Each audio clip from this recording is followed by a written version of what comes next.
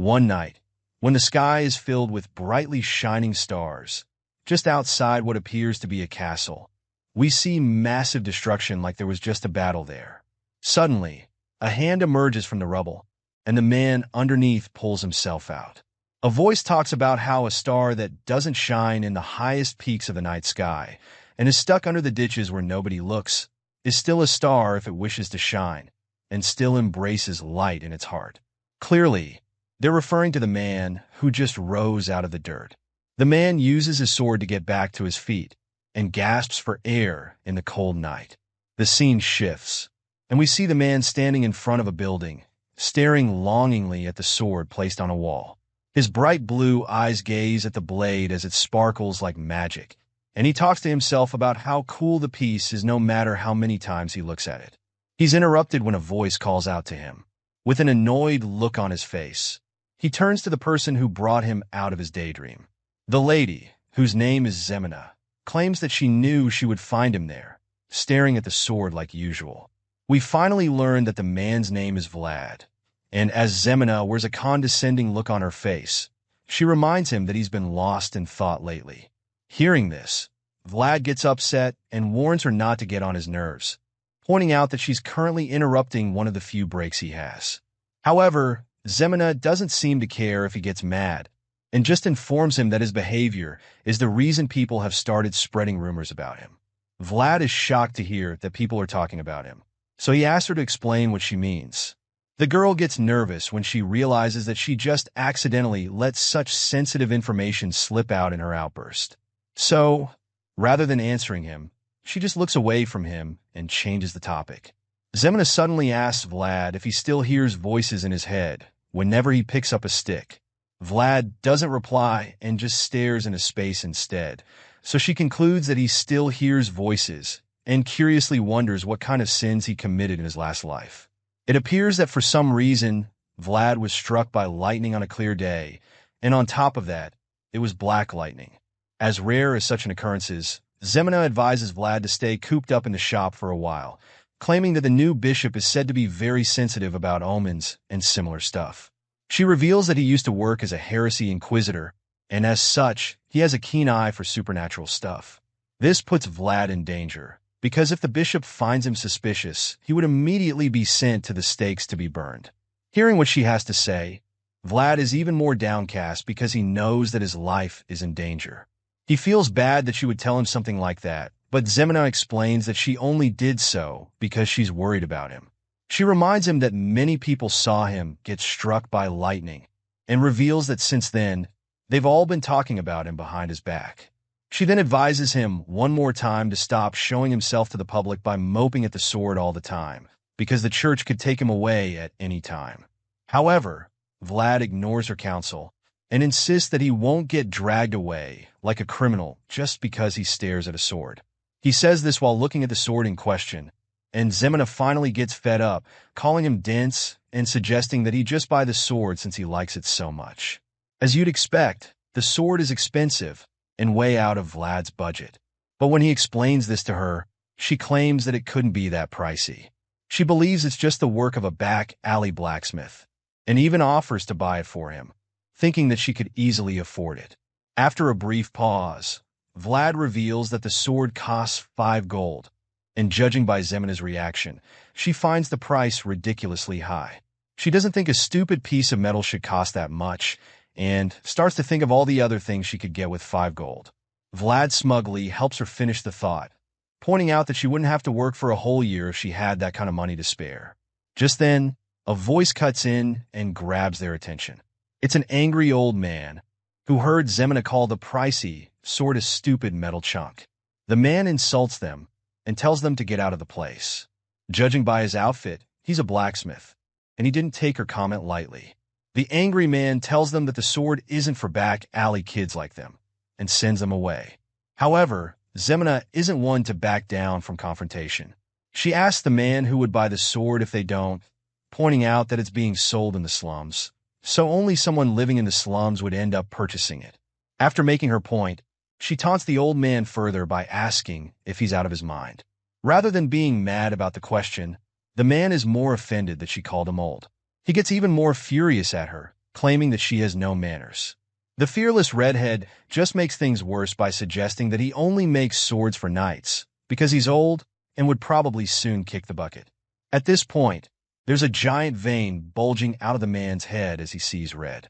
He snaps at her, claiming that she's correct before calling her a dumb kid, and advising her to go back to her shop and do the dishes.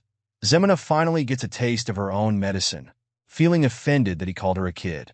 She retorts that she's a grown lady, and as tensions start to rise, Vlad takes her away from the argument before things get out of hand.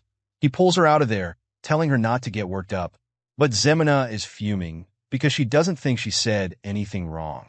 As the two walk away from the old man, he continues to throw insults at them, calling Zemina rotten and full of venom.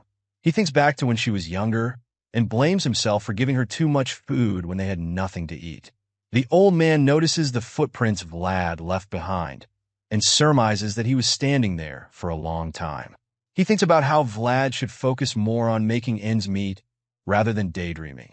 The blacksmith takes down the sword and decides that he's going to finally let it go and sell it to someone who can make use of it because he knows that slum kids never grow up to make it out into the world. The blacksmith holds the precious sword, which happens to be his last work, and thinks about how it's just like Vlad because they both shine even in a place like the slums. Zooming out, we get to see the center of the northern economy. It's a place called Sora, and it's regarded as the lighthouse of the northern region, thanks to the power of the Bayezid family. However, even this place of brilliance harbors dark shadows found in the slums, where all foul things are thrown. Inside a tavern, we see men drinking wine and chatting with women. The fun is interrupted when a shirtless man pulls a lady by her hair, insulting her for trying to scam him. The woman denies trying to scam him, so he reveals that she tried to sell him fake medicine. He claims that he knows it's fake because he's worked as a mercenary for 20 years. Just then, Vlad arrives at the scene after hearing the noise. The mercenary identifies him as the candle maker and tells him to go get his madam. Vlad blankly tells him that if he wants to see her, he would need to pay gold coins rather than silver. Hearing this, the man is enraged that they would demand gold when their business isn't even run properly. He tells Vlad to bring his mom if the madam isn't available and accuses him of scamming him with the candle that measures the time, claiming that it burnt down too quickly. Vlad hits back, suggesting that the man should have paid for a longer session if he wanted to have fun, and advises him to climb into his wife's bed instead. The man gets angrier, so the boy decides that he can prove the candles weren't a scam. He even tells the mercenary that he can do whatever he wants with the woman if it turns out that they cheated him. The man is reluctant to accept the terms, claiming he can't trust scammers, but Vlad insists and promises to beat the crap out of him if the candles work fine. His blue eyes begin to glow ominously, and the mercenary gets frightened. He then lights the candle and stands there, waiting to see if it goes out before 5 minutes. Sure enough, the candle goes out at the 5-minute mark, and before the merc can know what's happening, the boy hits him straight in the face with his wooden staff. As the man falls back, Vlad exclaims that the candles are fine after all, and proceeds to kick him in the back and push him into another room. He locks the door behind him and tells the man that he's dead. The terrified mercenary holds his bloody nose and begs Vlad to wait, but the blue-eyed fellow just proceeds to beat the living daylight out of him. He continuously strikes him with the staff for trying to scam the shop, and especially for talking about his mom without respect. The young man beats him so hard that the noises can be heard outside the building. The next morning, at breakfast, Vlad tells a man named George that someone messed with their candles. When the madam hears this, she's outraged and wonders who would dare do such a thing. She then assigns Vlad to find the culprit, but he doesn't know how to. Confused, he asks her how he can do it, and the madam, named Marcela, merrily reveals that she has already found them. It turns out she was the one who messed with the candles so she could scam the drunkards and make more money. I have to say, for a woman of the night working in the slums, this woman is a real gem of a beauty. Hearing her confession, Vlad is dumbfounded, thinking about how he beat up the fat mercenary for nothing. As he walks down the stairs, he shrugs off the guilt, believing that he had to do it since he's just an employee. This is when he's approached by a group of men, and the ringleader of the lot commends him for what he did the last night. The guy wraps his arm around Vlad's neck and pulls him closer so he can ask him for some money.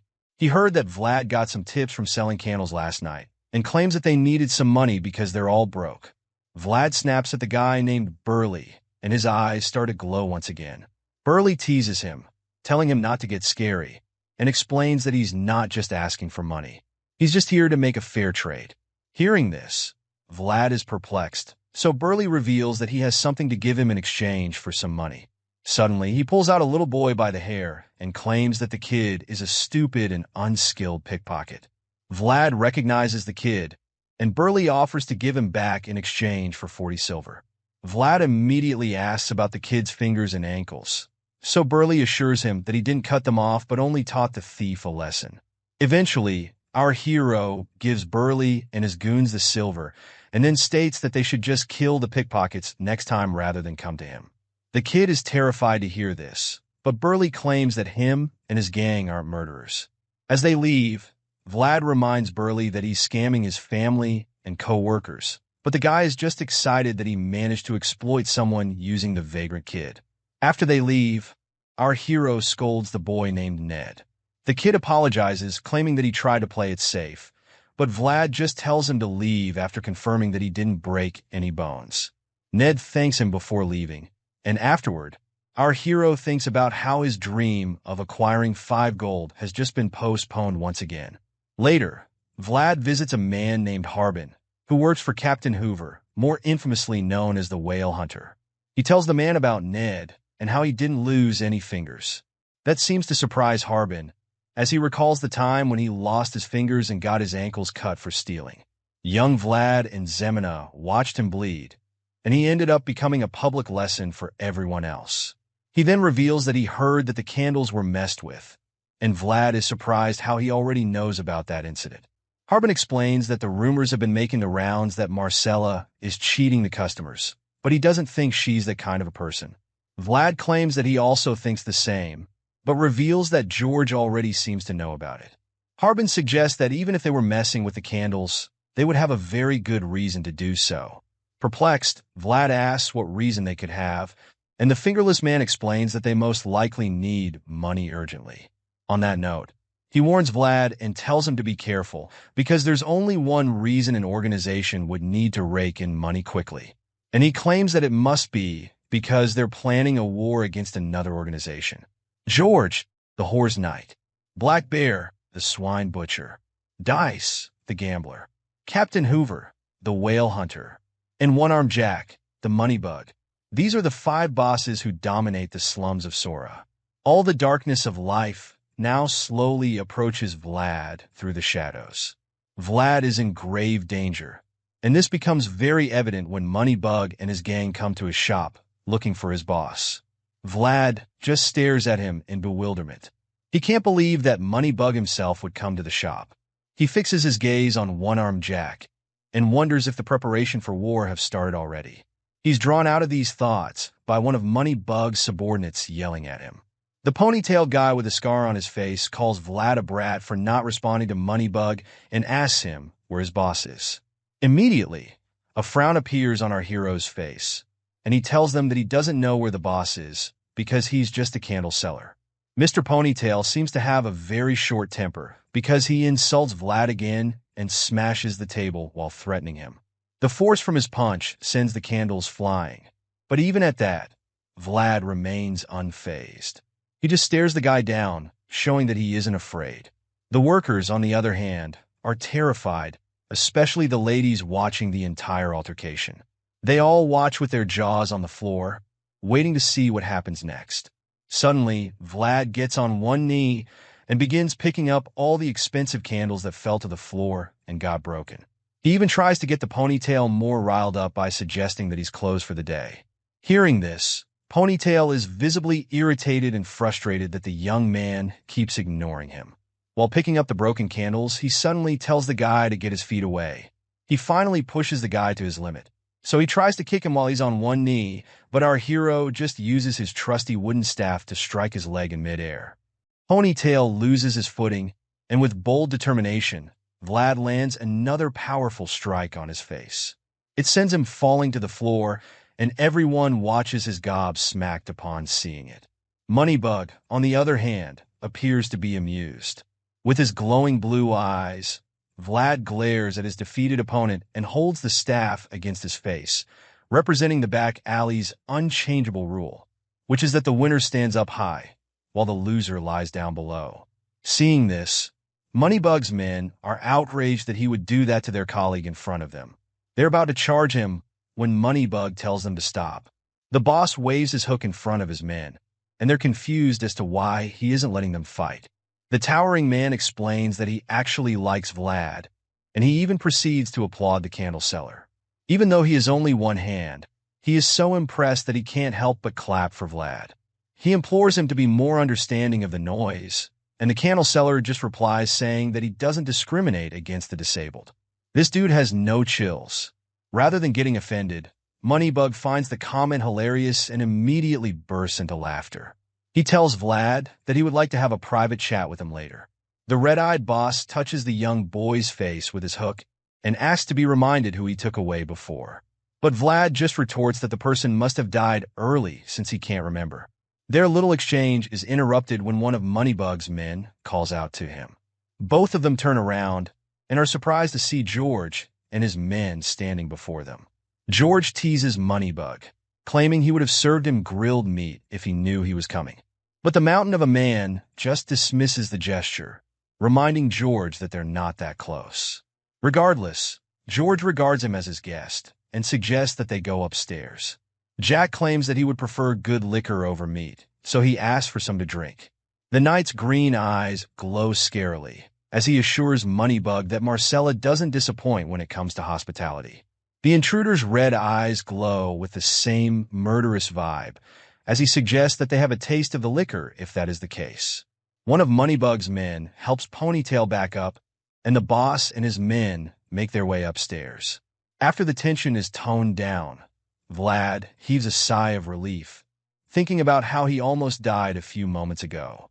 Later, he finishes gathering all the broken candles and wonders how many the Ponytail asshole broke. He's drawn out of his thoughts when Moneybug calls out to him, referring to him as a shining star. Looks like the boss and his men are heading out after their discussion with George and Marcela. The man admits that Marcela and George had only good things to say about Vlad, and while claiming that he has also seen his potential, he asks him to come for him whenever he grows tired of smelling burnt candles. He assures that he would appreciate someone like Vlad working for him, but the loyal candle seller replies that he doesn't mind staying at his current job, especially since they pay him, feed him, and put a roof over his head.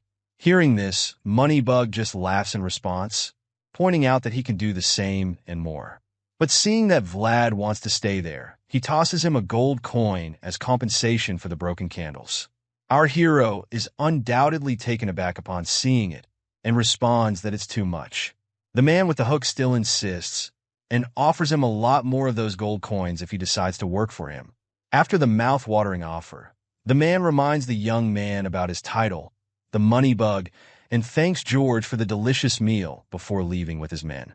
Our boy notices that the intruder looked extremely cheerful and wonders if the meeting went well with the rest.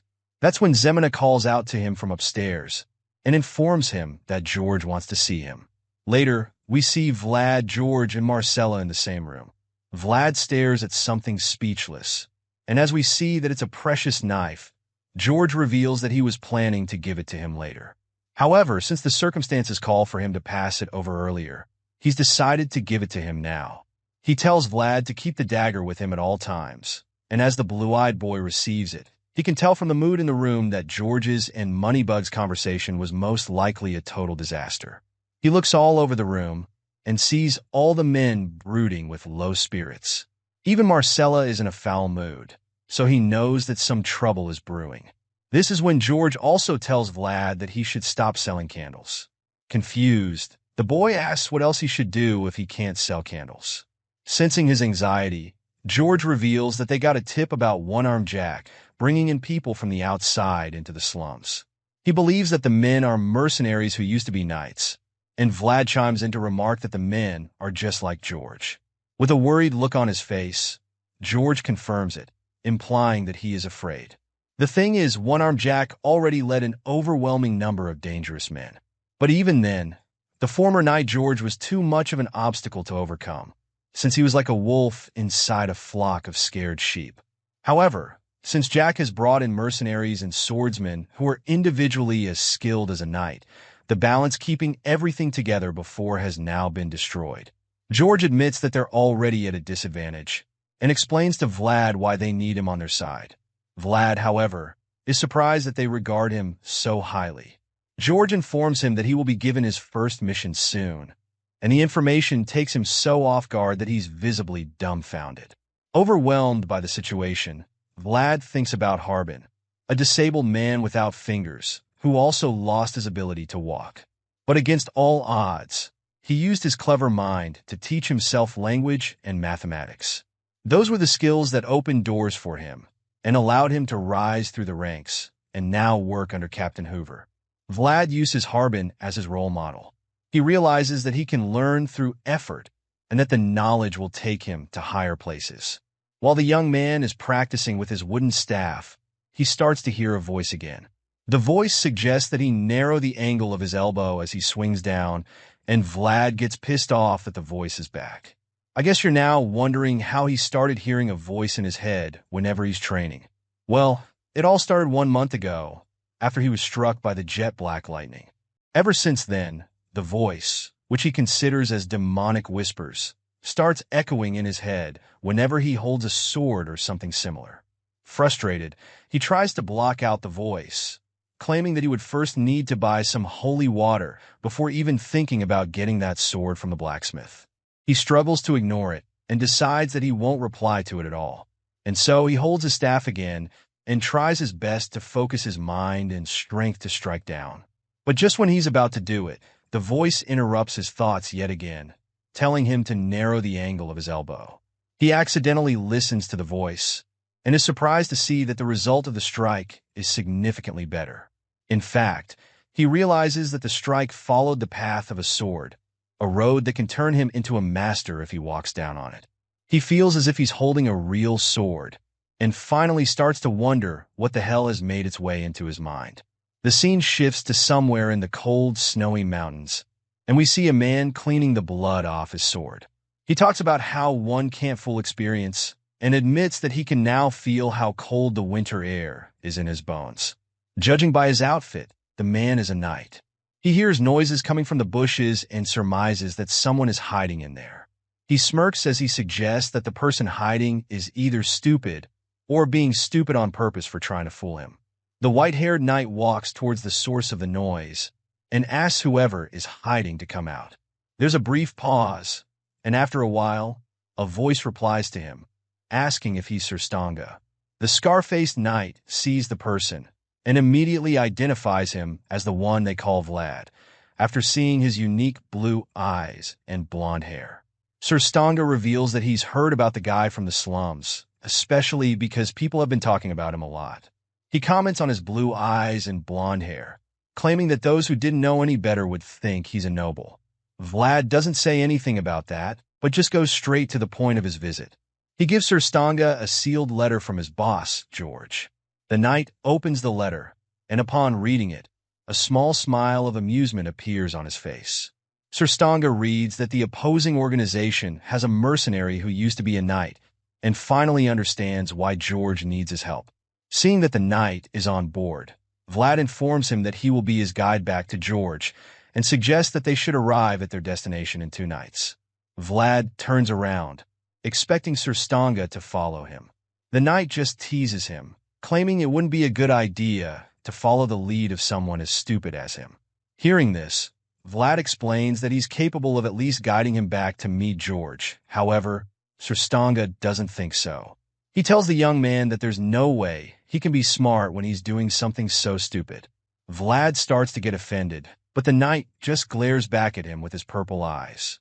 At this point, our hero doesn't know what to say to change his mind, but Sir Stanga finally agrees to follow him. However, he swears to kill him if he forgets any routes on the way back. Vlad glares at the knight as well, but just tells him to try and keep up, explaining that he wouldn't want to screw up his first mission because of him.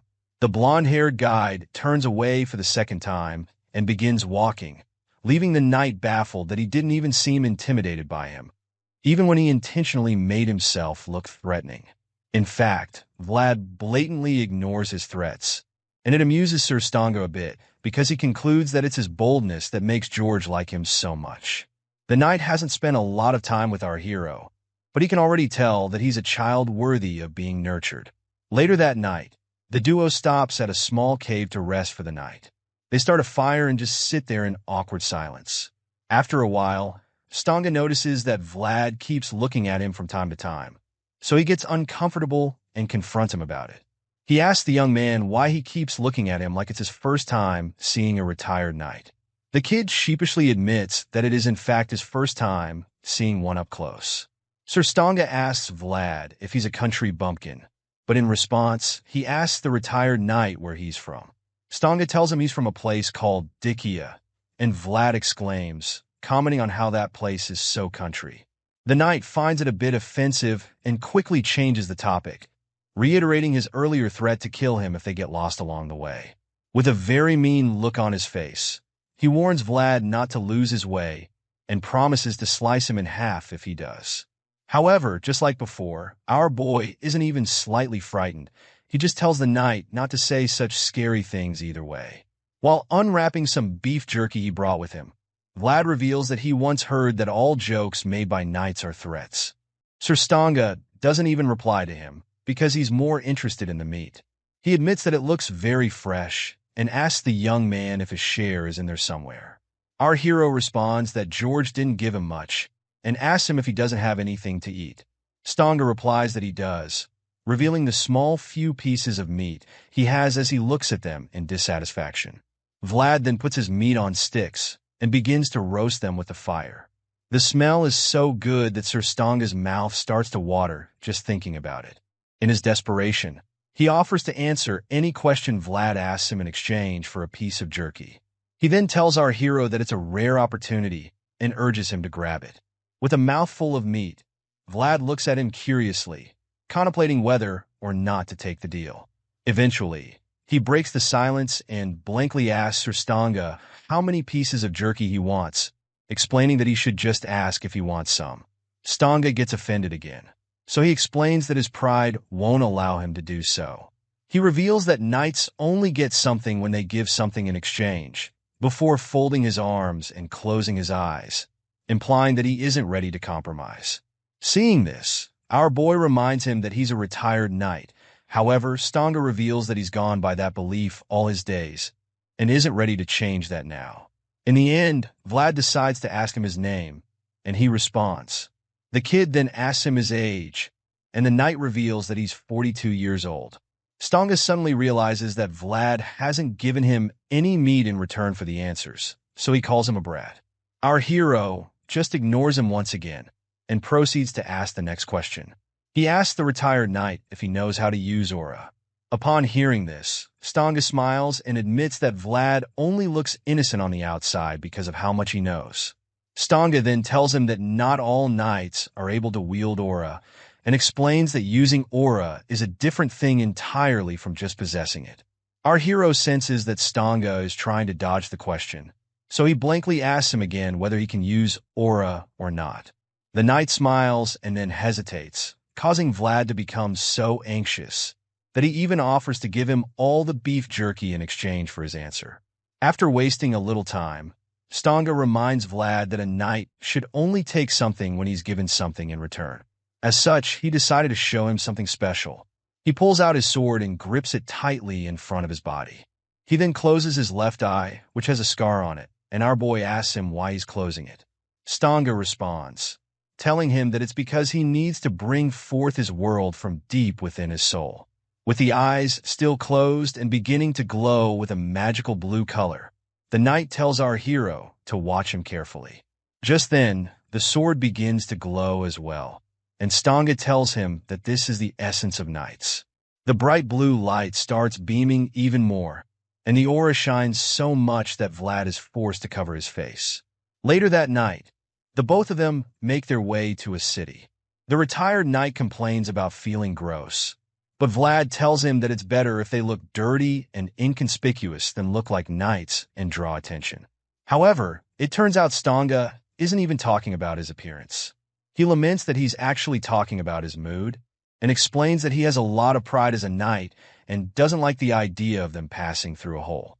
He asks Vlad why they have to go through there, so the guide explains that he was instructed to escort him back in secret. If they go through the main gate, their arrival won't be much of a secret. But even after Vlad explains this to Stanga, he still grumbles like a 5-year-old. The young man encourages him to keep moving and promises to prepare a bath for him when they arrive at their destination. While walking through the secret passage, Stanga points out how quiet it is and admits that it bothers him. Vlad replies, telling him that the place is dead silent because it's that time of the night. Just then, the two stumble upon something that shocks them. Before them are several dead men. Stanga asks if the place always has things like this, and of course, our boy responds that it doesn't. Looking at the corpses, Vlad figures that the men probably fought each other. He suddenly suggests that they split up and promises to tell Stanga where the secret back door is, which is used strictly by the members of his organization. Hearing this, the knight looks concerned about him and asks the kid where he will be going. Vlad then reveals that he would be passing through the main gate, claiming that it would be wiser to split up the attention. As Vlad starts walking away, he tells Stanga that they will meet up later. After some time has passed, our hero arrives at the shop and is shocked to see the place has been turned upside down. And then he sees a wounded George with bandages all over his body, and Marcela is standing by his side and tending to him. When the whore's knight sees Vlad, he commends him for making it back safely. Unfortunately, he also reveals that Moneybug attacked them first. He had already anticipated that, because he knows that those who hold money are usually on another level of strength. A worried Vlad looks at George, asking him if he's okay. George admits that it's been a while since he went toe-to-toe with someone on the same level as a knight, and because of that, he ended up getting injured quite heavily. However, the former knight is less concerned about himself and more interested in whether he was able to bring Stanga with him. Vlad reveals that he found him, but that they had to split up because the main gate was being watched. He then adds that he told Stanga where the back door was and speculates that he should have arrived by now. George is pleased with the news because he plans to attack Moneybug the next day and hopes to end things for good. He also asks Vlad how Stanga looks, hoping that he's currently in fine shape. Our boy confirms that the retired knight is okay and admits that he looks like a good person too. Hearing this, George reveals that Stanga has a hearty side to him, and Vlad adds that he can also be quite nimble. The boss asks our hero if Stanga looks like he lost weight, claiming that one needs to look after himself to live a long life. Vlad then reveals that he knows Stanga can use aura, and because of this, he believes they would be victorious in their battle the following day. Rather than cheering, George is shocked by the fact that Stanga possesses such strength. That's when Vlad hears footsteps and figures that Stanga has arrived. But George calls him before he can leave, asking him if he's sure that Stanga was able to use aura.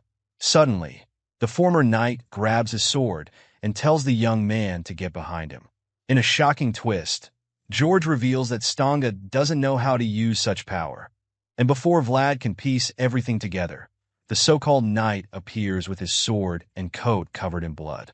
The apparent imposter tells George that he's come to a very far place, before greeting him in a menacing manner, claiming that it's been a long time since they last saw each other. In a short flashback, we find ourselves back in the snowy mountains. It turns out that while the imposter was cleaning the blood on his sword, he was actually talking to someone he'd just killed. He tells the man that he can't fool his age, and suggests that the winter wind may have gotten into his bones. It was at that moment that he heard the noise coming from the bushes, and went out to find out that it was Vlad.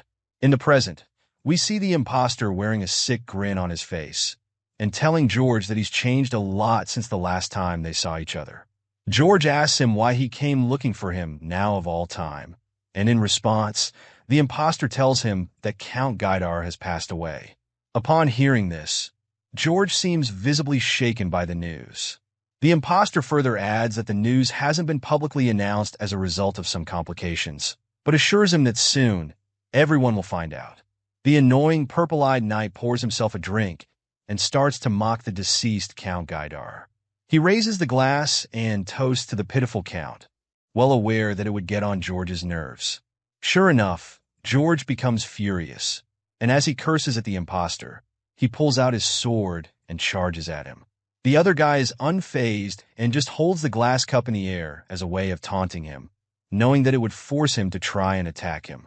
Just when George is about to land a powerful hit on him, he dodges it so quickly that none of them can believe it.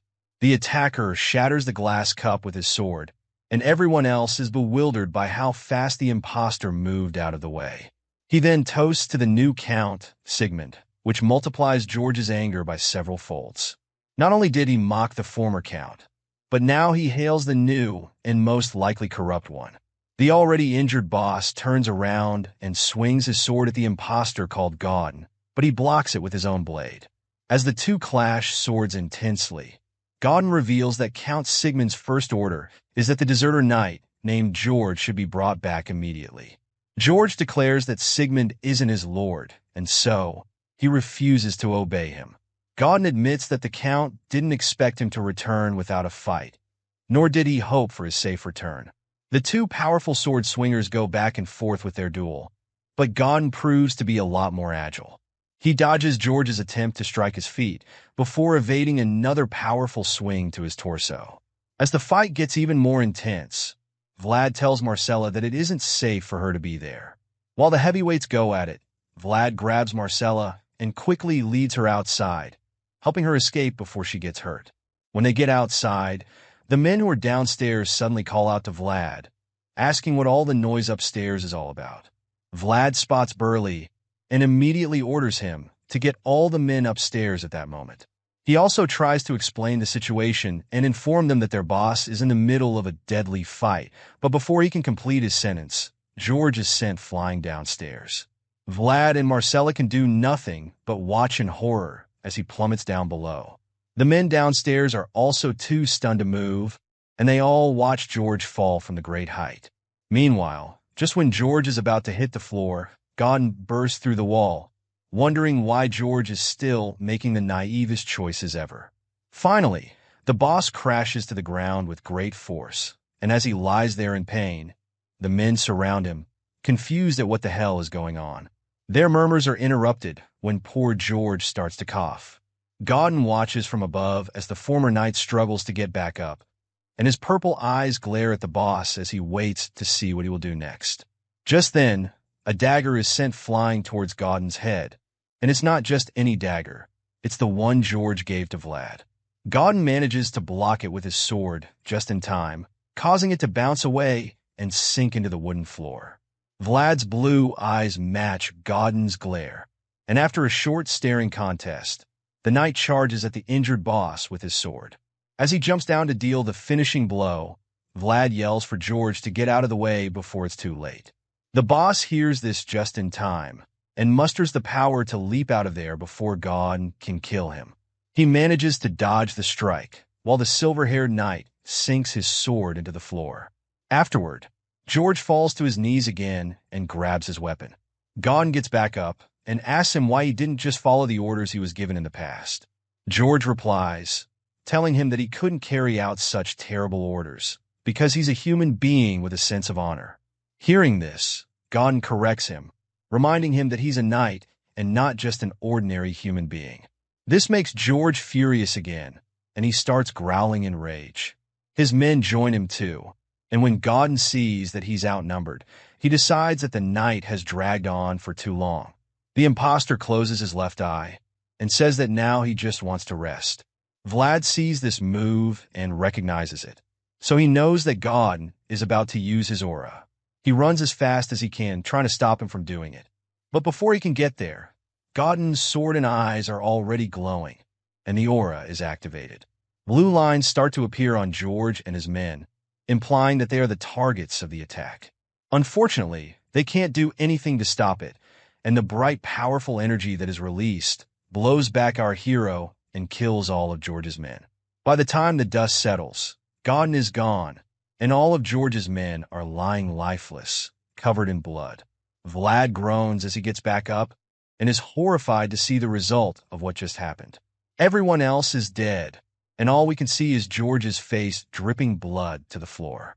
Our boy is broken when he sees his mentor's demise and thinks back to when he was younger. He remembers how George was the first to offer him a helping hand, when he was just a boy rolling in the back alley dirt. The knight was the first one to acknowledge Vlad when no one else saw his potential, and as time went on, he became the strongest person Vlad had ever known. But now, that strongest person had been killed, and as the blue moonlight quietly approaches, we see Goden holding George's head in his hand. The imposter had beheaded the only father figure that our hero had ever known. Vlad stares at George's head, probably hoping that it's all a dream. But the more he looks, the more he realizes that his world has been shattered to pieces by this villain that he brought into his home. Devastated, he grabs George's sword and yells in utter distraught. But just when he's about to strike with the sword, he hears the voice in his head telling him to stop at once. Regardless, he swings the blade with great force, but Goden easily dodges it. Even if the attack wasn't a threat, the knight is shocked to see that Vlad knew how to swing in the sword path. He's perplexed because a gutter kid from the slums shouldn't know how to do that. I guess he doesn't know that this gutter kid was struck by jet black lightning. Regardless of his curiosity, Goden is impressed, and he admits it. Unfortunately for him, Vlad doesn't care if he's impressed. He only cares about killing him. The enraged kid charges him for the second time, yelling at him to die. Just then, Goden blasts him with an attack, but Vlad manages to quickly twist his body and deflect it. He finally gets a hit in, and it's so powerful that it sends Goden flying, even making him lose his sword. The imposter gets back to his feet and is stunned by what he just witnessed. He concludes that Vlad must have been born with a gift, and believes that it's the reason he was able to instinctively twist his body and deflect the attack. But even though the boy managed to deflect it, it's clear that his body got hurt from twisting and turning so quickly. He falls to the ground and groans in pain, but the voice in his head tells him to take it easy. It urges him to breathe and not to lose his focus. Vlad holds the side of his stomach and continues to groan as he curls up on the floor. Goden watches the kid struggle on the floor and thinks about killing him now. He contemplates snuffing out the light and potential Vlad possesses, but ultimately decides that it would be too much of a waste, even though he knows that the child could return with an even sharper sword. The knight thinks back to when he and George were still friends. George had once told him that he found pleasure in watching over those with great potential, and the memory pops a faint smile on Goden's face. He calls out to Vlad, who's still wincing in pain. He tells him that a knight only takes a fair price, and a perplexed Vlad asks him what he's talking about. Suddenly, Goden tosses back 2 slices of beef jerky that Vlad gave him in the cave. He tells him that his name isn't Stanga, and he's not 42 years old either. He explains that the boy got an unfair price, which is the reason he's tossing back some pieces to even out the exchange. However, he declares that he will still be taking George's head back with him. Vlad stares in horror once again at his master's bloody severed head, and listens as the imposter says that he would be taking it away because it's a fitting price for him as the victor. He says this with arrogance and pride, staring Vlad down and waiting for his response. The heartbroken kid is filled with rage and scowls at the imposter before vowing to kill him. Goden just scoffs at the statement and looks away in disappointment. He tells Vlad that he shouldn't even think about asking for the second prize for the beef jerky, especially with the way his life is at the moment. After that, Goden turns and starts walking away, leaving our hero fuming with rage. Vlad stays on his knees and tries to stand up. At this point, he's gnashing his teeth and stuttering as he vows to kill the bastard who beheaded his master. But the imposter just ignores him and walks out of the shop holding George's head like a trophy. Vlad yells his name, but he's ignored once again as the knight keeps walking away with a straight face. He finally walks through the hole he made in the wall earlier, and our hero warns him of the day he would come back to kill him. After Goden's rampage at the shop, Zemina helps an injured Vlad get out of the place. She holds him up as he limps out and groans in pain continuously.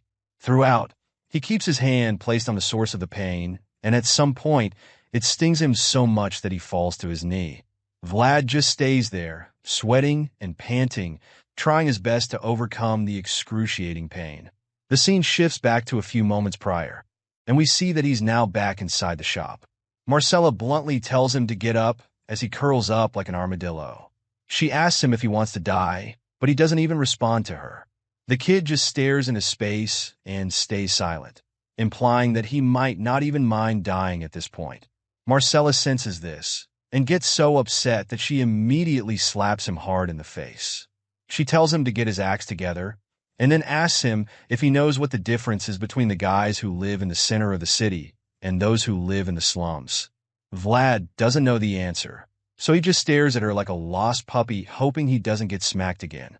Marcela tells him that the difference between them is opportunity. She explains to him that those guys in the city can get back up, even if they fail once, because they can afford to do it. Unfortunately, for the losers in the slums like them, it isn't the case. Marcela tells Vlad to look around the wrecked shop filled with corpses of their own men. She asks him if they look like they can afford to fail as well, pointing out that the destruction is the result of just one failure on their part. She explains that they've been bound to a tragic fate that sentences them to death if they fail even once. Because of this, Marcela tells Vlad that he shouldn't let the chance, that comes once in a lifetime, slip out of his hands. She goes closer to him and holds him up by grabbing his shoulders, making her point very clear to him. And now back to the present. We see that our hero has a new look of determination on his face. Zemina, seeing that he's in pain, asks if he's okay and suggests that she should slow down to make it easier for him. However, Vlad refuses and insists that they have to keep moving. He refuses to allow himself to end things there. He wipes the beads of sweat on his face and prepares to get back to his feet with Zemina's help. Unfortunately, that's about the same time when one of their enemies spots them.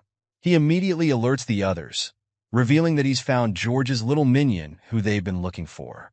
All of a sudden, Vlad is filled with adrenaline and begins to run for his life, even though he was limping just a few seconds ago. Zemina runs as well, and the boy pulls her by the hand to ensure that he doesn't leave her behind.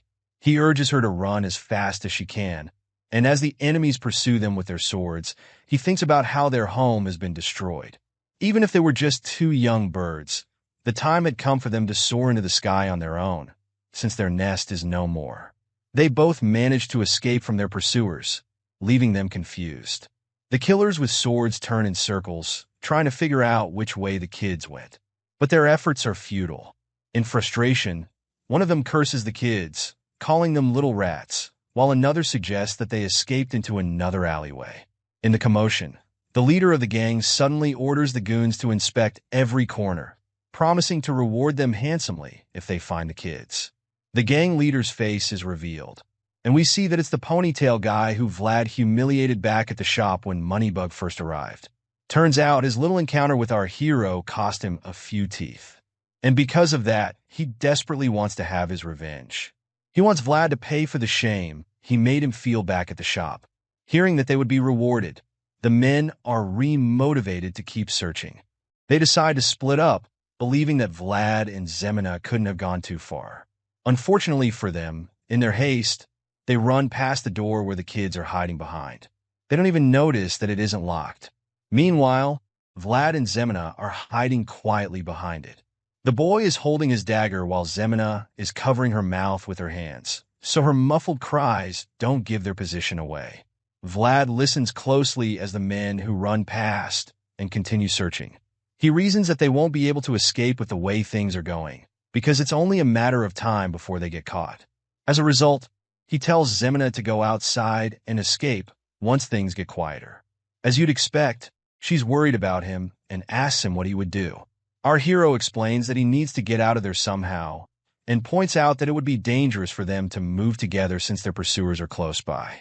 However, Zemina doesn't think they should split up at all. She refuses the idea and tells Vlad that she wants to stay with him, reminding him of the promise he made to Marcela before they set out. Vlad vowed that he would take Zemina to a safe location before leaving her alone. He just tells her that she should go to the convent before sunrise, and if she's not okay with that, he also suggests that she can go to Harbin. Still, Zemina doesn't want to see things his way, and decides to throw a tantrum like a toddler, lamenting that she doesn't want to be separated. Vlad gets fed up at this point, so he snaps at her for never listening to anyone. He even calls her an idiot to make sure he gets his point across, explaining to her that he's not in a position to protect her at the moment. Speechless at the sudden outburst, the girl starts to cry. Just then, the consequence of their rather loud argument catches up to them. A man suddenly appears, demanding to know who's inside. Zemina panics and immediately grabs a knife lying on the floor to defend herself if things get rough. The man finally reveals himself. He comes out of another room with a lamp, and we see that he's the blacksmith from earlier. He recognizes the kids and asks them what they're doing there. Once again, Zemina starts to get on his nerves, calling him an old man and threatening him with the knife. With a very bored look on his face, the man hits back at her, asking her what the hell is wrong with her, and pointing out that she and Vlad are the ones intruding in his house. As usual, the girl doesn't even listen, and just insists that he doesn't move, threatening to stab him for real. The blacksmith matches her gaze, and notices that she's tearing up and frightened. He can tell that she's scared, so he tries to calm her down, explaining that he understands their situation. He calmly tells her to put the knife down, but she insists that he give her the sword that Vlad is always staring at. The blacksmith is confused hearing this, so Zemina makes it clear that she's dead serious, and for good measure. She also clarifies that it's the one he had hanging outside.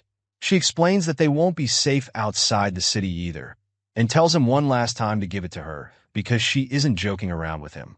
Vlad finally intervenes, telling her to put the knife down, but she just throws another tantrum, yelling at the blacksmith to bring out the sword.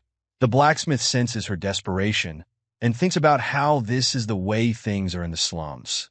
He believes that this is the true character of people who need to take something from others in order to survive.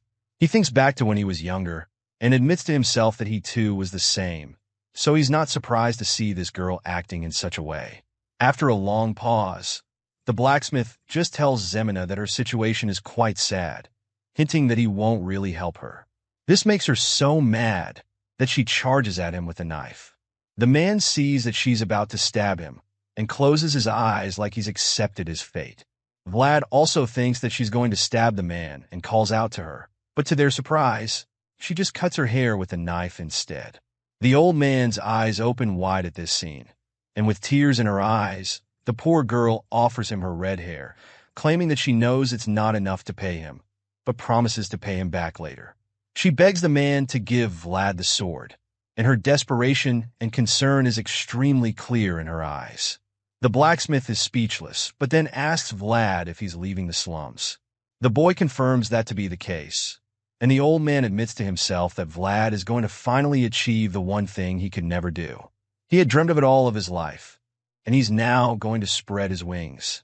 The blacksmith is touched by the kids, and although reluctant, he agrees to help them at the end.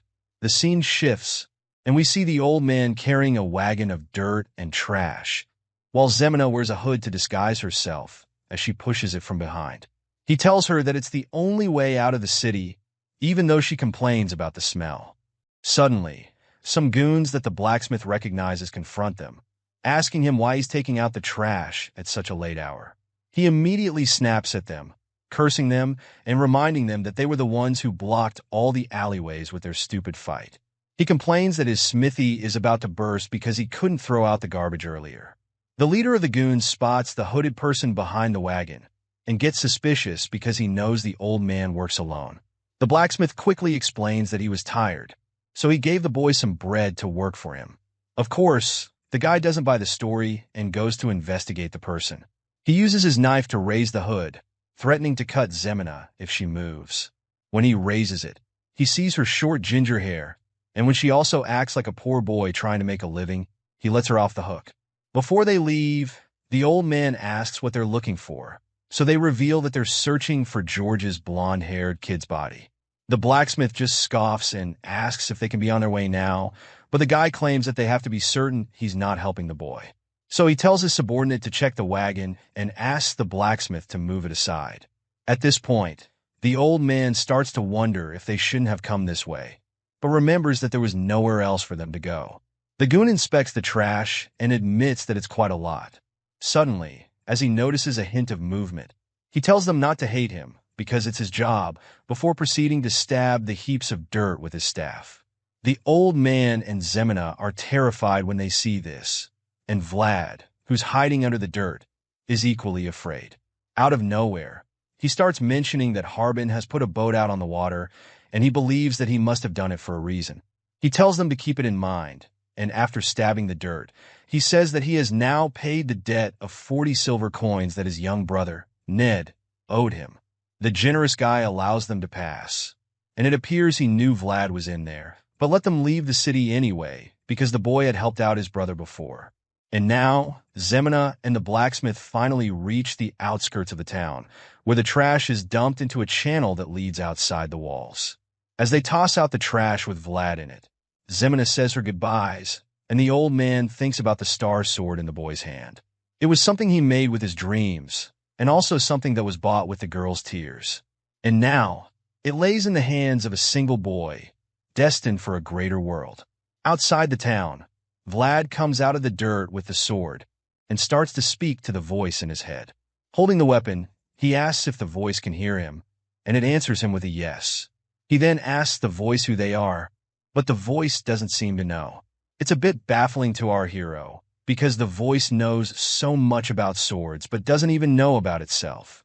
He decides that it's probably for the best and offers to help the voice so it can help him as well. He offers to help the voice regain its memories and asks it to be his sword in the future. At this point, Vlad doesn't even care if the person behind the voice is the devil, because whenever he pictures the insurmountable figure of Goden who slaughtered his friends, he's already afraid that he might amount to nothing in this world. Hearing his determination, the voice tells our hero that he's finally going to tell him about his sword.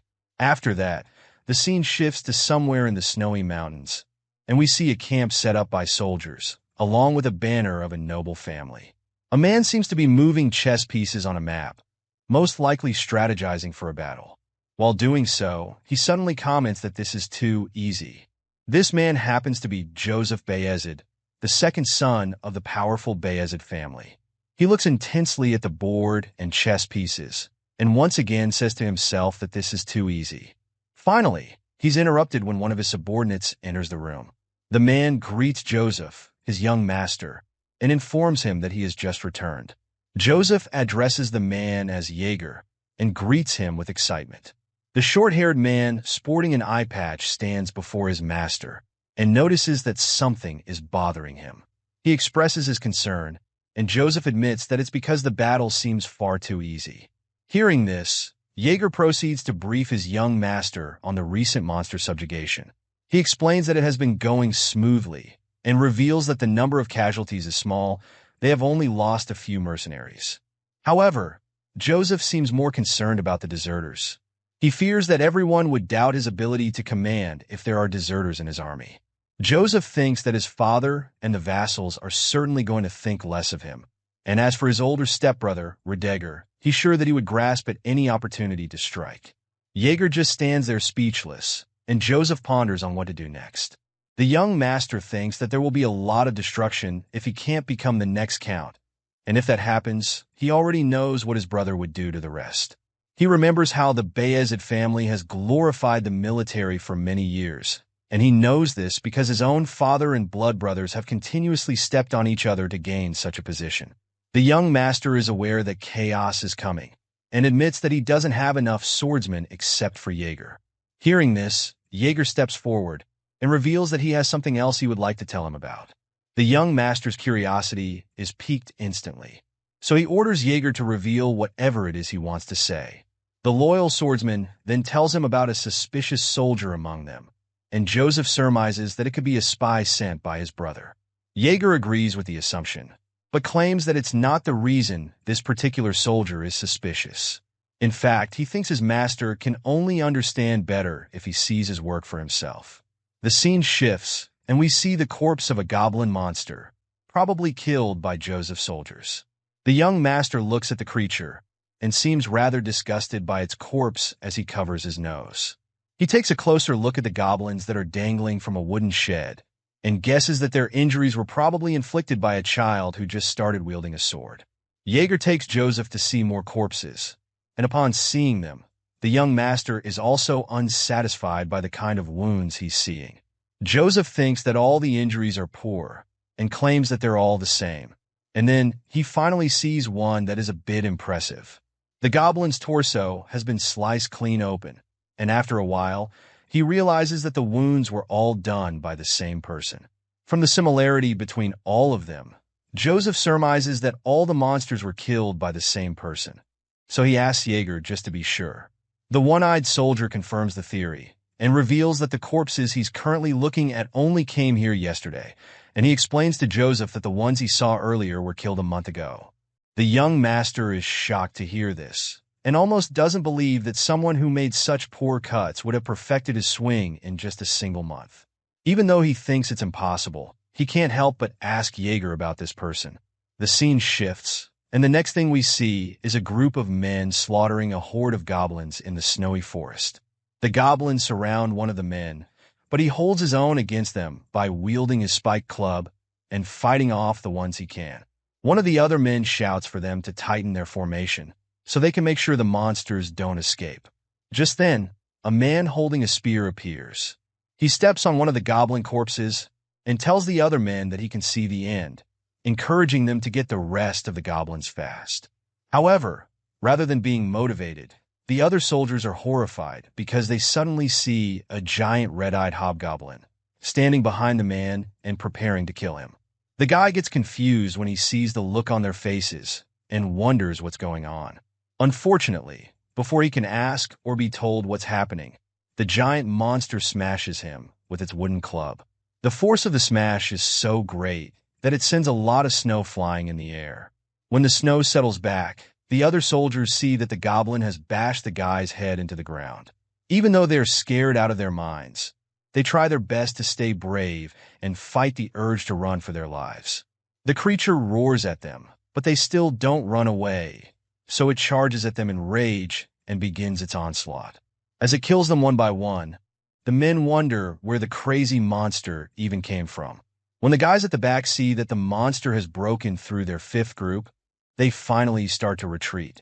However, their fat old commander orders them to hurry up and go forward to contain the beast.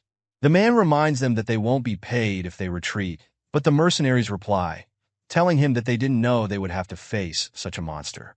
They tell the commander that he should have contacted expensive mercenaries instead, or better still, they ask him to fight the monster himself. Enraged, the commander tries to force them back into the battlefield by threatening them, but before he can pull out his sword, the hobgoblin kills the men he was trying to scare right in front of him.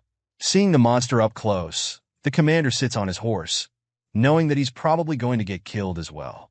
Just then, a man walks out from among the mercenaries and starts walking towards the ferocious beast.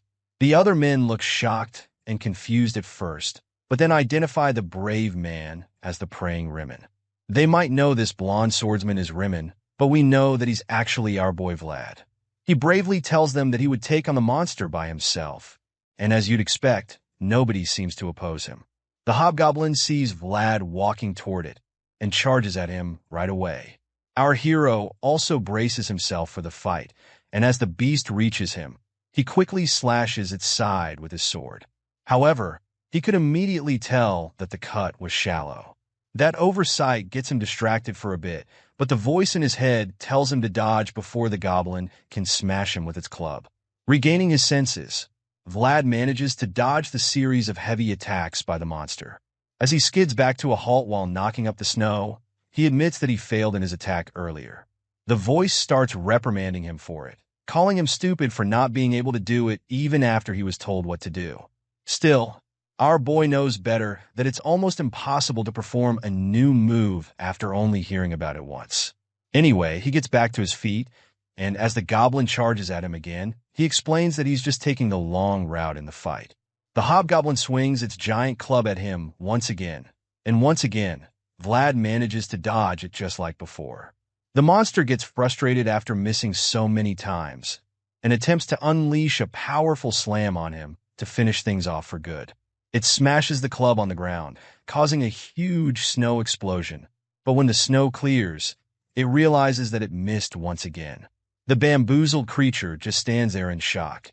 And in that moment of vulnerability, Vlad takes the opportunity to finally cut the monster properly with his sword.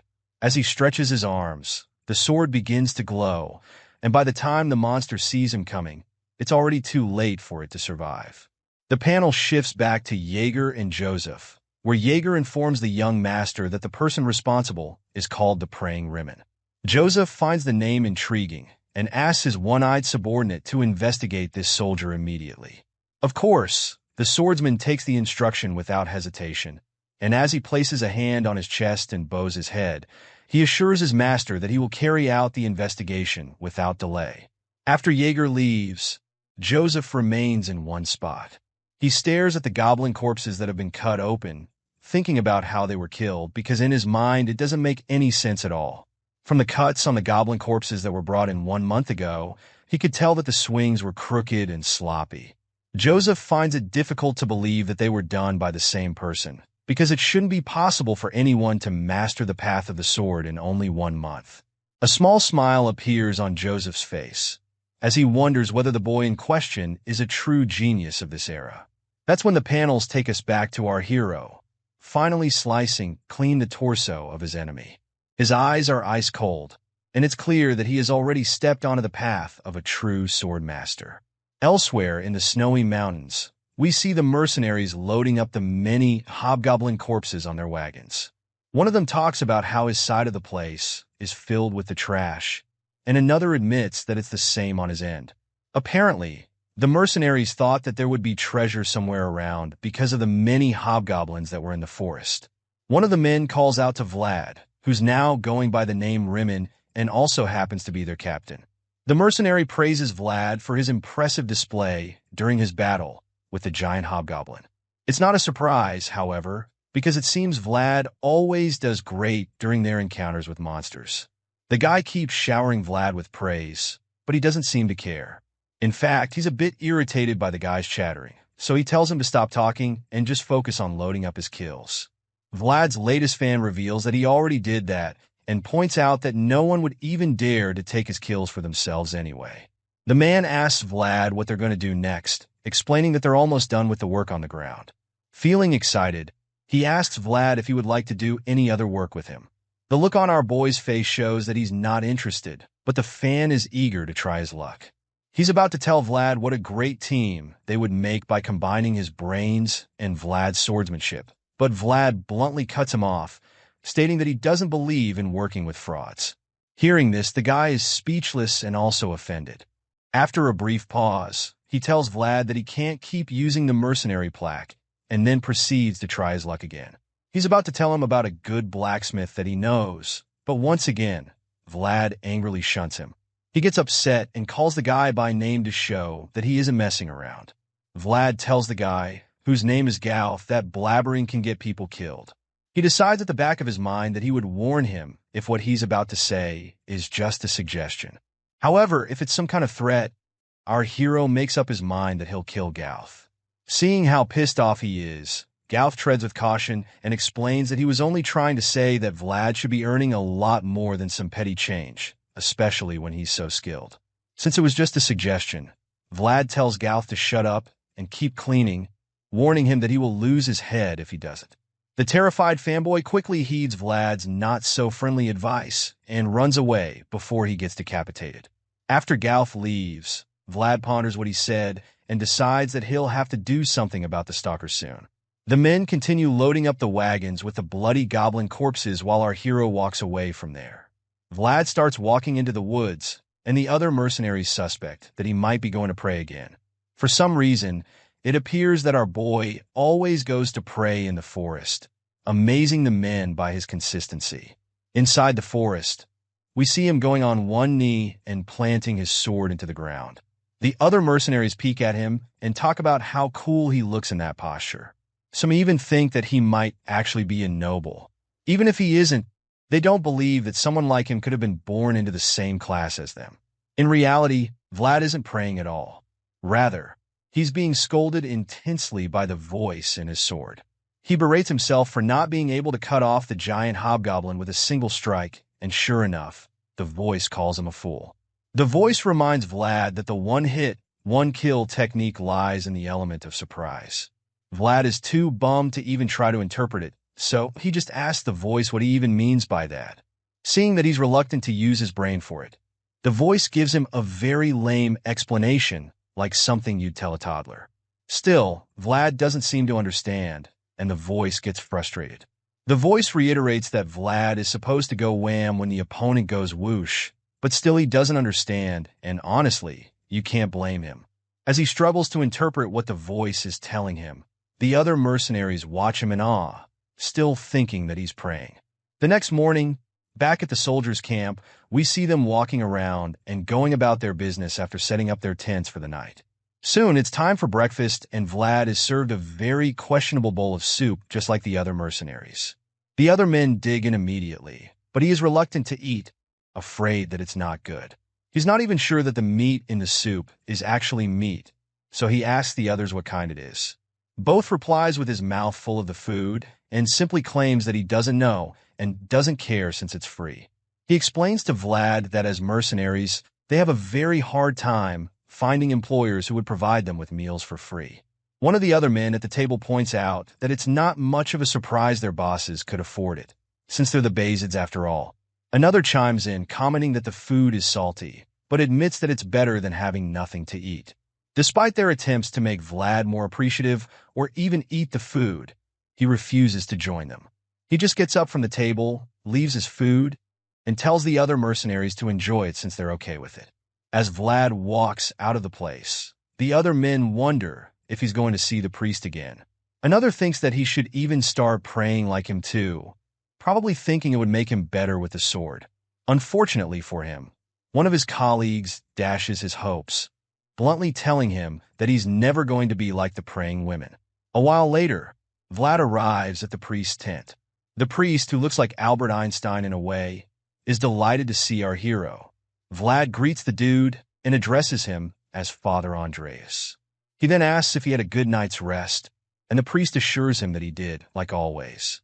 Father Andreas reveals that he heard Vlad was praying last night in the woods, and comments that it must have been very cold out there. It seems everyone thinks Vlad is some kind of devotee. They have no idea that he's taking secret lessons from the voice in his head. It also appears that Vlad is deceiving all of them, including the priest. He's making it look like he's very religious, but in truth, he's only learning the most effective ways to kill with a sword. Vlad tells Father Andreas that he didn't feel cold because he was in the embrace of God, and the old priest laughs in response, claiming that Vlad is more like a priest than he is. Just then, a little priest in training named Jean enters the room and informs Father Andreas that his meal is ready. Father Andreas thanks Jean and asks Vlad to join him for breakfast. He holds the young man's shoulders, making him sit in a chair, and on the table, there's a scrumptious steaming breakfast.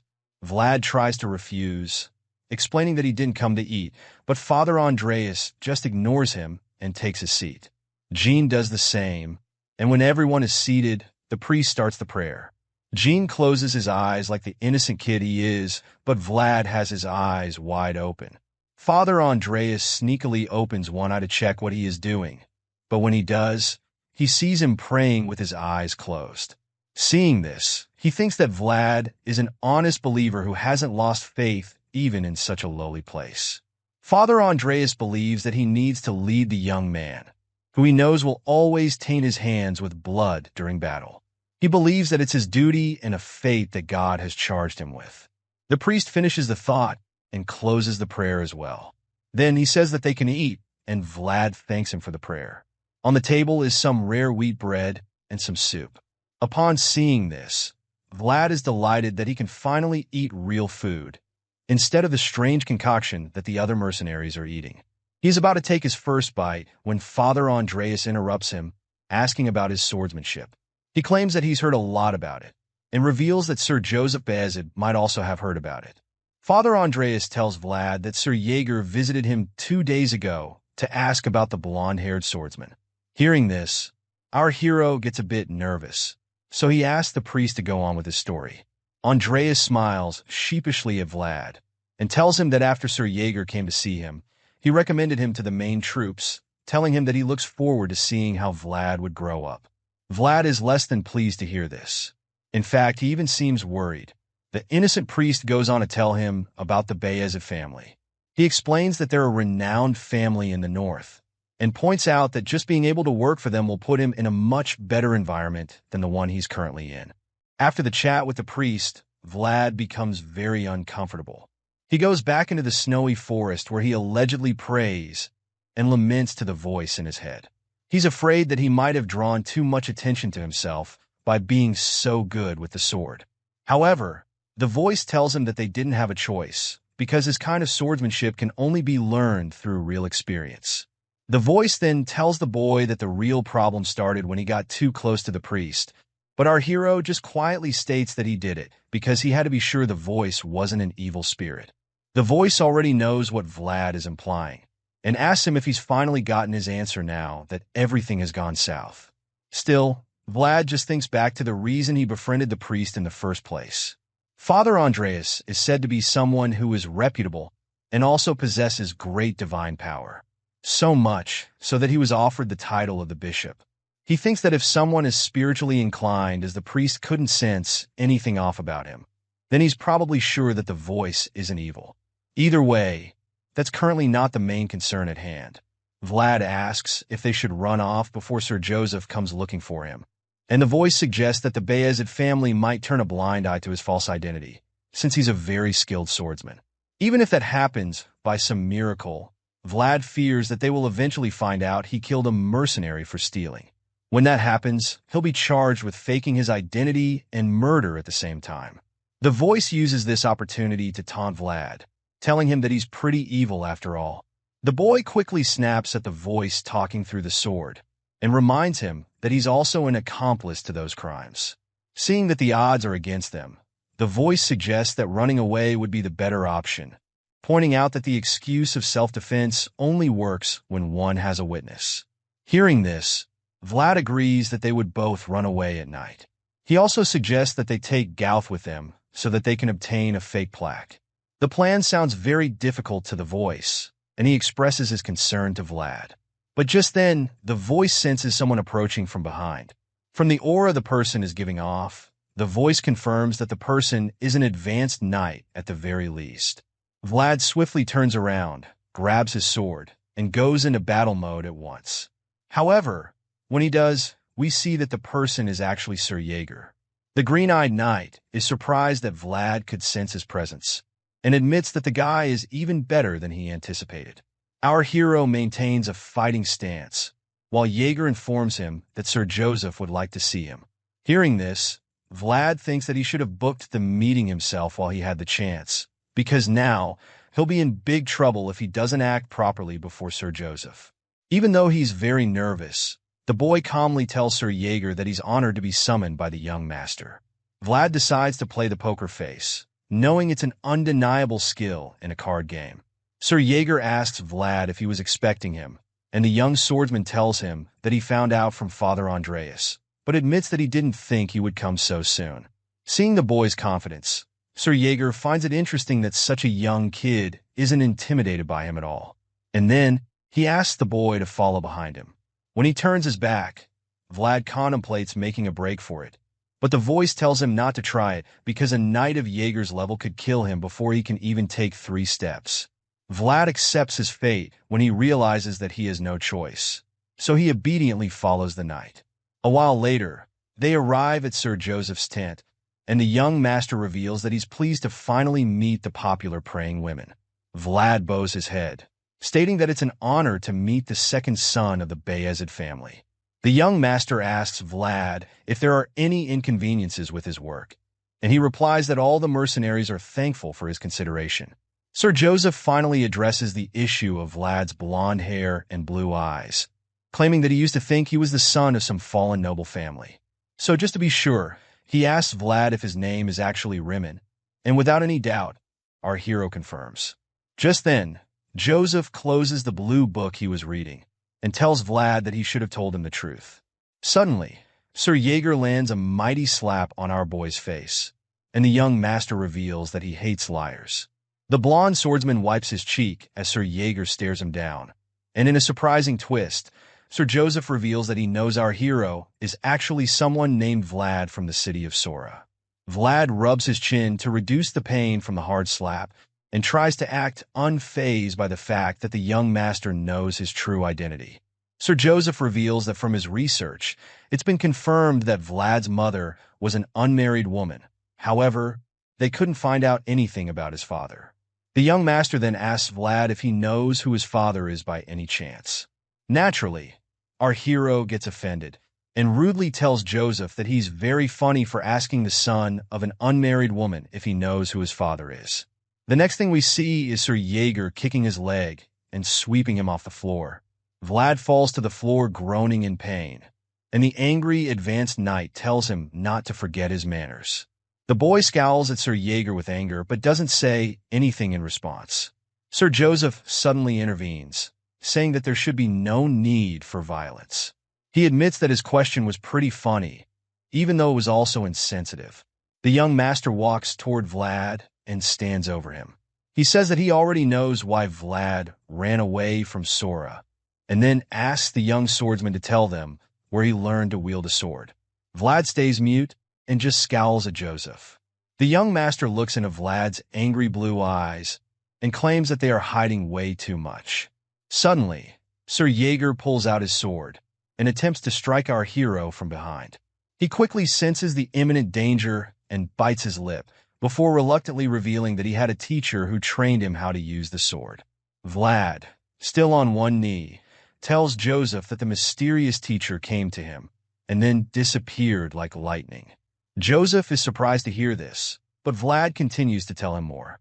He tells Joseph that the teacher didn't disclose his name and only told him about a lone man's ever-winning secret, never to be disclosed to anyone else. Vlad says this while staring intensely at Joseph, and seeing his face, the young master is taken aback because of how unwavering the kid's gaze is. After a brief pause, Joseph just says okay and apologizes to Vlad for the rough treatment. Hearing this, Vlad starts to wonder if his clever lie worked. The young master interrupts his thoughts, explaining that he's currently in a very tight spot. As a result of this, he's decided to make Vlad of Sora an offer and asks the blonde swordsman if he doesn't want to rise to a higher place. He suddenly starts saying things that grab Vlad's attention. From power to freedom, survival, and knighthood, Joseph tells Vlad that he can give him all of these things. Our hero just looks up in awe as the second son of the powerful Bayezid family tells him that he would like to offer his support. The scene shifts, and the next thing we see is two men clashing wooden swords. They're sparring with each other, and we quickly realize that it's the advanced knight training Vlad. Meanwhile, the other mercenaries watch in admiration as two skilled swordsmen spar. One of them wonders how the young kid is holding his own against the experienced knight, but another just comments that Jaeger is definitely going easy on Vlad. Regardless, they all admit that Vlad is exceptionally skilled and envy him, claiming that he's so lucky since he is already set for a blossoming future. The fight persists, and we find out that Vlad truly doesn't give Sir Jaeger a hard time at all. The knight calls Vlad an arrogant brat for talking to Sir Joseph without respect, when he only has average skills to show for it. And then Sir Jaeger starts to flex his superiority by holding one hand behind his back and swinging with the other. He effortlessly gives Vlad a very tough time and tells him that he's an arrogant brat who doesn't know his place. As Vlad struggles to keep up with Sir Jaeger's barrage of attacks, he admits in his mind that the knight is truly on a different level. He's very confused at this point, because if he just dodges Jaeger's attack, the knight simply follows up with another right after. And when that happens, it's too forceful for him to block. Vlad decides that since that's the case, he would need to take a different approach. As such, the next time Jaeger swings at him, he blocks it quickly before slipping his sword underneath Jaeger's own. After setting his sword free, Vlad prepares to unleash a powerful strike, and you can tell he's serious because his eyes start to glow. Jaeger blocks it with his sword, but the spectators start to cheer him on, seeing that he managed to pull off such an impressive skill. The knight taunts Vlad, telling him that he should manage that attempt at least, since it's his best one. However, the exhausted Vlad thinks that he didn't even succeed in his attempt. Instead, he believes that Sir Jaeger just allowed him to land a blow. The knight finally ends the grueling session and tells Vlad that he would have to spar like this twice a day, morning and evening. The boy is horrified to hear this, because he knows how difficult it was to survive one session. Vlad is still shaken by what he just heard, but in his dazed state, Sir Jaeger just starts walking away, informing him that it's a wrap for the morning sparring session, telling him not to cool down too much. When Sir Jaeger leaves the scene, Vlad starts to gossip with the voice. He claims that the knight is non-committal and points out how he didn't even give him a single piece of advice. The voice simply chimes in, praising Sir Jaeger's remarkable swordsmanship and reminding Vlad that the knight ruthlessly chopped away all of his superfluous movements. After that, the voice tells Vlad that he can only become better by getting hit every once in a while. Hearing this, Vlad just laments that no one is on his side, no matter where he goes. Back in Joseph's tent, Sir Jaeger arrives to give his report, and the young master asks him what he thinks about Vlad after seeing his skills for himself. The loyal knight admits that they can use Vlad to their advantage, explaining that the young swordsman is at a point where he would even get the attention of the count if he was a noble. Hearing this, Joseph is now sure that his judgments were correct. But even though Vlad is obviously skilled and a valuable asset, Sir Jaeger points out an issue. According to him, the problem with Vlad is that he's arrogant and also doesn't know his place. However, Joseph claims that such traits are to be expected because he grew up in the rough back alleys in the slums. He also points out that etiquette can be taught well if done slowly. With this in mind, Joseph tells Jaeger that he believes he is the right man for the job. Jaeger is speechless upon hearing this, and visibly reluctant to accept the role of teaching Vlad manners. He tells the young master that a disloyal sword cannot be trusted, and Joseph admits that even though Vlad bowed his head the moment he saw him, he still didn't trust him. As such, he would prefer that the allegedly arrogant kid shows his true nature, and have him show what's on the inside instead of pretending. Meanwhile, elsewhere, we see Vlad looking very enraged, claiming that he has something he must do no matter what. Joseph believes that Sir Jaeger taking Vlad under his tutelage is probably for the best, because a relationship where both parties involved want something from each other might just be better. Even though Jaeger isn't fully in support of the plan, he has no choice but to do as his master commands. Joseph feels like Vlad isn't even quite the wolf. He simply believes that the kid is cocky, untrustworthy, and full of himself. He tells Jaeger not to rush anything, because he'll need time to build a huge metaphorical cage for Vlad. He wants the cage to be so big that the wolf in this case, Vlad, would eventually think he's been freed when he's still under their control. Later that evening, some of the mercenaries head out into the cold forests. The men are still finding it difficult to come to terms with the fact that their former captain is now serving under Sir Jaeger. Gauth regrets not charming his way to get Jaeger's attention when he had the chance. He thinks that Vlad is very lucky to have found his way out of the expedition team, especially now that the weather has become unbearably cold. His brooding is cut short when the new captain, Sir Roderick, scolds him and orders him to get his acts together so he can do his job well. Gauth doesn't like this stuck-up captain at all and thinks that he only just patrolled by, so he wouldn't have to check on him for a long while. He decides to get some sleep, but is immediately woken up when he hears Roderick's voice. Gauth sees him talking with a woman, who claims that she's looking for her kid. Roderick tells the woman that she must be crazy because there are no kids here. However, all of a sudden, he stops talking, and the sudden silence makes Gauth get worried. He fearfully goes to check what happened to the captain, but when he gets close, Roderick suddenly starts walking in the opposite direction, which leads out of camp. Gauth is horrified when he sees a dirty aura surrounding Roderick's body, as he walks deeper into the forest like he's been possessed. At the start of this episode, we see our hero groaning and complaining while rubbing his shoulder. He feels like the advanced knight should have gone easier on him, but the voice in his head doesn't think so. In fact, it tells him that he's been given a golden opportunity to train with Sir Jaeger. The voice then goes on to remind Vlad that there is a long line of people who would gladly pay to spar with an advanced knight like him, pointing out the value of such an opportunity.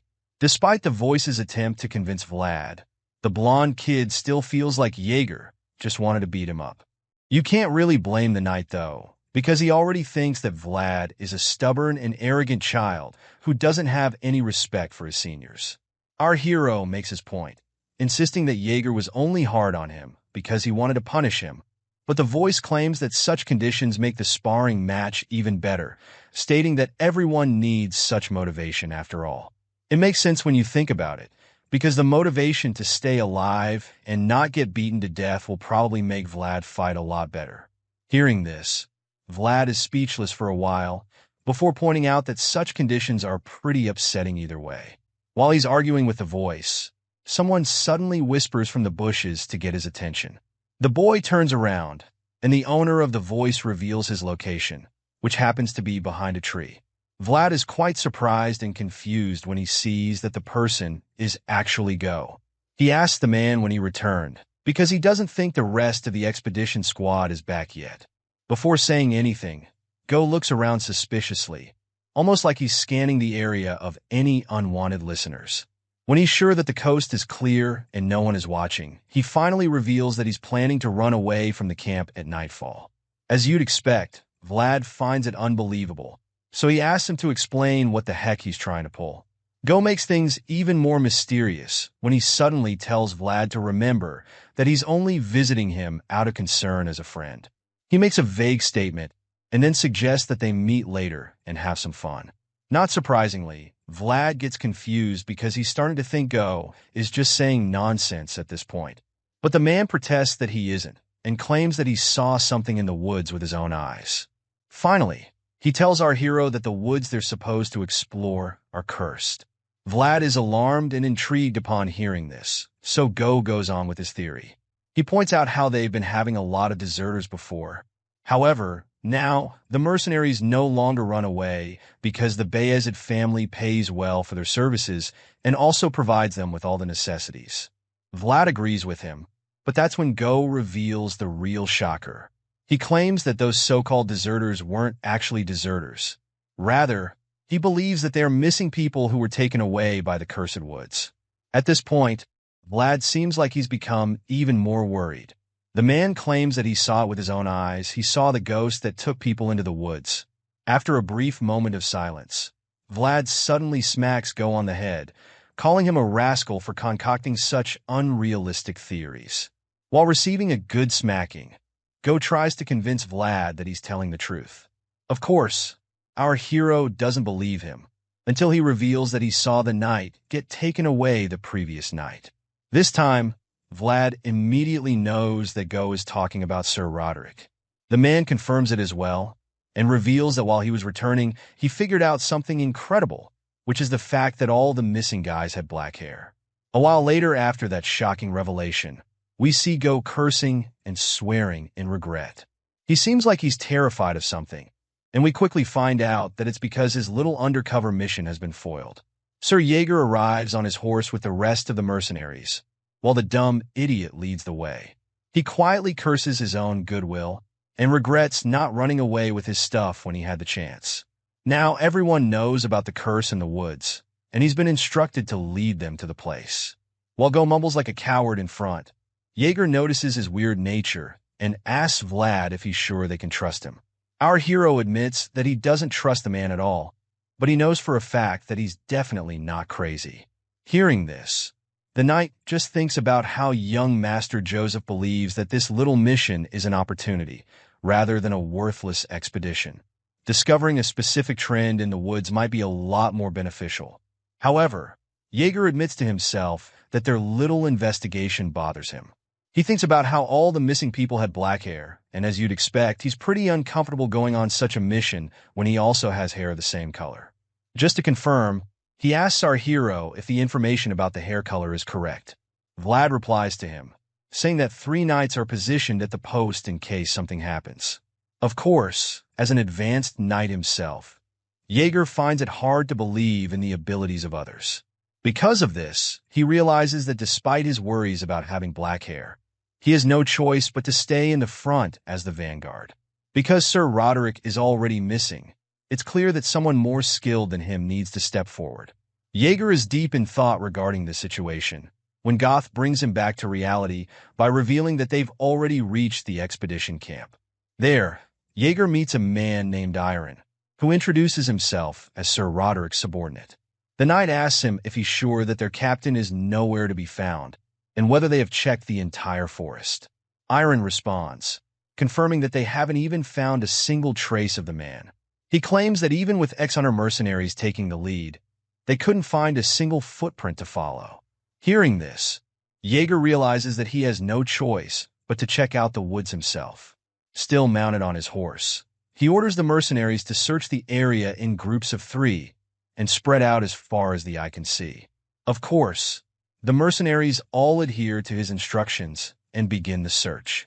Sometime later, we see Goth trying to challenge Vlad and doubting his character for ratting him out when he came to him in good faith. Enraged, he calls our hero a fraud, who takes advantage of people's good nature. In response, Vlad just tells him to stop talking and focus on the search, while also promising to compensate him later. The two come across Jaeger, who asks them if they found anything, but Vlad claims that they didn't. The knight gets upset and calls them useless country bumpkins, but our boy defends himself, pointing out that he's from the city.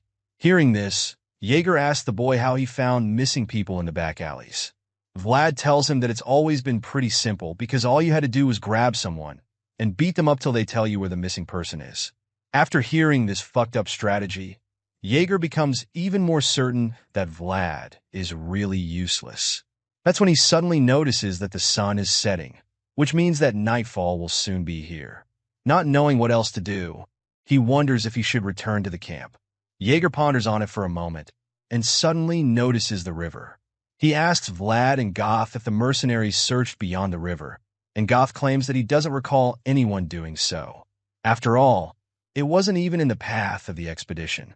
The advanced knight thinks about how there's no trace in the woods, even though they've searched it twice already, which means that there's probably no way for them to find Sir Roderick or the strange woman that Goth mentioned he saw in the woods. With this in mind, he orders the men to gather around to inform them that they'll be crossing the river. Goth obeys the instruction without hesitation and signals the other mercenaries to gather around. Jaeger takes the first step on the ice and confirms that it isn't completely frozen. Vlad points out that it's probably because winter is over. Either way, he feels that it's strong enough for them to get to the other side of the frozen river. Jaeger agrees with him, but suggests that splitting up and crossing separately will be much safer. The other mercenaries meet up with Goth thinking that he found Sir Roderick. However, he explains that it's not the reason he called them. And this is when Jaeger informs them that they'll have to expand the search area by crossing the river. He admits that it's not completely frozen and decides that they'll divide themselves into 3 groups before crossing it. Once again, all the mercenaries are on board with the plan and express their agreement. Naturally, it doesn't take long for the prepared soldiers before they split up in groups and walk across the frozen river. Along the way, Goth starts to act strange, which our hero doesn't fail to notice. He asks Goth what's the matter, and the man expresses that he's starting to get a bad feeling that something is about to go wrong. Just like before, Vlad downplays his hunch and just accuses him of being afraid. Goth doesn't even deny the fact that he's scared and simply admits that he's not as great as Vlad and Jaeger, which is the reason why he has to be careful. He points out that someone like him needs to have a good intuition if they want to survive, and right now that intuition is telling him that shit is about to go south. The man knows that they shouldn't be crossing the river, and after he makes his point, Vlad responds by admitting that even though he doesn't know about intuition, he's certain about something else. The terrified mercenary just stares at him with a confused expression as he waits for Vlad to finish his statement. Our hero finally speaks and reveals that what he knows for sure is that if Goth runs back now, his death won't be pretty. He bluntly threats to kill the mercenary if he tries to escape, because he's their only clue to find the missing people. Goth is terrified after hearing this, and Vlad just tells him to quit talking about his hunch, because crossing the river is his only way of survival. Our hero then gets on the ice and asks Goth to follow him, even though the mercenary hasn't changed his mind, but he now realizes that he has no choice but to cross like everyone else. He takes his first steps and starts shaking, thinking that the ice could break any moment. At this point, Vlad is fed up with the man's cowardly behavior and assures him that even if the ice doesn't break, he'll break it himself and dump him in water if he keeps rambling. In a magnificent display of cowardice, Goth starts crawling on the floor in an attempt to not break it. He claims that he can't cross the river, and a pissed-off Vlad just pulls him by the shirt and asks him to get up because they're the only ones left behind. The moment Vlad tries to pull Goth up, he starts screaming in terror like a maniac. Vlad gets even more upset by his antics, but realizes why he screamed when he looks into the water. You see, the mercenary was horrified to see the corpses. He flips out and screams at the top of his lungs so the others can hear him, as he informs everyone that there are dead bodies in the river. All of a sudden, the dead men beneath the ice appear to be swimming up, and then the ice starts to break. Without understanding what the fuck is going on, all of the mercenaries start to panic.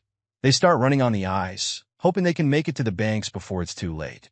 While the men run to safety, the zombies break through the ice and emerge from the river. Unfortunately for the squad, they don't make it off the ice in time and find themselves surrounded by the dead. The zombies start crawling toward them, and the confused mercs ask Sir Jaeger what they should do. It's at this point that the knight finally realizes that the whole mission was a trap to begin with. After all, it almost as if the zombies were aware of their arrival and laid down an ambush. Unfortunately, they fell right into this trap and found themselves stuck in night and darkness, the territories that were never meant for the living. While Vlad, Jaeger, and the other mercenaries are confronted by the undead army, the scene shifts back to the main camp. There, we see the priest praying to the Lord and thanking him for looking after his people. With the little priest in training by his side, he prays to the Lord to guide them with his light so that they can stay on the righteous path. All of a sudden, the priest stops praying, and the boy kneeling beside him becomes worried. He calls out to the priest, and suddenly the place starts to shake. The water in a chalice starts to rumble as well until it floats out and starts moving in the air, leaving the priest in a state of bewilderment. The dark water continues to move in the air until an ominous woman appears. She emerges from the dark fog that forms around the camp and starts walking around to look for her child. The fog surrounds this strange woman as she walks around the whole camp. Meanwhile, back on the icy battlefield, we see that a massive fight has blown out between the living and the dead. Unfortunately, the man they came looking for has already been transformed into a zombie and is now mindlessly fighting against his former men. The undead Sir Roderick roars as he tries to hit the cowardly Gove, and rather than running away or standing up to the enemy before him, Gove just screams like a lady, probably thinking it would make some difference. Thankfully, before his former captain can end his life, Vlad arrives just in time to save him by slashing zombie Roderick with his sword. Unfortunately, the moment he does that, the other agitated zombies charge at him with blistering speed. Our hero quickly sees them coming and braces himself for another round. As his eyes begin to glow like a White Walker once again, Vlad strikes a beautiful sword stance to get ready. With mind-boggling speed, he slashes all the zombies in his path. Meanwhile, the coward just screams in fear as the severed body parts of the zombies fly all around him. Not for the first time, Vlad gets irritated by Go's behavior, so he calls him a rascal and instructs him to get up and fight with a spear. Of course, the mercenary insists that he can't do it. He's too terrified to fight the dead. Vlad gets angry at this because the grown-ass man is now practically a liability on the battlefield. He curses in his mind, but the voice in his head tries to calm him down. It tells him not to get worked up and advises him to pick a direction before making any attempt to escape. Hearing this, Vlad looks forward and sees 3 zombies coming out of the water with their gaze locked on him. Naturally, that makes it clear that he can't go forward. Now he's starting to wonder if Sir Jaeger is safe either, because the both of them got separated during the ambush. Elsewhere on the ice, we see the senior knight effortlessly slicing up the zombies like he's making an undead salad. Unfortunately, even a great knight like him gets tired at some point, and when he sees a zombie take out one of his men right in front of him, he admits that there's no end to the undead men. At this point, he can't help but thinks that whoever thought of the trap had already planned everything out in advance. even though he doesn't know who was the mastermind. But he's certain who the intended target is supposed to be. With that in mind, Jaeger's left eye begins to glow with a green color underneath his eye patch. He decides that there's no time to hesitate, and his sword begins to glow as well. It appears that he's using aura because his eyes and sword are glowing with the same color. The aura surrounds the knight, and by using the power, he's able to take on all the zombies confronting him, annihilating all of them in a single go. In a bright and insanely epic display, Jaeger wipes the floor with the undead. The spectacle is so intriguing that other mercenaries on the ice stop to watch the legend do his thing. They're delighted to see him in action, and are even more motivated to fight after seeing that they have someone like him on their side. In the middle of his intense fight, Jaeger calls out to Vlad, asking him to fulfill his contract. Our hero, who is dealing with another zombie, is alarmed when he hears the knight calling out to him. While fighting off the undead men around him, he yells back to Sir Jaeger, asking the advanced knight what he wants him to do. Surprisingly, the plan turns out to be very simple. He just wants Vlad to defend the right post for as long as he can. He tells him to fulfill his contract as a hired sword and protect young Master Joseph at all costs. Without hesitation, Vlad receives the order and fights the remaining zombies in his path to find his way out of the icy battlefield. As he runs out, he tells the cowardly idiot to come with him, who's already yelling for him to wait. While Vlad leaves the battlefield, we see that Sir Jaeger's left eye is glowing so brightly that it produces a green flame underneath his eye patch. The advanced knight prays to the Lord, hoping for our hero to reach in time to protect the young master. I swear, this guy is the epitome of what a knight should be. He's practically surrounded by the dead who want to end his status as a living being, and yet, all he can think about is the safety of the one he serves. The knight then resumes his battle, slashing the undead creatures one after the other.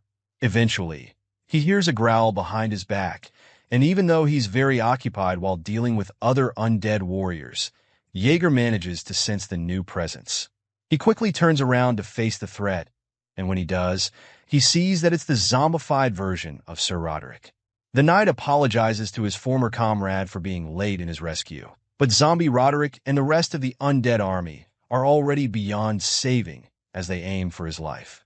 Meanwhile, back at the main camp, young Master Joseph is sitting in his tent alone, looking pretty bored as usual. Even though he's reading a book, you can tell that he probably wants to be elsewhere. Suddenly, he's interrupted when he hears someone yelling. So, like any normal person, Joseph is alarmed and wonders who made the noise. He then hears the person telling someone or something to get away from him, and that's when it clicks in his head. He realizes that the camp is being invaded. Joseph gets up from his chair and prepares to leave, but then someone enters the room and calls out to him. The young master turns to the person and sees that it's one of his men, Vorden. The young master asks Vorden what the commotion is all about, but the guy is still trying to catch his breath, so he stutters. It appears that he doesn't even have an explanation, so Joseph gets upset and asks him if he ran into his tent without first finding out what is actually happening.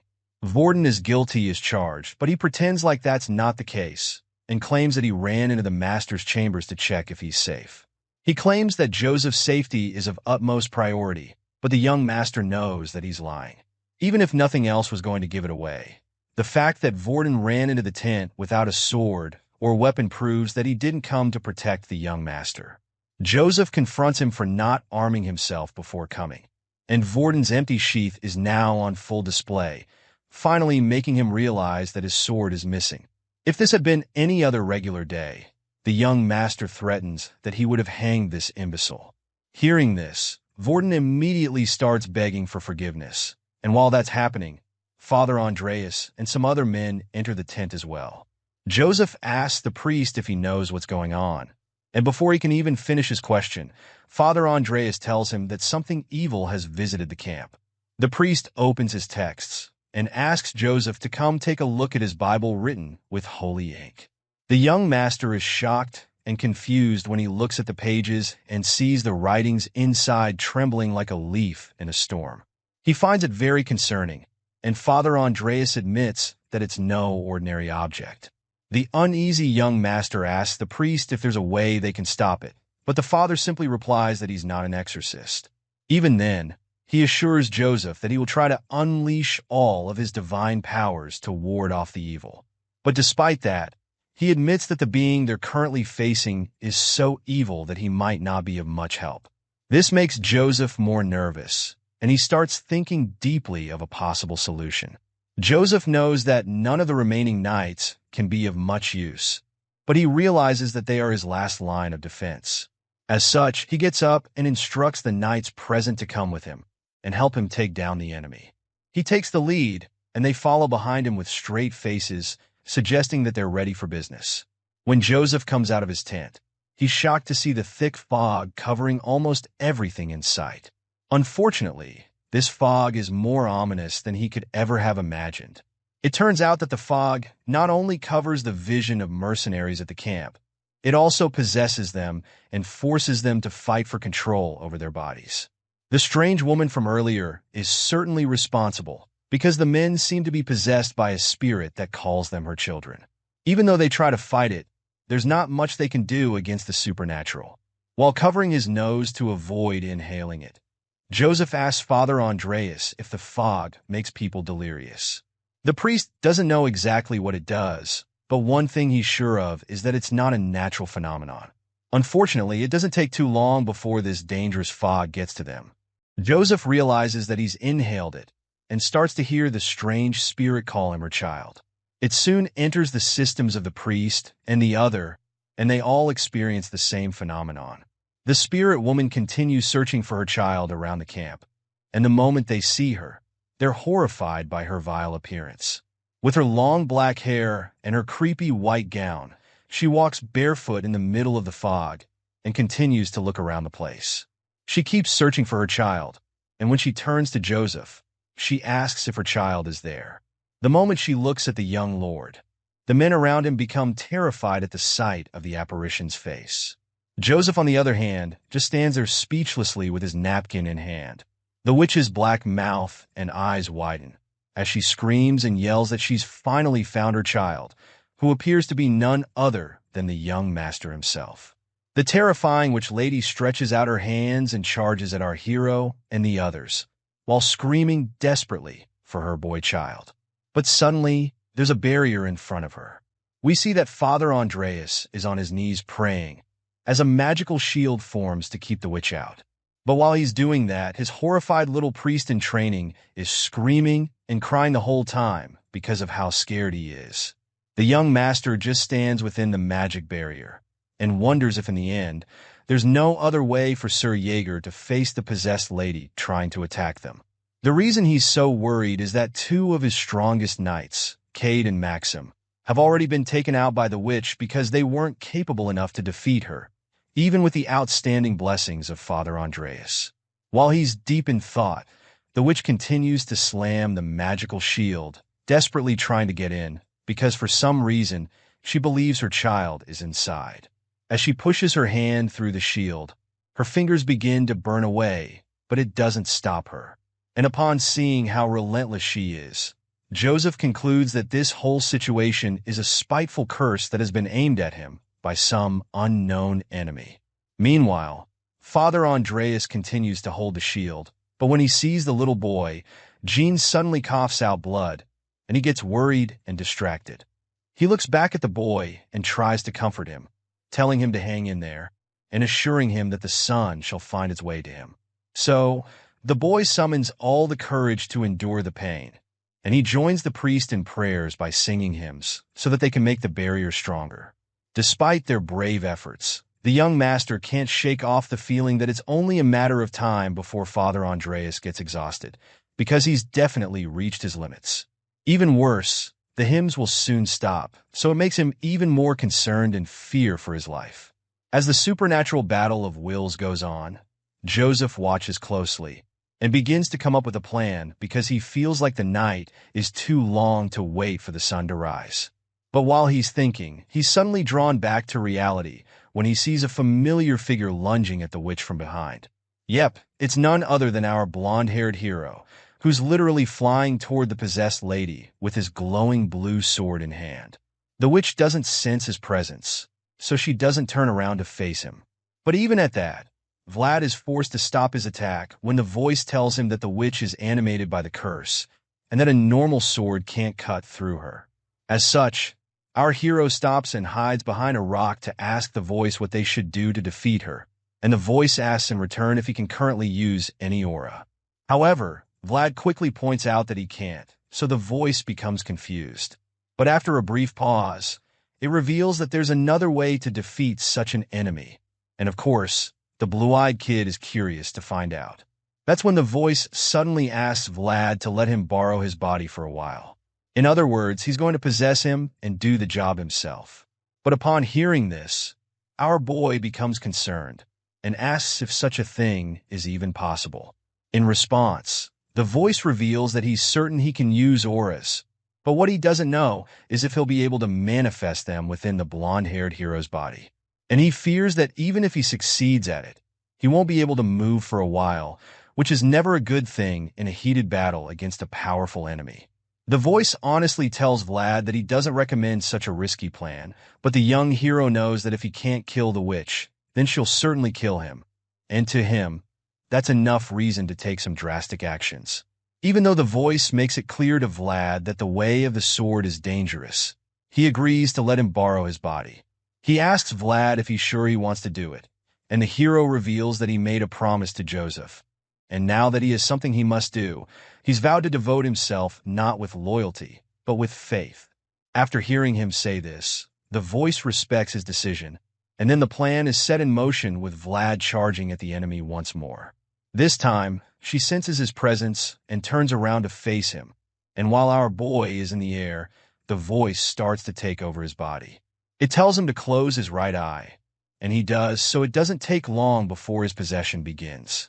The voice transports Vlad's consciousness to a place he calls the world of voices, and after that happens, our hero's body begins to glow brightly just like his sword, as it becomes filled with aura. Using this power, Vlad suddenly gets close enough to the witch, and with great force, he cuts through her like a piece of bread. Everyone around is shocked to see this, and they all gasp in disbelief. But while they're doing that, Vlad falls to his knees and starts yelling in pain because the voice is still sending powerful surges of energy into his body. The young master sees this and becomes extremely worried, so he calls out to the hero, hoping to get his attention, but all of a sudden, Vlad's eyes turn white and he calms down. Even though the blonde-haired kid is no longer screaming in agony, he's certain that what he just saw were traces of aura, and although he doesn't know how he achieved it, he's certain that the young kid must have paid a huge price for it. His thoughts are interrupted when he sees the witch getting back up and starting to call out for her missing child again.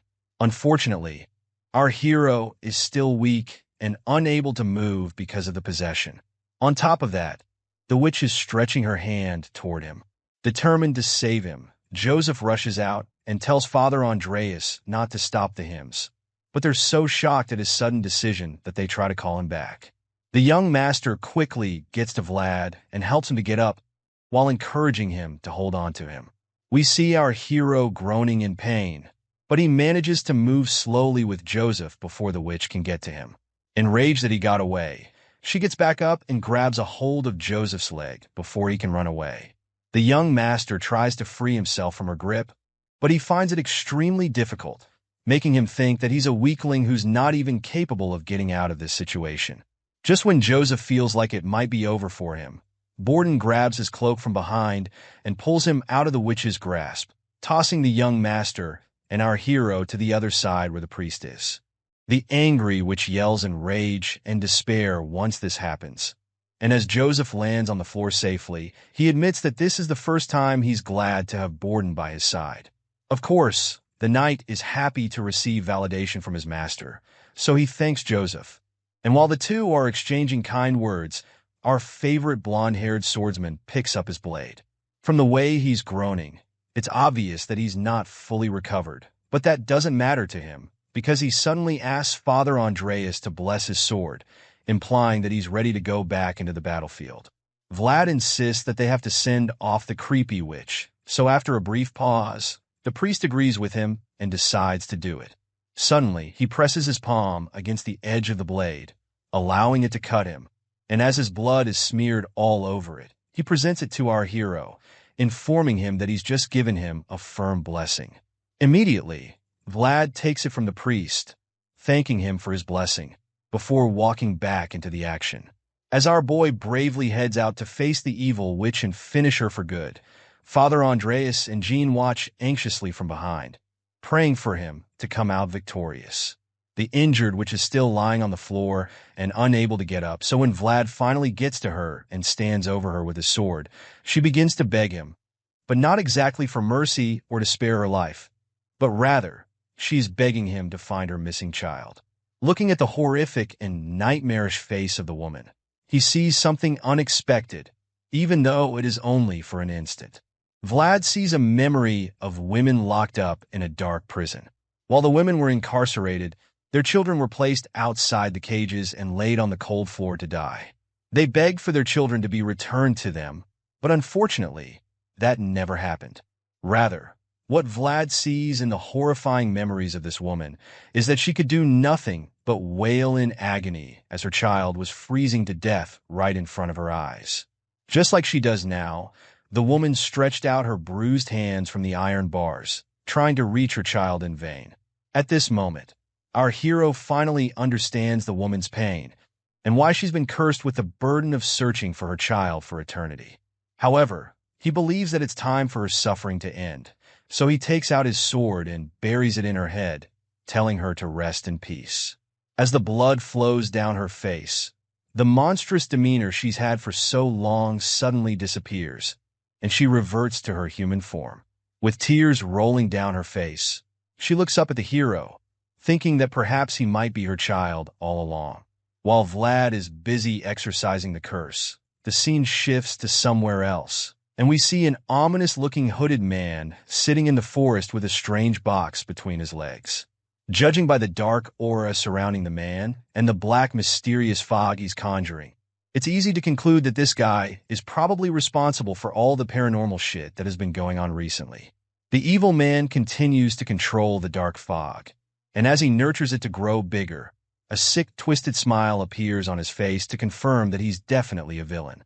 Just when the dark cloud is about to grow as big as he wants, the stuff starts to disappear, and he's instantly alarmed. This villain is shocked at what just happened, because he's probably never had his plans foiled before.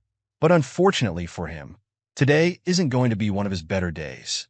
Confused by the fog's disappearance, he concludes that the evil thoughts he's been feeding off from the desperate woman have suddenly stopped.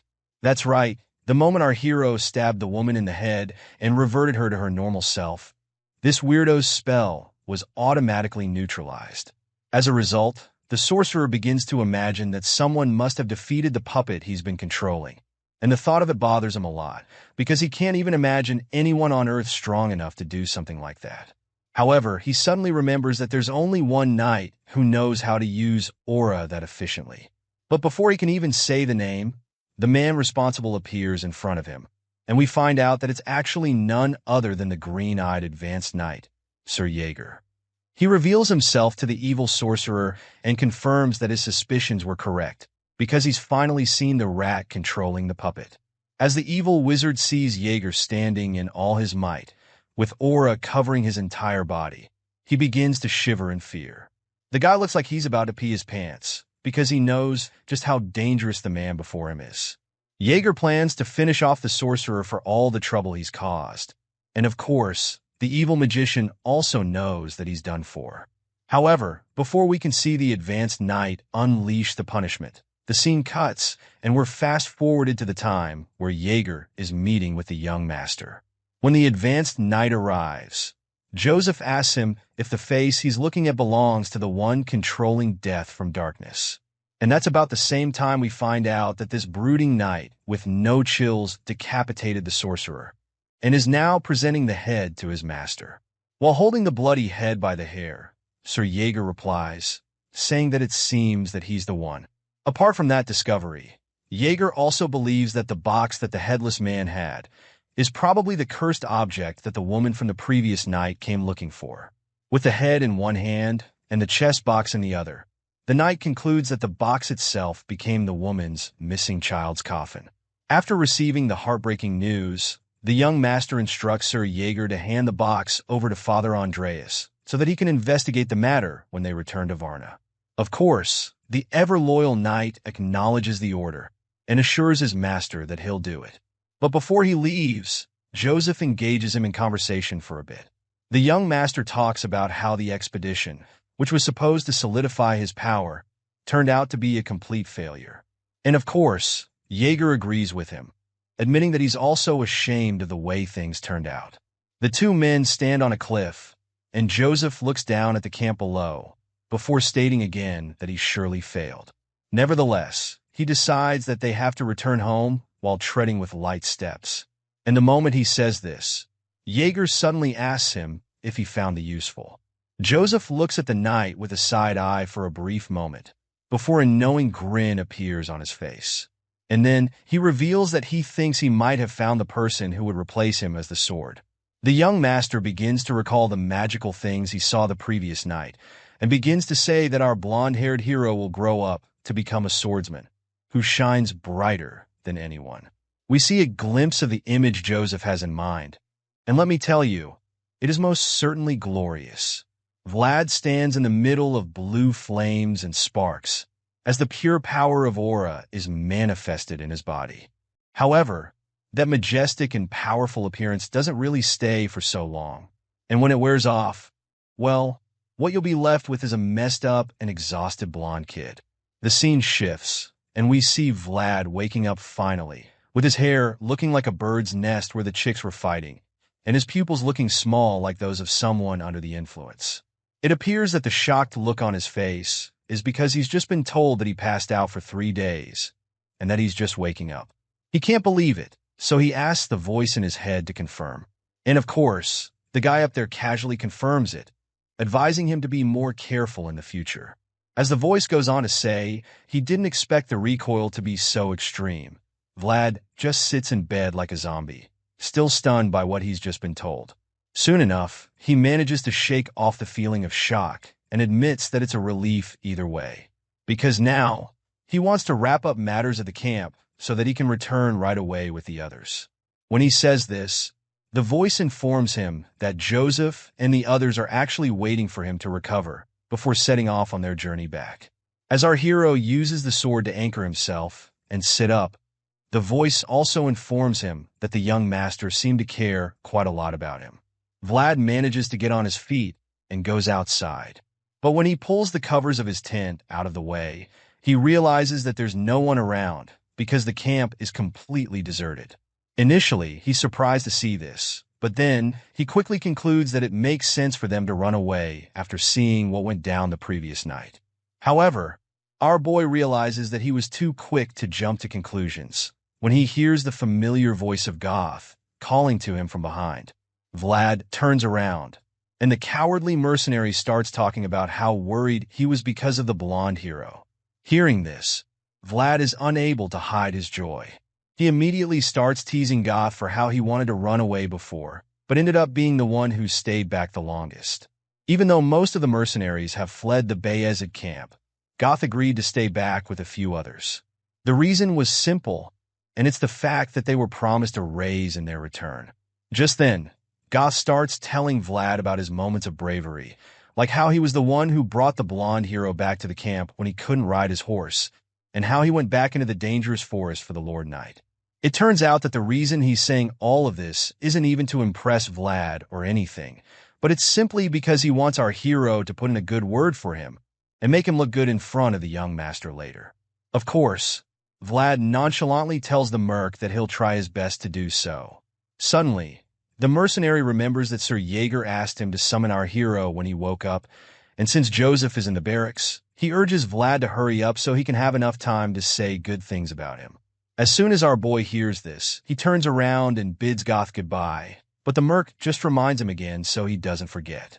At this point, Vlad is getting pissed off by his behavior, and he starts to wish that God would just make him shut up. Just then, the scene shifts, and we're taken to Joseph's tent, where we see him hosting Vlad. While pouring a glass of red wine, he tries to make small talk and ask our hero if he can drink. I don't really know his real age either, but my man assures the young master that he can hold his liquor, pointing out that he used to work in a brothel and a bar. Even though he's had a taste of alcohol, he admits that he's never had fine liquor before. And upon hearing this, Joseph reveals that the bottle in his hand contains a nobleman's drink.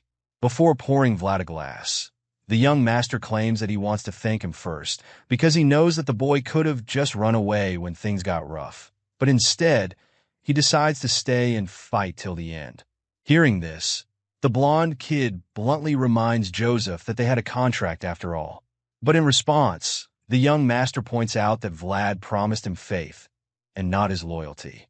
As the boy's blue eyes stare at him, he thinks about how the contract was nothing more than mere words at the time. And yet, the kid fulfilled his promise and held up his end of the agreement. Because of this, Joseph decides that Vlad is a talent he can't afford to lose. But then he suddenly corrects himself and confirms that the kid is more than that, because he's actually a talent he must have on his side. Finally, after thinking about all of this, Joseph pushes a glass of wine to Vlad and tells him that it's time for him to fulfill his own part of the contract. But this time, he's going to reward our hero as per his accomplishments.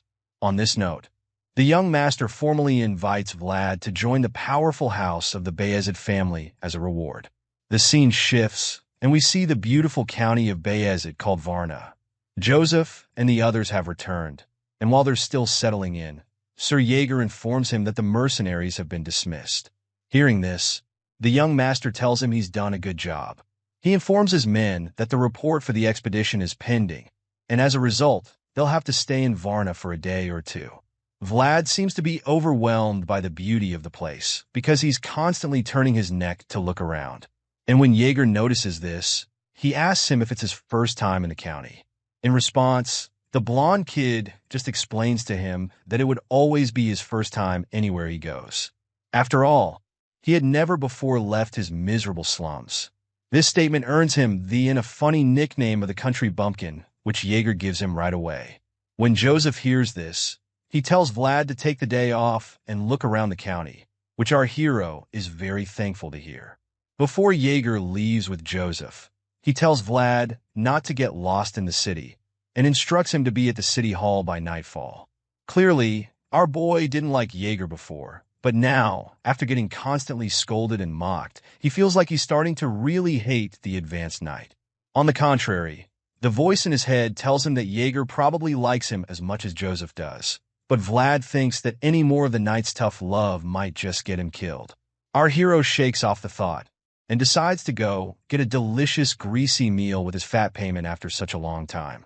While he's wondering what kind of food they have in Varna, someone tugs on his arm, and he's surprised to see Jean when he turns around. The cute kids gleefully say that the priest would like to see him, if he doesn't already have any major plans for the day.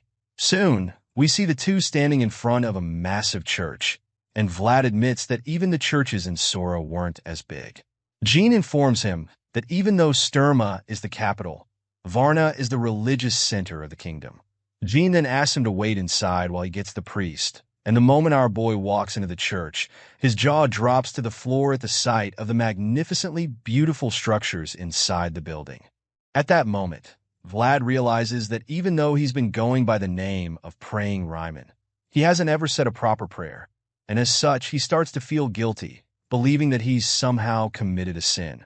Just then, Father Andreas arrives and apologizes for keeping him waiting, but the good-mannered hero tells him it's no problem and thanks him for the invitation.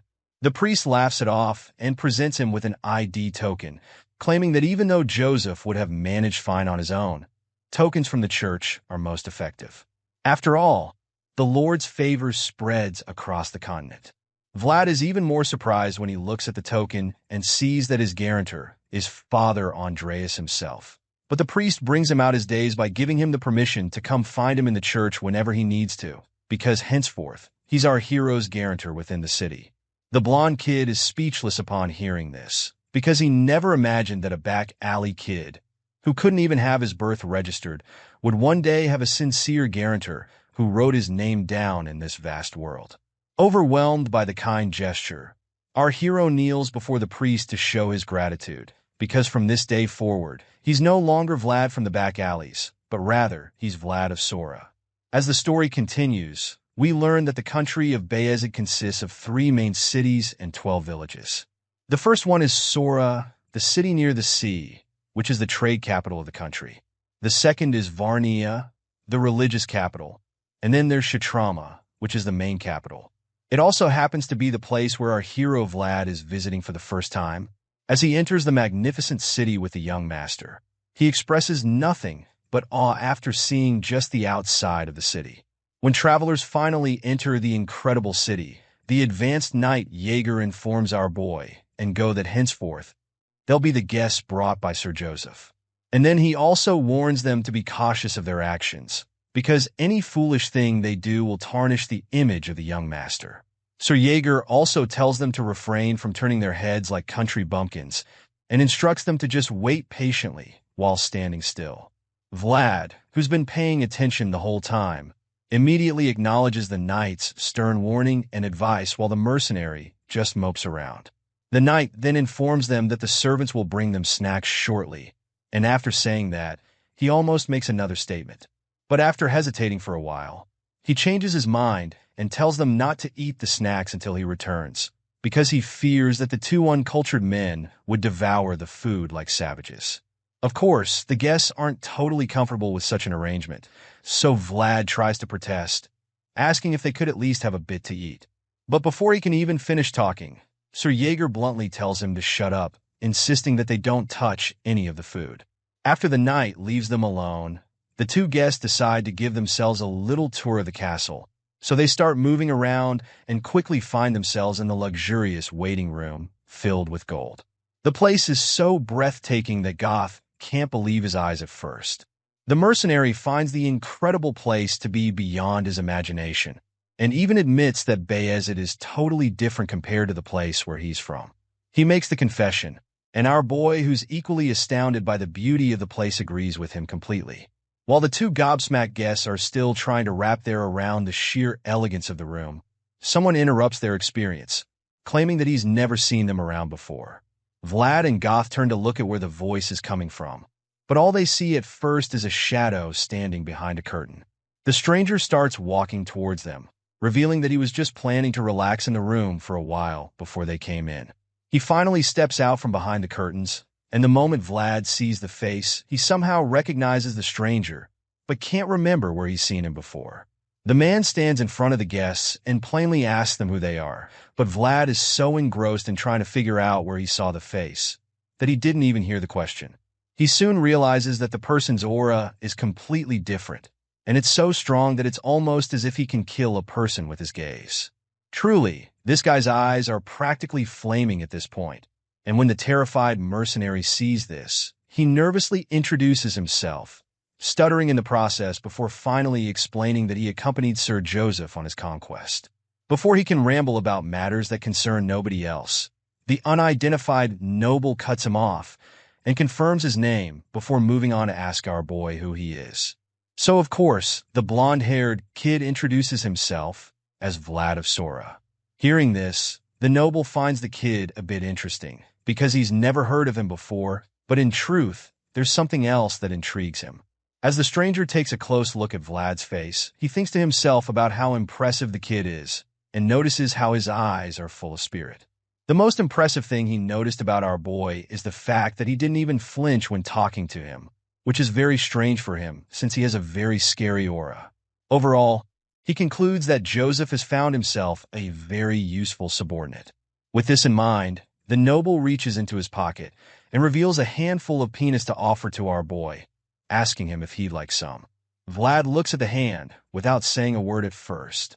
After staring at it for a while, he finally reveals that they've been instructed not to eat anything, and upon hearing this, the nobleman is shocked and confused.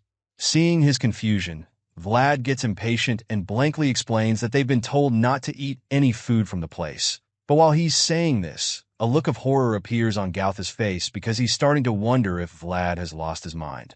Dude is shocked to his bones, and quite scared as well, because he can't fathom the idea of declining the hospitality of a noble. Meanwhile, the superior nobleman in question just stands there, feeling disappointed and surprised at Vlad's response to his gesture. This little scene ends up confirming that the first thing Vlad of Sora did upon arriving at the Bayezid family estate was to decline the hospitality of Lutgir Bayezid, the family's eldest son. Gauth literally turns white in embarrassment and fear after our boy's little display. And at the same time, Lutgir decides to help himself to the peanuts, admitting that they're tasty. The scene shifts, and the next thing we see is a man writing on a paper, hearing the name Vlad for the first time. It turns out that this man is Joseph's father, who's being informed about the guests that are currently in his home. The focused father doesn't look away from what he's writing, and he then points out how the young master had never brought anyone home aside from Sir Jaeger, who was assigned to him by his mother. Because of this, he suddenly promises to reward Joseph if he succeeds in raising Vlad as a Bayezid family knight. The young master thanks his old man for the offer and bows to him in respect. While he's still in that posture, his father continues talking and reveals that he's well aware that wielding a blade isn't Joseph's strong suit. But regardless of that, he sternly reminds his son that he's currently inside the Bayezid territory. The young master acknowledges the advice and assures his old man that he won't forget. The father then proceeds to reluctantly ask him about his health, and the son replies that he is fine, earning the pardon to leave the room. As such, he turns around to leave the room and tells his father to take care. But as he walks away, his father watches closely with a very worried look on his face. By the time Joseph is no longer in sight, the man whispers to himself that he better make some tonic for his son. The gray-haired man who's been standing beside him the whole time supports the idea because he thinks that the young master would be very happy with it. On top of that, he also points out that Madame Oksana would be pleased too if she finds out that he made the tonic. Hearing this, Joseph's father comments that Joseph's mother, Madame Oksana, is definitely particular when it comes to her son. But after pondering on the thought for a while, he shakes it off and returns his focus to his work. He then asks the old man, named Ragnus, what he thinks about Joseph's report. Ragnus advises the Lord not to take it lightly, claiming that strange phenomena have been occurring frequently. Hearing this, Lord Bayezid gets angry instantly and insists that they have to find the person behind these supernatural occurrences, because he feels that the perpetrator has no right to use sorcery in his land. While Joseph's father is fuming with rage, Ragnus reveals that they've been getting reports from Varnia that suggest that there might be a connection between the undead and the curses. All of these clues either point to the perpetrator being an exceptional wizard, or that the supernatural phenomena are the results of two wizards working together. The Lord suggests that it could even be the doing of a group or a secret organization, and Ragnus is inclined to entertain that possibility as well. But regardless of all the clues and theories they've come up with, Lord Bayezid states that they don't change anything. The menacing man finally gets up from his chair and coldly vows that the Bayezid family will continue to reign over the land, eliminating all enemies who stand in their way. With a vigorous mind, the furious Lord instructs that the people responsible for the supernatural phenomena be found at once, including those who dare to inflict harm on his son, and then have the guts to cause chaos in his land. Later that night, we see Joseph finally returning to the waiting room with Sir Jaeger. As you can imagine, the starving guests have been waiting for the young master and the knight to return. So when they see the men at last, their moods are instantly lifted. Joseph admits that his little plans took longer than expected, and politely asks the guests if he made them wait for too long. But Gauth, who's so excited to see him, quickly tells the young master that they are fine and that it was not a problem at all. When Joseph calls Gauth by his name, the mercenary can't contain his joy because he literally can't wait for what the young master has in store for them. Unfortunately, the joy is short-lived when Joseph suddenly tells him that their rewards will be discussed the following day. Gauth realizes that his starving and waiting all day was for nothing, but while he's still being consumed by the feeling of disappointment, the young master tells him that a servant will guide him to his room so he can get some rest. Unable to say a single word in response, the man begrudgingly leaves the room and tells the other three men that he's leaving, probably hoping that they would call him back. Unfortunately, that doesn't happen, and the moment he's out of the room, the remaining men decide to have a chat. Joseph initiates this discussion by sitting in his chair and crossing his legs while fixing his gaze on our hero. He recalls how Vlad saved him and pledged to become his sword, urging our guy to remember it as well. Vlad confirms his vow, so Joseph reminds the blonde kid about something that he should do. He concludes that from the way he understands it, Vlad only wishes to fulfill his duties after getting his freedom. The blonde hero confirms this again, so his master once more reminds him that he pledged to become his sword. The noble son reveals that it makes no sense to him how Vlad would pledge to be his sword, and then wish to have his freedom shortly after. At this point, our boy is starting to understand fully what he's gotten into. Joseph sits cross-legged again, and like a mafia boss, he tells Vlad that he wants to make things very clear to him. He promises Vlad to give him an answer to his request, but only after he reveals the true reason why he's asking for freedom. The two young men engage in a brief staring contest, and after a while, Vlad breaks the silence by asking Joseph if he knows a knight called Goden, who remembers the blue moon. Hearing this, Joseph realizes that Vlad is nothing close to what he thought he was. The young master initially thought that our blonde hero was just a skilled kid, but now he can't believe what he's discovered, because he could never have imagined that the same kid had such an exceptional background. Joseph suddenly reveals that the unknown person who destroyed the Rose's smile is Goden, the Knight of Gaidar. Of course, Vlad knows all too well who he's talking about, because he can never forget the figure of that knight. The images of George's separated head flash across our boy's mind, and his pain is resurfaced when he remembers that Goden was the one who killed his savior and destroyed the world he knew. Despite all the pain this mysterious knight has caused our blonde hero, for some strange reason, he just can't help but admire him. With this thought in mind, Vlad just stands in front of the young master who's still thinking deeply. Eventually, he decides on his answer and tells Vlad that he can't be of help to him because, unfortunately, the people he seeks are way beyond his power, even though he's a son of the Bayezid family. Regardless, our boy is determined to find a solution, so he bluntly reveals that he's aware that Joseph won't be able to help. In fact, he expected something like this to happen because Joseph is just the Count's son after all. Even though Vlad is disappointed, he gives the young master some credit for at least being honest about his inability to help. In that case, Vlad decides that making some changes to their contract would be in order, but before he can even say this, Joseph reads his mind and suggests it first. He doesn't even give any time for our boy to process anything and proposes a 7-year contract to keep him in his service. As you can imagine, our boy is horrified to hear this because that's actually a pretty long time. And before he can start protesting, the young master claims that he's laid down his pride to even make the proposition, making it very clear in case Vlad wasn't aware before. To make matters worse for our blonde hero, the terrifying advanced knight is staring him down like a leopard tracking its prey. After hearing Joseph's offer, our boy thinks about it and admits that even though he isn't sure, it somehow seems like the noble is telling the truth. Still sitting comfy in his chair, the Count's son assures Vlad that he would have a promising future, reminding him that he's his savior. Joseph starts to make the offer a lot more enticing when he explains that for the next 7 years, he would feed, clothe, and even train the blonde kid if he accepts the contract.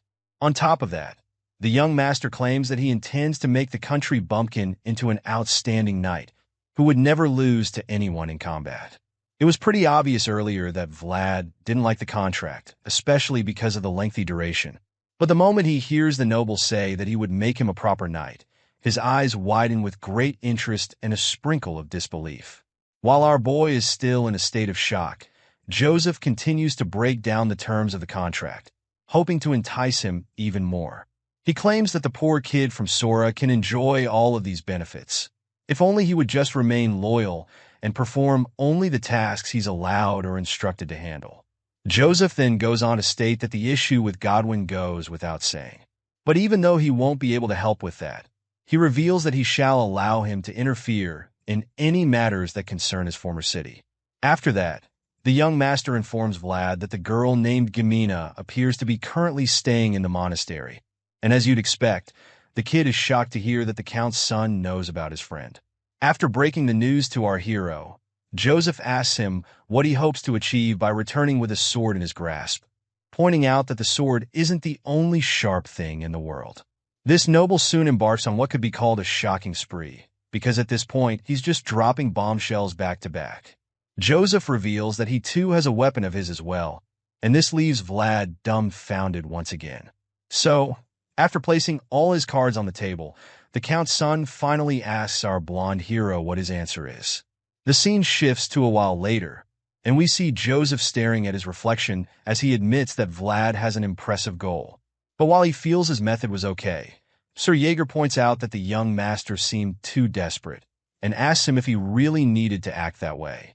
The loyal knight goes on to state that he can always find a useful kid for his lord, and Joseph replies that he's aware, since talent can be found all over the world. However, the young master reveals that the ability to awaken their talent is a completely different matter, and that's exactly what's keeping him so hooked on our hero. Although he feels that Vlad is the perfect candidate for him, Sir Jaeger still tries to change his mind, asking him if he's sure that the blonde kid would simply agree. The young master continues to stare at his reflection for a little while longer, before finally breaking the silence and confirming that he believes Vlad would be perfect for him. The reason for this strong conviction is that Joseph saw it with his own eyes back when our boy slashed the cursed woman during the expedition. The loyal knight doesn't give up in his attempt to dissuade his master, and then tries another angle by reminding Joseph that Vlad is irrational and rebellious, which would make him difficult to control in the future. Seeing the knight's constant attempts to change his mind, the Count's son decides to flatter him a bit, telling him that training Vlad won't be so hard since there's another advanced knight who's fit for the job. Joseph reminds his loyal subject that 7 years is a significant amount of time, and believes that it should be more than enough to put a leash on Vlad's neck and make him obedient. The nobleman's plan works like a charm, because in the blink of an eye, Jaeger accepts the responsibility of training the heady kid. And even though he's not too excited about it, he assures his master that he'll do his best to make Vlad do their bidding without stress. Hearing this, the young master is pleased, and he motivates the knight even more by suggesting that the more challenging the kid is to manage, the more rewarding the outcome will be. At this point, it's clear that this nobleman is obsessed with our hero, because even after concluding things with Jaeger, he goes back to praising the blonde kid. The man looks at his reflection again, and talks about how he thought Vlad was a useful wolf at first, but now he's also someone who chases after the moon. By the next morning, we see Jaeger taking Vlad to his new room and helping him settle down. The knight admits that it's a bit shabby, but assures the kid that he has the room all to himself. Vlad makes it obvious that he comes from the slums when he exclaims because he thinks the room looks amazing. To him, this supposedly shabby-looking room is perfect because it doesn't have dirt on the floor, and on top of that, there's even a bed. It's practically a palace in his opinion. And as the knight hears him say all of this, he quickly remembers that the kid is actually from the Alice. He's not used to such behavior because their trainees usually come from affluent backgrounds, which makes them struggle to adapt in the training grounds. With all that has happened in that short while, Jaeger suggests that Vlad won't have any issues settling, unless he decides to cause any trouble. The kid already knows that the knight is referring to the peanut incident with Sir Luckier, so when he starts judging Jaeger with his eyes, the latter shifts the blame back, claiming that he didn't even expect Vlad to obey him since he listened to him before. The little combo is cut short when Jaeger suddenly leaves, but not before telling our boy to meet him at the military exercise hall after he's done eating, because they'll start their sparring sessions together. Just when the knight is about to leave, a lady calls out to him, calling him her loyal knight. For someone who's always brooding and stern, Jaeger gets incredibly flustered just by hearing Lady Oksana's voice. The nervous knight quietly informs Vlad that she's Joseph's mother, and then urges him to pay his respects the way he was taught earlier. Thankfully, our boy doesn't mess it up, since he just imitates the senior knight as he greets the lady. The noblewoman greets them back and asks if Vlad is the child she's heard about. Jaeger confirms it, claiming that Sir Joseph took him impersonally. Hearing this, Lady Oksana looks at our boy intensely with her bright yellow eyes, and it makes him so uncomfortable that he starts blushing for everyone to see. After her little trick works its charm, she thanks him for saving her son and the flustered kid stutters as he tells her that he was only doing his job. I guess even the heroes can't resist the charm of a MILF. Regardless, she promises to bestow a reward upon him, because he's achieved something much greater than he realizes. With his cheeks still bright red, he bows before her in thanks, before she suddenly rubs his head to compliment the color of his hair and his eyes. Like most mothers, she begins to talk subtly about his appearance, suggesting ways to make him look better, before eventually promising to arrange clothes for him. At this point, our boy is so overwhelmed by her affection and calming aura that he's literally struggling to hide how much blush can show on his face. Thankfully, the motherly woman leaves them at last, telling Jaeger to keep up the good work. After she's gone with her maids, the two guys catch their breath, and the knight asks Vlad why he was so restless. The kid responds that he's never met a noblewoman before, and Jaeger comments that he did well for his first time. After all, Lady Oksana has an act for making people lose their edge. After the little chat, he excused our hero to go and have his meal. The scene then shifts to the dining hall, and there, we see a bully spitting into our hero's soup while his minions cheer him on. The troublemaker insults him with a gesture, before proceeding to claim that he mistook Vlad for a trash can because he smells like garbage.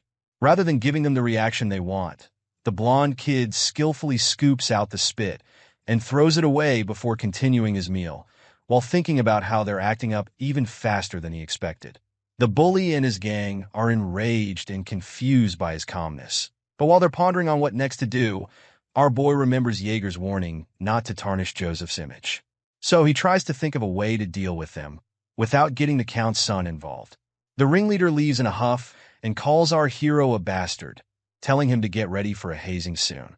But before he can exit the area, our boy suddenly asks him what his name is. The bully is shocked to hear this, so Vlad repeats the question, this time sending chills down the guy's spine with a murderous intent laced all over his face. The troublemaker is instantly terrified, so he stammers a bit as he reveals that his name is Sabinin. Vlad then repeats the name, claiming that he'll remember it, also making it sound as if he had marked him for death. Sometime later, we see the family head taking a stroll outside with his right-hand man. They get to a point where they see people training below, so the noble suggests that they stay and watch for a bit, to which his trusty assistant completely agrees. Looking down at the training ground, the family man sees something that catches his attention, and it turns out that it's none other than our favorite blonde-haired swordsman. The old noble asks if he's the kid that Joseph brought, recalling that he heard the boy was blonde. He keeps staring at our hero, and even admits he's pretty good-looking. But he's suddenly interrupted when his assistant calls his attention to something else. It turns out that someone standing on the other far side is watching the training session in secret. However, this peeper isn't just any stranger, because they quickly recognize him as the advanced knight, Jaeger. Apparently, he's a bit anxious to see how the blonde swordsman under his care would perform during his first training session. The king totally understands this, but he's also quite eager to see just how skilled this new guy actually is. Soon enough, an intense sparring session begins, and we see our boy clashing wooden swords with the other knight in training. With a cold and emotionless demeanor, he swings his sword over and over at the opponent, forcing him back with each strike and giving him a terribly hard time. His opponent groans as he's forced to defend himself without any breaks, and it makes the spectators wonder how such a young kid can be so fierce in combat. Vlad's bright blue eyes lock in on his target, as he unleashes an onslaught of sword strikes which shouldn't even be that easy, seeing that his opponent is much taller than him.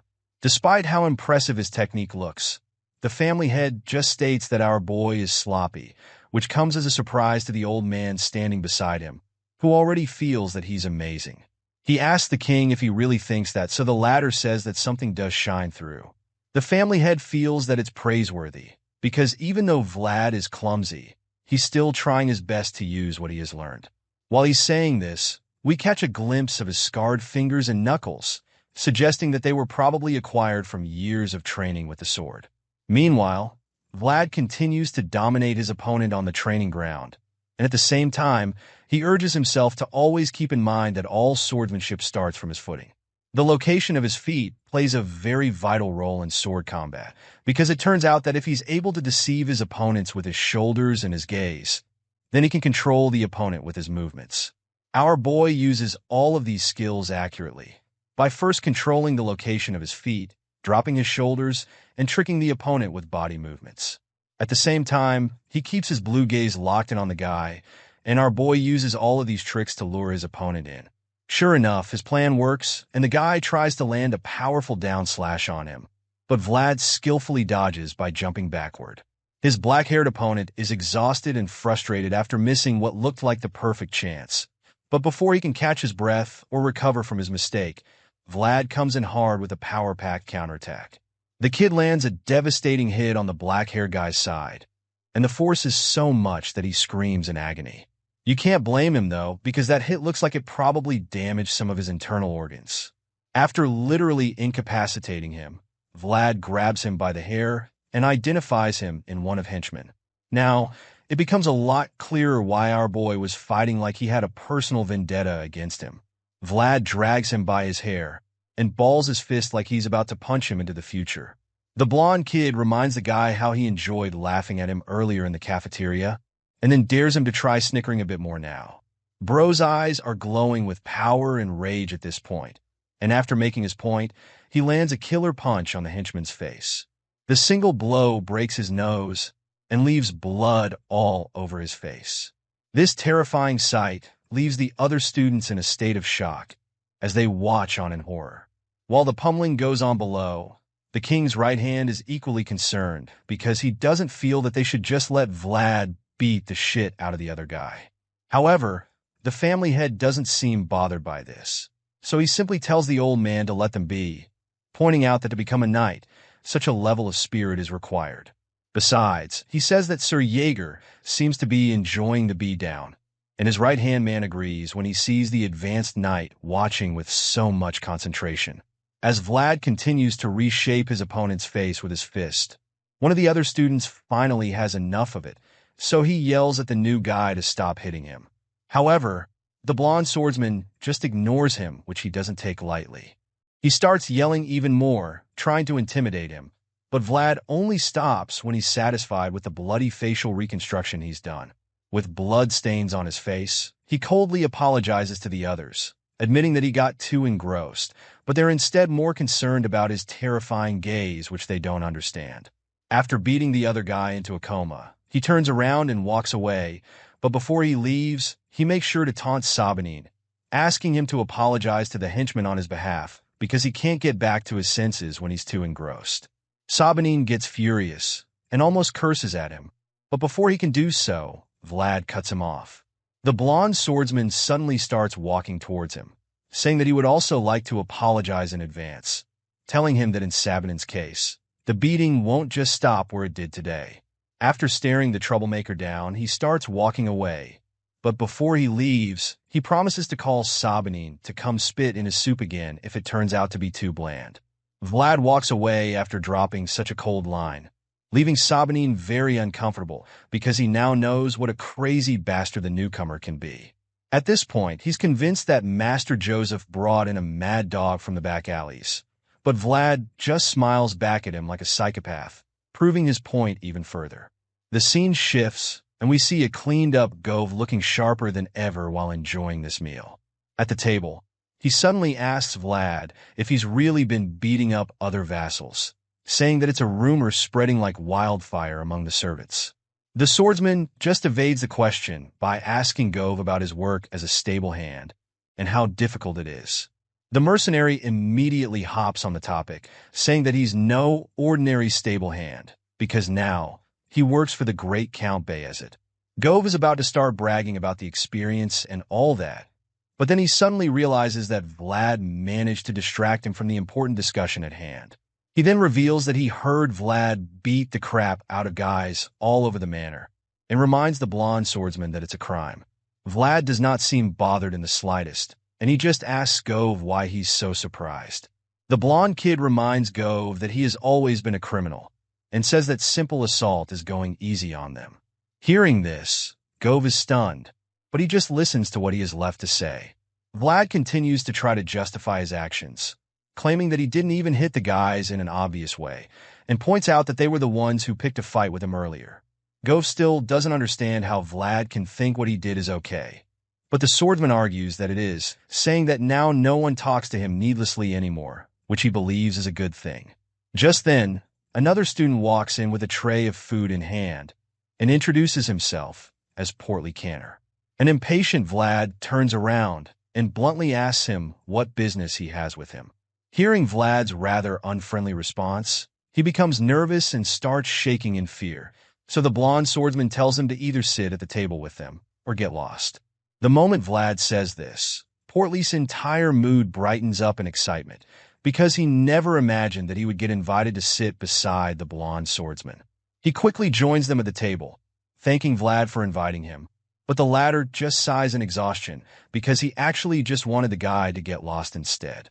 Portly is so excited to sit there that he begins telling the story of how he's been eating alone in places like the bathroom.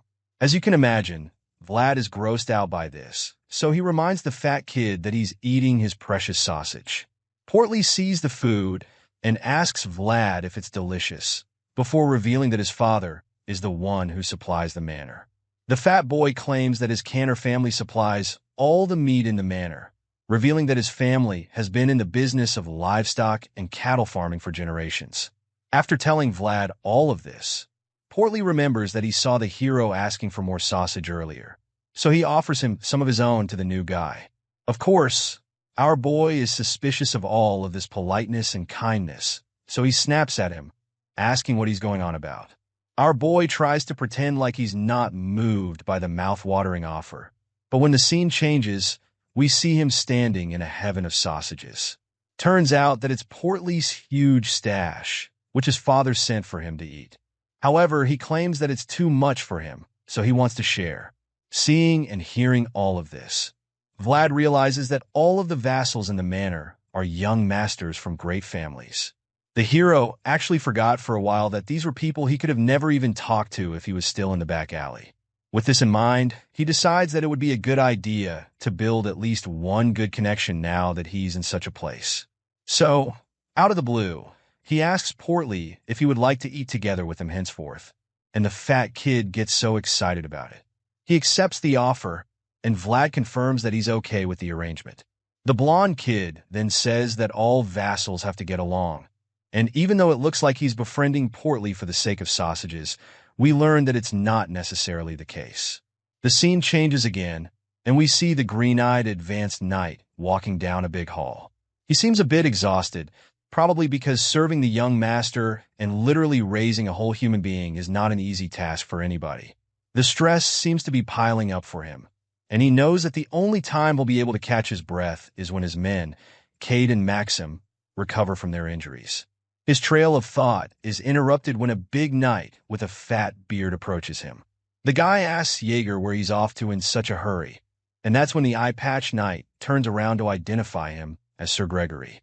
Seeing his fellow knight, he curses at the back of his mind, because he probably didn't want to talk with him. Although he tries to hide his displeasure about the encounter, Sir Gregory spots it in an instant and laughs about it before accusing him of being too obvious when he's upset. At this point, Jaeger bluntly tells him that he's clearly busy at the moment, and the amused knight just laughs again, telling him that he's not surprised about it. He says that the advanced knight must be indeed very busy, since he's the one who handles all of Joseph's duties by himself. Not surprisingly, Jaeger gets tired of the conversation very quickly, so he asks Gregory to cut to the chase, asking if there's something he wants to say. The brown-haired knight keeps smiling like a kid who just received a lollipop, and then reveals that he's come to suggest that a knight like Jaeger should be raising a vassal. Gregory adds that it's not too late for him to do that yet, but the uninterested advanced knight hits back at him, suggesting that he just focuses on raising his own vassal properly. Even though he doesn't really care about anything the jester usually says, he can't help but wonder why he's suddenly talking about vassals out of the blue. The fat knight reveals that his vassal is Portly, and claims that he's already all grown up, but also admits that he needs to lose some weight. Gregory says this, and then bursts into unnecessary laughter once more, so Jaeger reluctantly asks him to explain what exactly he's trying to say. Rather than quickly making his point, he decides to beat about the bush some more, saying that Vlad seemed pretty good to him. He showers praises on the blonde kid, stating that he's manly in character and confident in his spirit. But Jaeger is getting frustrated by the prolonged small talk. Exasperated, he reminds Gregory that he's very busy, before asking him once more what exactly his point is. The fat guy just keeps laughing while talking, and then he tells Jaeger that Knight's meddling in Vassal's affairs isn't quite fitting, claiming that it could lead to embarrassment. Regardless, Gregory reveals that Vlad seems to be warming up to Portly lately, but Jaeger doesn't believe this, because he knows that the blonde swordsman doesn't have any friends, and on top of he believes that Vlad thinks he's better than everyone else. Despite Jaeger's opinion, Gregory just requests that he tell Vlad to hang out with Portly. The fat knight reveals that the chubby kid is his cousin's nephew, which means that he wouldn't like for him to get beat up in the manner. After making this personal request to Jaeger, he tells him that he's the only one who can influence Vlad's behavior, but the advanced knight doesn't look like he's going to help for free. Jaeger wants to know what he'll be getting in return, so the ever-smiling knight tells him that he can also ask him for a favor in the future. He beats his chest, implying that he would help on his honor as a knight, but that's when Jaeger tells him that Vlad doesn't really listen to him. Hearing this, Gregory exclaims, claiming that such a character is what is going to make our boy go places. Meanwhile, at the Bayezid family stable, we see a brown horse chilling while the stable hand assures Vlad that he's not the problem. Duth explains to his captain that he won't even be able to get on a horse, even though they're all properly trained. He says that the horses don't usually shy away from people, but wonders why they just freak out whenever Vlad approaches them. Duth says that it's a matter separate from skill, and goes on to reveal that even the other stable hands have complained about the issue. Hearing all of this, Vlad curses in frustration, and he feels like this is how it's always been for him. Right from when he was younger, animals always hated him. Cats and dogs would freak out and run away whenever he went near them, and he has a feeling that it's the same problem he's having with the horses. As he thinks deeply about this, he suddenly remembers that he rode Jaeger's horse that day during the expedition. He reminds Goth of the night they fled the undead, but then he admits that he was at the back while Goth did most of the riding. The mercenary quickly informs him that the advanced knight's horse is very expensive, and Vlad is disappointed when he hears this, because he feels like it would sound stupid if he said he could only ride expensive horses. He begins to get frustrated at this point, recalling how Jaeger insisted he learn horse riding at all costs. While the two are brooding over the failure, someone suddenly walks into the room. It turns out to be a maid sent by Lady Oksana who has summoned Vlad. The blonde kid is beyond surprised to hear that she has called for him. And as the scene changes to a very expensive room, we see the green-haired noblewoman talking with our boy. She says that she wouldn't have imagined he grew up in the back alleys because of how he looks now. It turns out that he's wearing a very amazing outfit for a nobleman, and Lady Oksana feels that it suits him very well. The woman tells the clothmaker not to fit it too much, since he's 17 years of age and still growing.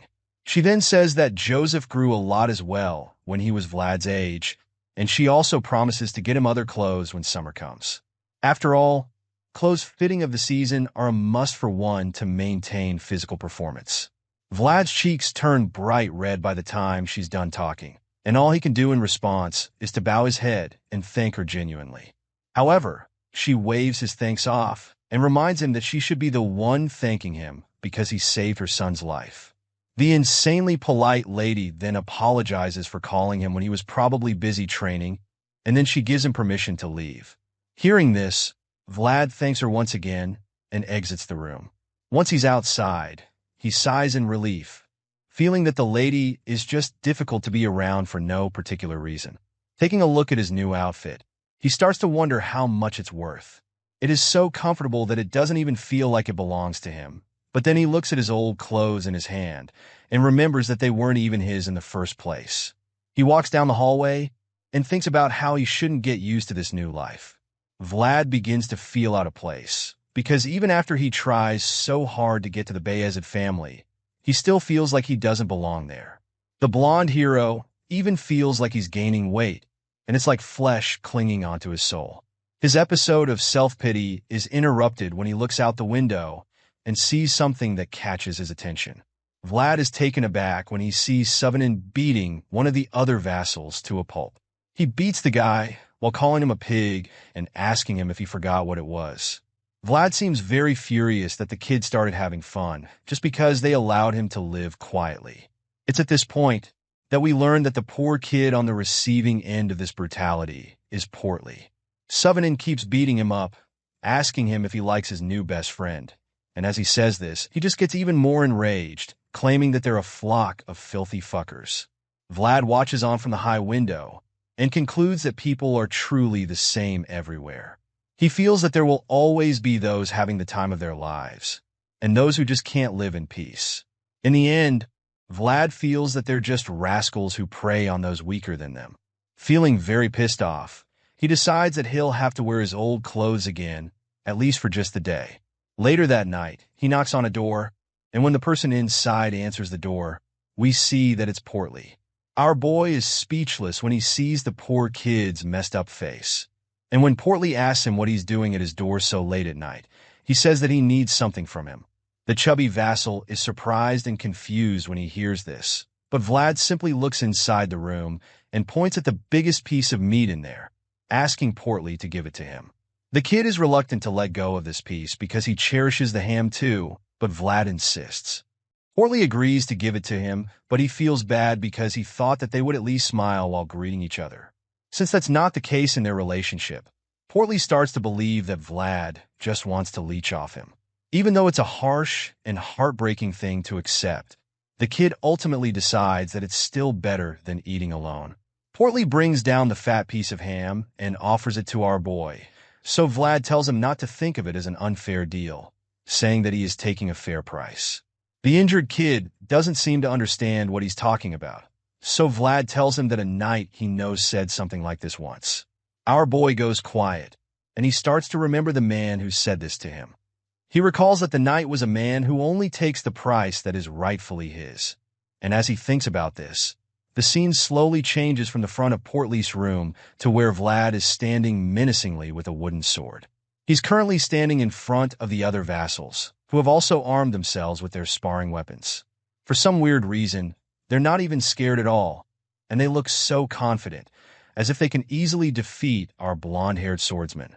Unfortunately, they're not even nearly as confident as Vlad. With an unfazed look in his eyes, he examines the opposition and confirms that he's going up against 14 of them all by himself. Our boy admits that even the thugs in the back aisles didn't go this far to defeat him, but the moment he says this, the ringleader of his opponents angrily tells him to shut his mouth. So Bannon is so enraged that a vein is bulging out of his forehead when he's talking. He points at the blonde swordsman and challenges him once again, revealing to him that he wants to see how long Vlad can keep up his unwavering spirit. As you'd expect, the fearless hero accepts the challenge without hesitation and gestures for them to come at him, and encourages them to do it quickly. In response to Sobannon's threats, he reveals that he quietly came all the way out there just because of him, and so he tells him that he expects the same kind of commitment from him. This only makes the bully so much more furious. He grits his teeth in rage as a very serious scowl stays on his face, and with this kind of anger to fuel him, he shouts for his henchmen to attack Vlad so that they can crush him. Sure enough, they all charge at our boy with their wooden swords, and as they finally come at him, he says to himself that he's glad he changed back to his old clothes because he's sure that blood is going to splatter tonight. As we resume the story, the first thing we see is the blonde-haired swordsman beating the shit out of the bullies. They all surround our boy, hoping to defeat him, but he just tears through them like they're not even there. So Bannon stands behind and yells at his lackeys to fight harder. He tells them not to back off and instructs them to block Vlad from every side. But all this screaming ends in futility because our boy is just way too strong for them. Seeing just how unstoppable the blonde guy is, so Bannon is horrified. He feels that the guy is completely different from the last time and he's utterly confused because, as far as he knows, Vlad barely wielded a sword 2 months ago. Even though the current situation makes no sense to him, so Bannon urges his boys not to back down from the fight and threatens to kill anyone who retreats. While he's still making this threat and screaming at the top of his lungs, our boy suddenly advances toward him. Vlad is pissed off to hear the threats, and asks Sobanin if he's ever even killed anyone before. Of course, the bully is enraged when he hears the taunts, so he furiously swings his wooden sword in an attempt to shut Vlad up for good. As you can imagine, the blonde-haired swordsman is way faster than him, so he skillfully dodges the attack and goes in for a counterattack. Before landing the hit, he remembers how he was dealing single blows with all his might during the expedition, and he intends to recreate those attacks now. Vlad strikes at Sobanin, but the bully manages to block the attack. However, the onslaught is far from over, because our blonde hero plans to finally make the result of Jaeger's training become very evident. The voice in his head suddenly comes back, and it encourages Vlad to keep trapping his opponent in the gap he's creating. Sure enough, the guy doesn't give Sobanin any breathing space. Our boy lands blow after blow on the bully, and with every single hit, all the guy can do is curse and swear at the swordsman. Seeing the progress, Vlad starts to finally understand this technique, so he decides to utilize the gap in space to create a flow of his own. Using this fighting style, it doesn't take long before he knocks Sobanin to the ground. The troublemaker groans in pain as he falls on his back and cries about his injured leg. Unfortunately, before he can even finish making the complaint, he looks up and sees the ferocious blonde kid holding a wooden sword to his face. With Vlad's hand up in the air, the guy concludes that he's done for, so tears start to roll down his face as he accepts his fate. However, just when it looks like our boy just murdered Sobanin with a wooden sword to the head, we and all the other bullies quickly realize that it's not the case. Rather than unceremoniously ending the guy's life, Vlad decides to show mercy, so he buries the sword mere centimeters beside Sobanin's head. With the bully shivering like a wet bird, the blonde swordsman stares him down with murderous blue eyes and warns him to never look him in the eye again. He also takes the chance to tell him never to mess with the fat kid again. And hearing this, all Sobanin can do is just nod frantically with a terrified look in his eyes when he realizes how serious Vlad is. Our boy looks down at the bully and is a bit surprised that the guy actually tried to kill him. Either way, he believes that what he's done so far is enough to pay back for Jamin. So he turns around to the minions and asks them who would like to fight him next. With murderous intent laced all over his face, he tells them that they have to finish what they started, but the lackeys no longer seem to be interested in fighting. Now, they all look like they'd much rather be anywhere else in the world. Unfortunately for them, Vlad is dead serious about resuming the fight, so he tells them that he's going to attack if they don't come at him. He doesn't charge at them like a raging bull. Instead, he struts down like a ready to devour its prey. With every step he takes, these guys get even more terrified, but as afraid as they are, none of them have the balls to even think of running away. They all just stand there shivering in fear, until they meet the unsavory fate that Vlad metes out on them. Our boy teaches them a lesson, and makes sure to leave some very lasting marks too, as blood splatters all over the place. Count Bayezid looks outside the window to watch it, and he's very impressed by the outstanding display and swordsmanship. Some days after that, we see that the Bayezid family is hosting the regular monthly meeting of the knights. This meeting takes place in the throne room, and by some weird coincidence, the knights who support Rudiger and those who support Joseph stand on opposite sides of the room, with some very obvious frowns etched on the faces of the former. As divided as they may seem, there are also those who are neutral. Just then, they're informed that the duty schedule has been reorganized to prepare for the absence of Rudiger and his knights who will soon leave on a mission. This is announced by the Knights Order Captain Anatolis. He reveals that the next agenda for the meeting is the distribution of the holy items sent by the church. And while he's still talking, the Count gets distracted. He thinks how the atmosphere has completely changed today, and notices how Rudiger's knights look like they're about to rip the others apart any moment now. On the other hand, he notices how Joseph's supporters seem more relaxed, and honestly, he can't blame them because they have cause to be happy. After all, it's no longer a surprise that knights on Joseph's side were the ones dispirited all this while. With this in mind, he mindlessly stares at Jaeger and smiles. Of course, the advanced knight senses that someone is looking, so he sneaks glances at the Count and starts to wonder why he's smiling. Not long after that, the regular meeting is brought to a close. So Captain Anatolis suggests that all the knights take another look at their duties. As the swordsmen start to exit the room, one of them starts to take jabs at Jaeger. He claims that the Bayezid family has brought in a rabid dog who doesn't even know who he should bite. And then he makes a comment about why background should be prioritized in such matters. The green-eyed swordsman takes offense and turns around to look at Rudiger's knights, but they show no sign of fear and instead scowl back at him. One of them just hisses and suggests that they leave instead of confronting the advanced knight, while another one finally confirms that the new ferocious knight in training is under Jaeger.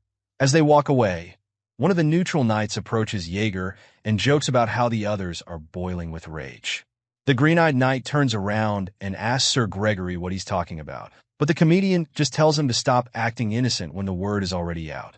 Seeing that Jaeger is still confused, Sir Gregory finally reveals that he heard Vlad has performed a huge exorcism.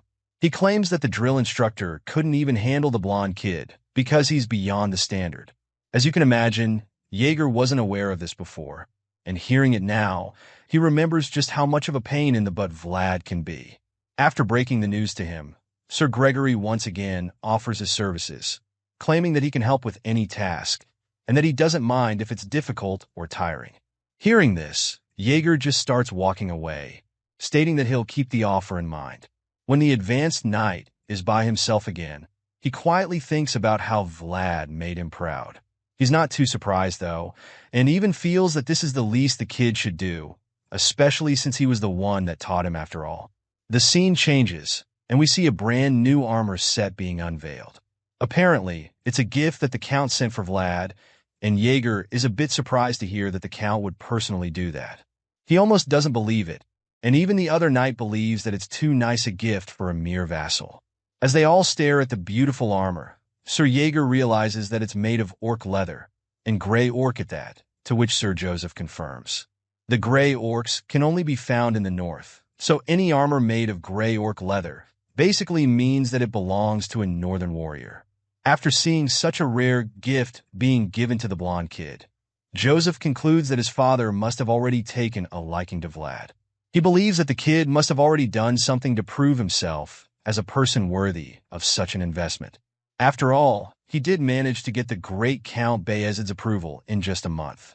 Hearing this, Jaeger agrees with the young master, claiming that at the very least, there's not even any vassal around who can rival the blonde kid.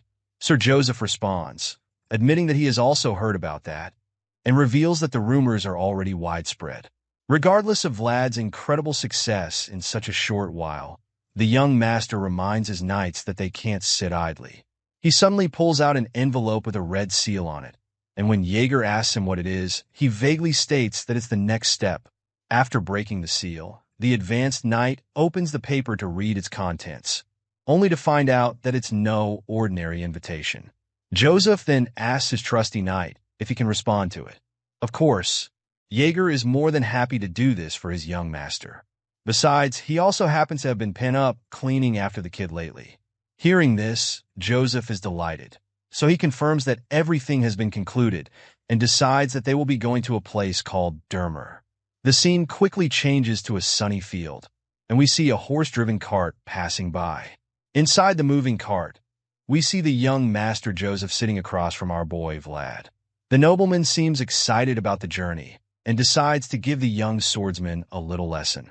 Joseph reveals that Dermer is famous for its lemons and says that it's a city that they should be grateful for, and this is because the northerners barely get to taste fruit. Besides that, the city is also one of the gateways to the central regions, and the young master reveals that this is why the place is so important to the northerners. After hearing this, a curious Vlad asks if that is the reason Sir Jaeger is taking action. In response, Joseph confirms this and reminds the kid that crisis is always an opportunity, especially when it's not their crisis. This so-called crisis is revealed to be the Heinel family succession dispute, and Joseph believes that an invitation from the legitimate heir, which he received, is basically a cry for help. After the young master breaks this down, Vlad is left dumbfounded for a bit, and then admits that he finds the world of nobles to be very complicated. Seeing the confusion and exhaustion on the kid's face, Joseph simply summarizes the entire journey and drama as a fight for the land of Dermer in the end. Vlad finally understands this, and is quite baffled that this dispute is actually between family members, who are bound by blood for that matter. Once again, Joseph notices Vlad's reaction to this, so he explains to him that having feuds with those related by blood is a long-standing tradition of nobility. The scene suddenly changes again, and we get to see the rightful heir to the Heinel family, who happens to be a young lady named Alicia. The uncle of this blue-haired girl, Indra Heinel, turns out to be one of her oppositions, as he claims that she was born out of illegitimate relations. Of course, this is a very convenient story to tell the people. After all, he would certainly become the next Baron Heinel if Alicia mysteriously disappeared for any reason. Alicia is the only child of the former Baron Heinel, but now that his throne is empty, her inherent limitations as a woman has weakened whatever rights she had to succeed him. In the end, she had no choice but to prove her innocence through an honorable duel organized by the church. The young master reflects on Alicia's unfortunate story and thinks about how she could be a relative that is distant, but close, and yet not too close at the same time. Joseph thinks back to his roots and admits that his maternal bloodline makes him no more than her eighth cousin. Regardless of how distant the relationship may seem, he's still certain that it's enough to establish some form of kinship between them. As such, Joseph believes that they can take the chance to make the Heinel family indebted to them. And as he reveals this, he informs Vlad that his father, the Count, is also fully in support of the plan. Hearing all of the complexities involved in noble family politics, Vlad is a bit overwhelmed, but he still acknowledges what an impressive plan it is. As the thought runs through his mind, he sees Sir Jaeger, who's riding a horse beside the cart, and confirms that the knight is certainly honored. Vlad doesn't seem to really see why Sir Jaeger is the one that the head of a family would invite to defend his honor. As our boy just thinks about that, Jaeger suddenly senses something off. He turns to look at the blonde kid through the window and asks him what that insolent look in his eyes is about. Vlad quickly denies doing anything wrong, but the advanced knight just seems to be looking for beef with the kid at this point. He expresses his annoyance that a lowly vassal like Vlad would dare to ride the carriage comfortably while the knight he's serving is riding a horse. Hearing this, our boy seems to be feeling embarrassed about it, so just admits that he has nothing to say for himself. The angry knight just responds, saying that he was finally ready to go around with pride when he heard that the blonde swordsman crushed the other vassals. But now, seeing that the kid can't even ride a horse, Jaeger is beyond disappointed, and he's furious because he feels that he's just been wasting his time teaching a moron. The advanced knight is so pissed off that he continues to lash out at the kid from the outside, and even when our boy moves away from the window, he can still hear the loud scolding. As ashamed as he probably is, he just consoles himself by saying that he'll probably be able to ride an expensive horse. However, Jaeger doesn't seem to think that argument even makes sense. He quickly stomps on that idea, claiming that he's the one who should even ride an expensive horse, because he's more of a noble than the kid from the back alley. Jaeger screams this loud enough for it to sink into Vlad's head, but when he's done yelling, our boy suddenly starts to feel something strange happening to him. It's coming from inside his armor, and he wonders if something is wrong with him, because his heart has been beating like crazy over the last few days. The confused swordsman places his hand on his chest and begins to wonder if it's a result of all the nagging. He quickly concludes that it wouldn't be much of a surprise if that's the case. In front of him, Sir Joseph won't stop talking, and to his side, Jaeger nags at him every chance he gets. However, as much as he would have preferred this first theory to be the real reason for the sudden sensation, he quickly finds out that it's actually an earthquake. Just then, the vibrations start to get even stronger, and the other knights outside confirm that the ground is rumbling. Jaeger realizes this as well, and when he notices the panic around him, he suddenly instructs everyone traveling to stop moving. He yells for them to get off their horses, and while they're struggling to do this with the powerful vibration, the force throws some of them off. Vlad quickly tells the young master to get out of the carriage before he can get hurt, and it's safe to say Joseph didn't expect that. After Vlad saves him, he tells the kid that his sincerity is admirable, but tells him not to panic too much. This just confuses our boy, but before he can dwell on it, the other knights sigh in relief, seeing that the powerful earth tremor has passed. Vlad is a bit excited and reveals that this is the first time he's experiencing an earthquake, but that's when Joseph breaks it to him. The young master informs him that it wasn't an earthquake, and then urges him to look at the trail of damage left behind. Truly, it looks nothing like an earthquake, but appears to be some kind of giant mole at work. Although our guess was pretty close, Joseph reveals that it's actually a giant death worm. He claims that the creature is a remnant of the fallen dragon, and our boy finds this news very intriguing. In fact, he's delighted to hear this because a smile forms on his face as he admits that it sounds awesome to him. Soon, they arrive at the Heinel family's soul city, Dermer, a very large settlement with huge fences and pillars keeping it separated from the outside world. When their carriage enters the city, they all get off at the Heinel estate, and that's when Sir Joseph tells Vlad that he's free to move as he likes henceforth. Hearing this, our boy is quite surprised that the young master wants to allow him to roam the city all by himself. After Vlad expresses his confusion, Sir Joseph simply tells him that he can take Goth along with him if he wants. But the main thing he hammers on is that he should travel as freely as he likes and make sure that he sees as many things as possible. Even though the young master has already said this twice, the young swordsman is still extremely suspicious about the fact that they really said he can move freely. Bro is still not sure he can do that, and when Joseph sees his strange reaction, he asks if he's not satisfied with it.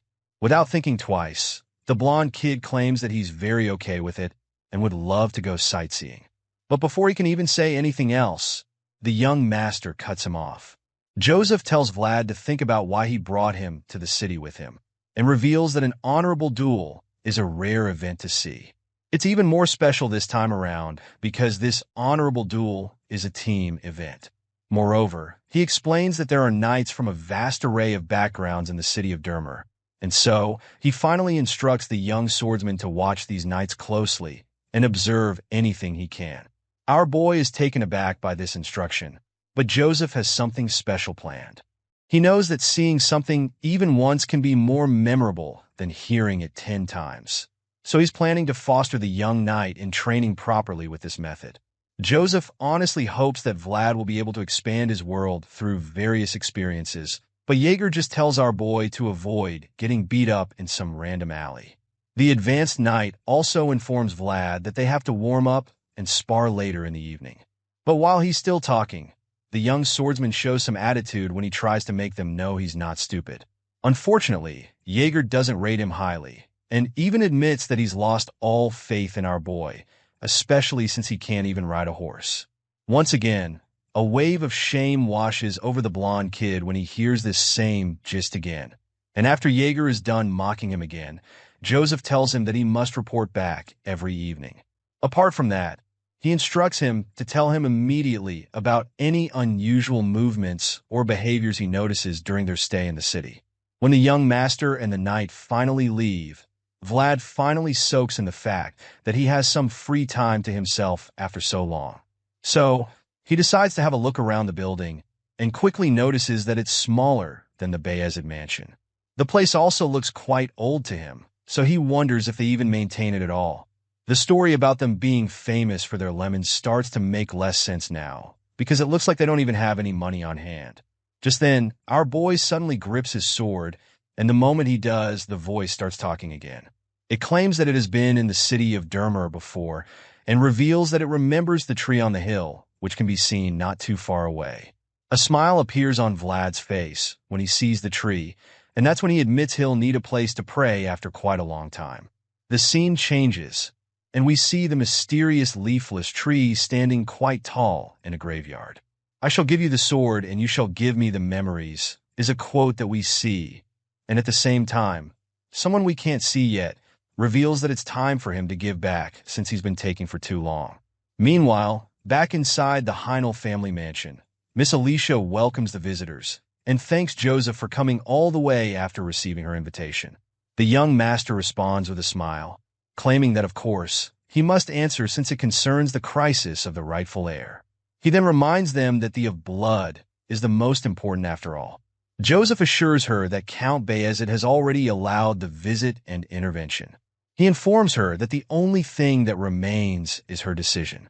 In response, the young lady reveals that she has already made up her mind, and then tells him that everything will be done according to the Count's wishes. However, this is only if she comes out victorious in this honorable duel that will decide her fate in the future of the Heinel family. Hearing this, young Master Joseph assures Alicia that she has nothing to worry about, and then adds that this is because Bayezid's sword has always promised victory.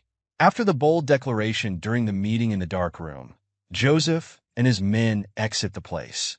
On the way out, the other knight comments that they shouldn't take Alicia lightly, and Joseph admits that her temperament as a matriarch was very visible. He can see that she's properly holding herself together, and recalls how she kept the upper hand throughout their meeting. Regardless, Joseph confidently tells his men that their plan will remain the same. Looks like a team fight tournament is about to start soon, and it has Alicia's future on the line. As we resume the story, and we see our armor-clad hero standing in a graveyard and staring at some of the headstones there. His thoughts trail off, and he thinks about how all that remains are memories. Maybe that is why humans are so obsessed with leaving traces behind. It makes sense since looking back at these traces as scars can make the memories of that day come to mind. Vlad stares longingly at one of the graves and wishes that he could do something like this for his mom as well. Seeing some of the wilted leaves that are on it, he starts to think that the place isn't being looked after well enough. So, he decides to clean it a bit by wiping away the dead leaves on it. He suddenly stops, however, when he thinks that the sword might want to say something about his action. He reminds the blade that it's just common courtesy to greet the owners of the land, but the voice from the sword denies saying anything. However, Vlad already knows what he has in mind, so he just unsheathes the blade and allows the sword to look at the grave to its heart's content. After all, he didn't even go to see the knights, he was supposed to just so he could visit the graveyard. In response, the voice from the sword thanks him, confirming that he wanted to see it all this while. Our boy kneels before the graves and bows his head with the sword planted in the earth. He stays in this position for a while, and suddenly a spirit appears behind him.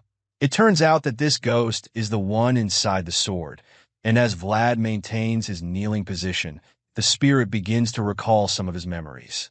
He remembers that the tree in the cemetery was smaller back then, and he starts to wonder when it was that he saw it last.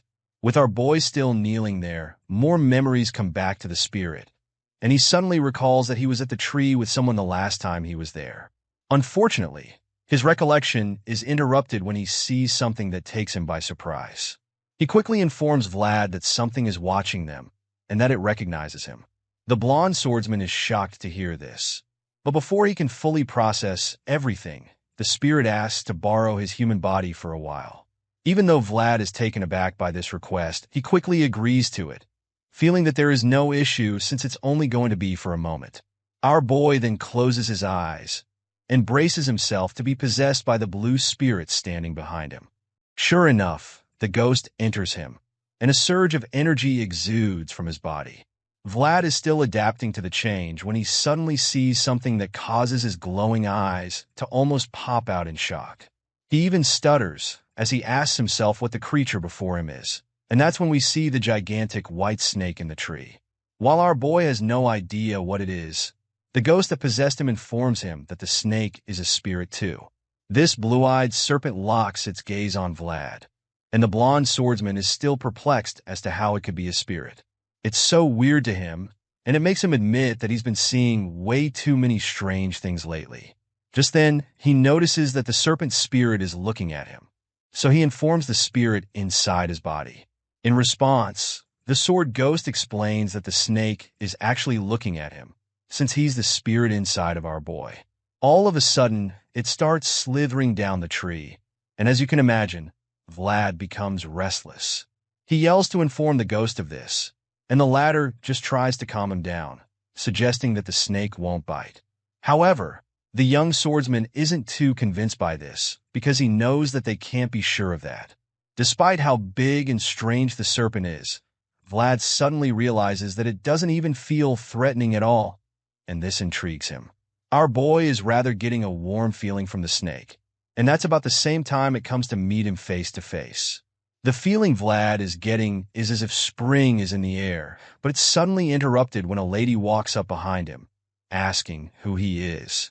Hearing the stranger's voice, our boy is startled, and the snake's spirit slowly vanishes. The lady asks him how he got to the place, and Vlad is just dumbfounded. This gets her upset, so she angrily tells him that no one aside from the Heinel family members is allowed in the graveyard. From her outfit and utensils, she appears to be a worker in the Heinel family estate, so it explains why she's looking so stern and pissed by his intrusion.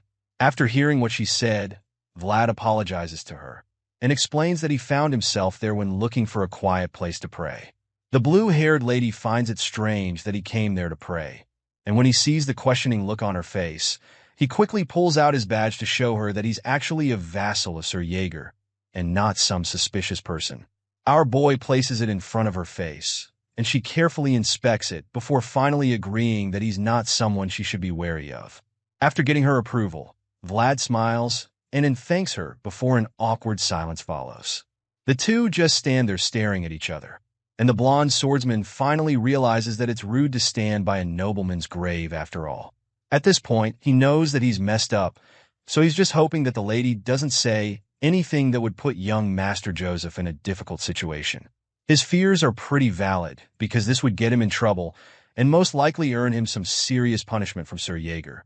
So he decides that he has to tell her something that would stop her from talking about their little encounter to anyone. When no other clever ideas come to mind, the young knight in training suddenly asks her if he can be of help to her. And of course, this takes her by surprise because she literally just met the guy. She's still in a daze when he asks her if she's a maid, and if she's here to tend to the grave. Once again, this catches her off guard, and before she can even respond, he tells her that he actually cleaned it up a little before she arrived.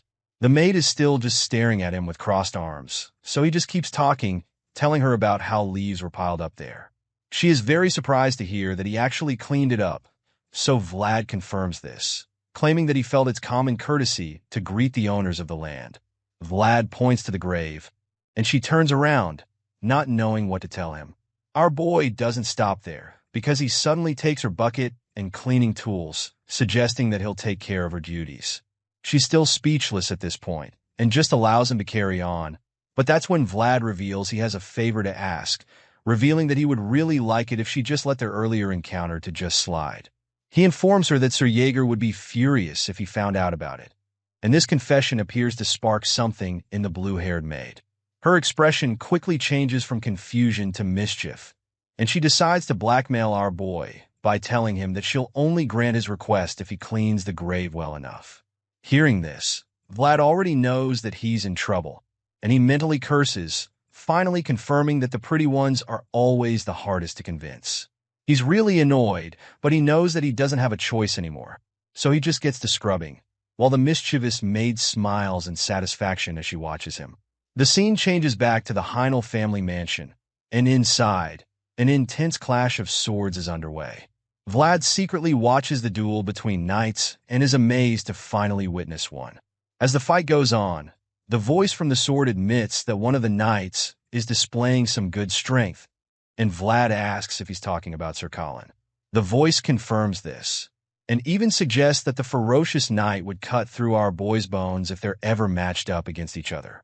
The blonde swordsman doesn't even protest, and just admits that Colin is indeed strong. He's so amazed that he finally realizes why the brute knight is called the Dirty Boar of the Midlands. Regardless of this, Vlad reveals that he finds the other knight, Sir Pablo, to be more impressive. The voice agrees with him, adding that he has excellent shield techniques and is seasoned enough to parry most attacks. The curious kid keeps watching and can't believe that a warm-up sparring session before the main event can be this intense. It's pretty overwhelming to him, and he starts to wonder if one really has to be that good to be a knight. The voice reminds him that not all knights are amazing by pointing out how Sir Vorden is also considered a knight. Hearing this, Vlad agrees and accepts the fact that not all knights are the same. Still watching the duel intently, our boy starts to think he finally understands things, even though he didn't know them back when he was in Sora. He feels that he now understands what his place in the vast world is, and sighs in exhaustion, knowing that he still has a long way to go on this journey. The day of the duel finally arrives, and we see someone helping another knight tighten his armor. It turns out that it's Vlad who's helping Sir Jaeger with this armor, and the advanced knight just orders him to tighten it more firmly. He obeys the instruction without hesitation, but his mind trails off as he turns to look at the reason for their visit in the first place. It's a mean-looking blue-haired man, and Vlad is surprised to learn that he's Indrahil, the one trying to take away his niece's claim to the throne. Our boy is drawn out of his thoughts when Sir Jaeger tells him to keep his eyes open for the fight, because after all, it's not every day he'll get to witness a genuine duel between knights. Before Jaeger leaves, he tells Vlad not to fret about what happened the previous day. And even though the knight doesn't know exactly what happened, the kid is still bewildered that he knew he was hiding something.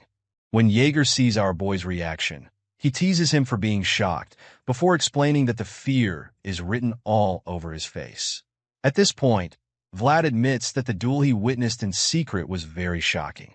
After all, the skill of the knights he watched was literally monstrous and overwhelming. However, Jaeger just states that a child should start by walking, trying to make Vlad understand that he's not ready to run yet. He explains that the higher a person's goal is, the longer their path to walk would be. And even though this isn't sweet news to the young swordsman, he admits that he understands. This moment is interrupted when someone yells out for everyone to show their respects. Vlad sees the princess approaching and identifies her as the Master of Heinel, before realizing that he's not even seen her before. From what he's heard, she's quite young, and the moment she enters the room, Bro realizes that he's fucked up real bad, because it turns out that the so-called maid he met the previous day is actually Princess Alicia Heinel. Vlad almost starts crying at this point, and the voice in his head just tells him to add the crime of insulting a noble to his list of offenses. Hearing this, he can't do anything but curse, since he's already knee-deep in trouble. Alicia is then escorted from the entrance to her throne, and as she walks down the middle, all the knights bow to her. She gets to where Vlad is, and he tries to blend in with the others, but her blue eyes lock in on him, making him terrified because she managed to recognize him. At this point, he can't do anything else than to keep bowing, since the jig is up already. This mischievous princess smiles knowingly until she gets to her throne, where she enters serious ruler mode. After she's seated, the priest appears and says that they can proceed now that the parties of the duel have arrived. He claims that the gods who look over the place shall attest to it, and states that the rising shall be the evidence. We see that the duel with everything on the line is about to go down. It's the battle that would determine Alicia's fate as heir to the throne, making it an honorable yet brutal duel between her side and her uncle's side. You can tell just how intense this battle will be when you see the knights on either side staring each other down. Before the duels begin, we learn that the noble blood is clear blue because it shoulders the responsibilities, duties, and karma that the warm red can't. However, Alicia isn't ready to let her blood run cold yet. Soon after, we see the young princess throwing the towel and yelling in fear to stop a bloody duel between two knights.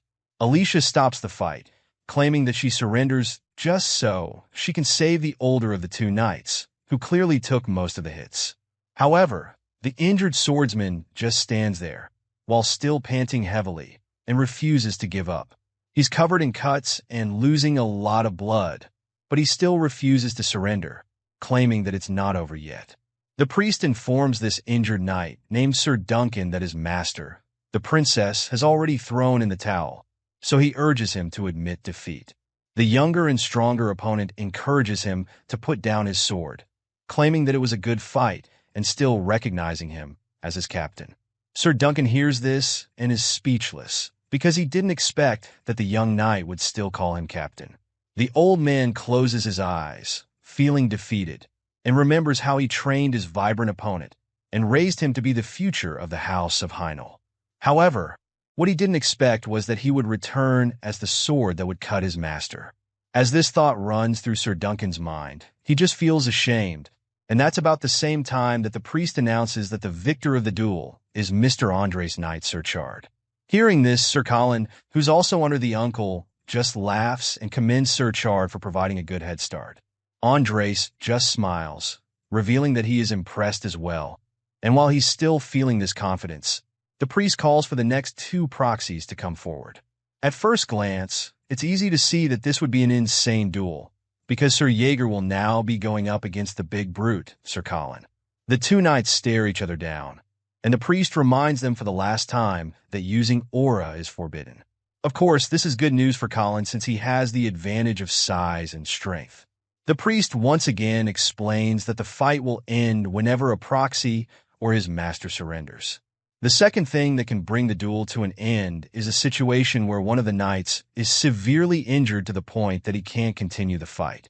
After the rules are announced, Sir Jaeger looks back at his worried vassal, who's watching him closely.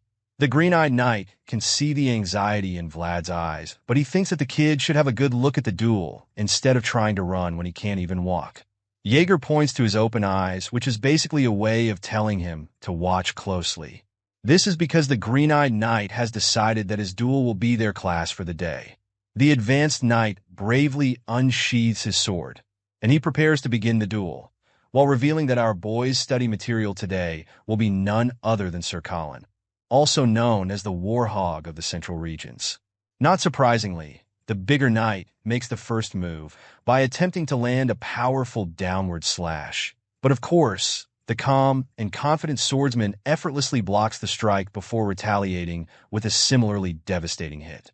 However, Sir Colin is up to the task, and when he sees that Jaeger's strike had only one step difference, he becomes very confident that he can win the duel. So he lifts his blade and prepares to take another mighty swing, this time trying to make it a bit faster and a bit stronger. Unfortunately for him, his skilled opponent casually dodges the first mighty strike, so he tries another one, which just ends with him missing again. Even with one eye, Jaeger can see all of Colin's moves, and it's almost like he can see what the brute is planning to do next.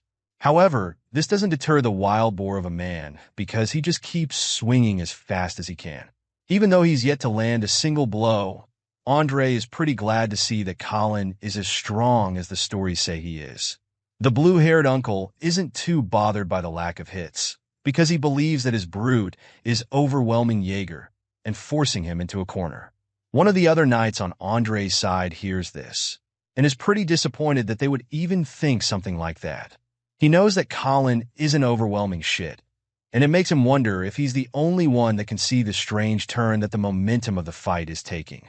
He's even certain that Colin must be feeling it too right now, and sure enough, the killer boar starts to get frustrated, wondering why he still can't reach Jaeger after several attempts.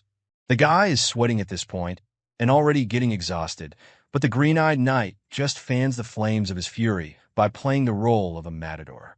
With a cold and fearless look in his eyes, Jaeger says, "Oh," in other words, and this just wakes up the wild boar inside of Colin. The word infuriates him, and he charges at the one-eyed knight, calling him a son of a bitch. Of course, this is all part of Jaeger's plan since he anticipated Colin's uncontrollable outburst. So just when the giant knight tries to land a killing blow on him, he takes a lower position that gives him a perfect opening for the real finishing strike. At this point, the voice tells Vlad to watch carefully, claiming that this is the moment our boy is meant to see very clearly. Colin thinks he's going to finally hit Jaeger, not knowing that he's standing right where the advanced knight wants him to be.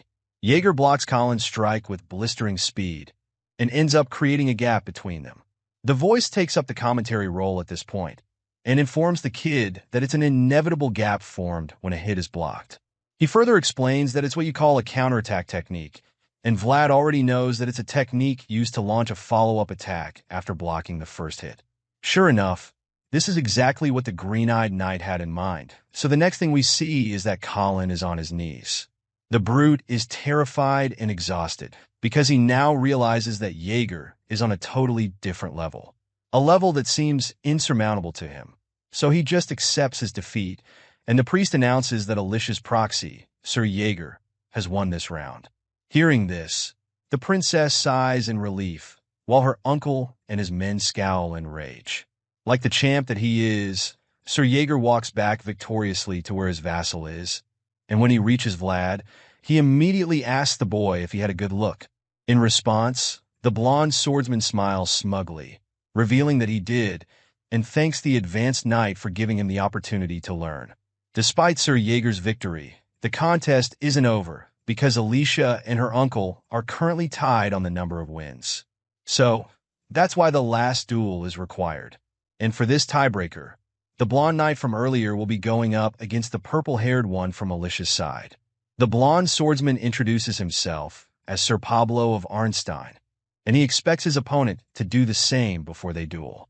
Unfortunately, this purple-haired swordsman isn't the type for such, and he just asks the knight why he's so awkward. To him, there's no need for all that formality since they already know each other. Regardless of the mockery, the blonde guy proves that he's one of those uptight knights by insisting on formality, so the purple-haired knight is forced to finally exchange greetings with the guy, introducing himself as Jew Bird of Shazad. The voice in our boy's head sees Jew Bird and admits that Alicia certainly found a good hand. He says that while Pablo and Colin are on the same level, Jew Bird is way out of their league. In a shocking twist, Jew Bird suddenly turns to face Joseph and Alicia, which confuses them because he should already be fighting on the princess' behalf. The young master is very worried because he has no idea why Jew Bird is bidding them farewell. And before he can even come up with something in his head, the crazy knight just bows before them and ruins everything by announcing his withdrawal from the duel. From Alicia to Jaeger to Vlad, and even Sir Duncan, everyone on the princess side is horrified by the news, especially Joseph, who looks like he's about to chew up this purple-haired traitor and then spit him out. On the other hand, this is exciting news to Under, because he knows that Alicia's withdrawal from the duel automatically brings it to a close. The ambitious uncle asks those in the room to confirm his claim, and Joseph just gets even more furious, because he finally realizes that Under always had 4 cards up his sleeve from the beginning, Jubert being the final and most important one. While the young master is bitterly scowling at the relentless uncle, the old man in question announces that he's the only Heinel, and that he acknowledges this before the gods. Even though it looks like Under has already won, Joseph Bayezid refuses to let it end this way. So he suddenly announces that it's not over yet. With a confident smirk plastered on his face, Under points out that Alicia's proxy withdrew from the duel. He even goes on to taunt the young master, claiming that he understands what he's feeling, before stating once more that the duel is over. However, the young master bluntly responds, saying that the fight can't end until he is convinced. With a very menacing look on his face, he then reveals that the Bayezid family has no intention of just accepting whatever outcome the people decide. Joseph Bayezid refuses to back down and insists that the fight is not over yet. So one of Under's advisors secretly counsels, telling him to at least hear what the young master has to say. The advisor reminds Under that Mr. Joseph Bayezid is a representative of the North, and that since their own knights are subject to the center, things could escalate. He tells Under that a conflict between the North and the center could ensue if things go wrong at this stage, so the blue-haired menace realizes that his advisor is right. At this point, the uncle is pretty confused, so he asks the young master what he should do now. Hearing this, Joseph is relieved a little, but he also knows that the best-case scenario is already out of the picture. So he decides that all he has to do now is avoid the worst-case scenario. Joseph knows that only a sure-shot defeat can bring the next best result, and only after that can they plan for the future. With all of this in mind, the young master responds to Under, asking the ambitious uncle to allow the duel to proceed, and claims that they cannot allow Miss Alicia's reputation to be tainted by a forfeit. Of course, Under instantly asks Joseph if he has someone to stand in for Sir Jubert, and feeling confident that there's no alternative, he agrees to accept the request if there's someone to fight. The blue-haired man knows that Sir Duncan is the only one of Alicia's knights remaining, and there's also an unwritten rule that guests can't bring too many knights. As such, Under is delighted and confident because he believes that there's no way a duel can even take place anymore.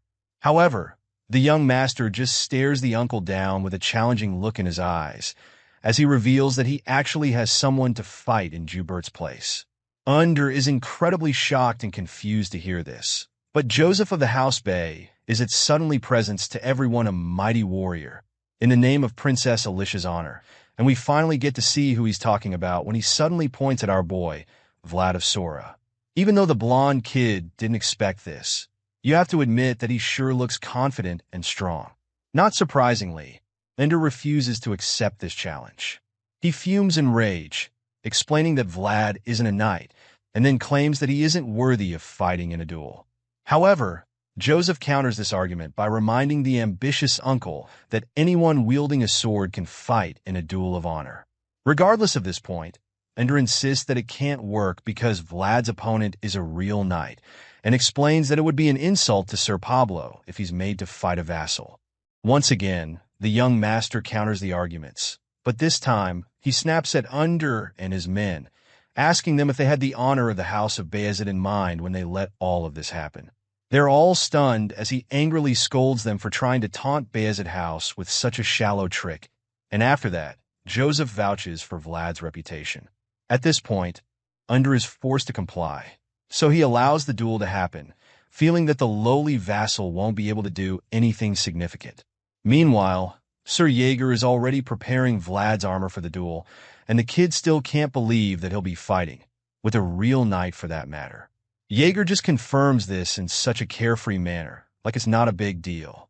Vlad asks to be sure that he won't die in the duel, so Jaeger assures our boy that he'll interfere if the worst comes. Hearing this, Vlad isn't exactly relieved because he knows that the worst is still pretty bad for him, but Jaeger doesn't even say anything in response. Our boy notices the silence and gets pissed at the advanced knight for not saying anything to reassure him. While he's still scowling at Jaeger, the young master suddenly calls out to him before embracing him in a warm hug. As you can imagine, the blonde kid finds this pretty weird, so he gets uncomfortable and tells Joseph that he really doesn't need to do all this PDA. However, while he's trying to say this, he gets interrupted by Joseph whispering in his ear. He tells Vlad to just hang in there for 10 minutes. This might look like a warm and fuzzy hug, but it's all part of Joseph's plan. The young master reveals that he has a plan and has already given Borden the orders. All they need is for our boy to buy them some time. So Vlad asks him if 10 minutes will be enough. In response, Joseph admits that the more the better in this case, so Joseph confirms that he understands the assignment and promises to do his best to help out. The hug finally ends, and as Vlad walks away with a determined look in his eyes, the young master tells him to be careful. Our boy walks up to Princess Alicia's throne and then bows before her. The princess acknowledges him, so he turns to face his opponent, the mighty Sir Pablo Arnstein. The two fighters face each other, and our boy introduces himself as Vlad of Sora as he pulls out his sword, but Pablo just glares at him in response. The knight is so furious that he drops his shield immediately, and then tells our blonde swordsman that he's not even worthy of hearing his name. Pablo calls Vlad an unworthy brat, claiming that the duel was no longer one of honor the moment he arrived. The knight might think like he's the only one who feels insulted, but he has no idea how mad he just made our boy, because Vlad hates it when people talk about worth. The blonde swordsman thinks back to his life in Sora, and wonders why people always hog beautiful and shiny things. Even though he comes from a place of no worth, it doesn't mean that he has any intention of ending up as a nobody. So with this in mind, he wields his sword and boldly asks Pablo what makes him appear lacking.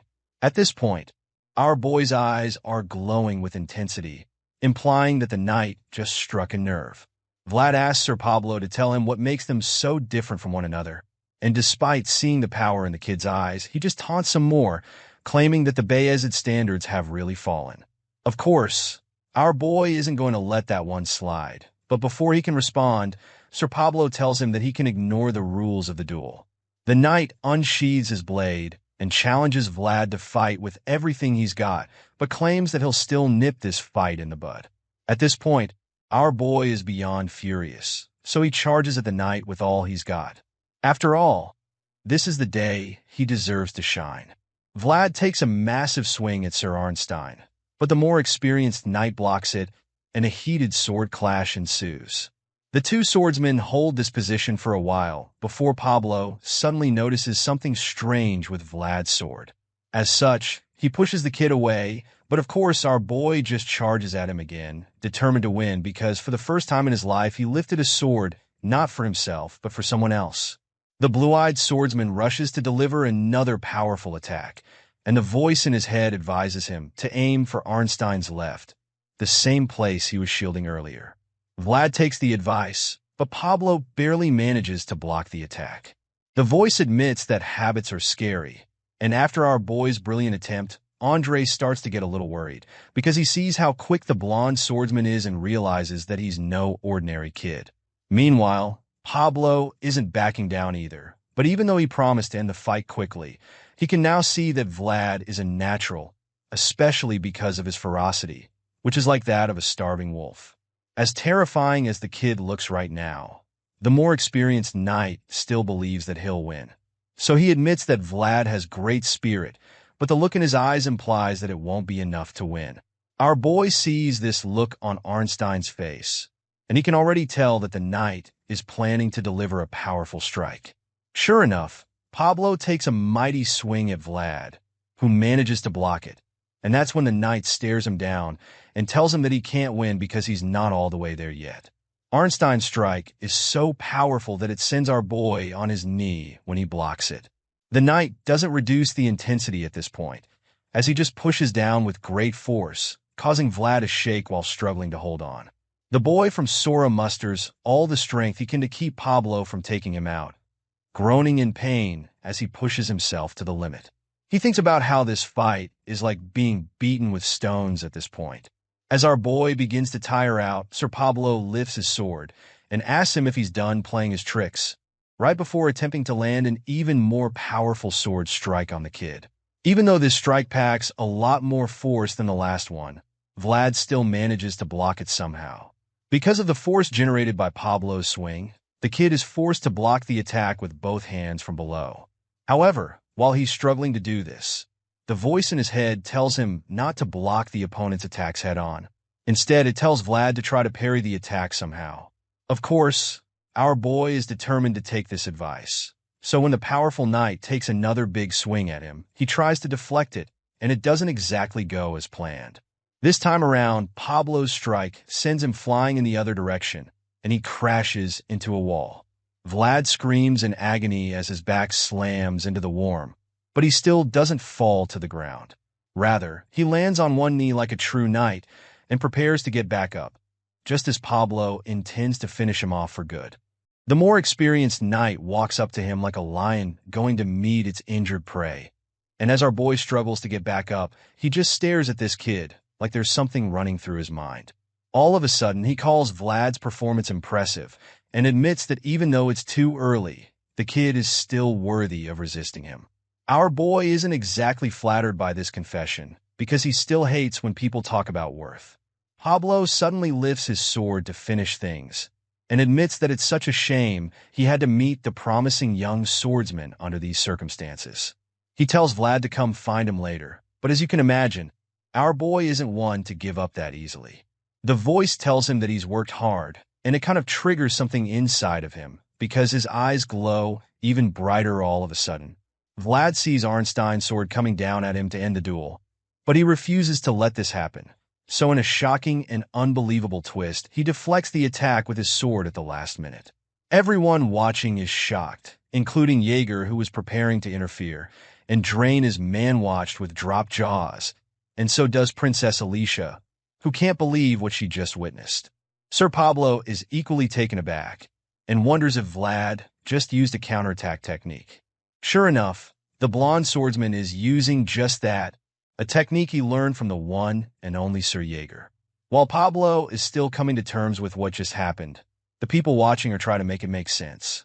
They can't understand how a mere squire managed to stop a seasoned knight's sword strike, so Indrek convinces himself that it must have been a coincidence. He refuses to believe that Vlad meant to do it because he sees the exhausted blonde and concludes that he can't even lift his sword. Truly, our boy is almost completely drained at this point, and we see him panting heavily like someone who's about to collapse. But despite this tiredness, the boy from Sohara isn't one to give up, and from the look in his eyes, you can tell that he's ready to keep going. Sir Pablo overhears the murmurs behind and what Indrek said, but he disagrees in his mind, knowing that there's no way that what Vlad did was a coincidence. The knight believes that it's something outside of the box, and admits that he also has a hard time accepting it. His thoughts are suddenly interrupted when our boy vaguely asks him why. The knight doesn't understand because, as far as he knows, Vlad can't read people's minds, so he expresses his confusion. The blonde swordsman just confuses him some more by asking him why it is only him. At this point, Pablo must be thinking that his opponent has gone crazy, wondering if he lost consciousness or something. Just then, Vlad tiredly mumbles some more gibberish, with his blue eyes slowly shutting. So the knight takes a closer look at him and begins to wonder if the blonde kid is dreaming something inside his memories. We then see how tired the swordsman is, and he indeed looks like someone asleep. We see his dirty shoes in the sand, probably a memory from his childhood in the back alleys of Sohara. He'd always been a boy without rights, but he wanted to be something else. He always longed for shiny things. He wanted abilities and craved opportunities. But most of all, he dreamed of possessing rights. In this flashback scene, the poor blonde boy stands with his dirty shoes in the sand and stares at the special sword hanging on the wall outside a blacksmith. The same sword he had been obsessed with since the first day he saw it. But he could never afford such a rare item. It's such things that made Vlad desire the rights to go somewhere that shines. A place where he wasn't the underprivileged child. And as this memory of Sohara fades away, our boy wakes up from this trance. His eyes widen with determination and anger as he reveals that he wants to be in this shiny place as well. This sudden activation takes Pablo by surprise, because it almost looks like Vlad just woke up from the dead. The knight can already feel that the fight won't be the same anymore, and the look on his face shows that he's no longer as confident as he was a few seconds ago. At this point, a flower is about to bloom, a brilliant flower that no one has ever seen before. And this is when we see the insane aura surrounding our boy, as he gets back up to continue the duel of honor. The next thing we see is the two opponents clashing swords, and this time, Vlad's isn't shaking. And Ran and his men are when they see this, because he can't even fathom what his eyes are seeing. That's when we see our boy's hands covered in blood as he tightens the grip on his sword.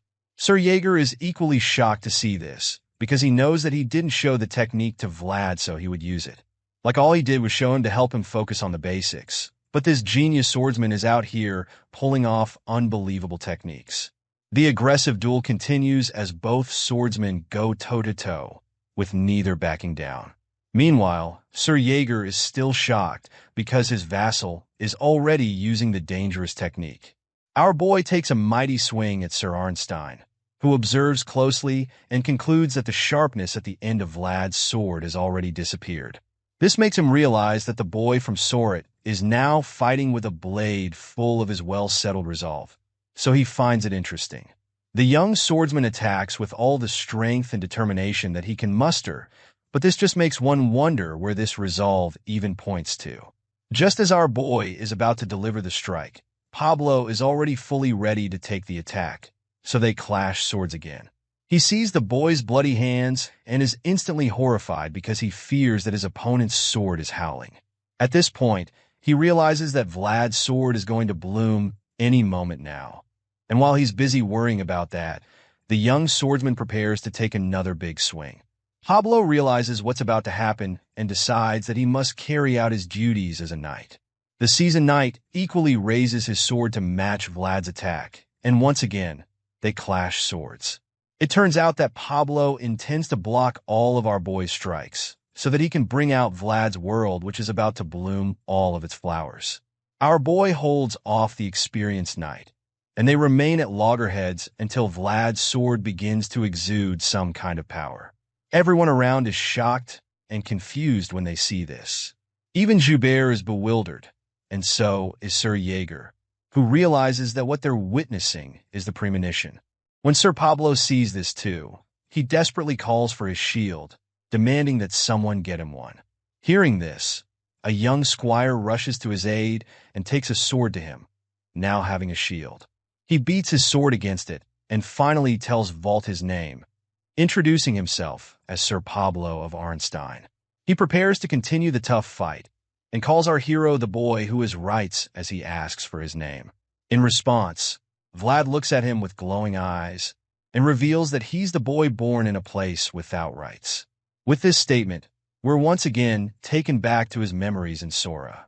We see Vlad leaving footprints in the sand as he walks away from the sword on the wall, but he's not walking aimlessly. He's walking toward the place that shines.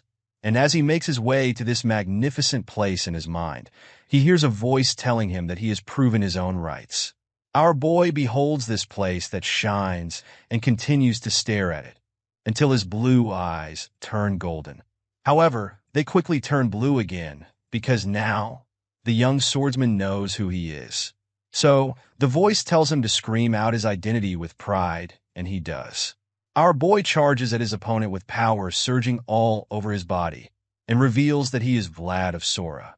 The aura around him shines so brightly that it turns into a blinding light, which everyone around has a hard time looking at. Even Joseph covers his eyes from the light, but Sir Jaeger anxiously watches on to see what happens, the same way Andrew refuses to look away. As menacing as Vlad's aura is, Sir Pablo remains undaunted. Rather than covering his eye to the blinding light, he opens it wide, as it glows with a burning gold color. This power covers him as he challenges the young swordsman to come at him one more time. Sir Pablo of Arnstein urges Vlad of Sora to attack. And of course, our boy goes in to resume the brutal duel. He yells like a warrior and leaps into the air with a terrifying aura surrounding him as he attempts to deliver a sword strike that would end the fight. However, his opponent is very much prepared to take on the hit and braces himself for impact by setting his huge shield in place. Sir Pablo's is equally fierce, as the energy around him makes him look like he's been covered by an inferno. The clash ensues, and the scene turns white for a while. The next thing we see is our boy's bloody hand holding his sword on the ground. Sir Pablo looks at the young swordsman with a smile on his face like a proud father. He sits with Vlad, who's lying unconscious near him, and admits that our boy did very well. Our hero is out like a light, with bruises on his face from the intense clash. But while he sleeps peacefully, Andre takes the opportunity to make some trouble. The troublesome uncle suddenly starts yelling about how Vlad used aura in a duel, which is forbidden. As such, he clamors for the young swordsman to be disqualified for it. But this statement just infuriates Sir Pablo. He's disgusted by the pathetic bastard called Andre. He fixes his gaze on the blue-haired nuisance and is surprised that even after seeing such a beautiful flower, Andre only thinks about the fruit that will bear when the flower falls. Just then, Sir Pablo turns to see Joseph Bayezid and Sir Jaeger walking up to him. They're both aware of what Pablo did during the duel, knowing that he facilitated the blooming of Vlad's flower, so they thank him for acting out his duties as a knight. Hearing this, Sir Pablo explains that he only did what he was supposed to, and admits that it was an honorable moment helping Vlad bloom as well. After that little exchange, the young master turns to the priest there and asks him to confirm if Vlad actually used aura. The priest claims that it's correct, revealing that it was indeed aura. Hearing this, Joseph then asks the priest to pick out which is the higher concept between the divine rules of a duel and the swordmaster's code. The priest is caught off guard by this question and almost looks like he just saw a ghost. It turns out that the swordmaster is a title that has been possessed by only one person in the history of mankind. There is a code attached to this honorable title, and Joseph reveals that code is both honor and duty, adding that it is also related to royal authority. After explaining this, the young master turns to the blue-haired uncle and his men. He addresses Indra Heinel and tells him that rule and code are butting against each other. So, he asks the uncle to choose if honor comes first or if duty takes priority. He explains that no one there can say either of the two comes first, and as such, he believes that what happened must be reported to the Holy See in the royal palace. After explaining this, the young master concludes that the result of the duel will be postponed until they have a definite answer from there.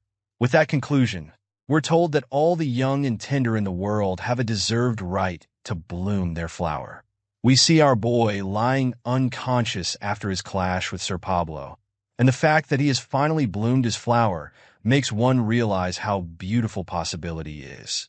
The voice says that all the young who can express themselves as their own world are precious, so he tells all his knights that they must dutifully protect those moments. He tells all those who raise their honorable swords to vow by his name that they will carry out their duties.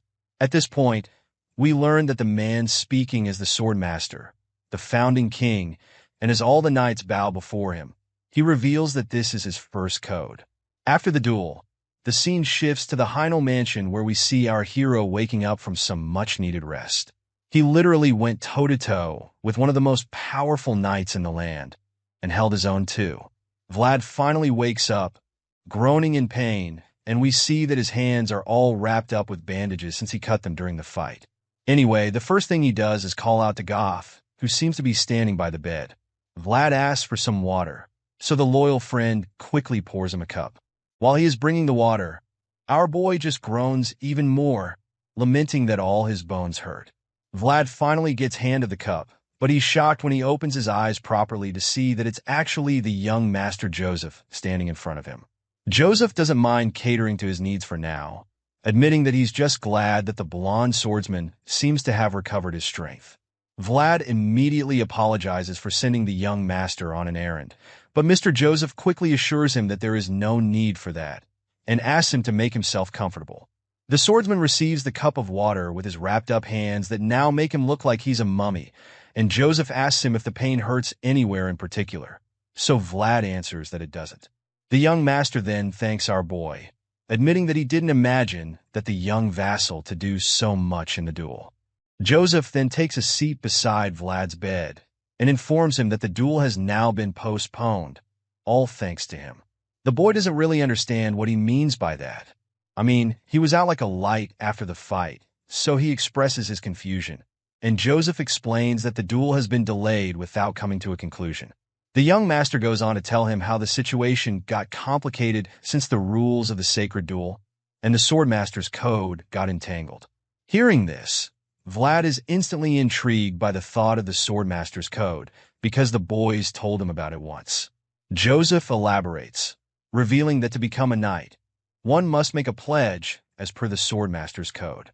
He even tells Vlad that a day would come when he will make that pledge if things go well for him.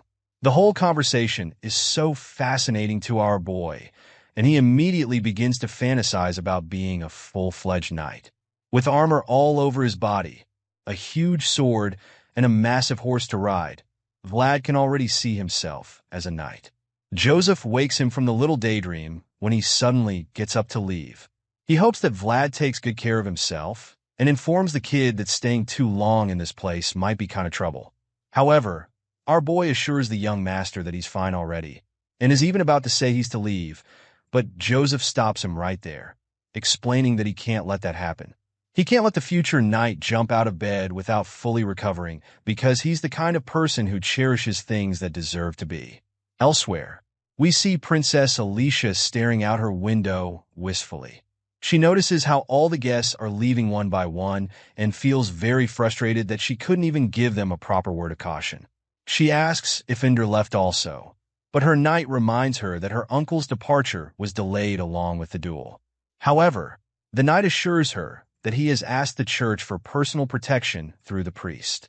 Hearing this, Alicia just gets more upset, especially because she now has to see all those who tried to push her to her downfall leave in peace. She claims that it feels like her heart is being crushed, but while she's expressing her sadness, the knight assures her that there will be time for revenge later. The old knight tells her that these difficult times require her to toughen up, and then reminds her that it's important she establishes complete control over time. Sure enough, the determined princess admits that she has to do just that. She suddenly asks him how the lemon harvest is going, and unfortunately, he informs her that it's not so good. Alicia is worried that production keeps falling, so she asks if they should switch to planting more barley instead. However, Sir Duncan suggests that they just wait and see, explaining they can't just change the industrial structure so easily.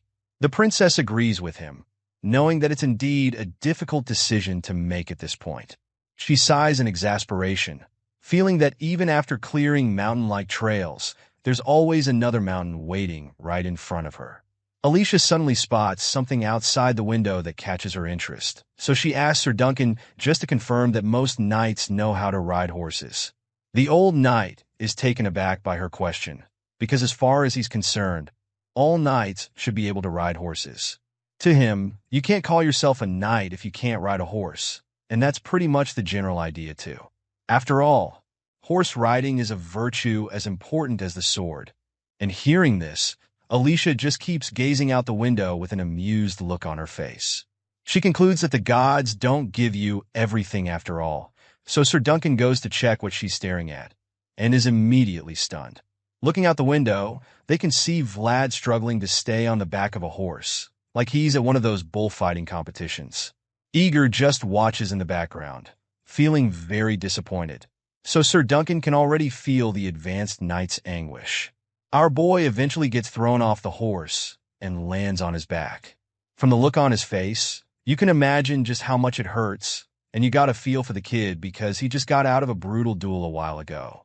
Vlad takes a breather while rubbing his back in agony, but Eager just reminds him that he said he could ride an expensive horse.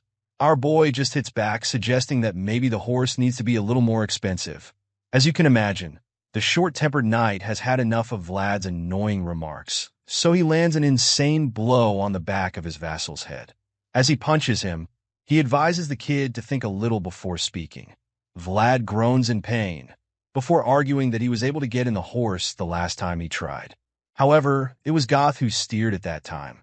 While our boy is trying to explain this, his loyal friend Goth chimes in to defend him, claiming that he actually got on the horse.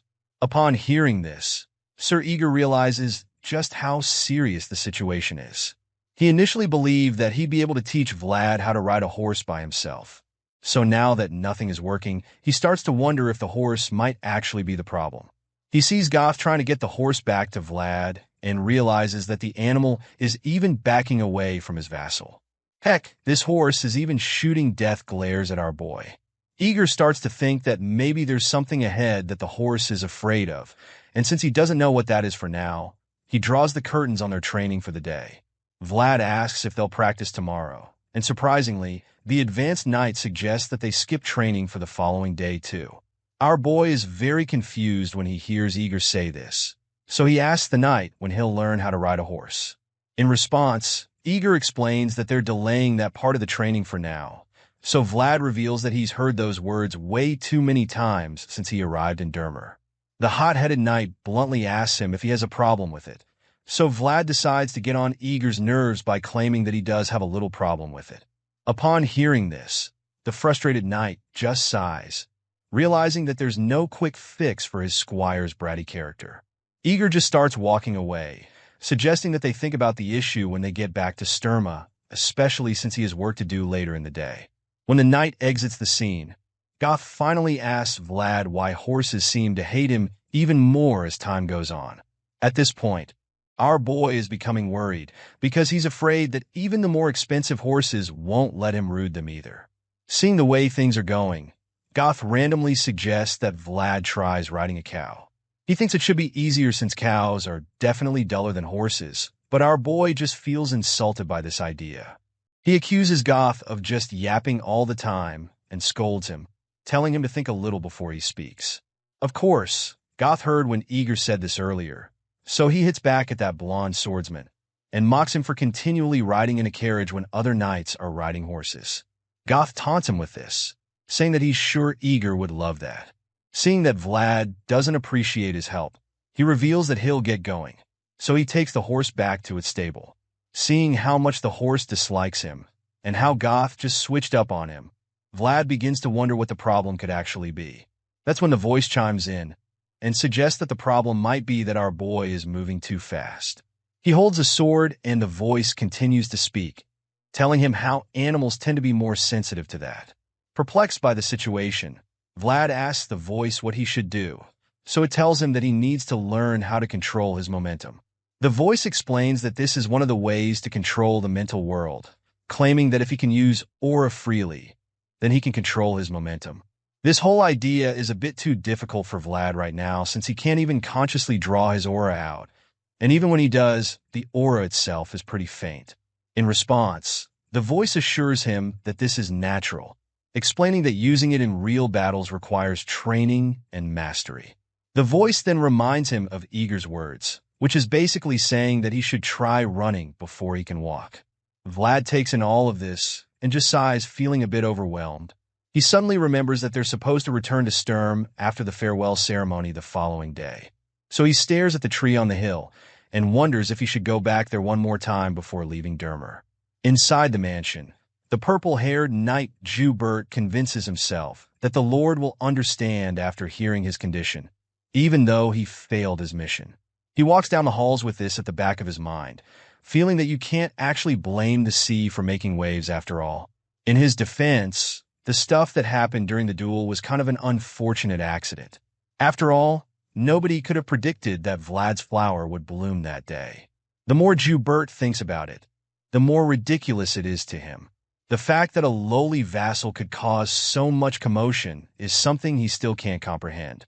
All of a sudden, his stroll is interrupted when Eager holds a sword at his neck. Joubert claims that it's a pretty aggressive hello and assures the advanced knight that he didn't have to go this far. Joubert's eyes glint with mischief, so Eager is convinced that he actually has to go this far. The purple-haired knight asks him how long he waited there, wondering if he doesn't have anything else to do, so Eager informs him that today is his day off. Joubert suggests that what he's doing is a waste of his day, so the one-eyed knight retorts, claiming that he has to catch up on delayed work on his day off. The mischievous knight calmly stands there and admits that he understands why Eager is so upset. But then again, he claims that he had no other choice, so the advanced knight taunts him, calling their encounter a coincidence because he also doesn't have much of a choice right now. All of a sudden, Joubert uses his finger to slowly push Eager's sword away, claiming that the situation must be really upsetting. He then reminds Eager that they have the same job, so he expects him to understand this at least. But the green-eyed knight reveals that he's just following orders, because if the master tells him to bark, then he has to bark. The two knights suddenly begin to draw out their aura. Joubert's eyes begin to glow, and the same happens with Eager, and they both stand each other off. The cunning knight tries to intimidate Eager, but Bro doesn't back down, so Joubert takes the hint and stops using his aura. He raises his arms in surrender when he sees that Mr. Eyepatch means business, and then claims that Eager's warning is enough. Even though Joubert just surrendered, the advanced knight doesn't move the sword away from his neck, so he decides to use his words. The purple-haired guy suddenly talks about how wrong it is that people call them swordsmen.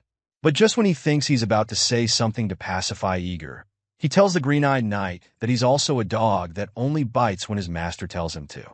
With a very condescending look in his eyes, he tells Eager to enjoy his day off if he's done barking. He's confident that the knight won't hurt him, because he knows that the slightest amount of bloodshed would be a declaration of war against the Shazer family. However, before he can even finish this sentence, Eager punches him right in the face, knocking him to the floor in the process. Joubert groans as he hits the floor, while the green-eyed knight just taunts him, claiming that one little bite is fine since his lord is a nice man. He says this, and then charges at Joubert again. The crafty knight tries to mock him, asking if the punch to the face is enough for him, but Eager just delivers another deadly punch. This time, he goes straight for his guts as he reveals that he's not yet done beating him. At this point, Joubert is struggling to breathe. She falls to the ground again and begins to cough uncontrollably. Eager tells Joubert that he expects him to understand why he's doing this, since they're in the same industry after all. The crafty knight eventually gets back up and finally admits that this beating should be enough for him. Hearing this, the advanced knight admits that he hopes they can meet again, especially since he can't make him pay completely for mocking Joseph while they're still in the Heidel mansion. Joubert slowly gets back on his feet, holding his belly, and boldly agrees that they'll meet again sooner or later. He says this because he knows that the Empire is falling apart, and this means that people will band together even if they don't want to, so the chances of meeting again are pretty high. The mischievous knight limos away from Eager and just waves him goodbye, saying they'll see each other soon. Hearing this, the advanced knight just agrees, thinking about how that time is surely coming. The time when the sword will be needed more than ever, and a time when their lands will be ravaged by war and death. Meanwhile, outside the mansion, we see that our boy has returned to the tree in the graveyard. He stands before the tree and claims that the spirit they met the last time seemed like an old friend. So he suggests that the voice in his head tries talking to it again. In response, the voice admits that he honestly can't believe that the snake recognized him. He was also very shocked.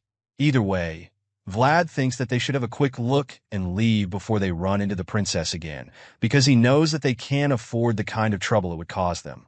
Vlad quickly kneels before the tree and plants the sword in the ground like he did the last time, as he prepares to let the voice take over his body again.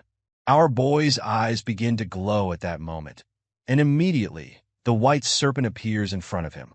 He's taken aback by how fast it was, and even more startled by how close the snake is to his face.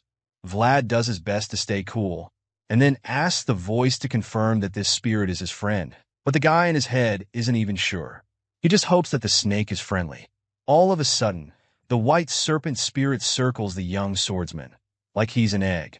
As you'd expect, he's not really comfortable with this, but he just tries to assume that this gesture is the snake's way of greeting him. The voice also believes that he should be correct, so while they're still speculating, the blue-eyed snake stops and stares right into Vlad's eyes. It gazes at him, and then squints.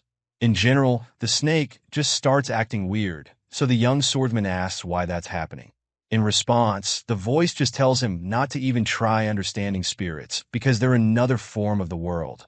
The snake keeps acting strangely, shaking its head all over the place, and the voice tells him that the feeble soul of a mortal cannot understand all that encompasses the world, and this is pretty obvious at this point. The glowing snake suddenly starts to go higher and begins some weird dance ritual, which causes the grasses and the tree to also start glowing. Even the air is suddenly filled with a strange energy, and when Vlad feels it, he realizes that it's actually warm. This is all very confusing to him, but then he suddenly realizes something. The energy surrounds him, and he suddenly begins to understand exactly what it is. Even the voice realizes what's happening, and admits that he's surprised because he didn't expect to see a forgotten enigma there. It turns out that this is the spirit's blessing, and the voice confirms it, as the glowing snake maintains its focus on the young boy from Sora. After that magical experience, the scene shifts and we see Mr. Joseph leaving with his people. Before they depart, they go to see Princess Alicia, who admits that she's very embarrassed to see them off in this manner. She wishes that she could have held a huge banquet for them, and she expresses this feeling, but Joseph assures her that her intentions are enough for him and his people.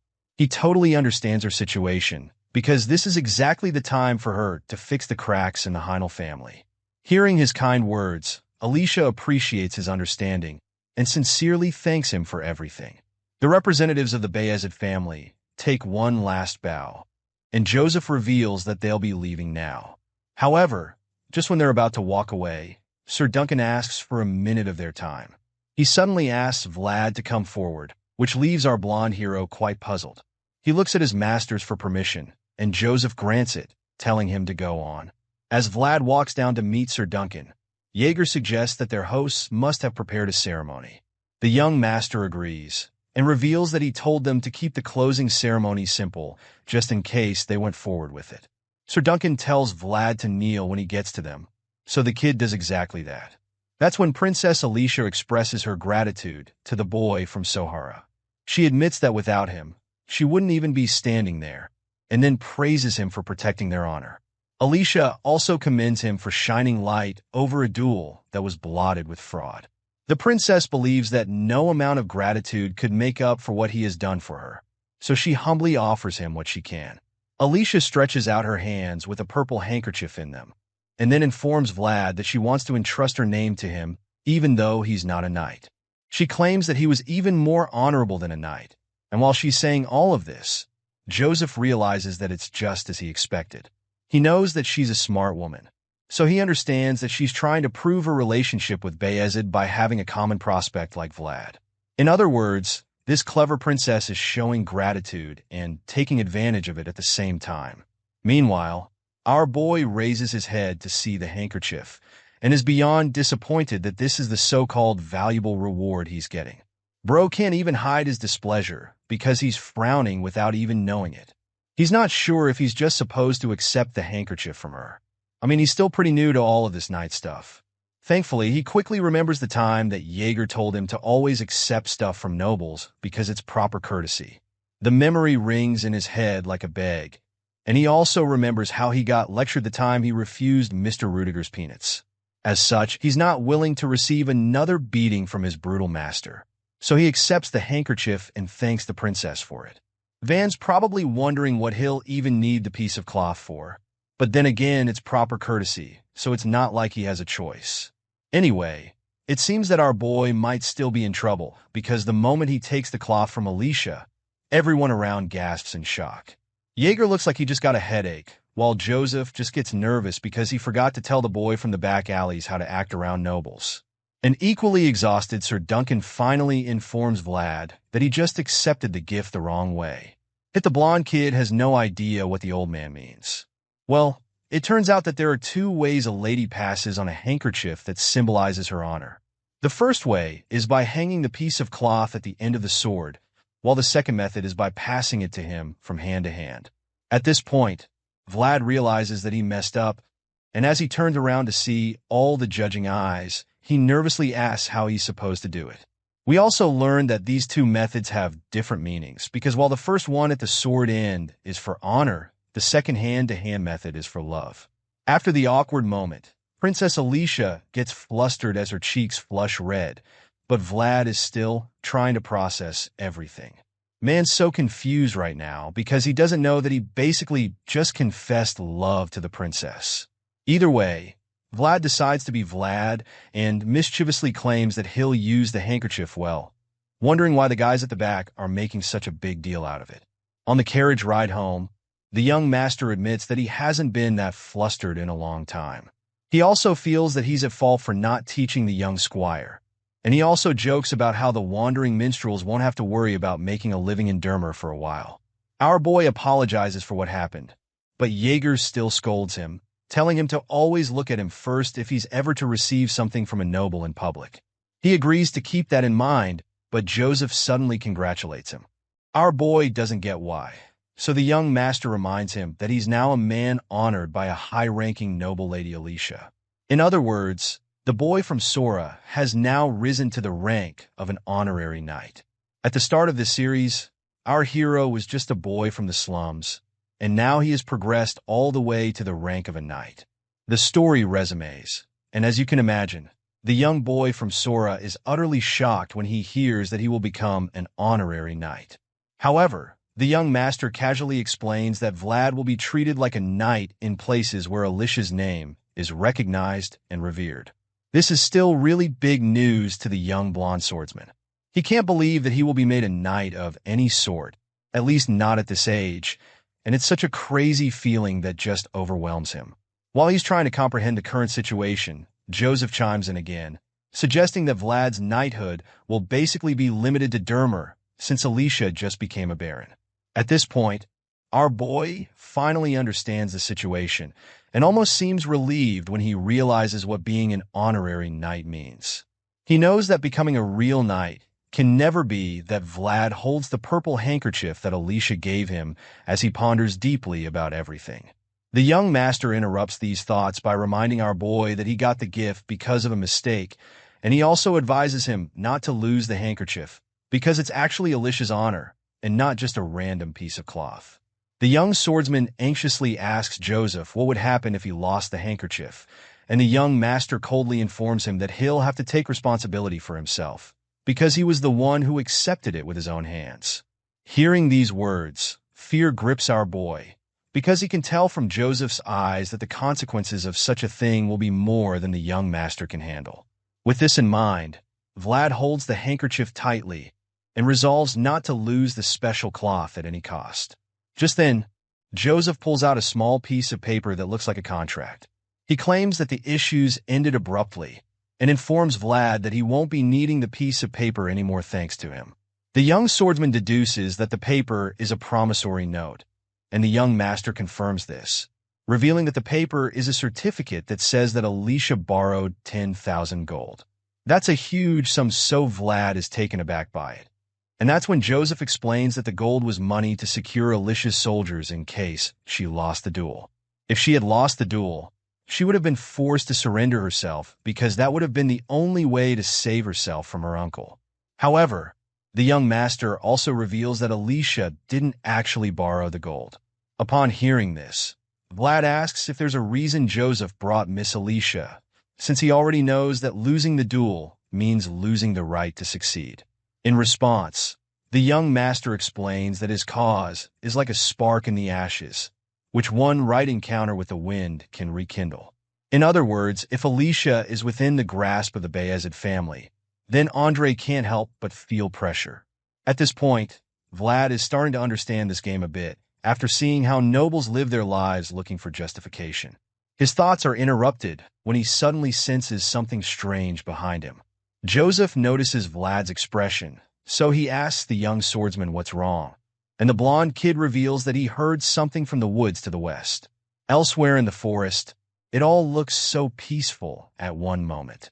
But then all of a sudden, huge dust clouds erupt in the horizon, and that's when we see the army of horse riders coming toward Joseph's convoy. Vlad sees this through the window and is immediately horrified by the army of bandits headed their way. Our boy quickly raises the alarm to inform the others and pulls out his to prepare for the imminent battle. However, just when he's about to lift his sword for the fight, Joseph stops him and quietly tells him to put his blade away. Vlad is pretty confused, but the young master just wears a smug look on his face and assures the kid that he made preparations for this even before the duel started. In a surprising twist, it turns out that the bandits weren't actually coming to fight or rob the young master's convoy, because the next thing we see is that they're bowing to Joseph. Their white-haired leader of the bandits informs the young master that they ran a bit late because they were trying to collect the fair price for something. The scar-faced dude remains on his knee and presents Joseph with a bloody sack. Seeing this, the young master asks if that sack is what he requested because he knows that he ended up asking for something else. Joseph tells the guy that he did a good job and asks him to stand up. The scar-faced bandit leader gets up and immediately spots Vlad standing near the young master. The man wonders if he's the young vassal who received Lady Alicia's honor by hand. Apparently, word about what happened has already spread all over the land. And when he says this, Joseph simply confirms it. The young master is surprised that the news spread so fast, but he tells the bandit leader that he can adore the blonde swordsman later. Our boy gets nervous just looking at the scary bandit's face, and it gets even more frightening when the white-haired stranger somewhat glares at him. Vlad becomes pretty terrified when he sees this. He realizes that the aura he senses from the guy is nothing like what he felt from instead. What he can sense is similar to the smell of danger that the back alleys of Sora reeked of. With this in mind, Vlad feels like his instincts are telling him that the scar-faced man is not one to be trifled with. Joseph suddenly asks the bandit leader to follow the convoy if he's coming back to Sturma, but the scary guy politely declines, claiming that he and his men have to get back a bit quicker. After all, they're using horses. Joseph is a bit disappointed, but he lets them go and thanks the leader for his services once again. In response, the guy claims that he was merely loyal to his duty as Bayezid's hidden sword, which is most likely just a fancy name for an assassin. Hearing this strange title for the first time, Vlad is a little confused and quite frightened, so he starts to wonder who the hell these people are, because it's pretty obvious now that they're not your regular bandits. Besides that, he's also really curious about what's in that bloody sack they brought with them. The young master turns around and notices Vlad looking at it, so he asks the kid if he wants to know what the sack is. The young swordsman immediately admits that he is a little, so Joseph vaguely tells him that it contains the world of nobles, which is the world of the cold, brutal, and unforgiving. We get an idea of what's inside, even though it was already kind of obvious with the bloodstains on the back. Back at home, Joseph's father reveals that a group of pilgrims is passing through Sturma, so he asks his advisor if he should greet them.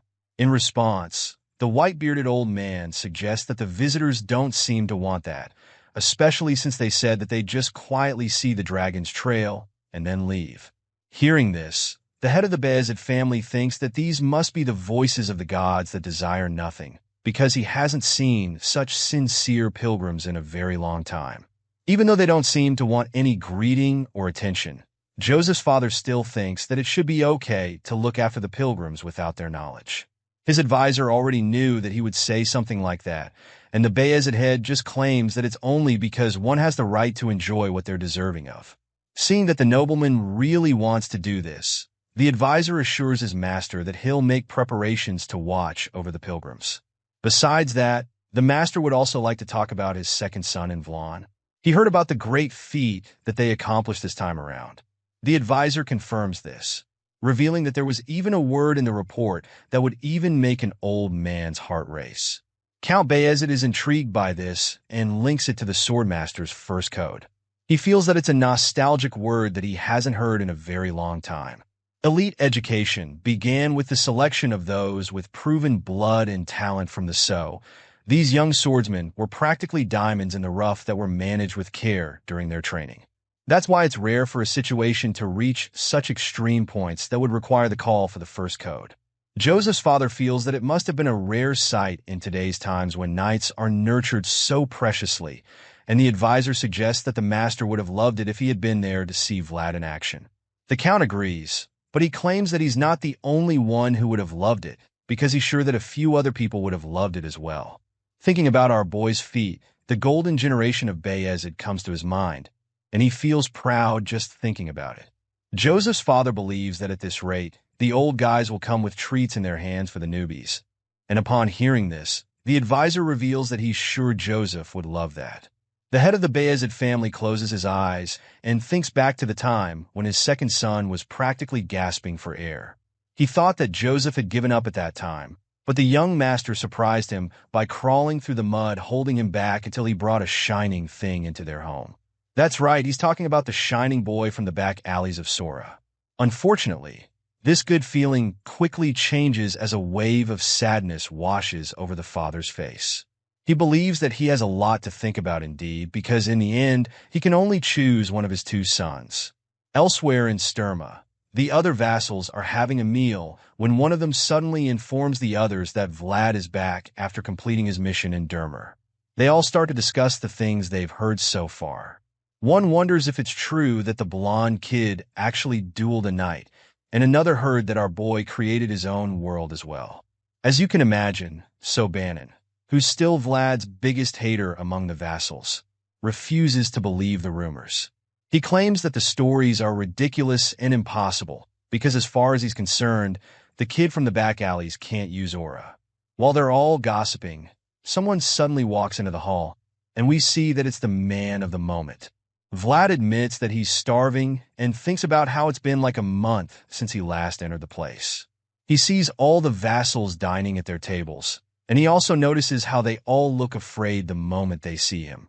They quietly turn back to their meals. And this makes Vlad realize that it doesn't matter if someone comes from a high or low status family. Whether the gap in status between them is big or small doesn't matter anymore because the children's alley fight is over. And this is all because of the appearance of that one person who trod in a different world from the rest. The next thing we see is a plate of sausages being devoured by our favorite blonde swordsman.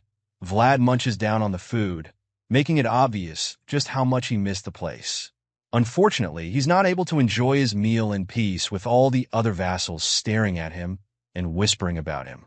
It's starting to get on his nerves because it's becoming too uncomfortable to deal with while eating. When he says this, the fat kid eating next to him informs him that it's going to be like this for a while, especially since everyone here roughly knows what happened in Dermer. Vlad causally locks his finger as he realizes just how quickly the rumors spread. The vassal is pretty much our boy's only friend in the place.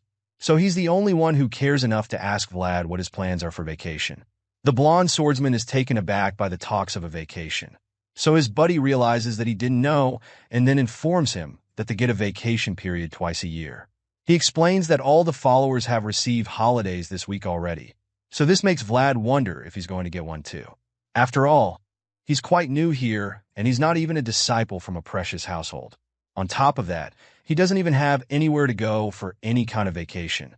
Upon hearing this, the chubby kid's face lights up, and he doesn't even hesitate to invite Vlad to his family home for the vacation. It obviously won't be a problem, because his dad is the one officially inviting Vlad to the house. The kid nervously admits that he's never actually taken a friend to his place before, and Vlad can already tell that he had no success on previous attempts. At this point, his determination to convince Vlad increases, so he assures our boy that the serving part for guests is done properly at his house. He claims that they even provide unlimited freshly roasted meat. The offer sounds good, but Vlad still has to think about it to know if it's worth coming over. Seeing the hesitation, the chubby vassal suddenly remembers that Vlad once said he was looking for horses. He reminds our boy how he once revealed what his household does. As such, he explains that his family can arrange horses from anywhere near this area. And of course, this finally catches Vlad's attention. He's intrigued, but then the kid reveals that they even have some horses that have better pedigree than Jaeger's horse. In other words, they have more expensive horses, and upon hearing this, our boy immediately agrees to spend the vacation at the guy's place. Vlad is a bit too serious about it, but the fat kid is just happy that he gets to have a friend over at his place for the holidays. Later that afternoon, we see Sir Jaeger beating the shit out of our boy in the name of intense training. The advanced knight casually uses his sword to slap Vlad in the face during their sparring session. But of course, the relentless swordsman doesn't go down that easily. From the look on Vlad's face, you can tell that the pain is taking a toll on him, and Jaeger notices this. So when the kid tries to attack, he counters it and tells Vlad to focus. The green-eyed knight is literally playing right now.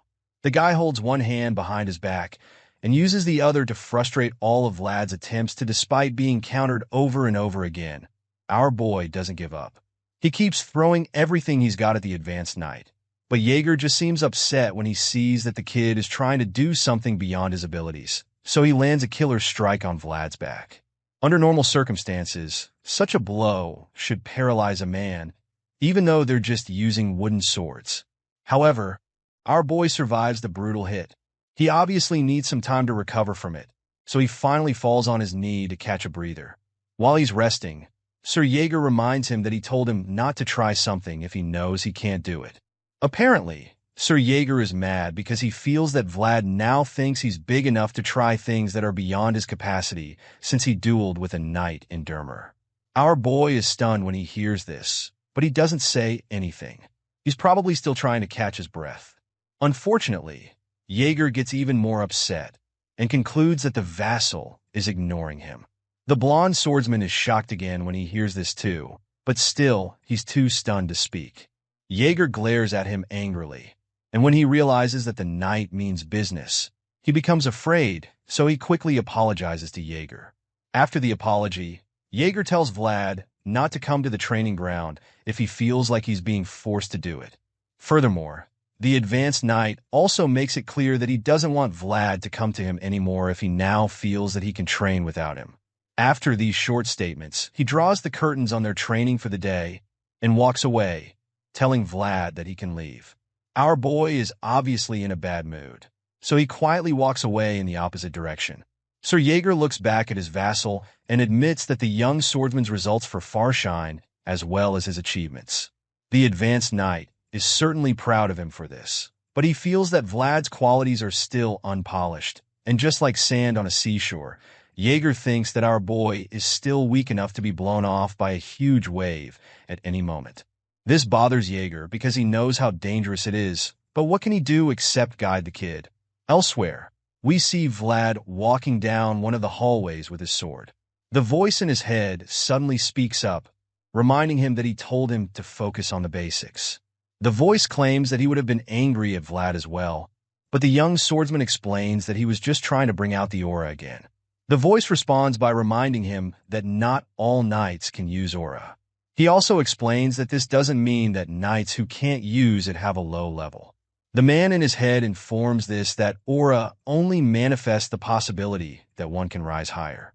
He also tells Vlad that he shouldn't forget that it hasn't been long since he wielded the sword. In essence, he's just trying to tell the boy from Sohara to be patient with himself, because a great flower only blooms with a solid foundation after all. He goes on to assure our boy that Sir Jaeger wouldn't have scolded him if he wasn't worthy, so he advises Vlad to think over what the advanced knight told him again. After receiving this little pep talk, our boy calms himself down and sighs as he decides to take the advice.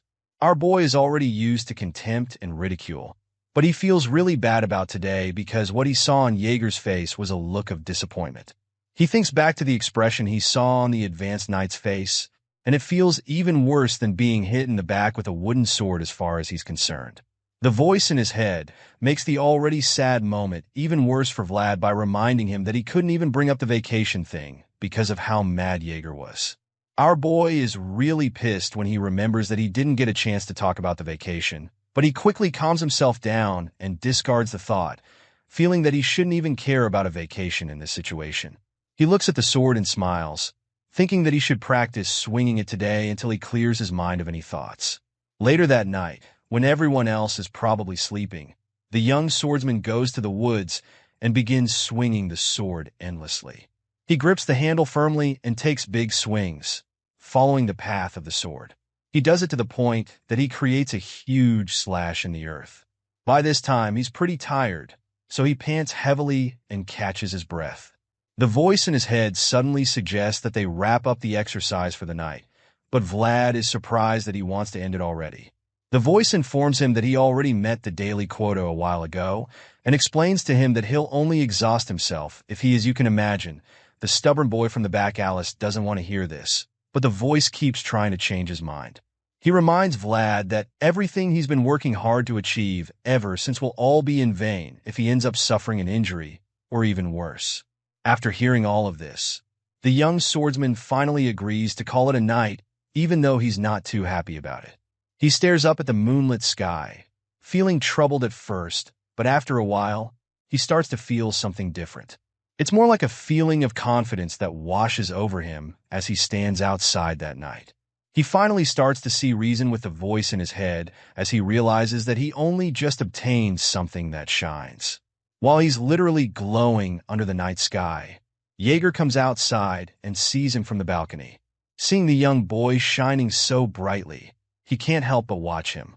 He sees how Vlad's gaze doesn't shift from the moon shining down on him, and this sight makes that advanced knight feel something inside of him.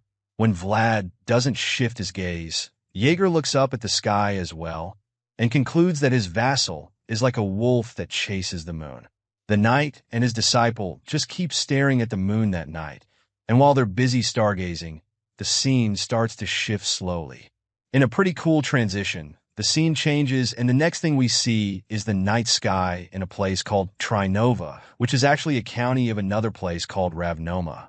Unlike Sturma, which is currently peaceful enough for Jaeger and Vlad to stare calmly at the moonlit sky, Trinova is presently on fire. The county is burning on the inside and the outside, and as the flames consume all the structures around it, all that can be heard are the screams of the residents and the crackling of the fire. As you might have guessed, this isn't some natural disaster, and the city is actually under attack. Inside the throne room, we see that a massacre is underway. Bloody corpses of knights lie all over the room, and the last living knight is suddenly confronted by the killer. He's already seriously injured, but this mysterious assassin had been wondering where he was just so he could finish the job. With a bloody sword in hand, the unknown killer walks toward the knight and suggests that the wounded warrior was only fulfilling his last duty. The injured knight pants heavily and struggles to talk as he points out how the killer ultimately came all this way to find him. It's at this point that we get to see who this ominous assassin is, and surprisingly, it turns out to be Goden, the same dangerous man who killed Vlad's boss back in Sohara. With his dying breath, the injured knight tells Goden that he doesn't need to follow orders blindly just because the saying goes that the Lord's name comes before honor. He reminds Goden that the knights of the former Count Gaidar weren't like that, but the ruthless assassin just informs him that it's the reason all those knights are dead now. In response, the injured knight tells Goden that his light will also go out one day, but until then, he wants the killer to pass one last message to Count Gaidar, saying that he'll be waiting in hell. The moment he says this, Goden raises his sword for the finishing blow and assures the dying man that he will pass the message before sending him to the afterlife. Vlad is surprised when he hears Master Joseph telling him about a vacation. He probably didn't expect this kind of news because he had already made up his mind to focus on his swordsmanship without any breaks. However, The young master informs our boy that he will in fact be going on a vacation because he's been invited by the Kaner household. He asks to confirm this, and Vlad is surprised that Joseph even knows about it. He is about to ask the young master how he even found out, but before he can even finish talking, Joseph explains that rumors spread quickly. Apparently, Sir Gregory's vassal, Patry, has been babbling all about it in excitement. Upon hearing this, Vlad immediately realizes how the news got to Joseph. Patry probably blabbed about it to Sir Gregory, who then told Jaeger, and of course, the advanced knight ended up telling the young master about it. At this point, he's already sure what's going on. Joseph claims that he was going to give Vlad a vacation anyway, so now he feels that there's no reason to send him when he's already decided where he wants to go. Our boy thanks him in response, but he's still a bit pissed at Jaeger for ratting him out. He glares at the knight, but Jaeger pretends like he didn't do anything wrong. Joseph notices the awkwardness in the room and becomes quite confused at first, but then he immediately concludes that something has happened. He knows that the awkward silence will be gone if he interferes, but he decides to keep quiet because he knows that some relationships are just meant to be respected and left alone the way they are. The tension in the room continues to build, and after a while, Vlad admits that it's getting hard to even breathe. Even though he's very annoyed with the advanced knight, he still feels that it would be better if he just greets Jaeger and excuses himself. While he's still pondering on this, the green-eyed knight suddenly speaks up and reminds Vlad that a knight must never let go of his sword at any moment, even though he's on vacation. Our boy is caught off guard by the statement, but he also knows that it's totally true, so he accepts the advice without argument. Jaeger warns Vlad, promising him that he'll notice the effects if he misses a day of training. But even worse, he tells him that other people will notice if he skips training for even just a week. The advanced knight knows that Vlad is not the lazy type that would need to be told about training even if he's not told, but he feels that it won't do any harm to remind him because he won't go astray when he's constantly being kept in check. With this in mind, he simply tells his young vassal that they'll see when he gets back from his vacation. Vlad is so glad when he hears this because it means that he's finally gotten Jaeger's permission and approval to go. Joseph notices just how happy the young swordsman is, but then quickly tells him not to get his hopes too high about the horses. After all, his current problem will probably be difficult for even the Kaner household to deal with. The young master practically cuts Vlad's joy short with this statement, and then he tells our boy to analyze how much the horses reject him so that he can find out the area where the horses that reject him the least are from. Vlad takes the advice, confirming that he understands it, and so the young master tells him that he can leave until they meet again after a week. The young knight in training starts to walk out of the room, but then he stops when Joseph suddenly tells him that he doesn't need to get gifts on the way back. Our boy is stunned to hear this, but then he assures the young master that he won't forget. In the young boy's mind, Joseph is actually saying that he needs gifts because he remembers that the guys seem to enjoy the jam and that pottery got him before. Vlad finally exits the room, leaving Jaeger and Joseph alone in there. The young master still can't believe that the Kaner household actually invited the young boy from Sora to spend vacation with them. Jaeger already seems to know why Joseph is so concerned, so he suggests that Vlad might meet a certain someone if he's lucky. The young master agrees, recalling how both Vlad and this mysterious person are both really notable figures. In response, Jaeger asks what would happen if someone was keeping an eye on Vlad and this person, which leaves Joseph speechless for an answer. Joseph suggests that anyone who would keep tabs on them would also be the kind of person to simply ask for something when they want it. Despite knowing that this is most likely the case, Joseph reveals that he has no plan to give anything that is asked of him if that's the case. Elsewhere, we see our boy being rather perplexed. He doesn't seem to know what's going on, and he certainly has no idea where he is. It turns out that he's just being given a new cloak to test out. Not surprisingly, Joseph's mom is the one responsible for this latest gift shower, and even though our boy is pretty overwhelmed by the whole thing, she seems to think that the color suits him well. As far as she's concerned, he's well suited to leather armor, and even more than that, she feels that everything suits him well because of his strong bones. This is why she doesn't mind making him new clothes, because it's worth her while just seeing him try them on. Despite being very shy and uncomfortable, He's also really grateful, so he thanks Lady Oksana for her kindness. After that, she asks him about his invitation to spend a vacation with the Vlad confirms that the rumor is indeed true, so she reminds him that people always need to well-dressed and presented neatly whenever they are invited to someone else's place. She explains that this is just basic manners and a way not to give one's parents a bad name. The young swordsman just feels down and speechless when Lady Oksana says this because he knows she is actually right. But then she drops another bombshell by telling him that he shouldn't give her a bad name. In other words, she's telling him that she's pretty much his mother. Lady Oksana embraces him again, but he is so stunned by what she just said to even move. It's like he's frozen in shock and his eyes just widen as he tries to process everything. As for the mind woman, she just gives him a warm smile in response. Her yellow eyes shine as she looks at Vlad, and he immediately gets flustered. Bro is blushing so hard that his ears are even turning red at this point.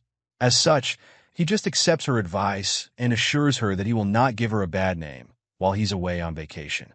Vlad bows his head as he says this, and while he's still in this position, she surprises him again by informing him that she'll assign a tutor to him when he returns from the vacation.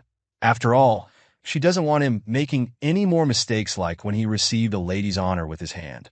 She suggests that such a blunder should only happen once, and our boy is so embarrassed when he remembers what he did, so he nervously asks her to forgive him.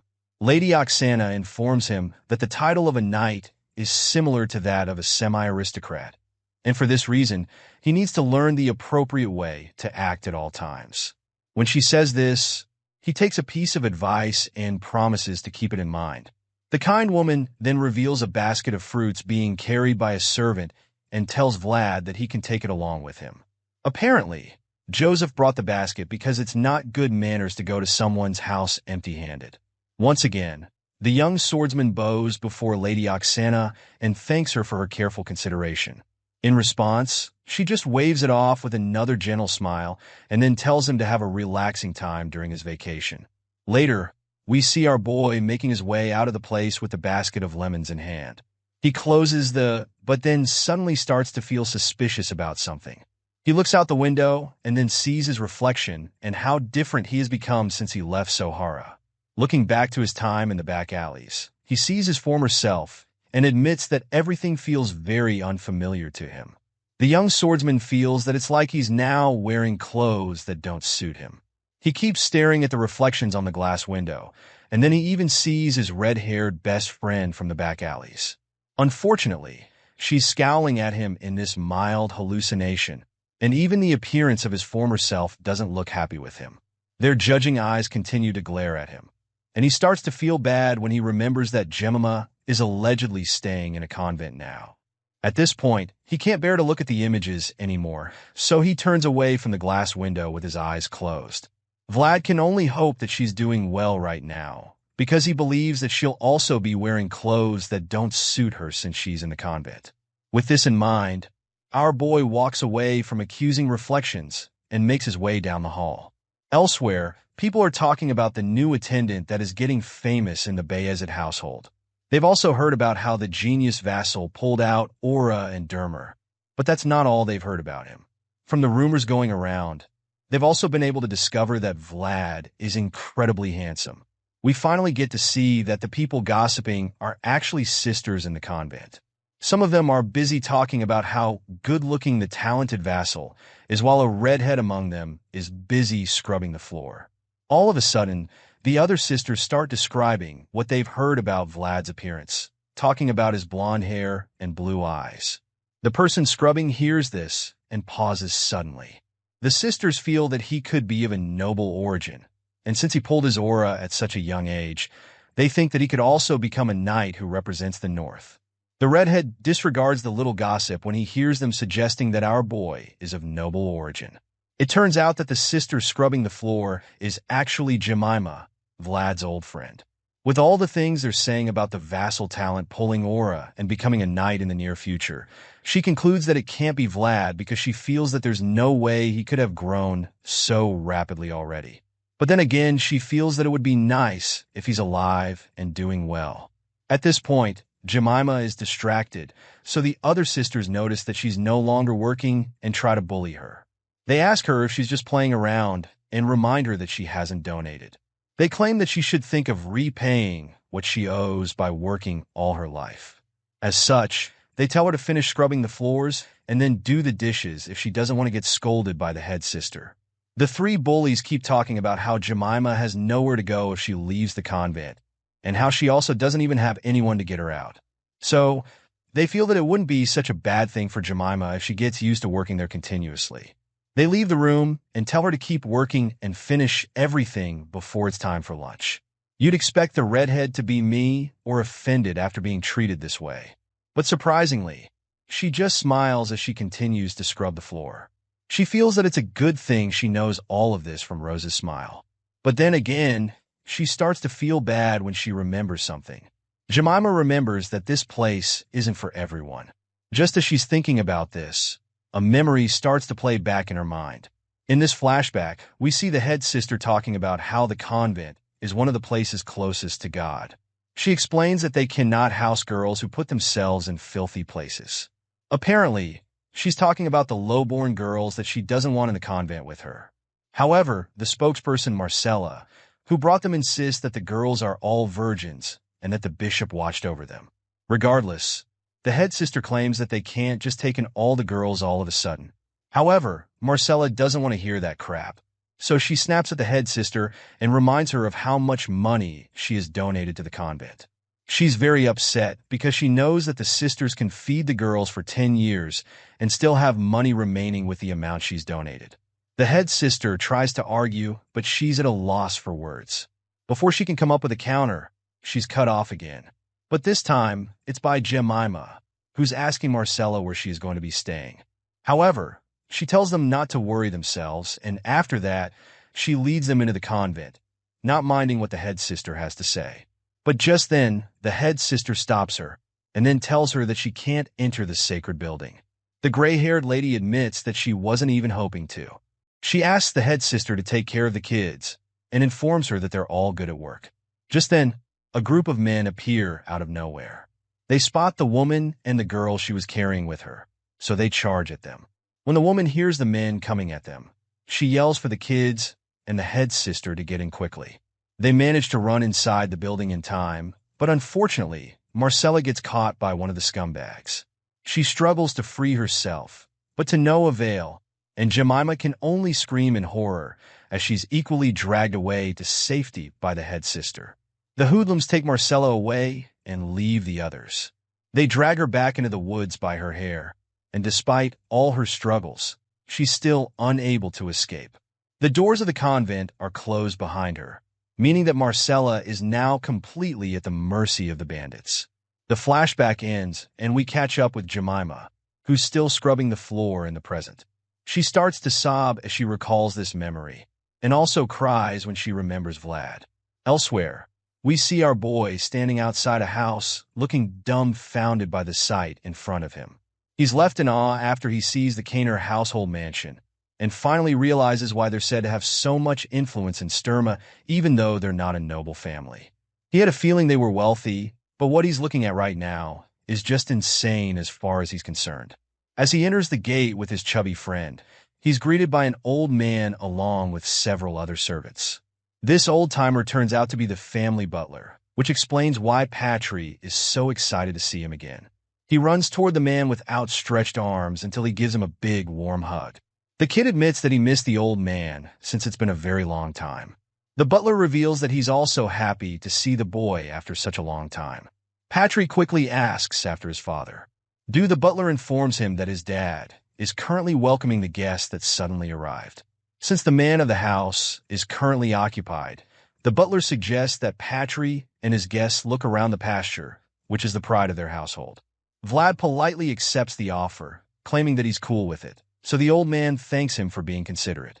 However, Vlad has one special request, which is to see where the horses are first because he has big expectations. Of course, the butler doesn't have a problem with that, so he assures our boy that they'll do that in a while. He claims that the lord of the house will introduce the horses personally, but admits that it's not a bad idea to take a look at them before then. With this in mind, the old butler shows them the way to the place where the horses are kept. Our boy was probably hoping to get better results with the horses by coming to the Canner family estate, but unfortunately, there's not much progress because the horses here find him just as repulsive as the others before. It's like they're all terrified of him, because the moment he starts getting close, they freak out and run for their lives. Heck, even the cattle run away when they see our boy. Vlad is obviously disappointed with this turn of events, but all he can do is just stand there and allow the embarrassment to consume him. Bro feels like he should just die already because not only are the horses still running away from him, but now even the cows won't let him ride them. As for the sheep, well, they don't want him either. So when the butler sees this, he realizes that it's a really serious problem. The old man feels that it's probably supernatural, so he asks Vlad if he's visited the church for this matter yet. As you can imagine, the young swordsman doesn't think it should be that bad. So he assures the butler that it's not a curse because his guarantor is even Priest Andrea. The old man is surprised to hear this, but Vlad just ignores him because he's too busy going crazy from his current problem. He watches the farm animals continue to run away from him, and he starts to feel that it doesn't even matter if he uses aura. He can't ride horses anyway, so what's the use? He starts to see himself eating dust and running after other knights when they're all making cool cavalry charges. He says this, feeling devastated, and Potri is also hurt by this. So he decides that he's going to help his new best friend at all costs. He promises to show Vlad all the horses in their pasture until they find one that suits him, because he believes that they'll surely have the right one for him. Our boy has his hope renewed a little when he hears this, and Potri assures him that they'll get him a horse he can ride. He reveals that there are beautiful horses Vlad hasn't seen yet. The horses with a good pedigree that the lord of the house brought. Potri promises that he'll play with his dad to show Vlad the horses, and then suggests that they look at the others tomorrow. The chubby friend encourages our boy to just enjoy his first dinner in their house, and later that evening, we see that the Canner household welcome feast is being prepared. Potri shows Vlad the kitchen full of people roasting all kinds of meat, and the young swordsman confesses that it's indeed a spectacular sight to behold. There's nothing moderate about the Canner household after all. Just then, Potri notices that his father is back. Lord Orson Canner and apologizes for not being around to welcome the special guest personally. Our boy greets the Lord as well, and introduces himself as Sir Jaeger's squire. The Lord just laughs excitedly in response, claiming that he already knows since the rumors about the genius vassal have already spread all over Sturma. Lord Orson welcomes him once again, knowing that his guest is the boy who activated the Swordmaster's discipline. As far as he's concerned, Vlad is a new star who has been born in Sturma, and he's glad that Potri has made a great friend. Orson suggests going inside to chat while the meal is being prepared and expresses his delight to be hosting such precious guests. At this point, Vlad remembers that he wasn't the only guest to arrive earlier, so he wonders who the others are and if they're going to sit together. Potri suddenly reveals that all the other guests are Bayezid natives, so this makes our boy a lot more curious. They finally enter the hall, and Vlad is bewildered when he sees a familiar person sitting comfortably inside. He wonders what the man is doing there, and it turns out this guy has also been waiting for Vlad because he suddenly wears a creepy smile and reveals that it's been a long time since he saw the blonde kid. Realizing that it's Sir Lutcher, Vlad and Petribo to greet him, and our boy admits that he wasn't expecting to see him. Lutcher invites Vlad to join him for a meal, claiming that the food looks too good to refuse. The swordsman is embarrassed at this point, and immediately regrets rejecting the nuts that Lutcher offered him back then. He looks around and notices everyone glaring at him, so he concludes that they all hate him for insulting the first son of the Bayezid family. Besides that, he also beat up their squires earlier, so they have more than one reason to hate him. However, he feels that he'll gain nothing if he's intimidated by them, so he decides to man up and accepts Lutcher's offer, claiming that he's been waiting for it. Lutcher is intrigued when he hears this, so he smiles mischievously and then asks if they can see the same time tomorrow, since Vlad is on vacation. Our boy is taken by surprise with this question, and then Lutcher suggests that they go somewhere together when they meet. The next day, Lutcher and his knights ride horses out to a desert-like place for some reason, and Vlad is extremely bored because he's been dragged along. Just then, A beast woman from the Liu family named Dorothea confronts him. She accuses him of staring at her and asks if it's his first time being with the Beastman tribe. He bluntly claims that there's always a first time for everything, so she aims that it would have been weirder if he had actually seen them before. She heard he's from Sora, so she wants to know how he became one of the Bayezid's. In response, he suggests that him being a Bayezid is just as weird as Lucher's mage being a Beastman. She gets offended by this and then asks him if he's ever really used aura, because she doesn't get how he can't ride a horse. I mean, even chubby Potri can ride one, but Vlad tiredly informs her that things just happen in life. Dorothea insists that his case is too much, but he's already tired of her babbling at this point, and starts to regret coming on vacation. He wonders why it's falconry out of the blue, and the beast girl disturbs him again to see if he's listening to her. Vlad asks her if all beastmen are this talkative, so she accuses him of being racist for asking something like that. He then asks if all mages are talkative, so she claims that he's discriminating against her job. Lucher finally comes to the rescue when he tells Dorothea to give Vlad a break. However, the beast woman just calls our boy a bastard and accuses him of making shitty expressions whenever he looks at her. Lucher just blames her for pestering him so much, which leaves her defeated. One of the knights suggests a spot, and Lucher agrees with it, since they can get a better view on all sides. Patry thinks that they might have come hunting, but the grumpy swordsman doesn't care. Besides, he doesn't think they're here to hunt, because they've not let the falcon out of its cage. Just then, a knight calls Lucher's attention to something in the distance, and that's when they see that it's a group of pilgrims. He didn't expect to see them, so he tells his men to raise the flags to show the people their intentions. The Bayezid family banner is raised, and Lucher decides that it's now time to start finding prey. Elsewhere in the plains, we see a herd of horses, but while all the others are grazing together, one of them is singled out. The black majestic horse stays on the cliff like the kind of all the others, but while it's just chilling, a bolt of energy hits it from under the earth. Right at the start of this episode, we catch up with Lucher's army as they track the group of pilgrims from across a cliff. While the pilgrims are walking on foot and pushing their wagons along the wilderness road, Lucher and his bandits follow them closely, but they don't make any form of contact. It's almost like they're just stalking the travelers, without any intention to actually approach them. Seeing this, Vlad begins to feel bored. As far as he's concerned, this little experience is not hunting, but rather, it's more like an escort for the pilgrims. As such, he concludes that Lucher didn't even come to this deserted place for the falconry in the first place.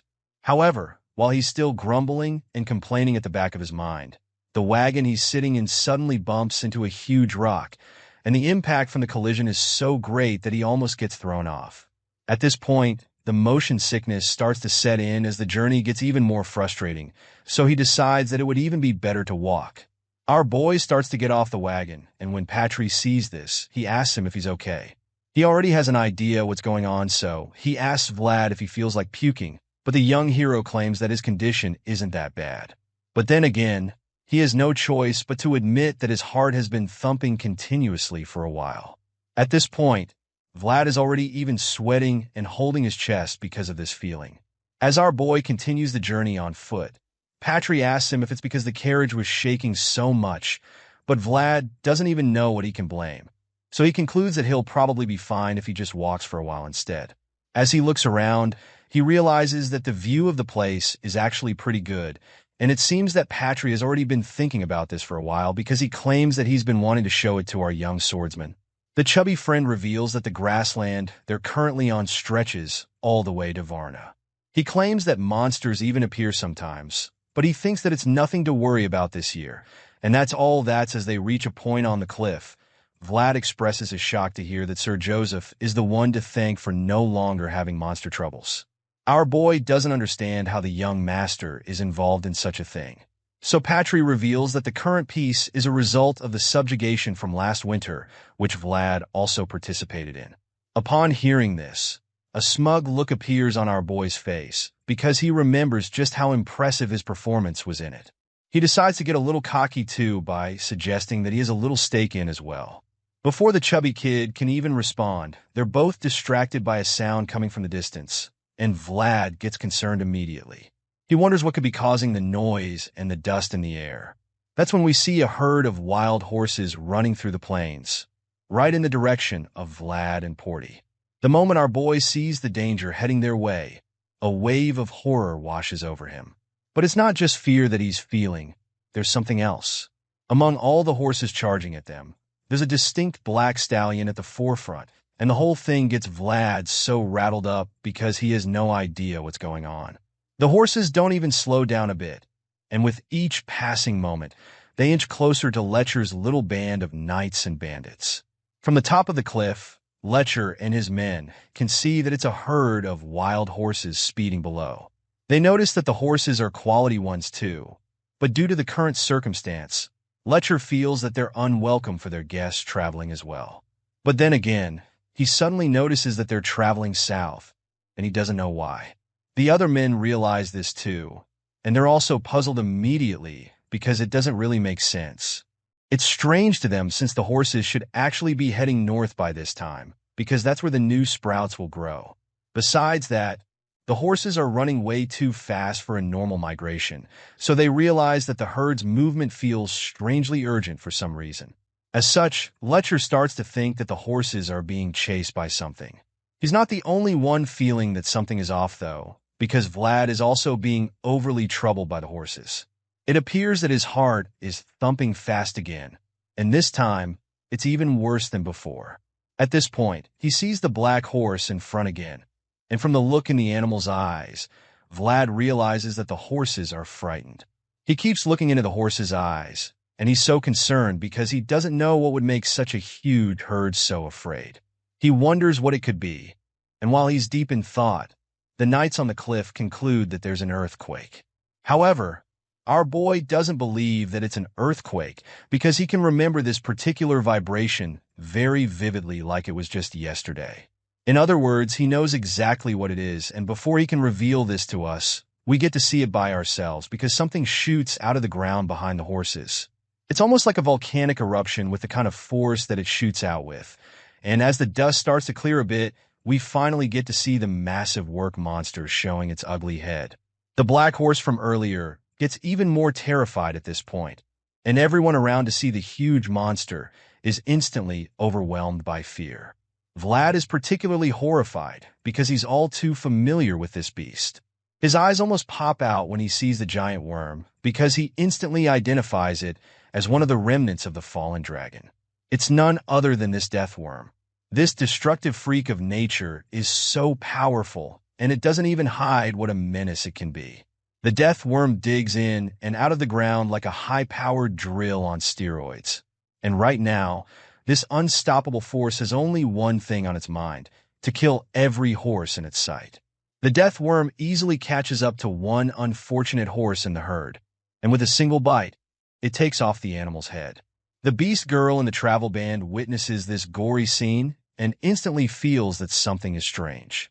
Well, it turns out that this killing machine shouldn't be going rampage with this killing spree, and that's because the death worm isn't supposed to be a carnivore. This leaves her very shocked and confused because she has no idea why it's happening. Unfortunately, it doesn't matter if she knows why or not, because right now, this massive maggot is hungry for a taste of blood. The horse's leg dangles out between the teeth of there's obviously something wrong with the death worm, so the girl notices that there's a strange energy flowing out from its forehead. The situation gets a lot more difficult from here, because the death worm's sudden entrance has shifted the wild horse's course. Now, the herd is running directly toward the innocent pilgrims whom Lecher and his men are supposed to be giving safe passage. One of Lecher's men informs him of the horrible development, and he's just as confused as the informant. The strange energy continues to radiate from the death worm's head, and as such, the horses refuse to slow down. The horses keep running for their lives, and unfortunately, they're still headed in the direction of the pilgrims. As you'd expect, the massive bloodthirsty worm follows the herd, which just puts the pilgrims in even more danger. The innocent pilgrims begin to run for their lives, but it's only a matter of time before they're either trampled upon by the horses or devoured by the deadly monster at the back. As a result, Lecher decides to take action immediately. So, He calls out to Dorothea and asks her what the death worm reacts to, since she's the expert around. Unfortunately, this expert is as terrified as anyone else. She does not seem to have any plan, and it also looks like the death worm doesn't have any weakness she knows of because it doesn't have eyes or ears. However, she knows that it reacts to underground vibrations, so that would be the only way to get its attention. Lecter notices that the beast girl is already shitting her pants in fear, so he demands that she pull herself together and then find a way to lure the death worm away from the pilgrims. Hearing the first Bayezid's son give such a stern order, Dorothea snaps out of her fearful state and takes up her assignment. Sir Lecter takes charge of the situation immediately, and then orders Vlad to take Dorothea to higher ground so that he can protect her. He wants them to send him a signal the moment they find a way to get the big worm's attention. Of course, our boy is brave as hell, so he's up to the task, and the second he's given this order, he accepts it and gets to work. Hattori watches our genius swordsman, and he's just in awe of how brave the kid is. Speaking of brave men, Sir Lecter takes command to face the herd of wild horses and the death behind. He lifts his sword in the air to get the attention of all his men. He doesn't care if what they're about to do makes sense or not, and he lets everyone know that this is how he feels. Lecter informs them that the only thing important right now is being where one is meant to be and doing what needs to be done. The Bayezid family's first son gives this motivational speech to lift the courage and spirits of all his followers, and they all pay attention with so much admiration for him. He reminds them that it's their duty to uphold the mission they receive from the Count. At this point, all the knights are pulling out their swords with a renewed sense of courage, and as Lecter yells for them to protect the pilgrims, they all charge forward on their horses. Sir Lecter takes the lead, and they all follow with unwavering faith. Lecter rides his horse, summoning every ounce of courage he can muster, but he also knows that this current decision goes against all the norms. The whole situation is weird, but that's why he's so certain that there's a human being behind the abnormal events on display. With this in mind, Lecter charges on, feeling insulted by the person responsible for this. At this point, this knight is literally like fire rushing to burn the enemy, because he thinks that the person who caused this must be very brave to even think of trying something like this in the land of Bayezid. While Lecter and his loyal warriors are going head-to-head with the dangers, we see Vlad, Patry, and Dorothea staying on the higher grounds. The beast girl tosses a bag of mysterious jewels on the ground while the boys are busy watching the action below. She's trying to remember which one of the jewels is the vibration engraving because she's forgotten the color. Vlad doesn't seem familiar with the concept either, but that's when the voice in his head informs him that engraving is a type of mystery with divinity and aura. The voice reveals that mystery fulfills the Trinity, and at this point, things start to make sense, and he realizes that she's Sir Lecter's mage for a reason. After all, she probably wouldn't have access to such magical items if that wasn't the case. Suddenly, a fiery tornado emerges from under the ground, and this makes Vlad and Patry turn around so they can actually see what it is. The moment they look over at the flames, they're horrified because they quickly realize that it's not just fire, but actually the death worm emerged from under the ground with flames. However, that's not even the craziest thing, because they also see that Sir Lecter is actually fighting off the deadly worm within the flames. It's an unbelievable sight to behold, and this just makes Vlad realize how amazing Sir Lecter is. Our boy is flabbergasted, and concludes that the knight is on a completely different level from anything he's seen before. However, the voice in his head doesn't seem so impressive. He tells Vlad that the attack is shallow, and this starts to make sense when we see that Lecter actually didn't prepare well enough for this face-off. The death worm makes the knight look so tiny, and even though Lecter has activated his flaming sword, he can also see that he's at a huge disadvantage here. He's like damn it at this point, because there's almost no way for him to defeat the massive worm now that it's made itself so huge. Regardless, he refuses to give up. He challenges the death worm and mocks it because he doesn't believe that this big maggot is the toughest dragon. Lecter is as fearless as they come, but this death worm has a point to prove, so it doesn't back down either and goes in for the kill. The monster executes a killer nosedive in an attempt to bury Lecter and his horse, but the knight urges his animal to get the fuck out of there. Thankfully, the horse manages to run out of the target zone before the death worm can drill itself into the ground. The other knights see that it was an extremely close call, so they're all concerned about their leader. They also lecture if he's okay, but he just reminds them that they shouldn't let their guard down. He knows that the death worm isn't the kind of beast to run away from a fight so easily, so he wants all his men to stay sharp in case of an ambush or something like that. Vlad watches the whole thing, and he's so tense at this point. The voice in his head equally admits that the situation is getting complicated, because no matter how excellent a fighter is, he can't do anything about an opponent that's underground. Lecture also knows this, so he refuses to sit around and wait for a sneak attack. As such, he orders his men to get busy and seek out the death worm, because he's very certain that the creature is just hiding somewhere and waiting close by. The knights under his command are still as loyal as ever, so they acknowledge the instruction and get to work immediately. As the men begin to search the area, Sir Lecture can't help but feel so restless. He turns around frantically, wondering where the hell the death worm could be hiding. Just a few seconds after the search begins, one of the men yells out to inform Lecture that he's found the death worm. Unfortunately, it's headed right for the innocent pilgrims they've been trying to protect. That's when the Bayezid's son turns around to see the death worm speeding toward the pilgrims from under the ground. The monster is already so close, but this doesn't stop Lecture from trying to save the people. He charges on his horse and orders all of his men to follow the creature. Vlad can see the terrible turn of events from up on the cliff, and at this point, he knows that there's not much time left. He tells Dorothea that they might have to speed things up now, but when he turns to look at the beast girl, she looks incredibly confused. It's almost like she doesn't even have a clue what she's doing. So our boy is so disappointed and pissed. The scowl on his face makes this very clear, and then he goes on to scold her for playing around when there's an emergency. Upon hearing him say this, the beast girl snaps at him and insists that she's not playing. She feels insulted that he would even think she's playing at a time like this.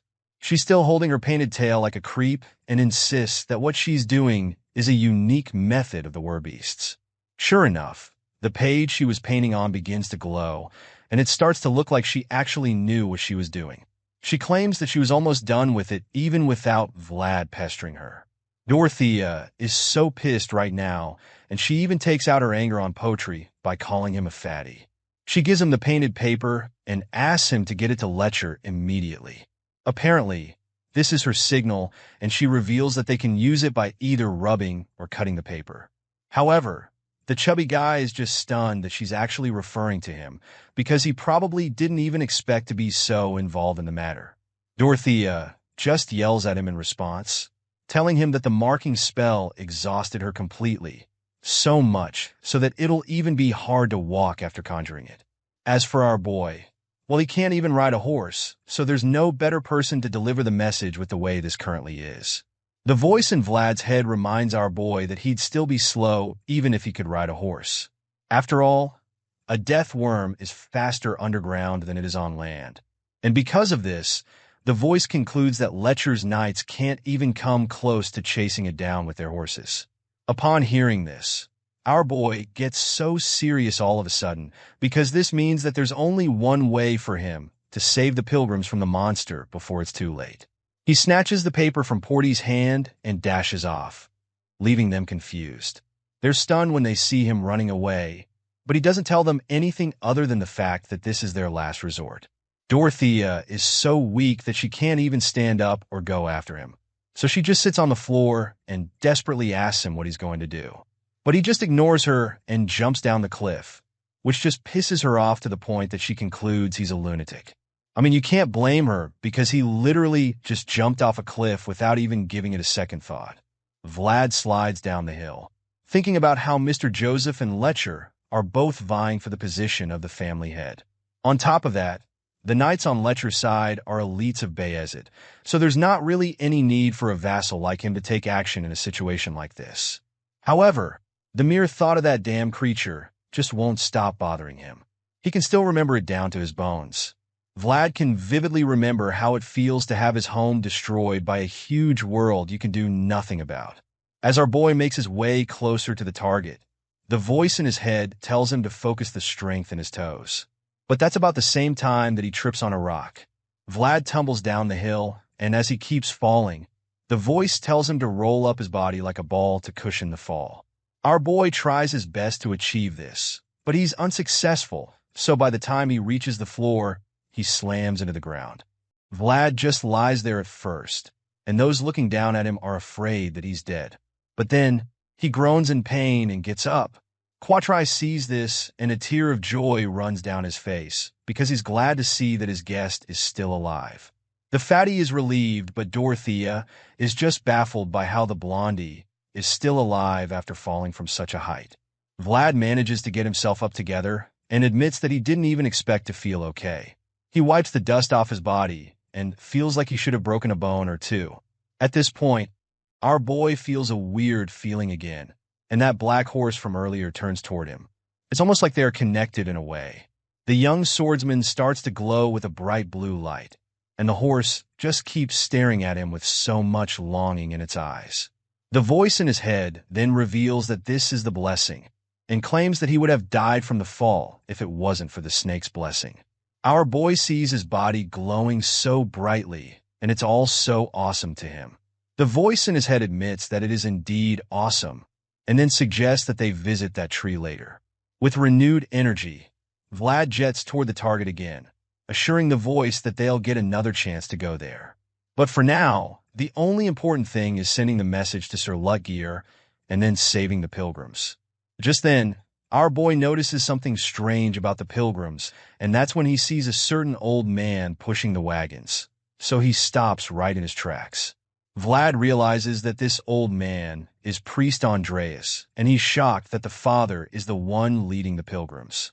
Seeing this, he begins to wonder where Sir Lutgear is right about now.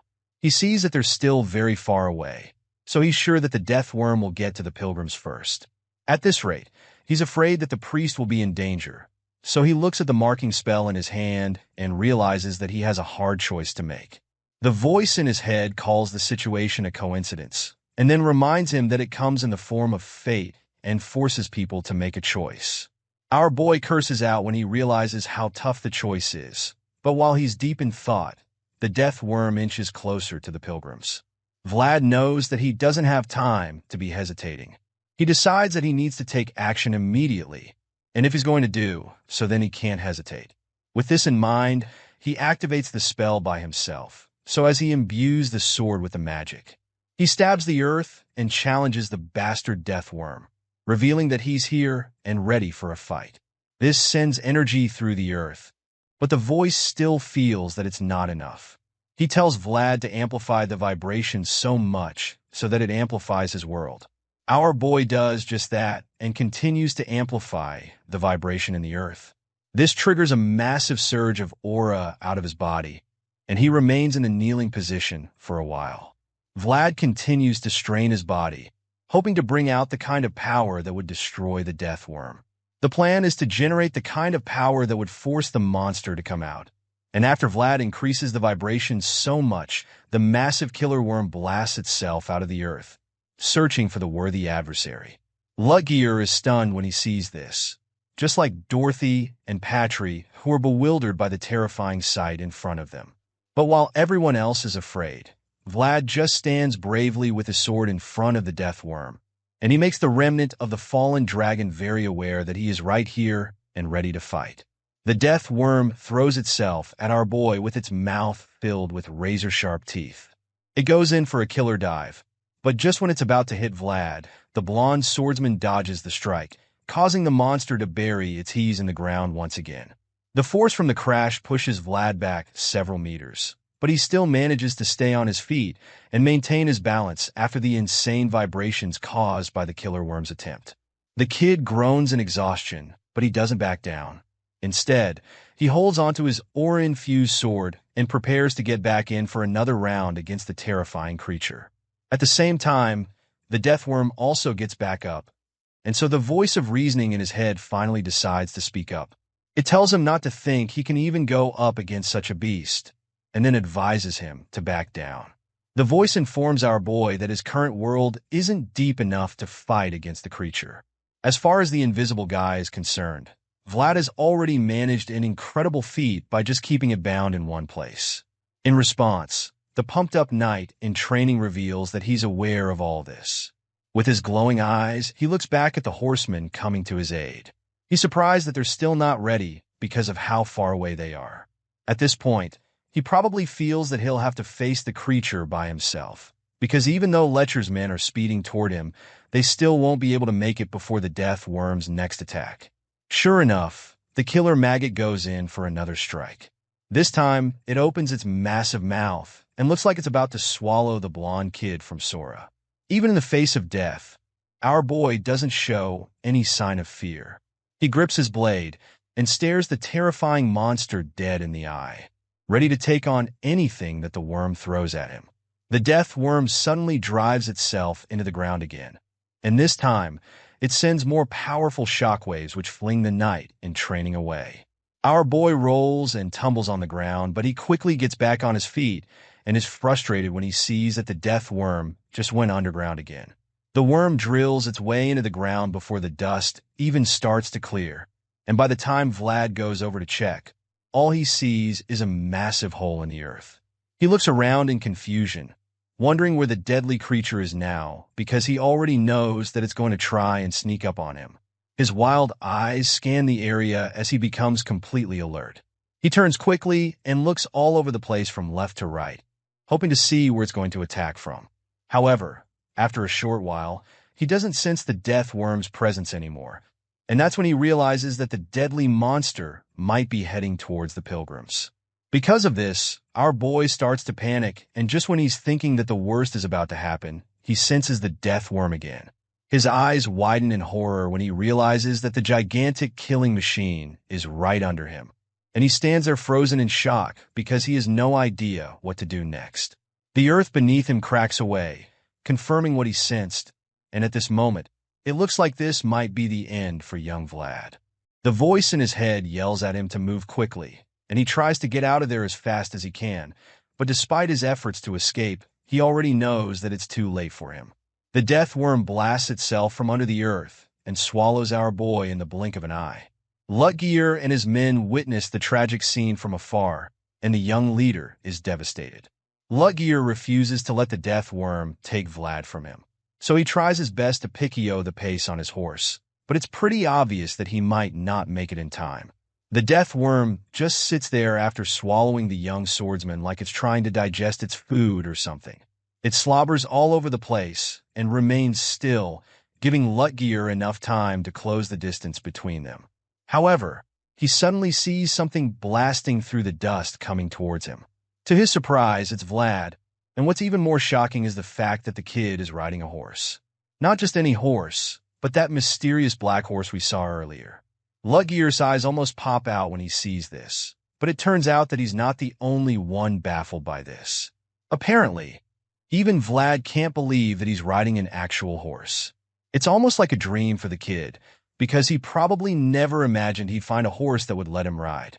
The voice in his head is also taken aback by this sudden turn of events, so he decides to guide our boy by telling him to look at the horse's forehead through his world. Without hesitation, Vlad does just that and sees a strange aura radiating from the head. Our boy feels like he knows what it is, and the voice completes the thought by revealing that the horse is actually a spirit. Just then, that strange smoke-like aura turns into some kind of glowing sickle attached to the horse's forehead. This makes it look like a unicorn, and as it charges forward, the voice is surprised to see that Vlad has found himself a horse with horned blood mixed in it. The scene becomes bright and shiny again all of a sudden, and we see the kid having the time of his life as he rides the magical horse through the fields. Vlad is so excited that he can't even stop himself from laughing out loud. His laughter fills the air, and it's almost like he's in a dream. He starts to imagine what a horse's point of view looks like. The powerful horse springs into the air, and all he can think about is how crazy it feels to be able to ride such a fast animal. His little daydream is interrupted when Sir Lutgear and his men suddenly catch up to him. Lutgear asks our boy if he's all right, feeling pretty concerned, so Vlad assures him that he's good. The knight glances at the sword in Vlad's hand, and he's surprised to see that the boy has already imprinted on it. It's glowing with mysterious symbols on it, and he remembers how the young swordsman threw himself at the ferocious monster without hesitation. Because of this, he's intrigued by the boy's mindset of being ready to risk everything for others. He didn't expect such a trait from a boy this young, and so he concludes that Vlad has thrown himself into action with the discipline of a swordmaster. With this in mind, Sir Lutgear finally commends our boy for his great and courageous decision earlier. He claims that the boy executed his duty more honorably than any of the other knights here. As you'd expect, the young boy from Sora didn't expect that, and he's taken aback by it. However, he manages to shake off the shock and quickly thanks the first Bayezid's son for the compliment. Sir Lutgear suddenly asks Vlad if he thinks he can maneuver the new horse according to his will. Our boy seems surprised when he hears this, because he honestly doesn't know the answer to that question. Lutgear then reminds him that the pilgrims will only be safe when the death worm has been cut down, so he makes it very clear that they have to place their bets immediately. Vlad seems to be overwhelmed by the monster, and it's almost like he's afraid, because he tries to remind Sir Lutgear that the creature is a fallen dragon's remnant. However, just when the fear tries to speak out, the knight stops him, revealing that he can deal with the big worm. This shocks our boy, but it also gives him renewed strength and courage to fight. The two swordsmen make eye contact, and Vlad can already tell that something crazy is about to happen. The terrifying death worm comes around for another clash, so Lutgear suggests that Vlad will be able to lure it away since he has the engraving of Dorothea. Besides that, he's riding a great horse, and the knight is confident that our boy can perform the job. Because of this, the young swordsman starts to doubt if he'll be able to ride the horse.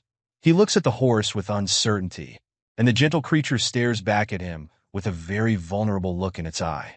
Because of this, he finally realizes what is going on. This makes him understand that the black horse is here to save its herd as well. With this in mind, he gets some extra motivation and courage to keep fighting. So, he springs forward with the horse, feeling that they should give it a go together. The black horse gives him the kind of energy he's expecting, so he's confident enough to tell Sir Lutgear that he can actually lure the giant death worm away. Upon hearing this, the knight orders the young swordsman to go around the hill and return to him. He claims that he'll be ready on the other side when Vlad gets to him, so our boy blasts himself into action without any form of hesitation. Vlad rides away from the rest of the knights and bandits, so of course, the giant death worm follows him immediately. He looks back at the monster and sees it following him with incredible speed, so he's glad that the plan is working perfectly. As such, he urges the horse to run even faster. And when the others see how the black stallion blazes through the grass, they're astounded by the incredible acceleration. Sir Lutgear is impressed when he sees it too, and a small smile creeps up on his face because of it. He's glad to see that both Vlad and his new horse are great together. After all, that's going to ensure their victory over the death worm. Speaking of the death worm, it's still hot on Vlad's tail, and despite the horse's insane acceleration, it manages to cover the distance in a short while. The voice in his head tells him to put the sword down and explains to him that he has to let his existence flow through the engraving's vibrations. Vlad looks at his glowing sword and does exactly what his voice tells him. He puts the sword down and drags it along the ground as the horse speeds along.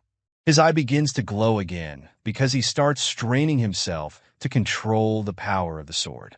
In a short while, powerful surges of energy are produced from the sword, leaving a bright trail wherever the horse passes. Now, Vlad can see that a dragon is chasing him, and this realization gives him the willpower to keep pushing. The horse doesn't slow down either, and they both push themselves to the limit, in the hopes that they can defeat the deadly death worm on their tail. A voice informs Vlad that this dragon is following the shining inside of him, and as our boy continues to lure it away, we see that Sir Lutgear and his men have arrived at Weather to protect the pilgrims. The knight orders some of his men to move the pilgrims to a safe place, and tells the others to prepare for any emergency that might come up. The loyal men take the orders and get right to work immediately. Elsewhere, Vlad is riding the horse, and it looks like they've managed to outrun the killer maggot. Unfortunately, that's been the case because in the blink of an eye, the death worm blasts itself out from under the ground. This time, it's even closer to our boy than it was before, and when Lutcher sees that the kid is coming toward the rendezvous point, he starts to prepare himself for what's ahead. All of a sudden, Sir Lutcher starts to prepare himself and his sword for the clash. A fiery aura surrounds him, and in the midst of it, he taps the blade of his sword with his finger. The next thing we see is a huge pool of magma, which suggests that this is actually Sir Lutcher's own world. Vlad is still dragging his sword along the grass and creating a glowing trail for the death worm to follow when he's suddenly stunned by what Lutcher is doing. He's dumbfounded by it, and when he takes a second look at the flood of molten magma around the Knight, the voice in his head confirms that the guy momentarily expanded his world with this move. He informs Vlad that this is a method used by only knights that can deeply observe themselves, and as we can clearly see, Lutcher Bayezid is certainly one of them. The voice admits that the guy actually turned out to be a much greater knight than he thought initially. Now, there can see that the once seemingly gentle leader is in fact ferocious. Vlad listens closely to all of this with his mouth wide open because he's still in awe of Sir Lutcher's power. He probably never imagined that the gentle guy would have so much power inside of him. But now, Vlad realizes that the knight is easily capable of burning down his own world. Anyway, in the real world, we see that Vlad is still being hunted down by the death worm. It's just a few feet away from catching him at this point, and although the black horse has amazing speed and stamina, it's only a matter of time before the relentless beast gets them. However, the high-speed chase is suddenly interrupted when the killer maggot senses something that distracts it completely. The creature suddenly slows down, allowing Vlad and his horse to extend the gap. This should be a good turn of events, right? Well, not exactly, because our boy notices that the monster stopped chasing them. So he turns around to check what's up. That's when he realizes that the death worm is now heading right for Sir Lutcher. The voice sees this as well, and curses out because he knows that the dragon's remnant just detected the threat of Lutcher's world. The knight is still busy concentrating his power, so he probably has no idea that the destructive worm is speeding toward him. By this time, our boy already understands the gravity of the situation, so he's just as frustrated as the voice in his head. He curses out as well, and finally snaps in anger. He decides that he can't let things continue like this. But he also knows that he's far too weak to get the maggot's attention away from Sir Lutcher. He's so confused, and then suddenly, the black horse turns around so swiftly that he almost falls off. He struggles to hold on, and is perplexed at how the creature just changed course without him doing anything. He yells out, trying to regain control of the horse, but it just ignores him and starts running after the death worm at full speed. When Vlad sees what the horse is trying to do, he simply asks the bratty creature where it's running, but the horse still ignores him. Just when it looks like the horse is going crazy, it takes things up a notch and starts running in circles. It runs so fast that it looks like there are two of it, and this somehow gets the worm's attention. Vlad is probably dizzy by now, so he yells at the horse because he's afraid that they're way too close to the death worm. Unfortunately, his little attempt to scold the horse is once again ignored. The horse suddenly starts neighing loudly like something is up, and then even the voice in his head is shocked because he can't believe what's about to happen. The horse starts to glow, and by this time, the blonde swordsman is starting to understand what's actually happened. He's surprised by it, but then it's confirmed when the glowing horn appears on the horse's forehead again. Seeing this, the voice reveals that Vlad's world and the white snake's blessing are resonating with the mysterious animal. Just then, both Vlad and the horse begin to glow, and as the black stallion goes up on its hind legs, the voice also reveals that a long-forgotten divine secret is rising up from the memories of this world. Meanwhile, the death worm is still watching patiently and waiting for a perfect moment to strike. While that's happening, Vlad and the horse finally merge their powers.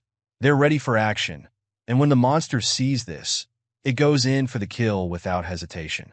The worm lunges at them, so he urges the horse to charge as well. With insane force, the horse takes off, and as it runs, we realize that this duo is made up of a unicorn without a horn and a knight without a horse. It's a funny scenario at first glance, and one would think that they stand no chance against the deadly monster. But the truth is that in the horizon where they both meet, they become one powerful force. As far as this story is concerned, this union of a knight and his horse signifies the appearance of a single white star that just happened to appear in the pitch-black night sky.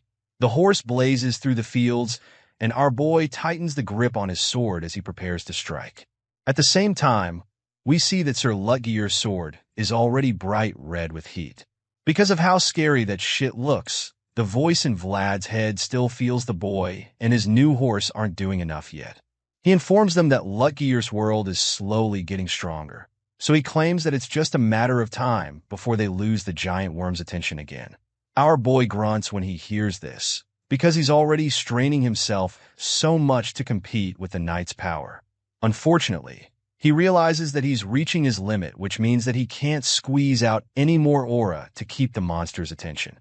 Despite our boy's exhaustion, the horse doesn't slow down and just keeps galloping furiously toward the target. Just when it looks like the duo is one man down, Lutgear's men arrive with reinforcements. They urge him not to give up and encourage him to keep fighting. All the eyes of the knights and bandits suddenly start glowing, and with the power radiating from them, the voice in our boy's head is confident that it's enough to face the death worm. One of the knights rides faster until he catches up to Vlad, and then tells the kid to keep riding with the same pace until he goes past Sir Lutgear. Meanwhile, the head knight in question is still very distracted by his power concentration and looks very absent-minded.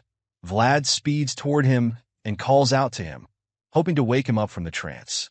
That's when Lutgear finally opens his flaming eyes again, and as the army of knights rides past him, he commends our boy for a job well done.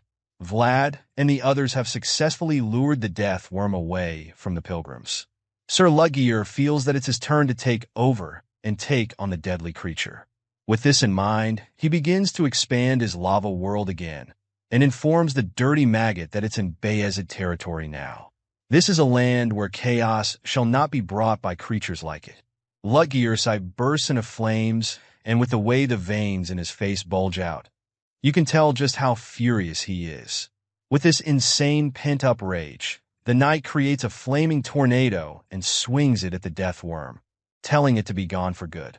A huge concentrated beam of fire comes down from the sky after the tornado disperses, and this transforms the whole place into a terrifying hellscape. With the firepower generated, Lutgear blasts the death worm. The flames are mighty and extremely terrifying to the point that all the pilgrims watching are horrified by the sight. On the other hand, the knights under Lutgear's command are just excited to see their boss displaying such incredible power. As for Vlad, he's just stunned because he finally realizes that this is the world of a knight that has the ability to contemplate over himself a true world. The death worm is continually burnt by the unlimited flames, and as our boy witnesses the insane show of power on display, she admits that this is a sight light years away from common sense. Seeing the knight's world is like watching a mountain that goes up to infinity to him. The kid is left in a state of awe, and he begins to wonder if Goden can even do something like this. He thinks about Sir Jaeger and Sir Pablo too, wondering if they're even up to this level. Then finally, he asks himself the big question, will I be able to do this too? The voice hears his thoughts and assures him that he's capable of such insane powers. But that's only if his world is so unspeakable to the point that nothing can ever cause it to waver. After a while, we see that Lutgear has completely vanquished the monster, and as he watches the remaining flames burn wildly, Vlad appears behind him, asking if he's okay. The knight smiles as he welcomes our boy back, before commending him for a job well done. Vlad is worried that the flames will burn down all the grasslands at this rate, but the knight just assures him that everything will be fine because the grasses are pretty moist. He claims that the flames will only last for a while, but more importantly, he reveals that he wants to have a refreshing glass of beer. Lutgear tries to get up, but his shaky legs fail him, so he falls back on his butt, and then the voice suggests that the consequences of expanding his world for a limited time have finally caught up with the knight. Ludgear teasingly asks if Vlad won't help him up, but the kid just flops down beside him and claims that he'd rather fall as well. The senior knight finds it amusing, but he doesn't even have a response to Vlad's antics, so he just smiles and changes the topic. From what he saw earlier, Vlad is an excellent rider, but that doesn't tally with all the rumors he heard. In response, our boy explains that he wasn't the problem, so Ludgear takes a look at the horse and admits that it's remarkable. Vlad agrees with him, and that's about when the quiet conversation is interrupted by Ludgear's men, who've come to celebrate the victory. They praise the kid for an awesome performance and claims that it's good enough to make them open up their vassal slots. One of them commends Vlad specially, claiming that he hopes they meet again, so the shy boy thanks him nervously. Just then, someone else calls out to our boy, and he's surprised to see that it's Father Andreas. He's so glad that the priest is safe, and the old man just excitedly claims that he finally sees what he didn't earlier. During Vlad's clash, he saw a bright light, and even though he had seen it before, he wasn't sure what it was. It was like a light that pierced through the pitch-black darkness. All of a sudden, the old man goes on his knees and holds the boy's hands, leaving him stunned. He then thanks our boy, calling him Vlad of Sora. The young knight is so confused by this, but the priest goes on to pray to the Lord, claiming that the boy who received God's will has acted solely on it. Still on his knees, Father Andreas prays for the Lord to comfort the young boy who protected his world, and prays that he blesses the shining boy with his pity and compassion. On this day, countless hearts turned into a single light, all because this young boy's world expanded. As the story continues, we catch up with a certain character back in Bayezid onto the sun is setting, and the lighting is perfectly sitting on the noble family's mansion. Inside, we see a familiar hand with scars holding some kind of letter, and then the owner of these scarred fingers suddenly asks if he's sure that the content of the message is 100% correct. Here, we see that it's Count Bayezid asking his special advisor about a surprising message he just received. The white-haired advisor assures the Count that the letter is correct, and then informs him that Dorothea was the one who sent it through the crystal ball. Upon hearing this, the nobleman grits his teeth in rage, because all he did was send the youngsters out just in case. But now, they've gone and done something else. He suddenly snaps and asks the advisor if it was dark magic again, so the old man confesses that some of them have settled in the north. In response, the Count remains furious, because he feels that the Empire is being too lax about the threats, and for this reason, the old cursed beings are slowly sticking their heads out. Count Bayezid thinks deeply about all of this, and looks really bothered by it too. The nobleman stares out the window in rage, but then his advisor reminds him that they also have some relieving news as well. He feels that that should at least count for something, so the master agrees with him. The Bayezid family head admits that his advisor is right, and this is because the name of a certain young prodigy keeps popping up nowadays. He begins to recall all the events that Vlad has proved himself, from the previous year's winter monster hunt to the duel of honor at Heinel. The Count thinks about all these notable moments where the star swordsman shone bray, and then adds our boy's latest feat to the list since he was involved in matters with the pilgrims. At this point, it's pretty obvious just how much attention the kid is getting because of his impressive performances lately, and as a result, the Count admits that the Bayezid might just have had to face disgrace if it wasn't for the boy. He can't help but picture the talented kid at the back of his mind, and after seeing Vlad's amazing aura again, all he can feel is admiration for the young boy from Sohara. With this feeling inside him, he calmly instructs his advisor to call for his son Joseph, so the white-haired old man suspects that the family head is thinking of finally giving the boy permission. He asks the Count to be sure, so the nobleman turns to him and suggests that worthy people should get to enjoy the rights they deserve after all. While all of that is happening back at home, we catch up with Rutger and his men who are still out in the wilderness. They're currently camping out for the night after successfully saving the pilgrims from the massive death worm. To be fair, Vlad did most of the work, but that doesn't really matter right now since they're all enjoying the quiet night seated around fires to keep themselves warm. The pilgrims are with them as well, but while everyone is supposed to be relaxing together, we suddenly notice that something strange is going on. For some reason, Vlad is seated alone with a fire to himself, and he's not even close to the others. Apparently, he prefers some time to himself. And when we get a closer view, we see that he is cleaning his sword after a hard-fought victory earlier that day. As he tends to the blade, he notices many scratches on it and realizes that the sword really went through a lot during his fight against the Deathworm. He didn't expect that the blade would suffer such damage. And while he's still thinking about this, Sir Lutgear appears behind him all of a sudden.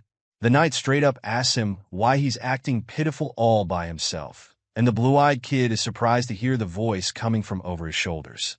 He turns around to look at the knight, who's casually taking a seat beside him. Lutgear asks Vlad where his fat friend is, so the swordsman reveals that Dorothea took Portia away earlier because she needed him to do something for her. Upon hearing this, he asks Vlad where the priest is, and the blonde swordsman informs him that Father Andreas is currently hanging out with the pilgrims. This explains why he's currently sitting by himself. And of course, the knight gets it immediately. With a bottle of wine in hand, Sir Lutgear concludes that everyone is busy and sighs in pity for the lonely blondie. Feeling bad for the boy, he stretches out his hand and offers Vlad a sip from his bottle of wine. As you can imagine, the underage kid is shocked to see this, and he politely declines the offer by reminding the knight that he's currently polishing his sword. Before he can complete this excuse, Sir Lutgear calls him out on it. He already knows that the boy is trying to refuse his offer, so he reminds Vlad that he's saying no to him again. Lutgear goes for the guilt-tripping technique and reminds Vlad that he didn't take peanuts from him the first time. Besides that, the kid also didn't pull him up when he asked for help to get up, and now he's crowned it all by rejecting his wine.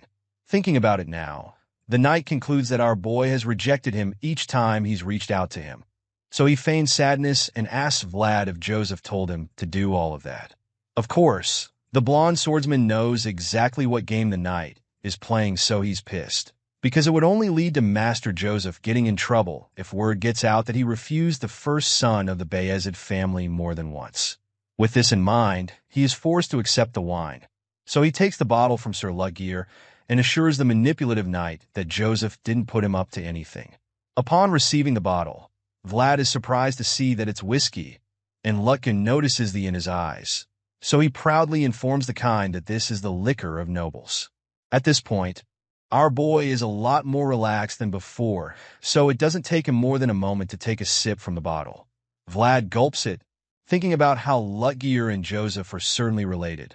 If he wasn't sure before, now he is certain that they're brothers, because even though their personalities are different, they've actually got the same tastes in the end. The boy from Sawara enjoys the whiskey so much that he downs the whole thing, and while he's busy going bottoms up, the knight stares at his sword for a while. Looking at the blade, Lutgear suggests that Vlad has it checked properly when they get back home. This statement finally forces our boy to drop the bottle. He wipes the excess off his face, feeling a little dumbfounded at first, before informing the Bayezid first son that he actually visited the family's blacksmith a few days ago, who told him that the handle of the sword needs to be taken off. Lutgear finds this a little suspicious because he doesn't understand why they need to take off a perfectly fine handle from a sword. In response, Vlad explains that the blacksmith said the handle was attached to the blade recklessly. Because of this, he either has to find the person who made the sword or he'll have to take the handle off completely. With his bottle of whiskey back with him, Sir Lutgear just teases the kid, suggesting that the owner of the sword is as reckless as the blade itself. He says this while gulping down his liquor, but then suddenly stops drinking when Vlad informs him that he's not going to take the handle off. The knight is pretty confused when he hears this, so the kid explains that he can't do it because he doesn't want to lose the sword. Vlad begins to remember the people back, and so are alike the old blacksmith who made the sword and, of course, his red-haired best friend. The boy lifts the sword, claiming that it holds so much within that he can't let go of it, and this leaves Sir Lutgear speechless for a brief moment. He stares at the boy in awe, and then finally regains enough consciousness to keep trying to persuade him. The knight reminds Vlad that he still needs to repair the sword even if he doesn't want to lose the memories, especially since it's already starting to look pretty dodgy already. In response, the blonde swordsman agrees with him, and then insists that it's the exact reason why he has to travel back home in search of the person who made the sword in the first place. Upon hearing this, Lutgear asks the boy where this mysterious blacksmith is, but Vlad is reluctant to admit it at first. Our boy keeps his mouth shut after hearing the question, but then again, he decides to reveal that the person who made the sword isn't Sora. The knight isn't too surprised to hear this. In fact, it makes a lot of sense to him because he's heard our boy call himself Vlad of Sora several times. Lutgear teases the kid, but deep down, he knows that the boy is a special talent from the Shining Sora, best known as Vlad of Sora. The senior brother thinks about the name and can't help but admit what a fitting nickname to him. This is just the perfect title for the future swordsmaster because earlier on the battlefield, the boy actually shone the brightest. The image of Vlad fearlessly riding the majestic black horse earlier flashes across Lutgear's mind, and it makes him reason something. After replaying the memories of the day in his mind, Lutgear finally understands that this was the reason his younger brother has been running around everywhere. Vlad keeps lifting the sword with so much determination in his eyes, so the knight gets up and suggests that he should be able to get the sword fixed soon. At first, our boy doesn't really understand what the senior knight means by this question, so he expresses his confusion. That's when Lutgear tells him that someone will acknowledge it sooner or later if he hopes for the repair desperately enough. Vlad is once again when he hears this, and this time, he can't even hide the confusion laced on his face. While he's still looking up at the senior brother in a daze, Lutgear pats him on the shoulder and begins to take his however. Before he exits the scene, he makes sure to tell Vlad that he's been doing a good job living up until now. The statement catches the boy off guard, so he's surprised and sits there while Sir Lutgear finally leaves. The knight tells Vlad to sleep early and informs him that they'll be leaving straight to Sturma the following morning. Our boy watches as Sir Lutgear walks away and immediately admits that the leader is right, because he believes that someday he'll actually be able to fix his sword. Vlad thinks deeply about it, knowing that the sword is the reason he has a place to return to, and with this feeling, the memories of his life in Sora begin to play back in his head. He remembers his boss back then and his life back in the bar, which just leaves him very emotional and almost pushed to tears. From a cliff, we can see him still sitting alone with his fire while the rest of the knights and pilgrims have fun on the other side. Just then, the black horse he rode earlier returns and watches him from the top of the cliff.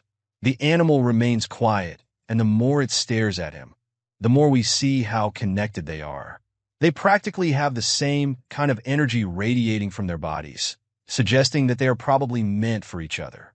Back in Sturma that same night, we catch up with Lady Oksana, who's quietly doing some stitching and embroidery to pass the time with one of her maids. She doesn't appear to be an expert just yet, because she's still asking the maid if her work is good enough. Of course, the young girl commends her stitching skills, claiming that the Countess' work is identical to the drawing they're trying to replicate. In excitement, she also shows Lady Oksana the book, so the Countess asks if she can move on to the next crest. She picks it up, and the little girl gladly shows her the next drawing she's supposed to work on, but she quickly picks up the needle and thread to start stitching, claiming that she doesn't even need to see the drawing. Apparently, this next symbol is very familiar to her and vividly engraved into her mind, so she begins effortlessly, even though it's her first time making it. Lady Oksana reveals that she and her siblings only watched their mother do it and never actually tried it. In response, the maid suggests that the Countess watching her mother makes it even more precious, to which the lady admits. The nobleman claims that it's actually precious and suggests that the art is a tradition that's now gradually being forgotten by the people. She thinks about the knights of these days who were actually raised so preciously and feels that they're not even worthy to lift up the flag that belongs solely to them and no one else. Speaking of the knights, the scene changes to the next morning when we see that Lutgear and his men are already prepared to begin their journey to Sturma. As usual, the red cape some of the Bayezid family leads the way, and as they set out, one of his men calls his attention to a marvelous sight. The guy is so amazed, claiming that he's never seen anything like it in his life. So Sir Lutgear actually turns around to see the huge herd of wild horses running nearby. The horses are literally running side by side with the knights and the pilgrims, so the guy is stunned since he would never have imagined something like that would happen. Seeing all of this, Sir Lutgear calmly admits that it's a rare sight indeed, and suggests that it might be the first and the last time it's ever going to happen. As the herd slowly departs from them, the red-caped leader glances back at Vlad with a mischievous look on his face. Our boy is back to life without a horse, and so he's stuck inside the carriage while the rest of the knights ride their horses like real men. He seems pretty bummed about it, and Luckier notices it because he believes that the kid and black horse must have been special like no one else to each other during their short encounter. Now, it's all over, so they have to return to their lives without each other. And as you can imagine, Vlad is taking it a lot harder than the wild horse. He's thinking the same thing as Sir Luckier, and he looks out the carriage with a long face, knowing that it's now time for him and the amazing stallion to part ways. The powerful horse blazes through the plains, and our boy tries to contain the pain he's feeling because he knows that he has a purpose to fulfill. Besides that, the horse also has a duty to lead its herd, so it really can't work out between them. All of a sudden, the horse stops in its tracks as it reaches the edge of a high cliff. It's forced to stop following the knights and their convoy, so it gets on its hind legs and makes an iconic stance for Vlad to remember. At this point, it's clear that this is goodbye for the two of them, and our boy already knows that this is it, the last time they'll see each other. Tears fill his eyes as he looks at the horse one last time, because he knows that they can only be together up until this moment. It's pretty heartbreaking to watch the boy say goodbye to the animal, but while he's still in his feelings, Father Andreas pops out of nowhere, telling him not to feel too sad about it. In response, Vlad pretends that he was only saying goodbye for the sake of it, but the old priest already knows that it's not the case, so he bursts into laughter and suggests that it's indeed difficult for humans to be truthful most of the time. To the old man, their lives are like a cycle of hellos and goodbyes. The goodbyes bring one to tears, while the hellos come as happiness as far as the priest is concerned. The old man then admits that the scenes from the previous day were a truly amazing encounter even in his eyes. And for this reason, he wonders when the young star will get to see the amazing horse again. As sad as everything looks, Father Andreas doesn't believe that this is the last time that Vlad will see the stallion, because he knows that the depth of connection isn't just decided simply by the time spent together. Hearing all of this, our boy cheers up, knowing that the priest is right. A smile creeps up on his face once again, as he realizes that they'll actually get to see each other again someday. He's sure of it. With this new sense of belief, Vlad is ready to leave the horse behind for now, and as his traveling party goes farther into the distance, the black stallion just keeps watching. Later that night, a storm rocks Sturma in the House of Bay, as it seems to be having it really rough, with lightning and thunder all over the mansion. The Count sits in his office looking really frustrated, but it's not exactly because of the storm. Apparently, he's received some troubling news about the fall of Count Revnoma, so he's still trying to come to terms with the whole thing. He covers his face like the most frustrated person ever and listens to his advisor, who confirms that they just received the urgent news. The nobleman already knew that the West's activity had been strange for a while now, but he never expected that it would end up like this, so it makes him wonder how and when Count Gaidar's house even acquired such strength.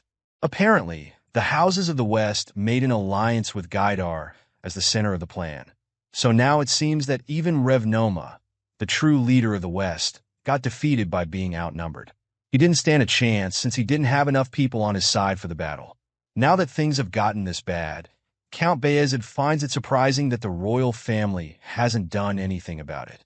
In response, the advisor claims that they can't usually find out anything about matters that concern the center. The frustrated ruler gets up from his chair with this realization and thinks about how the North has a stronger color than any other region because it was free from the royal family's influence thanks to the unshakable wall built around it. Consequently, they were ignorant of the happenings around them, so it led to the fall of the Count family. Bayezid can't believe that a guardian of the Pact family would fall so easily, and because of this, he feels that the rules and traditions of the past have become meaningless thanks to the new holders of power. The nobleman man fears that these are turbulent times, and his advisor agrees, claiming that the empire should know where to draw the line. Count Bayezid is afraid that the fall of Count Revnoma's family is the sign of a new age, and as he looks out the window, he realizes that they're more trouble to handle. It turns out that the so-called pilgrims are actually refugees from Revnoma, and now they've come to Sturma with the old pact.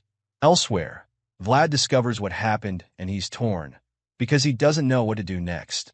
Helping pilgrims was meant to be a good thing, but now he's helped Lugier, and he knows that Joseph won't be happy about it. He can already imagine Sir Jaeger's face, so he's sure that the green-eyed knight might even beat him to death this time around. Well, it's not like he can do anything to change his fate, so he knocks on Mr. Joseph's door. The young master asks him to come in and informs him that he's a day early. Joseph is strangely calm and claims that he's hurt a little about what happened. He asks the kid if he's hurt, and Vlad explains that he's fine, but the young master still advises him to take care of himself, which he agrees to do. The blondie is quite confused because it looks like everything is all right. Joseph looks normal, but upon closer inspection of his face, Vlad realizes that he's screwed because the hidden frown becomes more visible by the second. Joseph starts talking about Sora, claiming that he doesn't know much about the back alleys there, but reveals what he heard about a conflict and asks our boy if it's true. He's surprised to be asked such questions, but suggests that it's true, and then Joseph asks him if he can't send a letter back to Sora, which baffles the kid some more. When Vlad asks what he means, Joseph finally talks about Jemima, calling her the boy's lover in the convent, but the swordsman clarifies that they're friends. Joseph claims that he's known all along and suggests that Vlad can't send letters back home because he's afraid of people they're getting hurt. The young master claims that he would like to solve that problem, but points out how much effort is required. He suggests that the man named One-Eyed Jack is valuable, and Vlad confirms because he knows that Moneybug has formed connections with the most powerful people in Sora. Suddenly, Joseph starts talking about how much Vlad has gone through for him and suggests repaying him accordingly as per their promise to each other. The kid is confused, so Joseph shows him the flag that represents the knight's honor. In old times, knights went around carrying flags like this, and the young master was bummed that he could never possess one. For this reason, he resolved to have a knight who can, and now, our boy has checked all the boxes. Joseph believes that Vlad is a knight worthy of carrying his own flag and promises that the Bayezid family will give him their full support. After all, he's the man who received Lady Alicia's name and also a vassal of the Bayezid family. As such, Joseph wants him to raise his head with pride under his own flag and return to his hometown with it. The young master wants Vlad to go slash the worthless people binding him, so he can find his true freedom and then come back to him. Sir Jaeger gives his approval in silence, and after seeing this, the young boy from Sora is deeply touched. Our boy thinks about all he's been through to get to this moment, from the unadorned sword given to him by the girl and the old man, to the identity token given to him by the priest. He was even given the handkerchief with the noble lady's name on it, and now he's been presented with his very own flag with the family's crest on it. All of these would go on to form the boy's roots, and all of these were the boy's accomplishments as well.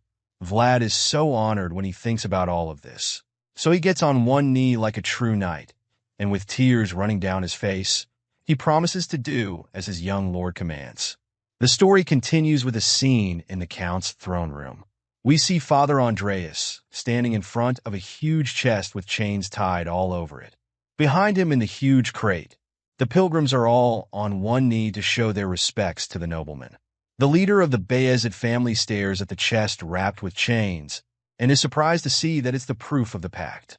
By this time, the box is glowing with a menacing red aura, making it pretty obvious that whatever is in there isn't exactly a friendly object. The Count is reluctant to accept the reality, but when he finally asks if it's the proof of the pact, the old priest quickly confirms it, revealing that the dragon's fragment is even inside the chest. Within the mysterious box lies a fragment of the prime dragon of perfection, a massive dragon with scales like gold. The magnificent beast was taken down by the founding king, and Father Andreas makes sure to remind the nobleman of all of this. As you can imagine, Count Bayezid's interest is piqued, and he just hums in response, not knowing exactly what to say. It's a pretty dumbfounding piece of information, and for that, such a rare item is in a chest sitting in the center of his throne room. He's just left speechless. Seeing the reaction, the elderly priest apologizes in advance, because he's about to deliver even more shocking news. With a bow, Father Andreas informs the nobleman that Count Revnemus' family was the only one in the West who could protect the pact. Hearing this alone, Count Bayezid figures out what's going on, so he reveals that he understands clearly. The leader of the Bayezid family already knows that the old priest is asking for assistance now that Count Revnemus' family has been defeated, so he immediately promises to give the pilgrims his knights. The nobleman is determined to assist them and vows to help them move the proof of the pact as safely as possible to the best of his. He also knows that they're probably really tired after quite a tedious journey, so he kindly asks them to make themselves comfortable in his mansion. The Count claims that he would even like them to stay as his guests until the preparations are done. Upon hearing all of this, the gentle priest thanks the Count, and with all of that out of the way, the pilgrims get right to business. The hooded men cover the ominous chest with a white tarp and then quickly loft it out of the room. Count Bayezid watches the hooded men make their way out of the room with a scowl on his face. It appears that he's troubled by something, and we're not the only ones who can see the gears turning in his head, because his advisor also notices his bad mood. As such, the old man decides to calm his boss down, telling him that he shouldn't worry about what's troubling him. In response, the nobleman shoots up from his seat, but his advisor just reminds him that the pilgrims didn't have a choice. Count Bayezid suddenly starts walking down the steps from his seat, still feeling very upset, claiming that he already knows all of that. The nobleman believes that from the West's perspective, the only guardian house of the equal to them would be the ruler of the North. He feels that the ruler of the North is the only person those in the North even consider a threat. Well, you can't really blame the Westerners for thinking this way, because from what we can see, the Iron Duke, Timur Baronov looks like one mean motherfucker with his glowing red eyes and massive blade. There's no doubt that the ruler of the North is a formidable force. Count Bayezid keeps bothering himself with this feeling, and even though he knows that there's really nothing he can do about the situation, he can't help but think about it because it's currently a burden that refuses to get off his shoulders. The nobleman zones out as he stares out the window, thinking far and wide. But then he's suddenly drawn back to reality when he sees something very shocking on the other side. The Count's eyes pop out in disbelief when he sees a familiar flag, and then admits that he hasn't seen it in a very long time. The advisor hears him thinking out loud, so he curiously asks what the matter is, and then quickly goes to have a look for himself. Looking out the window, the white-haired advisor realizes what is making the Count so intrigued, and he too is quite taken aback by the sight, so much so that he also admits that he hasn't seen that flag in a long time.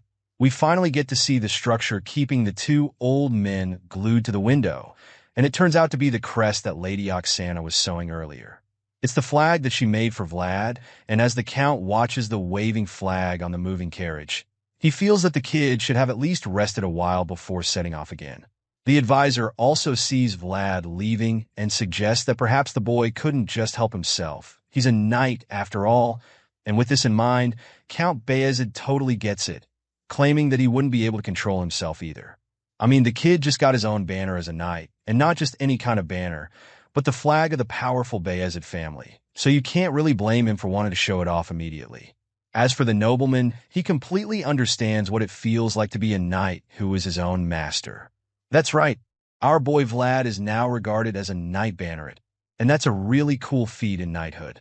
Count Bayezid keeps staring at the kid with admiration, and because of this, he's completely in support of the journey. He's proud to have such a person flying his flag, and so he wants the boy to go all the way back to his hometown. He wants Vlad to do what is his rightful duty, and as we can all see, that's exactly what our boy is off to do. The scene suddenly shifts from the vibrant city of Sturma, and then we're taken all the way back to the dark and terrifying slums in the back alleys of Sora. There, a swarm of lowlifes is outside waiting for a very famous hooker. Apparently, the lady is in high demand because all the men can't wait for her to come out. They yell outside her chamber, shamelessly claiming that it's their turn to get played with by her.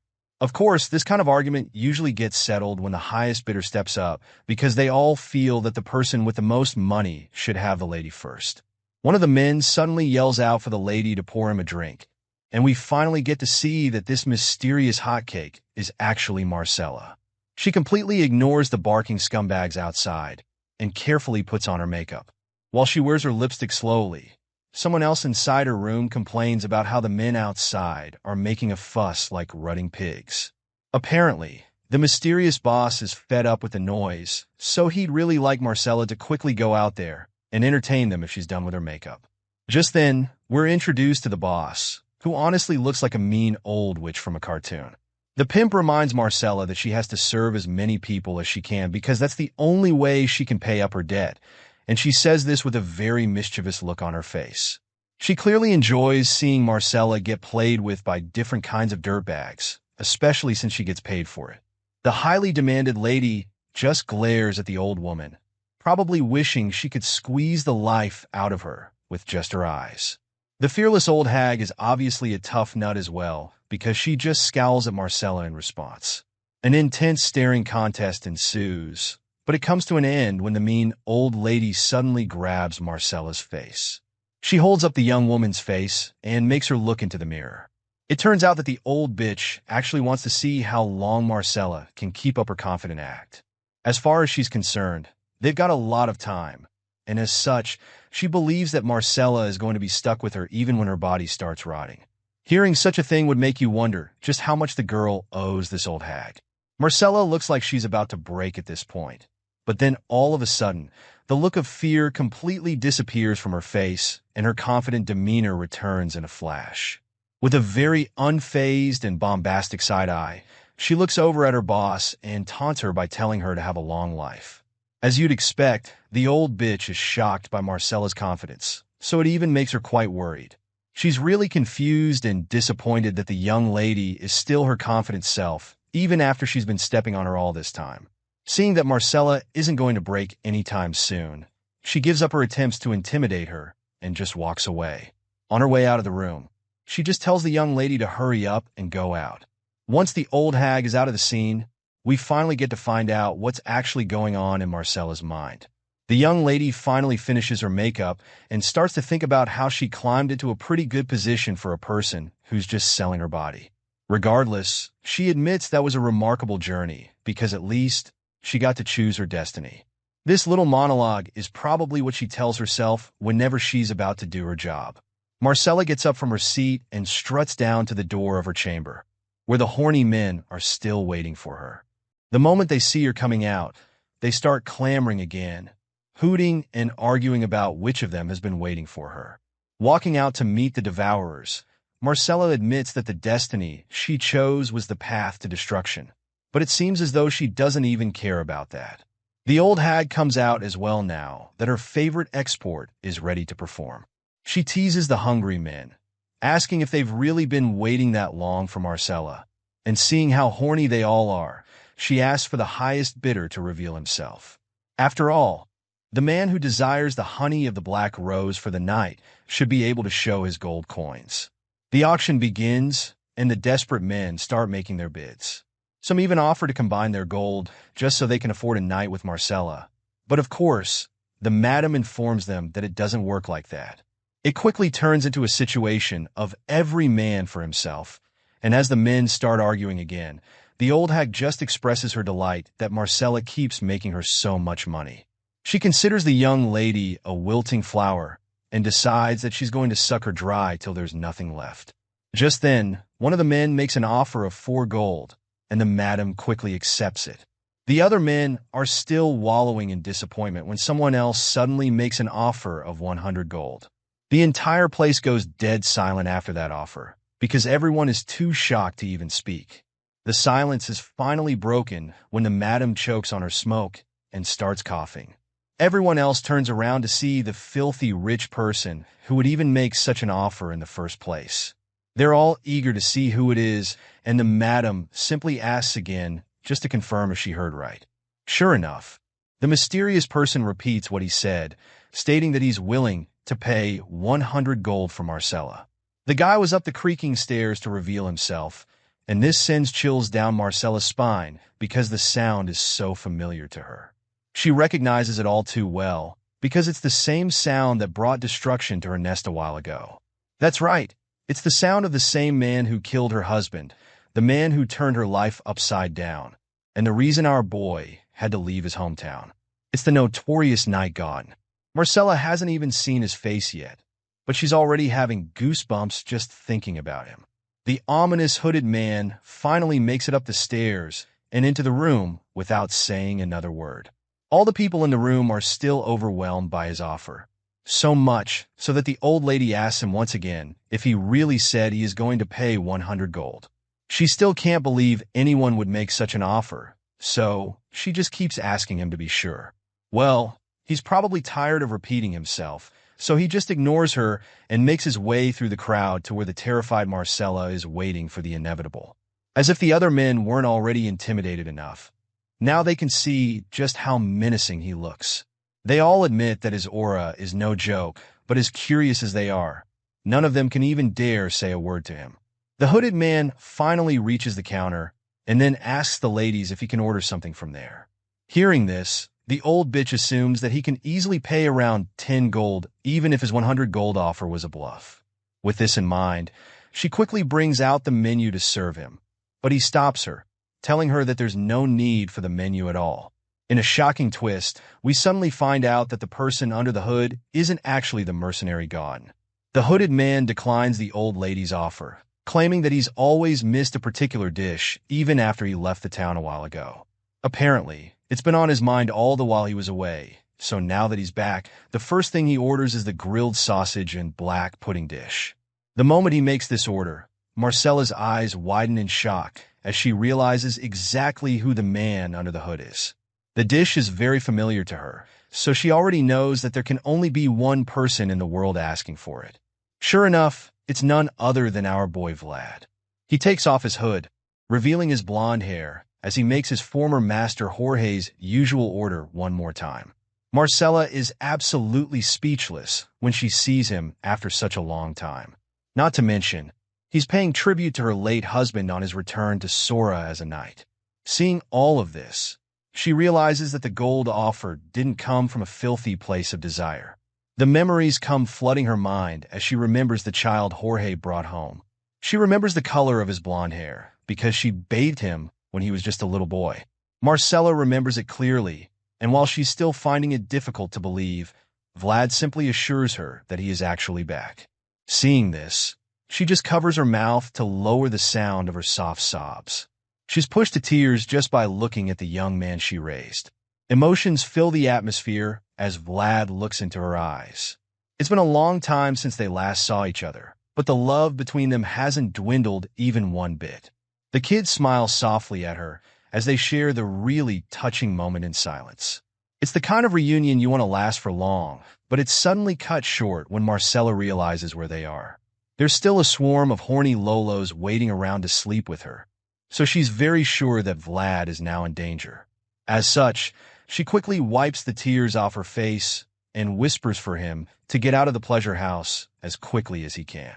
She already knows how wild the men can get, so she tells him to leave. Marcela secretly informs him that the place is being run by subordinates of the notorious One-Armed Jack, and she doesn't want that guy to find out that the blonde swordsman is back in town. She keeps whispering to him, and the old bitch notices it, but she can't make any sense of what Marcela is telling him.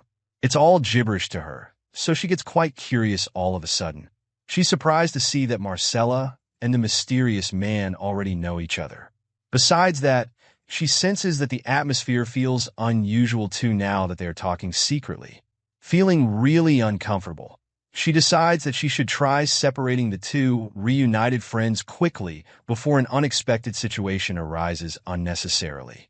With this in mind, she beckons on some of the shady-looking armed men sitting at a table in a corner. A very mean-looking guy in particular looks at her and instantly gets the message just from her eyes without wasting any time. He signals his men, and they all leave their sets like warriors on a mission. It's almost like they have a telepathic connection, because even without saying a word, they all know that Vlad is the target.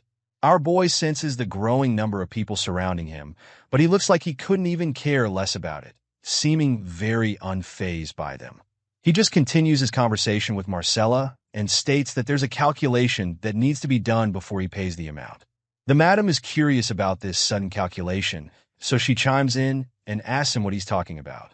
In response, Vlad calls the name One-Armed Jack and reveals that there's something he needs to get from the man. As you can imagine, such a statement won't go down well with the guys who run the establishment because they're subordinates of One-Armed Jack. The Scarface guy is particularly enraged when he hears this, so he draws his sword and urges the others to deal with Vlad for saying such a thing. He feels that the kid is ridiculous, so he calls him a crazy bastard. He's mad that Vlad would even call his boss's name like that, but while he's still ranting, the young knight decapitates him on the spot. The guy falls flat on his back right in front of his men, and in a matter of seconds, the floor is full of blood.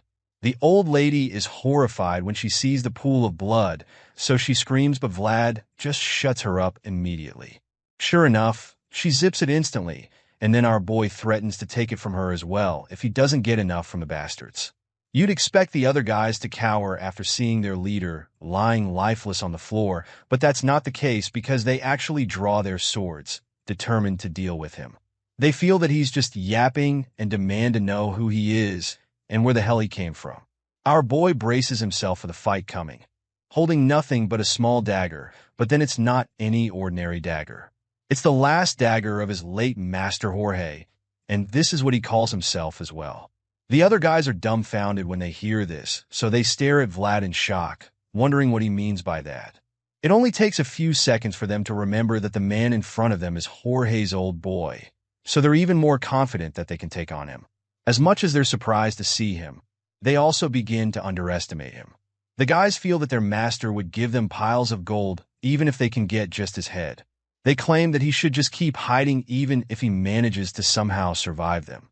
Despite all their threats, our boy is unfazed, so he tells them to just come at him and stop babbling. He wants them to try as much as that day, back then when they tried to kill him. The moment he says this, he starts to release a terrifying aura which leaves all the thugs absolutely shocked that it's the same kid they knew a while back. Right now, he doesn't look anything like the boy they once knew, and instead, he takes the form of a bloodthirsty wolf. With such a terrifying demeanor, they're all afraid to even move, so he decides to attack them instead. Vlad takes out all the men who even dare to draw their swords in front of him. At this rate, he's working with one scream per life. Our boy is practically in beast mode at this point because he's not sparing even a single soul. He's ready to take the lives of all the men, as many as the tears that Marcela shed because of them. Our boy decides that he won't stop until a fair wage is paid through their blood. While the young knight is busy making a bloody salad with all the guys at the pleasure house, the scene changes and we find One-Armed Jack drinking himself to stupor in his home. For some reason, he's thinking about Jorge. He feels as though that the Sora back alley has been like it belongs to him ever since Jorge disappeared. However, he still isn't satisfied. He wants more and feels that he should rise higher because he believes that he can't just stop there. This is the same reason why he's not hesitated to take what belongs to others. The insatiable man was determined to keep using the corpses of his enemies as scaffolds to go higher and higher. But even after rising to the end, One-Armed Jack realized for the first time that the back alley life is determined by the ones up there. The guy thinks about all of this and just goes back to his drinking. He drowns himself in the alcohol, remembering how he firmly believed that everything can be obtained only through victory. Nevertheless, even though he has failed, he consoles himself with the fact that he's gotten to the position he is today. As much as the victor in the power tussle was Jorge, the one who died was also Jorge. With this in mind, he accepts the fact that the same thing could happen to him one day and that his fate would be decided by someone up there. He curses the damned world he lives in, and just then, his men barge in with bad news. They inform him that they've been surrounded, but he's too drunk to process it all at once. The guys reveal that the entire back alley has been overrun by soldiers, so much so that even their back door has been blocked. The guys start to argue all of a sudden, feeling that the soldiers are the security guards of Sora. The confusion comes up because they feel that they've already made monthly payments to the soldiers. One suggests that it's just a regular patrol, but others don't agree because of how many soldiers there are. The invaders have clearly come with a plan, and when One-Armed Jack hears this, he just starts laughing. He expected such a thing because he always felt that such a day would come. He just didn't know it would be today. Regardless, he's glad that it's here already, because rather than anxiously waiting for the day, it's better this way, since he feels that destruction right before his eyes is even more relieving. The scene changes from the bar, and we see a group of soldiers lined up with their weapons in another side of the small town. One of the high-ranking men in Sora suddenly goes to meet the knight, who happens to be Sir Vorden, and informs him of some news. He reveals that they've received orders, confirming that the garrison's arrangement is complete. In response, the fat commander just asks the guy if the other alley is completely blockaded as well. The terrified man responds by confirming this, and he claims that they did their best to make sure of it. It turns out that this scared-looking man is actually the mayor of Sora. Unfortunately for him, the commander isn't convinced that he and the others actually did their best, because he feels that if they actually did, the matter wouldn't have gotten as big as it did. The mayor is really ashamed of himself, but all he can do is just stand there and hide his face while the soldier scolds him. The commander seems very upset that the count found out about what happened, so he makes it very clear to the mayor. In response, the embarrassed town leader admits that he doesn't have any excuse for what happened, but he also reminds the commander that One-Armed Jack is a very talented man. He claimed that he doesn't have any excuse, but all of a sudden, he tries to start making excuses. Unfortunately for him, the knight doesn't even let him start because he quickly cuts him off by clearing his throat. He gives the man a death glare, which sends chills down the guy's spine. At this point, the mayor realizes that there's no way he's going to outsmart the knight. He's puzzled by the knight, and it makes him wonder how a mere soldier is so informed about the activities of the back alleys in Sora.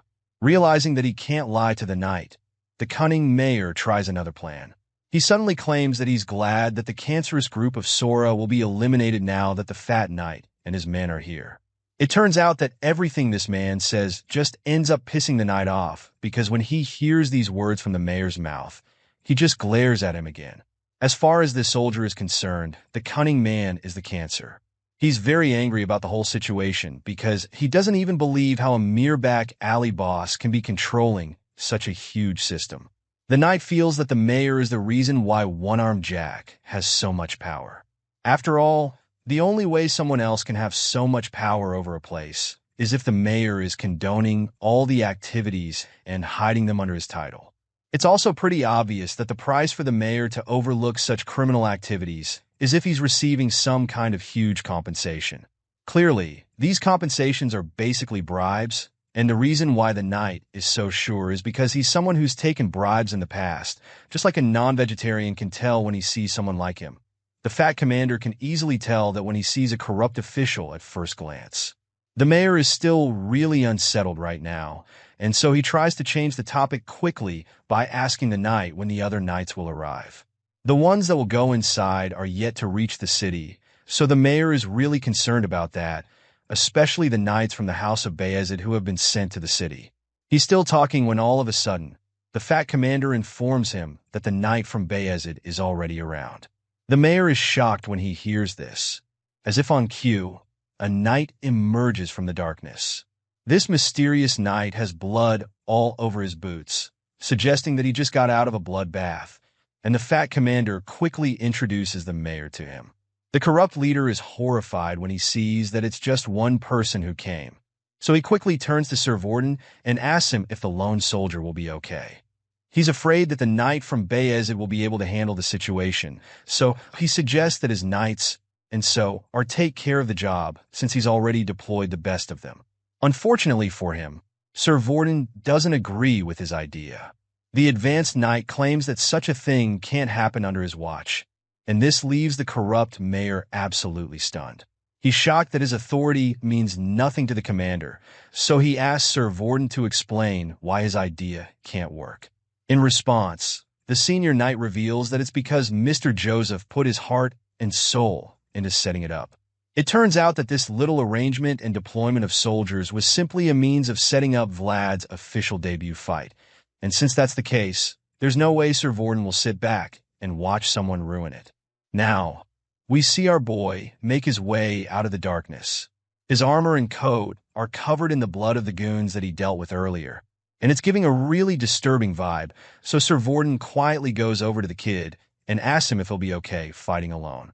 He whispers this to our boy so that the mayor doesn't hear him.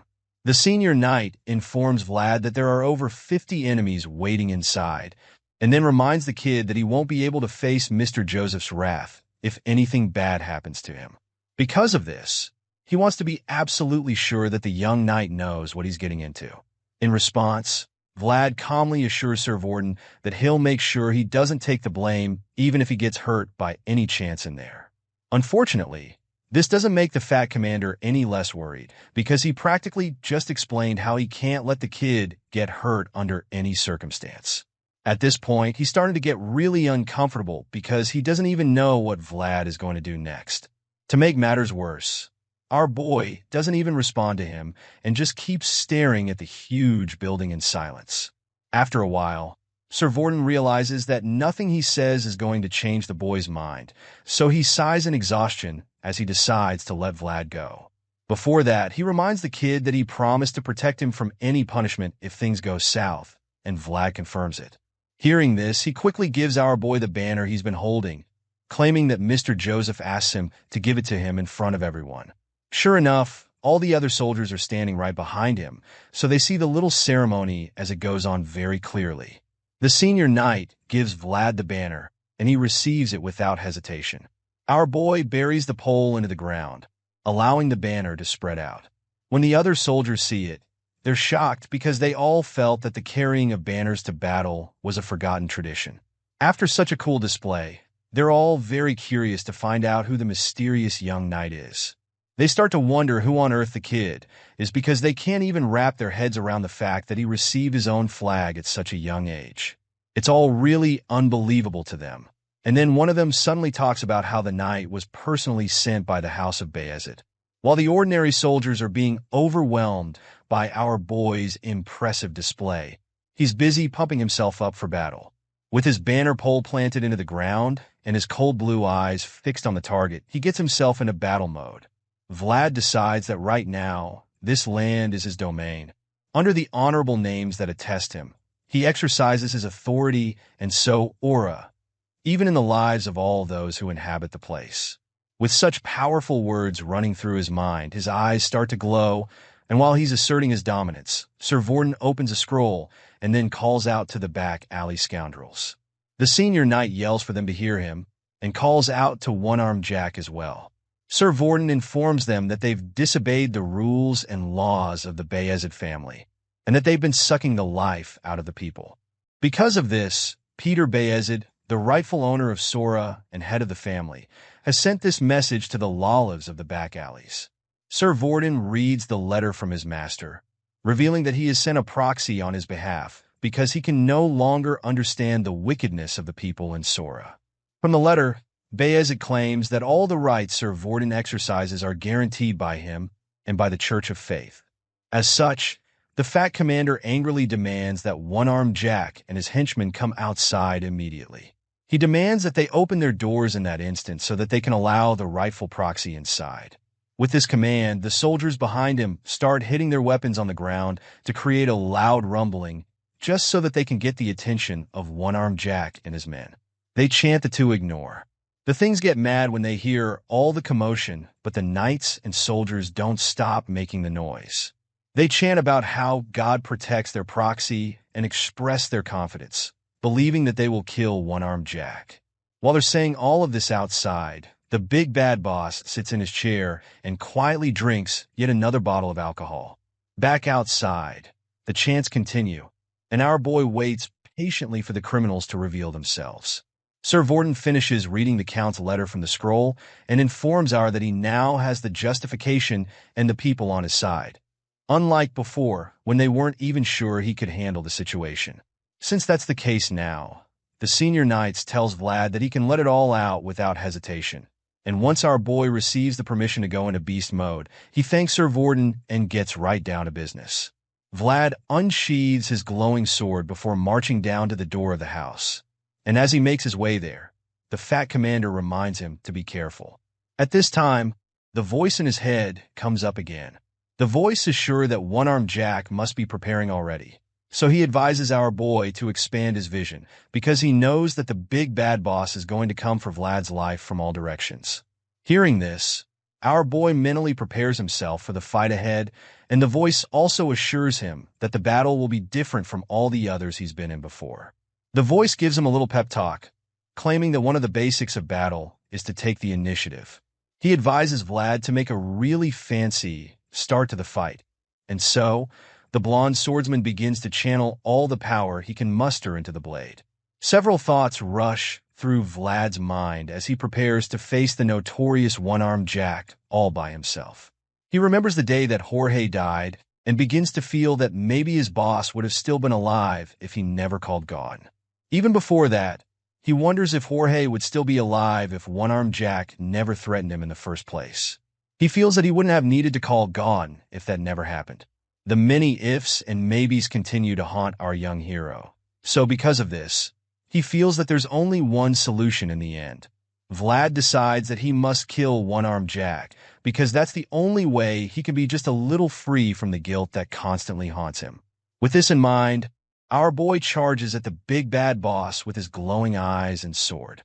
Vlad lands the first powerful strike, and the locked door comes crumbling down in an instant. All the goons who are guarding the place are sent flying all over the place. The blast from the strike leaves the place in a mess, and when Vlad finally enters the building, all the goons are injured and disoriented. Vlad realizes that one-armed Jack's world is eating into his own, so he concludes that this is the reason he must put an end to this right now. This is the only way he can cut off the messy connection and move forward. Our boy marches into the place and then introduces himself to the goons, informing them that he's the one and only Vlad of Sora. The blonde swordsman claims that he's here to end their quarrel. He holds his blade and stands in front of the enemies, waiting to see their next move, but none of them even moves a muscle. They wait in silence, so when Vlad sees this, he points his sword to the big bad boss and calls out to him. Our boy raises his glowing sword, informing one-armed Jack that he's back in Sora, and as you can imagine, he's back for revenge. Vlad yells out several times before the one-armed mafia boss finally decides to respond. He sits in his chair and listens carefully to the voice, only to discover that it's actually really familiar. With this in mind, he finally gets up from his chair and slowly straightens himself up as a sinister laughter erupts from his lungs. Apparently, he's already recognized Vlad's voice, so now that he knows that his opponent is a kid, his confidence goes off the roof. He finds it amusing that the blonde boy from the back alleys is the rightful proxy that has been sent to get his head. Not surprisingly, he's heard a lot about Vlad's amazing feats, but it doesn't make him any less confident that he can defeat our boy. One-armed Jack realizes that the rising star is the one knocking on his door, and so it makes him very excited because he relishes the challenge. While the big bad boss finds the whole situation to be some kind of easy game, our boy is very determined to prove the one-armed villain wrong. He fixes his gaze up into the house and waits patiently for his opponent to reveal himself. It appears that the bad boss's overconfidence rubs off on the goons all of a sudden because they instantly get the courage to fight their adversary. One of them loudly encourages his mates to attack the blonde swordsman, disturbing their peace, so of course, they all rush towards Vlad with their weapons. The men charge at our boy bravely, feeling that they've got the upper hand, and of course, Vlad doesn't hold back either. He equally throws himself at them with his trusty sword in hand. Not surprisingly, the blonde knight overwhelms them with his speed and strength immediately. The thugs are horrified when they see how ferocious he is, but at this point, it's already too late for them to retreat because he rips them apart mercilessly. Our boy slashes through all of them with the speed of light, leaving a bloody trail of dismembered body parts in his wake. One of them tries to sneak up on him from behind, but the insanely quick swordsman senses the attack coming and counters it immediately.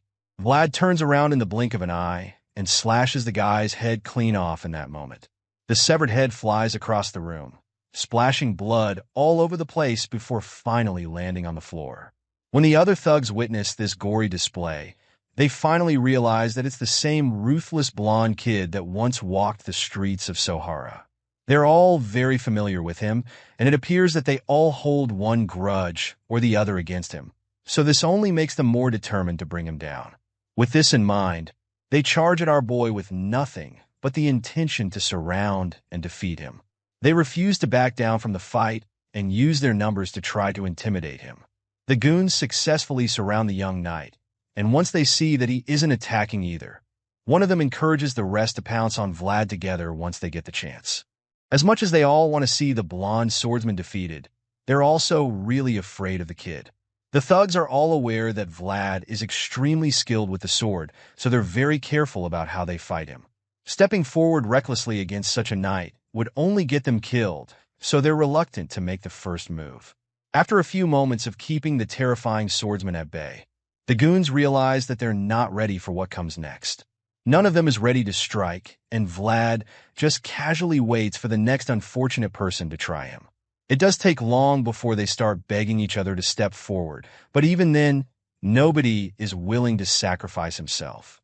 I mean, that's literally what it is right now, because anyone who's crazy enough to challenge Vlad all alone is practically digging his own grave. The whole thing gets really boring quite quickly, especially since the star swordsman is eager to give one-armed Jack a taste of his blade. Seeing that none of the henchmen are brave enough to step forward, he decides to take matters into his own hands.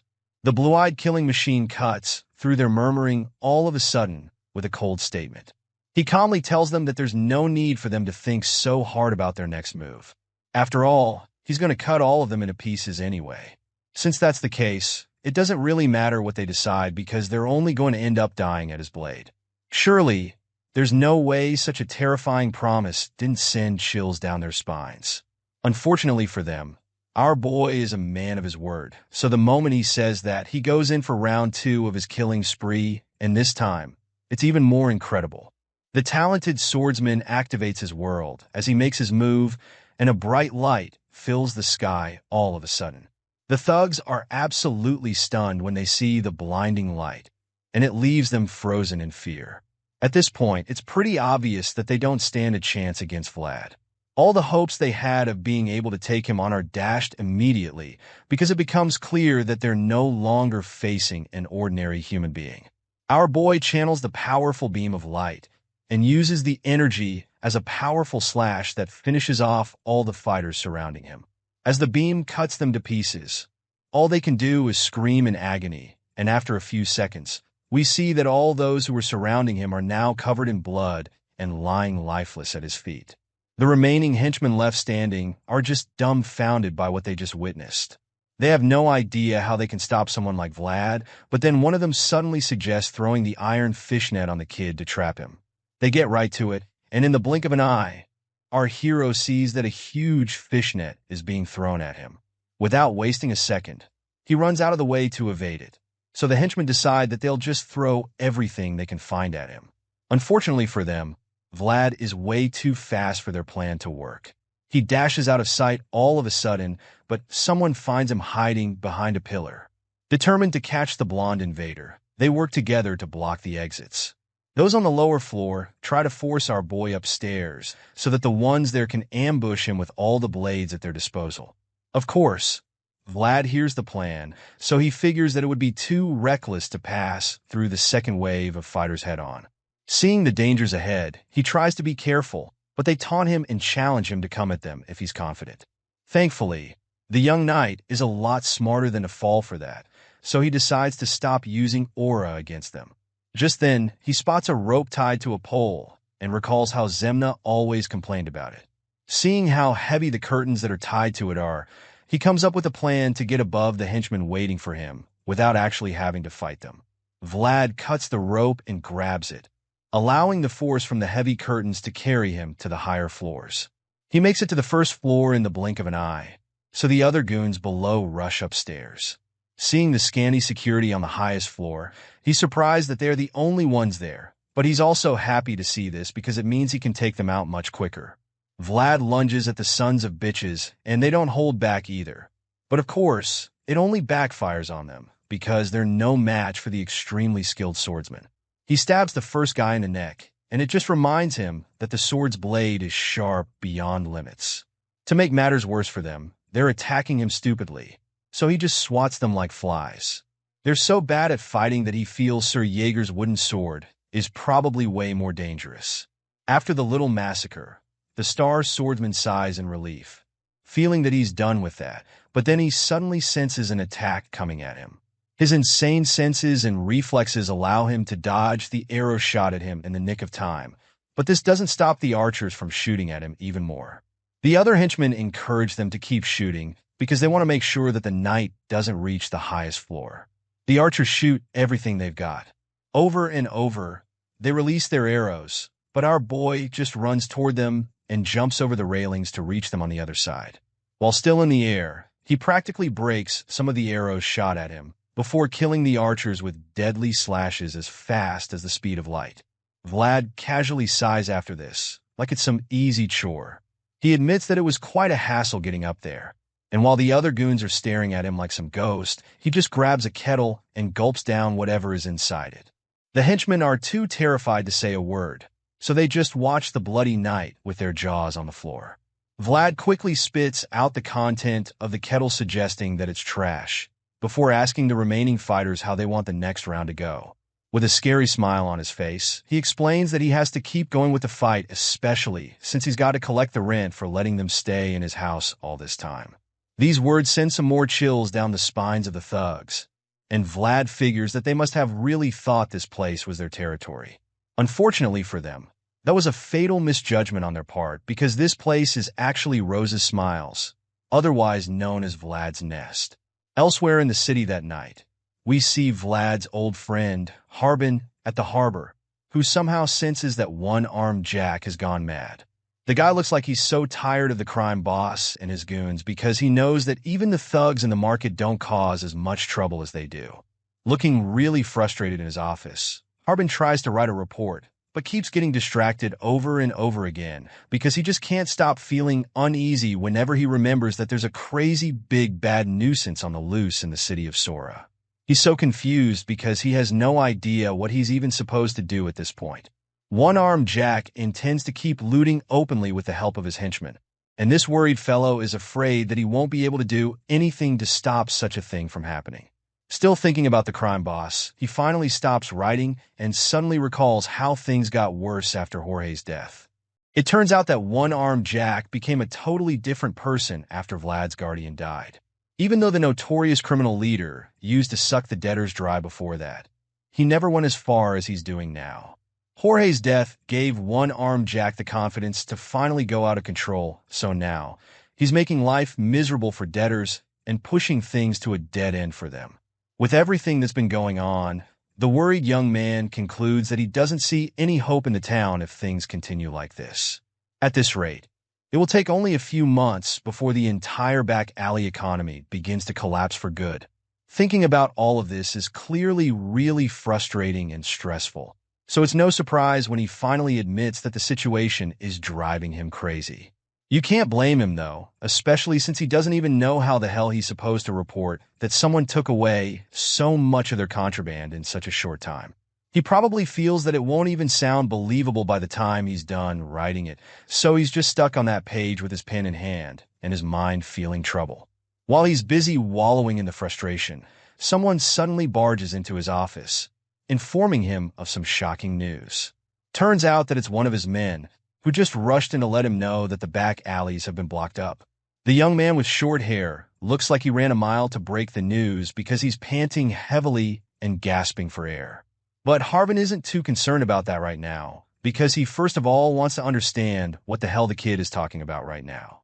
It doesn't make sense to him, because he can't even comprehend how someone would block the back alleys. It sounds straight up impossible to him, so he asks the kid to explain himself. It's at this point that the breathless boy informs Harbin that some people from Sturma who came to Sora are the ones who caused the blockade. He also reveals that they came to catch one-armed Jack, and then goes on to tell Harbin how all the guard soldiers of Sora have them surrounded from all sides while they're speaking. Hearing this news, he just gets even more exhausted than he was before. Harbin concludes that one-armed Jack must have really crossed the line this time, because it's not every day that people from Sturma come looking for a criminal in a place as chaotic as Sora, even though he also knows that he can't just feel happy about the fact that one-armed Jack has finally met his Waterloo. The reason he feels this way is because he knows that it will only rain blood over the back alleys if the powerful crime boss finally leaves Sora. While Harbin is still pondering on the bittersweet feeling, the young informant suddenly suggests that he should be close with one of the visitors. He's shocked to hear this because he doesn't know who the guy is talking about. So he asks, and that's when he finds out that the guy is talking about Vlad. This just leaves Harbin stressed out even more because he doesn't get why the man is talking about Vlad all of a sudden. In response, the guy nervously admits that he didn't see Vlad with his eyes. But he goes on to inform Harbin that there's apparently a blonde guy in the party that came from Sturma. As you can imagine, this pisses Harbin off because Vlad is clearly not the only blonde person in this world. So he snaps at the worker and quickly gets back to writing. However, that's when the guy reveals that it's not all, and then reveals that the blonde young man actually called himself Vlad of Sora. Harbin freezes in shock when he hears this, and there's no doubt that goosebumps cover his whole body at that moment. He finally lifts his head from the paper and gives the worker his full attention, so he can confirm that he just heard correctly. His eyes widen in disbelief because it sounds impossible, but the young short-haired worker just confirms his statement without any doubt. The guy even reveals what he heard about Vlad planting his flag in front of Rose's Smiles not too long ago. Harbin starts shivering all of a sudden, and when his subordinate notices it, he gets concerned and asks him if he's okay. Harbin doesn't say a word in response and just zones out completely. He thinks about how he's been hearing countless rumors all this time. It's no surprise that our young hero's exploits reached his ears over the last few months, but Harbin clearly chose not to believe them back then. He heard of how Vlad's aura manifested during Damra's Duel of Honor. Harbin also heard the story of the young vassal of Bayezid who accomplished an amazing feat in the hunt of a death worm. Clearly, he's aware of the tales of newest rising star going by the name Vlad of Sora, but he just didn't want to believe them. However, right now, he realizes that everything he heard might actually be true, but he still doesn't want to believe the rumors yet, so he finally gets off his chair and storms out of the office with his walking stick so that he can go and check things out for himself. While Harbin is getting ready to go play detective, we catch up with our blonde hero, who's still in the middle of a bloody battle at the Rose's Smiles. The intense bloodbath goes on, and Vlad continues to show no mercy. He uses a deadly strike to slash the foot of one of the henchmen, and right after maiming the guy for life, he swiftly turns around to take care of the thug who bravely tries to sneak up on him from behind. Our boy lands a devastating slash right to the guy's neck, taking him out in the process, but this ruthless display doesn't slow down the onslaught of attacks coming from all the other goons. They're still fearlessly running towards Vlad with nothing but the intention to kill him. But as you already know, they really don't stand a chance against him. Equally motivated, Vlad dashes forward with insane speed and charges at the incoming attackers so that he can slay them with a single slash. That's exactly what he does too, because before any of them can even figure out what's going on, he slashes them at the same time, with the same slash and with the speed of light.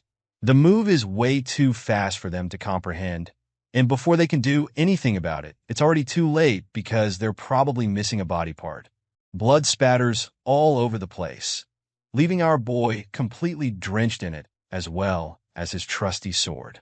With every strike, Vlad displays true mastery of the sword, and even the spirit inside the blade becomes surprised.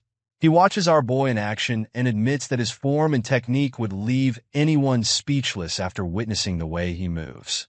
The spirit is in awe of the talent that the blonde swordsman possesses, and he's equally intrigued by the fierce effort our boy puts into his battles. Besides that, his strong will that is deeply rooted inside him can be felt by everyone around. And so the spirit concludes without a doubt that this young boy is a natural-born slaughterer. Just as he says this, Vlad confirms his thoughts by driving his sword straight into the heart of the last thug who dared to try him. It seems our boy has gone full beast mode at this point because he stares right into the dying man's eyes like a psycho killer. With a twisted smile on his face, he tells the thug that he had all the time in the world, so he suggests that the guy put his fallen tooth back in his mouth before passing on. But then again, he also reminds the guy that he won't really be needing them anymore, so pulls out the sword from the man's chest to put him out of his misery. Vlad holds the sword to the dying guy's face, and before he can make any other move, The voice in the sword suddenly tells him that he's done enough. Clearly, there's no way the thug is surviving a stab to the heart, so he's pretty much done for at this point. Vlad hears the voice, and that's when he finally snaps out of his kill mode. He looks around him and is a little bit surprised by the number of bloody corpses around him, so he decides to chill and agrees with the voice, feeling that he's actually done enough already. Our boy feels that he couldn't exactly replicate the scene from that day, but he's pretty satisfied with the results so far, so he decides that it's about time they put an end to the whole mess. Vlad's sword sparkles even though it's covered in blood, and after making up his mind to finish off one-armed Jack for good, he closes his eyes and takes a deep breath before making his way up the final flight of stairs to meet the one-handed crime boss. The dark stairway is filled with the noise of the creaking noise from each step Vlad takes, and after a while, he makes it to one-armed Jack's room and quietly walks in. Vlad breaks the eerie silence by informing the crime boss that he's arrived. The young swordsman stands by the door while Jack sits at the small bar in the place. He doesn't even turn around to know that the person standing there is the rising star. He welcomes the knight with his back still turned to him and then offers the kid a drink. He pushes a glass to the side and asks Vlad if he wants one, but when our boy doesn't say a word, he simply concludes that the blonde swordsman is no fun.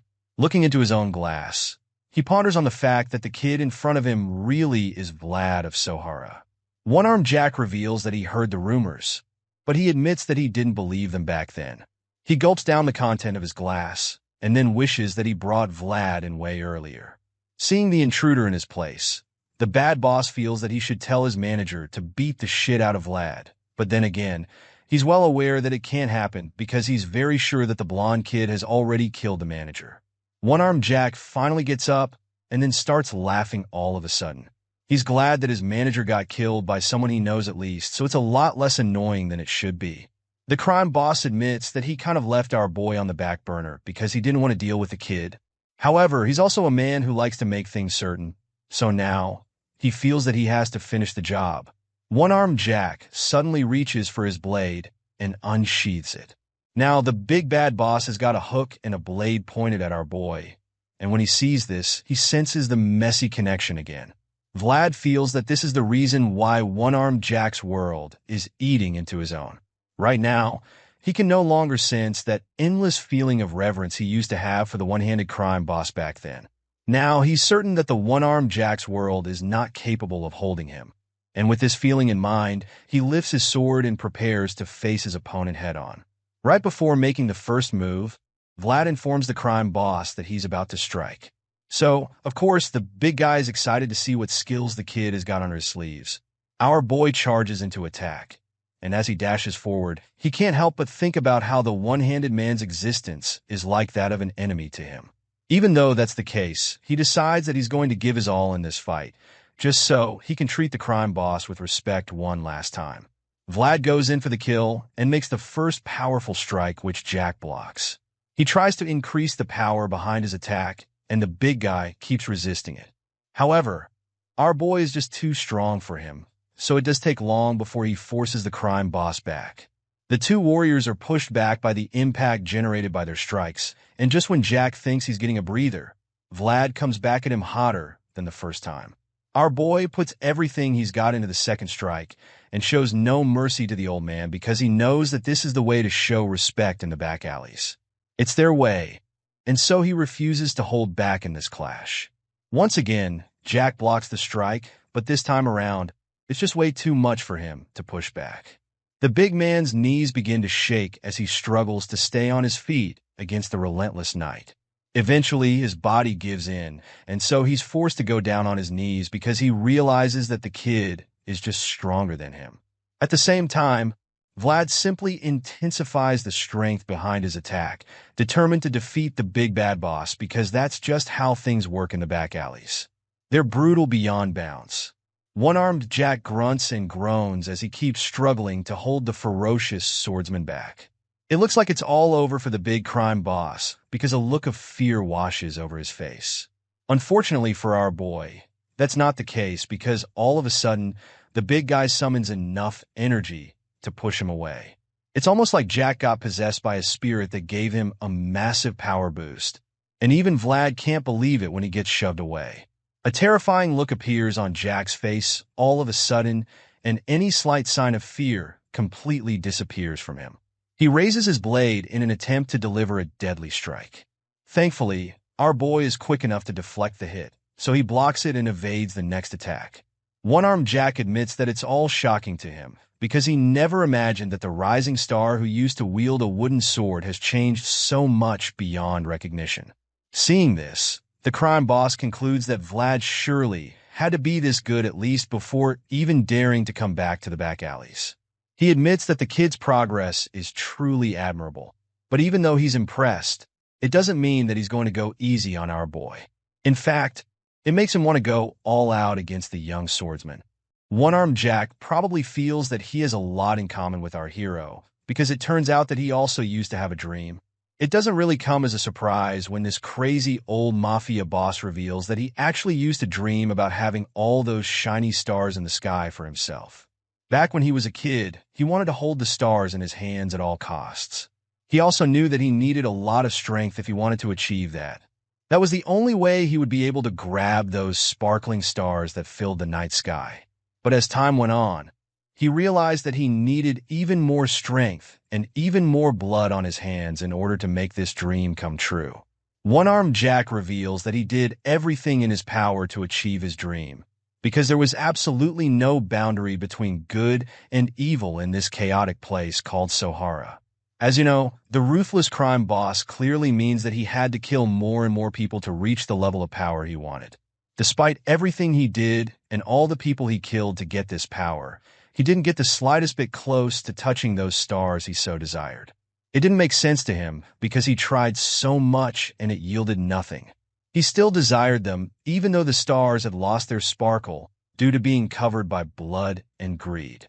One-Armed Jack didn't mind, because they were still his very own stars as far as he was concerned. The little flashback comes to an end, and we see the big bad boss being blinded by a bright light. It turns out that the source of this light is none other than our boy Vlad. He's about to unleash a powerful sword strike, and it's pretty obvious that it's an incoming attack. However, Jack is just too distracted by the light entering his eyes. The old man thinks about how much it would take to grab what shines, and is bewildered by the fact that Vlad is swinging at him with a sword that's literally shining like a star. While he's still thinking about this, the powerful slash finally gets to him, and the next thing he sees is that his second hand has been severed off. That's right, Vlad just made Mr. One-Armed Jack to become Mr. No-Armed Jack. Our boy slices the arm off with ease, and then goes in for the kill. As he attempts to land the finishing strike, everything around begins to glow brightly. His eyes and his blade shine like stars as the power from his aura looks like it is about to go into overdrive. At this point in time, Vlad looks like he's at the peak of his powers, right after taking off Jack's remaining functioning hand. He tries to land a second hit, but then suddenly ceases the attack. The crime boss screams in agony as he sees his severed hand fall to the ground. He just keeps groaning while the young swordsman observes patiently. One-Armed Jack looks like he's about to start crying one moment, and the next thing we see is a completely different look. A sinister smile appears on his face, and he lets out a villainous laugh all of a sudden, making it so clear that this guy is really a sick bastard. I mean, he just got his last good hand sliced off like a piece of meat, and all he can do is laugh about it. It's pretty surprising that he doesn't go into shock because he's losing so much blood right about now. The twisted bastard just keeps laughing and then claims that Vlad's performance has been excellent. Has he so impressed that he wishes Jorge could be alive to witness the young knight's display. As you can imagine, One-Armed Jack is the last person on earth to dare call Jorge's name in front of Vlad, so it's not surprising when our boy gets mad and attacks him. Our hero leaps into the air to deliver another slash and tells Jack to shut the hell up. Sure enough, he lands the hit, and the insane slash gets deflected by the psycho crime boss. As far as Vlad is concerned, One-Armed Jack doesn't even deserve forgiveness. He's determined to kill the guy because he had a hand in Jorge's death while devouring the broken Rose's smiles. After all, he's the son of a bitch who sold Marcela off, and after recalling all of these sins, Vlad concludes that Jack deserves a miserable death. With the desire for revenge and the rekindled feeling of grief in our boy's heart, he goes in for the kill. He stabs Jack, and finally, it appears that he's got the job done when we see the big guy screaming in pain.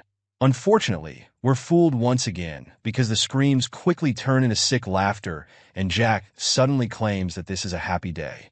He feels they should throw a big party, and so our ends celebrate because the day for Vlad to climb higher than him has finally come. Of course, our boy just tells him to shut the fuck up right before driving his sword into the big guy's chest. A calm silence follows after this happens, and Jack simply admits that this is a much better way to go out than being crushed by a huge world like Jorge is. Jack is glad that he meets his end at the hands of a young warrior trying to climb higher. Just then, the swordsman asks him if he has any last words, and that's when the psycho tells him he did a great job. Jack also tells him to take some rest before he leaves Sour, but this just annoys our boy, so he forcefully pulls out the sword from the big guy's gut just to make sure he bleeds to death. While struggling to stay on his feet, Jack claims that Vlad has done enough to finish the job. He admits that he's lived an evil life, but he doesn't regret it because it was fierce regardless. With his dying breath, he brags about what a great job he did even though he got taken out by a rising star.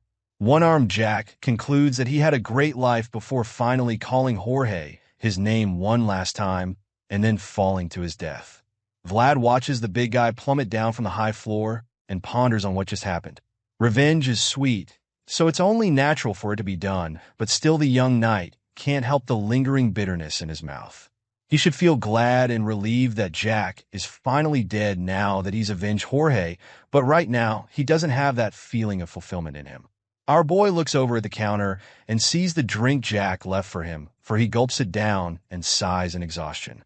The moment he drops the empty glass, he remembers what Jack said about how he'd climb higher, so he thinks about it for a bit before suddenly dropping a coin on the counter. He's returning it to his late boss because he believes that a knight should only receive what he's paid for, which is something that Jorge taught him. Vlad leaves the empty glass with bloodstains as well as the bloody coin to pay for his drink before walking out of the place for good. Our boy leaves Rose's Smiles, a place where people who pass by stop and stagnate like water for a bit. On the way out, he glances at Jack's lifeless body and thinks about how today a stagnant drop of water flowed outside of this world, leaving a small ripple in his own world. The story continues a few moments after Vlad's epic victory over one-armed Jack. While our boy is still in the building, Sir Vorden becomes a little worried because he notices that it's suddenly ominously silent inside Ether Rose's Smiles. As you'd expect, it makes him really curious too because he has no idea what on earth is going on inside there. Mere seconds after this thought, the senior knight suddenly sees someone walking out of the burning building. He's absolutely shocked, and the fact that Vlad made it out alive is both relieving and worrisome at the same time. Our boy walks out victoriously with his sword covered in the blood of all the henchmen and villains he slayed inside. Sir Vorden is speechless when he sees the cold look in the kid's eyes. It's such a terrifying look, so much so that all the other warriors are equally afraid. They all freeze in fear because it almost looks like they've just seen a ghost. It turns out that our boy is also covered in blood from his head to his toes, and this explains why the soldiers are so terrified. They can't believe that it's all blood on Vlad's body, but it's true, and what's even crazier about it is the fact that only a few drops of the blood actually came from him. The soldiers stare at him with a look of horror plastered on all their faces. It's absolutely unbelievable that the blonde knight managed to take down over 50 people all by himself. Even though they can see it with their eyes, they cannot help but admit what an insane feat it is. The soldiers just keep staring at our boy with the same fear in their eyes. They don't even know how to react to such an accomplishment, and they're also really afraid to get close to Vlad. Not surprisingly, Sir Vorden is just as speechless as all the other soldiers at the back. The fat knight has known the kid for a while now, and he's aware that Vlad is a prodigy, but it's like the boy just keeps outdoing himself over and over again, to the point that no one can even guess his limits. Sir Vorden stares at the boy as well, and admits that what he feels for the young knight is now beyond respect. As far as he's concerned, the feeling he's having now is more like fear, and honestly, you can't blame the fat man for thinking this way. The boy literally just massacred a whole gang of deadly henchmen all by himself. not forgetting the fact that he defeated the notorious and dreaded one-armed Jack as well. Vlad notices that the others just keep looking at him in silence, so he sighs in exhaustion, which somehow makes them even more afraid for some reason. Realizing how terrified they are of him, he decides not to go near them. So in the blink of an eye, the blonde swordsman turns around and starts walking away from them. Sir Vorden is shocked by this, but he doesn't say anything. Our boy is a few steps from disappearing into the shadows again when someone finally summons the courage to speak up and then calls out to him. The kid turns around when he hears his name, and that's when he discovers that it's Harbin who called him. He calls Vlad again, which leaves the young knight very puzzled.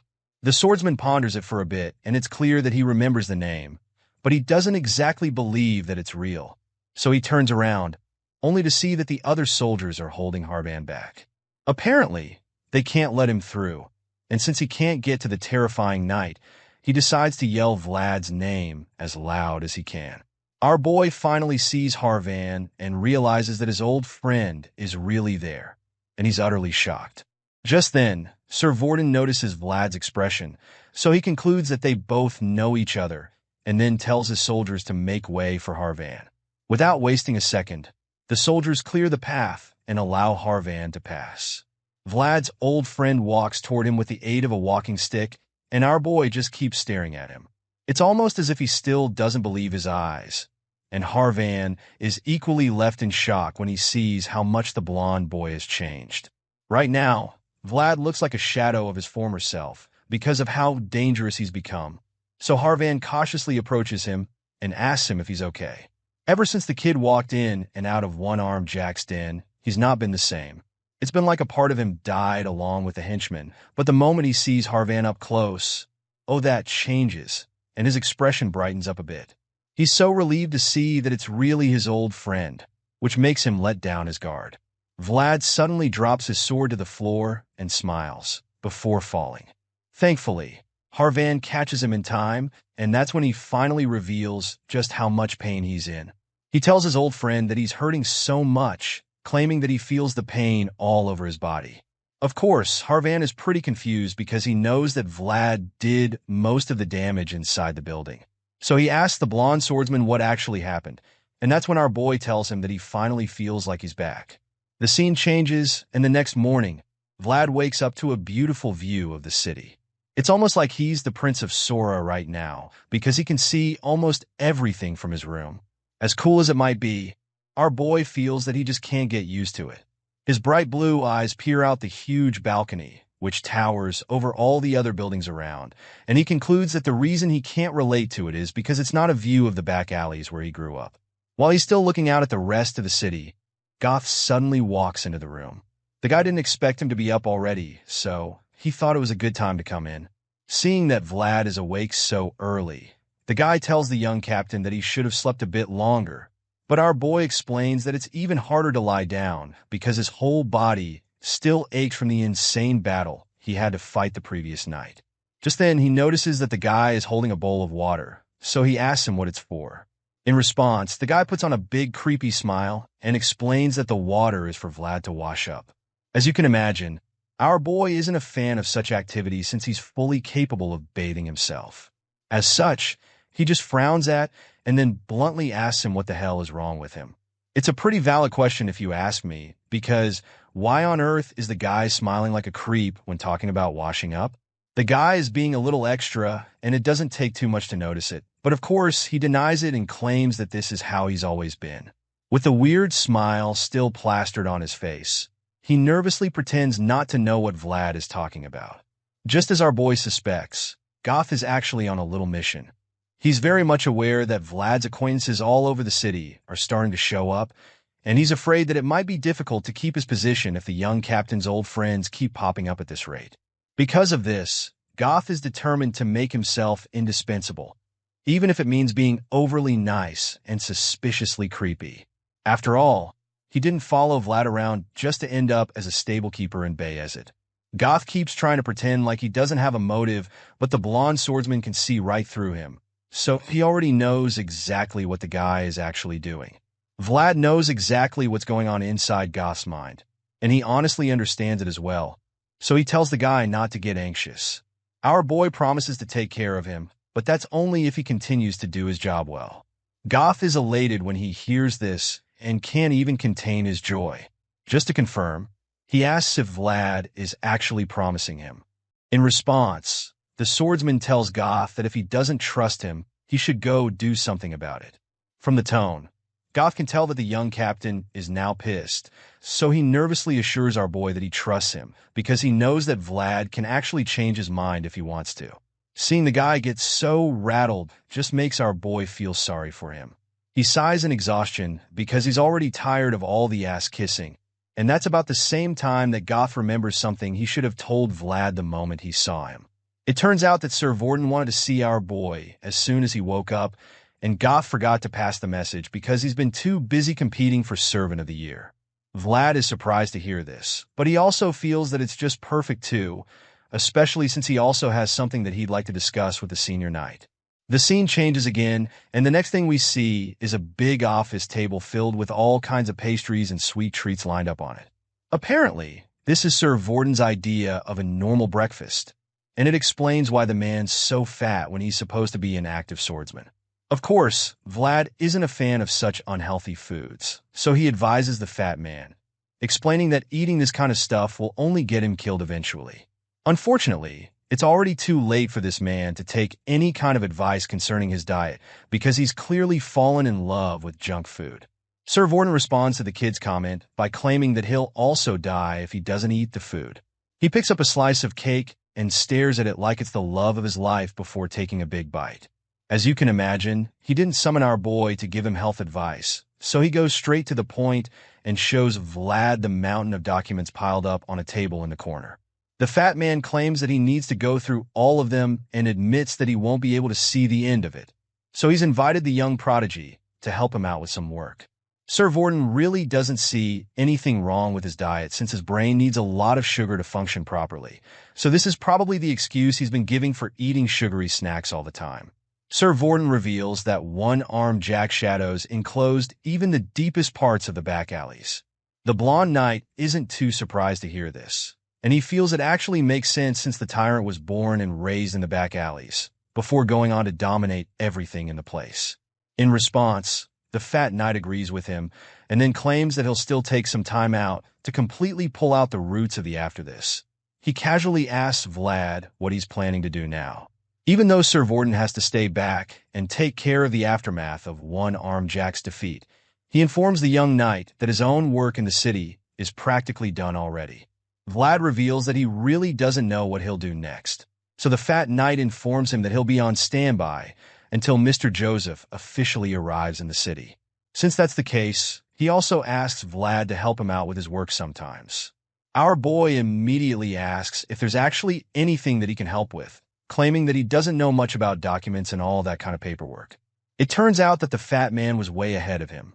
Vorden claims that he already knows all about that, so he picks up a paper and hands it to the kid. Our boy reads the sheet of paper and is actually surprised to see that he'll be on standby, and so are as the captain of the guard. That's right, he's got a new job, and he's also going to enjoy some perks like representative authority. He doesn't know what the hell that means, so Sir Vorden explains that it simply means he has the right to arrest people who break the law. The senior knight finds this particular ability really exciting because it's basically a warrant that lets him beat up criminal offenders to a certain degree. From what Sir Vorden tells him, he learns that Master Joseph wants to use this little victory as an opportunity to clean up the back alleys for good. The young master's mission is to uproot the weeds and then replace them with decent substitutes. And the senior knight informs Vlad that this is the next step in Joseph's master plan. Our boy is still a little bit overwhelmed by the whole thing, but the fat man assures him that he's the right man for the job.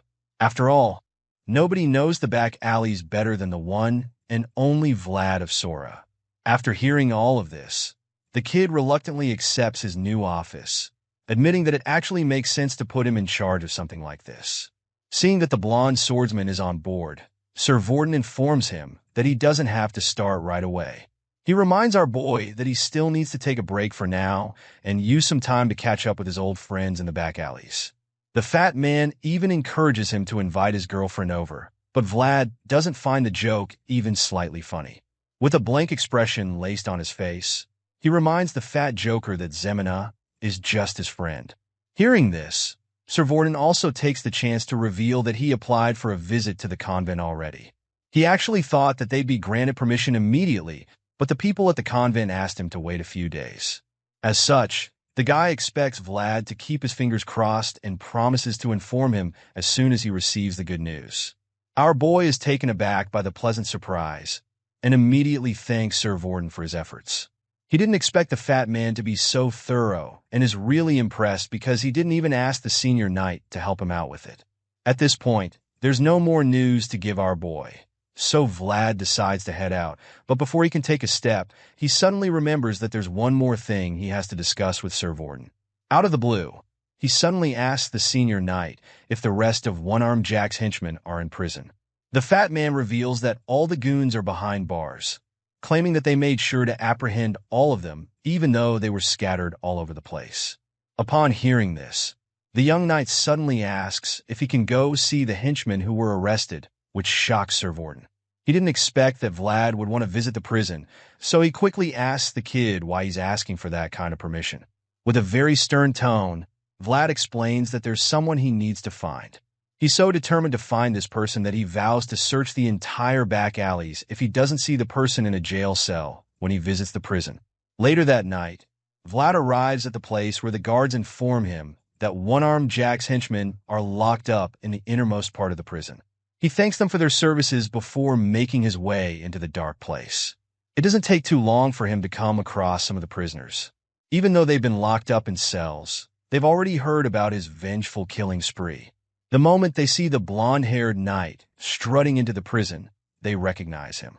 After all, he grew up around most of them while he was still in the back alleys, and now they've given him a new name. Jorge is Dagger. The inmates are shocked when they hear that such a person is walking along their halls. They can't believe that the proxy from Bayezid is there with them, and they're also very confused because they have no idea why someone like him would come to a place like this. All of a sudden, a very terrifying idea pops up in their minds. They're suddenly very afraid when they realize that it could be that Vlad has come to the prison in search of all the people who attacked Rose's Smiles that day, so that he can have his revenge. Just thinking about such a possibility is enough to make the hardened criminals shit their pants, especially since they've already heard how he massacred over 50 men all by himself. Not forgetting the fact that he went on to kill the infamous One-Armed Jack shortly after that. All of a sudden, Vlad stops in front of the cell and stares into it, shifting his gaze from one inmate to the other as he scans the tiny room.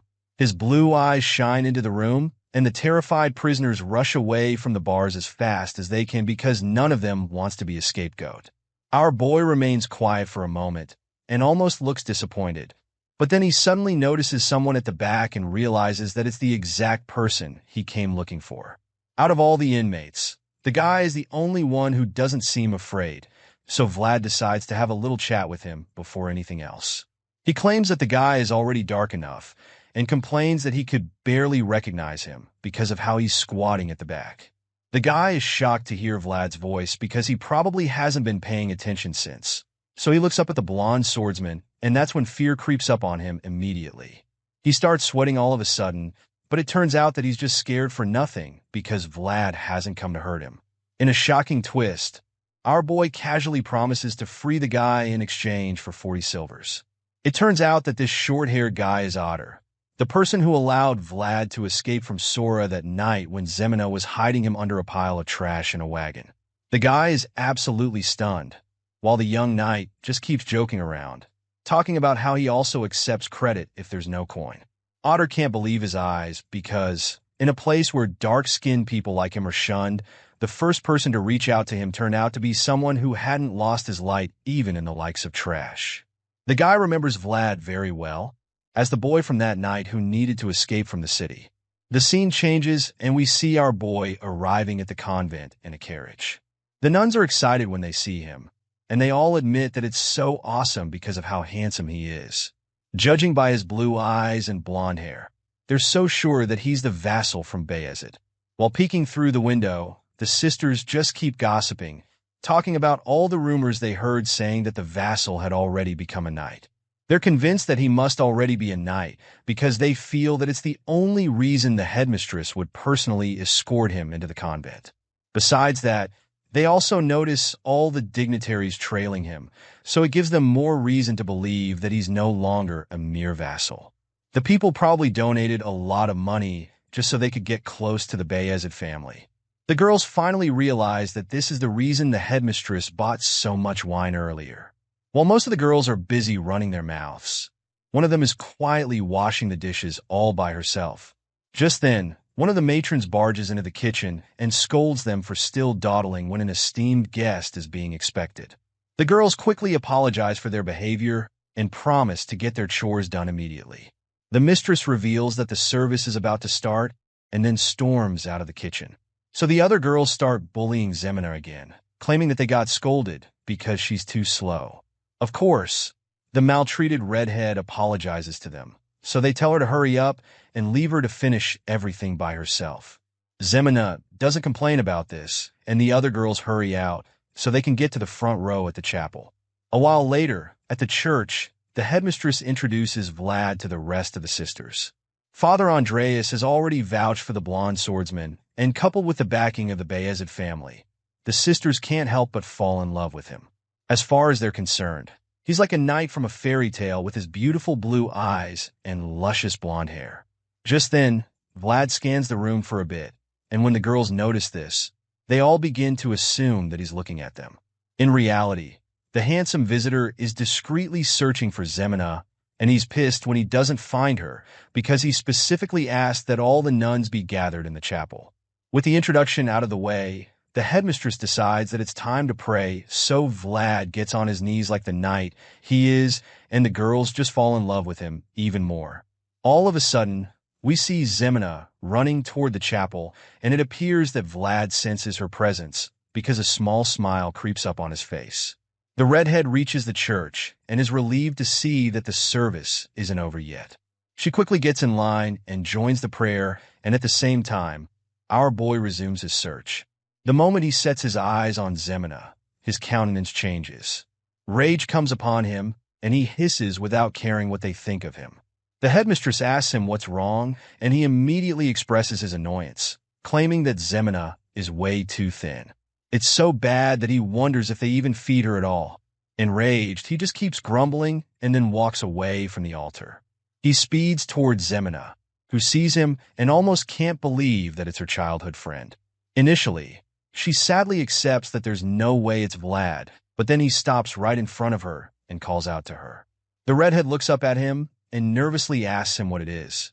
At this point, our boy takes a close look at her, and that's when he sees her bruised hands and filthy clothes. This just makes him even more furious, so much so that he starts inspecting her clothes, scolding her because he can't believe that she lets them starve her and wears dirty clothes. The other girls gasp in shock when they realize that Vlad and Zemina know each other. The angry knight ignores them and keeps examining his old friend's appearance. He almost breaks down into tears, and that's when Zemina touches his blonde hair for the first time in a very long time. Now, she finally believes that it's him, so the tears just flood down her face at that moment. Seeing how much she's suffered in the condom, Vlad decides that it's time to screw the damn procedures so that they can get her out of the hellhole. The girl just keeps sobbing, so he takes her hand and tells her that it's time to go home. And just like that, the girl who had no home heard those words for the first time in her life. Vagrants of the back alleys, with no home, no parents, and no food. To the two of them, the only home they ever knew was the company of each other. And as such, they were both each other's family. The only family they ever knew. The story continues with Vlad and Zemina in a carriage riding home. The red-haired girl still looks really traumatized despite being rescued from the con man. So much so that she doesn't even utter a word on the ride. Instead, she just holds a pillow and clutches it to her chest, feeling really scared, probably because she thinks that the blonde swordsman is still mad at her. After a while, Zemina summons the courage to lift her head and actually look straight at Vlad's face, which is about the same time that he stares back at her. Apparently, he's just been waiting for them to lock eyes, and now he's finally caught her stealing glances at him. The girl looks so nervous to the point that it starts to make our boy feel uncomfortable, So he bluntly asks her why she's acting this way. In his mind, he expected that she would celebrate being rescued from the hellhole where she was abused, but she's just cold. Despite being very nervous, Zemina finally attempts to speak up, so she tries to ask him something. But before she can finish her question, Vlad cuts her off and asks her why she keeps glancing at him. He's clearly exhausted by the awkward silence in the carriage, so he actually wants to know what's going on in the timid girl's mind. In response, Zemina tries to explain why she's been staring at him, but she's still too nervous to actually say what it is, especially since she gets distracted by the blonde swordsman's appearance. It's all so much for her to take in, and she's having a hard time coming to terms with the fact that he's the same boy she grew up in the back alleys with. Vlad notices that she's staring at him again, which leaves him pretty confused, and while he's still trying to figure out what exactly is going on with the girl, she quickly clutches the pillow to her chest again and buries her face into it, thinking about how much Vlad has changed since the last time she knew him. Seeing her acting this way, our boy is quite surprised because he doesn't even understand why she's feeling so awkward when they've only been apart for like 6 months. Sure, it's been a while, but it's not long enough for her to start feeling weird around him, especially since they were so close before he left Sohara. Of course, the shy girl still doesn't say anything even after he asks her this question. She keeps her face buried in the pillow as she sits opposite him. At this point, Vlad is fed up with her behavior, so he decides to just pretend like she's not there, and rather than trying to make her talk, he looks out the window. Once he's finally done trying to make her comfortable with him, Zemina surprisingly lifts her head to stare at him again. It appears that she just can't help herself anymore, because he's just so different from what he used to be. For starters, he's now a knight with shiny armor and a huge sword, which is quite unbelievable. Right now, Zemina is pretty convinced that the blonde swordsman is a noble because of the way he looks. She gets so nervous that she clutches the pillow once again and starts feeling really uncomfortable to the point that it looks like she's about to cry. All of a sudden, Vlad puts something inside her mouth, which leaves her absolutely confused. He pushes the things into her mouth with his finger and looks her in the eyes, before informing her that she's been really out of it for a while. He tells her that she should eat the stuff so that she can snap out of her bad mood. So she agrees, even though she doesn't know what she's actually about to eat. Zemina asks our boy what it is, so he reveals that it's actually caramel and tells her that he got it from a knight that he knows. As you can imagine, the girl is shocked that he just gave her such a delicious treat because she knows how expensive it is. The redhead gets scared because she feels that he must have stolen it, and Vlad just gets exhausted when he hears her say this. The young knight just wants her to feel better, so he simply tells her to think whatever she wants.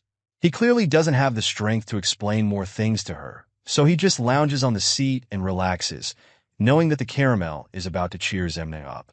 Sure enough, the redhead starts smiling merely seconds after taking the sweet, and then Vlad secretly opens one eye to peek at her. Unfortunately, he's shocked to see that she's shivering and trembling all of a sudden.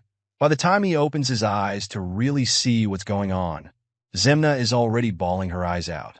At this point, our boy is so confused because he doesn't even know what else to do. Perplexed by her erratic behavior, he curiously asks her why she's crying again, and that's when she tells him that it's because he came too late. The Eugene Knight is speechless when she says this, and he even tries to comfort her, but she just turns away from him and continues to cover her face with the pillow. Seeing that Zemina is still too upset, the young knight decides to just give her some space for a while. Not knowing what else to do, he looks out the window so he can clear his head, and after only a short while, he notices that the weather is actually really nice. Apparently, after this, Vlad and Zemina continue the carriage ride home in silence, and while that's happening, we're suddenly reminded of the fact that everyone is worthy of embracing a star in their heart no matter where they were born. Speaking of where people were born, we're taken back to Vlad's birthplace all of a sudden. That's right, it's the back aisles of Sohara, and on this particular night, we get to see a familiar character from the slums. It just so happens to be the same blacksmith from when our boy was younger.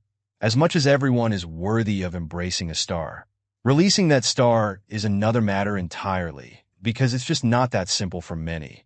This blacksmith is one of those many people. The man looks pretty miserable right now, and as he stares at the coal and molten lava in his furnace, he can't help but think that it looks just like him. In his mind, he's no better than the red-hot liquid in the furnace, since they're both withering away useless, without accomplishing anything. Right about now, that's exactly what the blacksmith thinks of himself.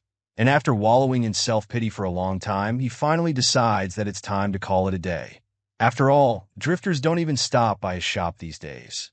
Before closing up shop for the day, the old man glances at the spot where that special sword used to be hung, and it makes him remember Vlad. It's been a while since he saw the blonde boy, and now he wonders if our boy is doing well and starts to recall how admirable the young knight was as a kid. As much as this blacksmith felt this way about Vlad, he also used to think that the boy was very pitiful at the same time. It's been 6 months since he heard from the blondie. He has no idea where the kid is, so the man can only hope that Vlad didn't freeze to death or something. While he's thinking about this, a familiar voice interrupts his thoughts. The guy walks up to the blacksmith, seemingly surprised that the old man is closing his shop already. As you must have guessed already, this mysterious character is actually Vlad. But the grumpy blacksmith hasn't figured that out yet because he's too busy feeling sorry for himself. He doesn't even turn to look at who the potential customer might be and just walks back in, telling Vlad to come back later because he's actually closed for the day. In response, our boy tells the old man that he can't come later, explaining that he'll be busy the following day. He insists that he needs the blacksmith's attention right now, making the old geezer understand that it's pretty urgent. Hearing this, the grumpy man finally gives our boy his attention, but it's mostly because he's curious to find out what exactly it is that a back alley folk could be busy with. As far as he's concerned, people from around here always have enough time on their hands, so it intrigues him that this guy needs his help so urgently. At this point, Vlad tells the old man that his sword needs repairing, revealing that it's been a long while since the last time that it was fixed. Hearing this, the blacksmith is stunned and pretty confused as well, because that was the last thing he expected to hear this time of night. With a gentle smile on his face, Vlad informs the old geezer that the other blacksmiths said they can't fix the sword, before handing the sword over, assuring the grumpy man that he is the only person that can fix the blade. It's at this point that the man turns around to see the young, admirable boy he was just thinking about. The only difference this time is that Vlad isn't just a boy anymore. Now he's a knight, and a very respected one at that, so you can't blame the blacksmith for being dumbfounded. A few moments ago, the guy was just hoping that Vlad didn't freeze to death somewhere, so the fact that he's seeing the young boy standing right in front of him now is pretty unbelievable. The old man is shocked as hell, but he's also pretty relieved that Vlad is doing all right. He just keeps staring in shock after several seconds, and it becomes obvious that he's still dazed, so our boy decides to help the old man out by asking him if he can repair the sword or not.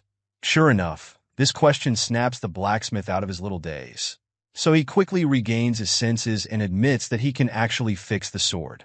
The unhappy blacksmith hasn't had any work in a long time, so to see such a beautiful gig come his way tonight, he grabs the opportunity with both hands. Excitement fills his heart when he finally realizes that all of this is really happening, so he gladly invites Vlad inside his shop to have a seat. This old man is more than ready to take on the job, so he happily leads the way into his store and then takes the sword from our boy to examine exactly what the problem is. The old geezer takes the sword and begins to observe it, seeing all the many scratches on the blade. He admits that he's really pleased to see that the young knight has been using it well. The blacksmith notices a striking scar, so he's curious to find out where it came from. He asks Vlad, and our boy reveals that it was from when he was hunting goblins last winter. The blonde knight admits that he wasn't used to the sword back then, so it explains why he chipped the blade. The blacksmith notices another scar which he's equally curious about, so the young swordsman reveals that it happened during the Duel of Honor in Dermer. The curious old man doesn't stop there either, because he just keeps finding one scar after the other. He asks Vlad about another one he just saw, and so the young knight tells him the story of how he recently had to act as bait in order to catch a deathworm. During that little adventure, the sword got scratched on the ground while he was trying to lure the deathworm in. After hearing all of this, the old man is shocked that this sword has experienced such things, from monster hunts to duels of honor. This blacksmith is left speechless, because he would never have imagined that the word would be used in such a heroic manner. Dumbfounded, he just keeps staring at his reflection on the blade, feeling overwhelmed by the fact that the sword has even been involved in the hunting of the remains of a fallen dragon. These are all amazing adventures, and the blacksmith can't help but admit that he's proud of the young blondie. He's very proud of Vlad because the kid didn't waste his star like most people. Unlike the miserable blacksmith who has been wasting away in the back alleys, our boy has been diligently fulfilling his duties, which is something that not many people can boast of. Vlad's return is such a joyful moment for this old man, and the fact that he's gone on such awesome adventures makes him even more excited. The blacksmith bursts into laughter all of a sudden, claiming that he's even happier now than he was when he made his life's greatest work, which is the sword in question. With so much joy and excitement in his heart, the blacksmith tells our boy to wait there for him while he goes to repair the blade in a jiffy. Without wasting another second, the man rushes to the fiery furnace and then pumps air in it to feed the flames. The old man gets right to work in the furnace with short breaths as if the fire would go out any moment now. As he places the sword into the fire, his passions flare up once again after a very long time. This blacksmith hasn't felt this kind of passion or fulfillment in his craft for what seems like ages, so it's a really beautiful scene to see him so happy to repair our boy's sword. Just like that, the star that was losing its light was shining once again. The following morning, Vlad goes to have a word with Harbin. It's been a long while since the two friends actually had a chat, so they took the opportunity to catch up. Harbin is surprised when he hears that our boy actually had the lone certificate of Rose's smiles that one-armed he died. In response, our boy just smiles cheekily, claiming that it was a fair exchange between him and the crime boss. Of course, Harbin knows exactly what Vlad means by that, so he just laughs in response, before finally asking the young knight if he wants to run Rose's smiles now that he has the deed and other documents. Without skipping a beat, the blonde swordsman denies having any intention to run the place, clarifying that he already gave it back to Marcela. Even though she can't start running the place right away, Vlad is confident that everything at Rose's Smiles will be sorted out in no time. In response, Harbin agrees with him, admitting that his decision makes a lot of sense, especially since the entire place is still covered in blood. Since our boy's plan is to leave the business for Marcela, Harbin is pretty curious because he doesn't know what Vlad has planned next. He wants to know if the young knight will be going back to Sturma or if he's going to stay back in with them in the city. Hearing this, Vlad confirms that he's going to remain in Sora for a while and informs Harbin that he's on standby in the meantime. He gives his friend a gentle smile, knowing that the guy would be glad to hear that he's staying in town for a while. Sure enough, Harbin appears really relieved about this, and he can't even hide his smile. He suddenly admits that he thinks it's really great to see Vlad this way. It's really cool to him that his childhood friend is now a man who follows the orders of a noble family. And that's when Vlad reveals that they also asked him to look into something during his free time. Our boy suddenly tells Harbin that he's been asked to investigate One-Armed Jack's hidden assets, as well as anything they didn't manage to retrieve. After all, he's aware that a money bug was digging holes all over the place. Sure enough, Harbin is more than happy to help with that, and Vlad suggests that it shouldn't be any other way. He goes on to tease Harbin about it, especially since he gave him some really expensive whiskey earlier. Our boy suddenly remembers that Marcela said she was looking for the other girls as well, but then Harbin suggests that they've all been sold off already. Even though it's a possibility, Vlad still believes that the girls must be around somewhere. All of a sudden, Harbin starts to feel that there must be a connection between the hidden gold coins and the missing girls. He's certain that something deeper is going on, but then Vlad feels that the whole thing sounds like a hassle to him. Our boy reveals that he already searched for a few, but admits that most of them left no trace at all. At this point, Harbin becomes curious, so he asks Blondie who he's talking about. Without hesitation, the young knight reveals that there's one of them whose name is Anna. Besides Anna, there are actually a few more who left no trace at all, and after Vlad explains this, Harbin agrees that in his mind, there should actually be some kind of way to trace some of the girls. He recalls that One-Armed Jack did a lot of things while he was running the back alleys, but he can clearly see that this is something different. Seeing how mysterious the case is, Harbin offers to help Vlad look into it as well. The guy is aware that his organization has shrunk lately, so he admits that he won't be able to offer much help. Their conversation is brought to an end when the dark-skinned prisoner Vlad Freed arrives. Otter calls out to Vlad and informs him that there's actually a suspicious place just like he said before. Hearing this, our boy gets up and goes to meet Otter, while Harbin promises to update him on any of his findings. Later, Vlad arrives at a shady butcher's shop looking for the missing girls, but the guy insists that he doesn't know anything about them. Despite this, our boy doesn't remember this place being a butcher shop 6 months ago, so the butcher tells him to go ask Black Bear about that. The swine butcher, Black Bear, happens to be one of the 5 bosses of the Black Alley, and he gave them permission to start a butcher shop. Vlad figures that the guy is just trying to scare him, so he claims that he'll go meet Black Bear himself. Just then, he catches the guy red-handed, because most people in the back alleys can't read, yet the butcher knew it was names on the paper. It becomes clear that the guy is an outsider, so our boy immediately accuses them of selling human meat. And just like that, the butcher's cover is blown, so he attacks the young knight. Vlad evades the strike and gets angry, but he demands to know who he is, so Blondie asks him the same thing and warns him to cooperate. Our boy then tells Otter to close the door, because as far as he's concerned, business is closed for the day. After dealing with the butcher, Vlad goes to have a chat with Otter, wondering how the outsider got in. So the guy suggests that One-Armed Jack didn't look after the back alleys properly. Our boy is surprised that the crime boss made such a mess in only 6 months, and Otter admits that One-Armed Jack really changed a lot after Jorge died. In a flashback, we see Vlad dealing with the strange butcher. He stabs the guy's hand, forcing him to confess what he knows. So the guy reveals that the slave merchants know about the missing people.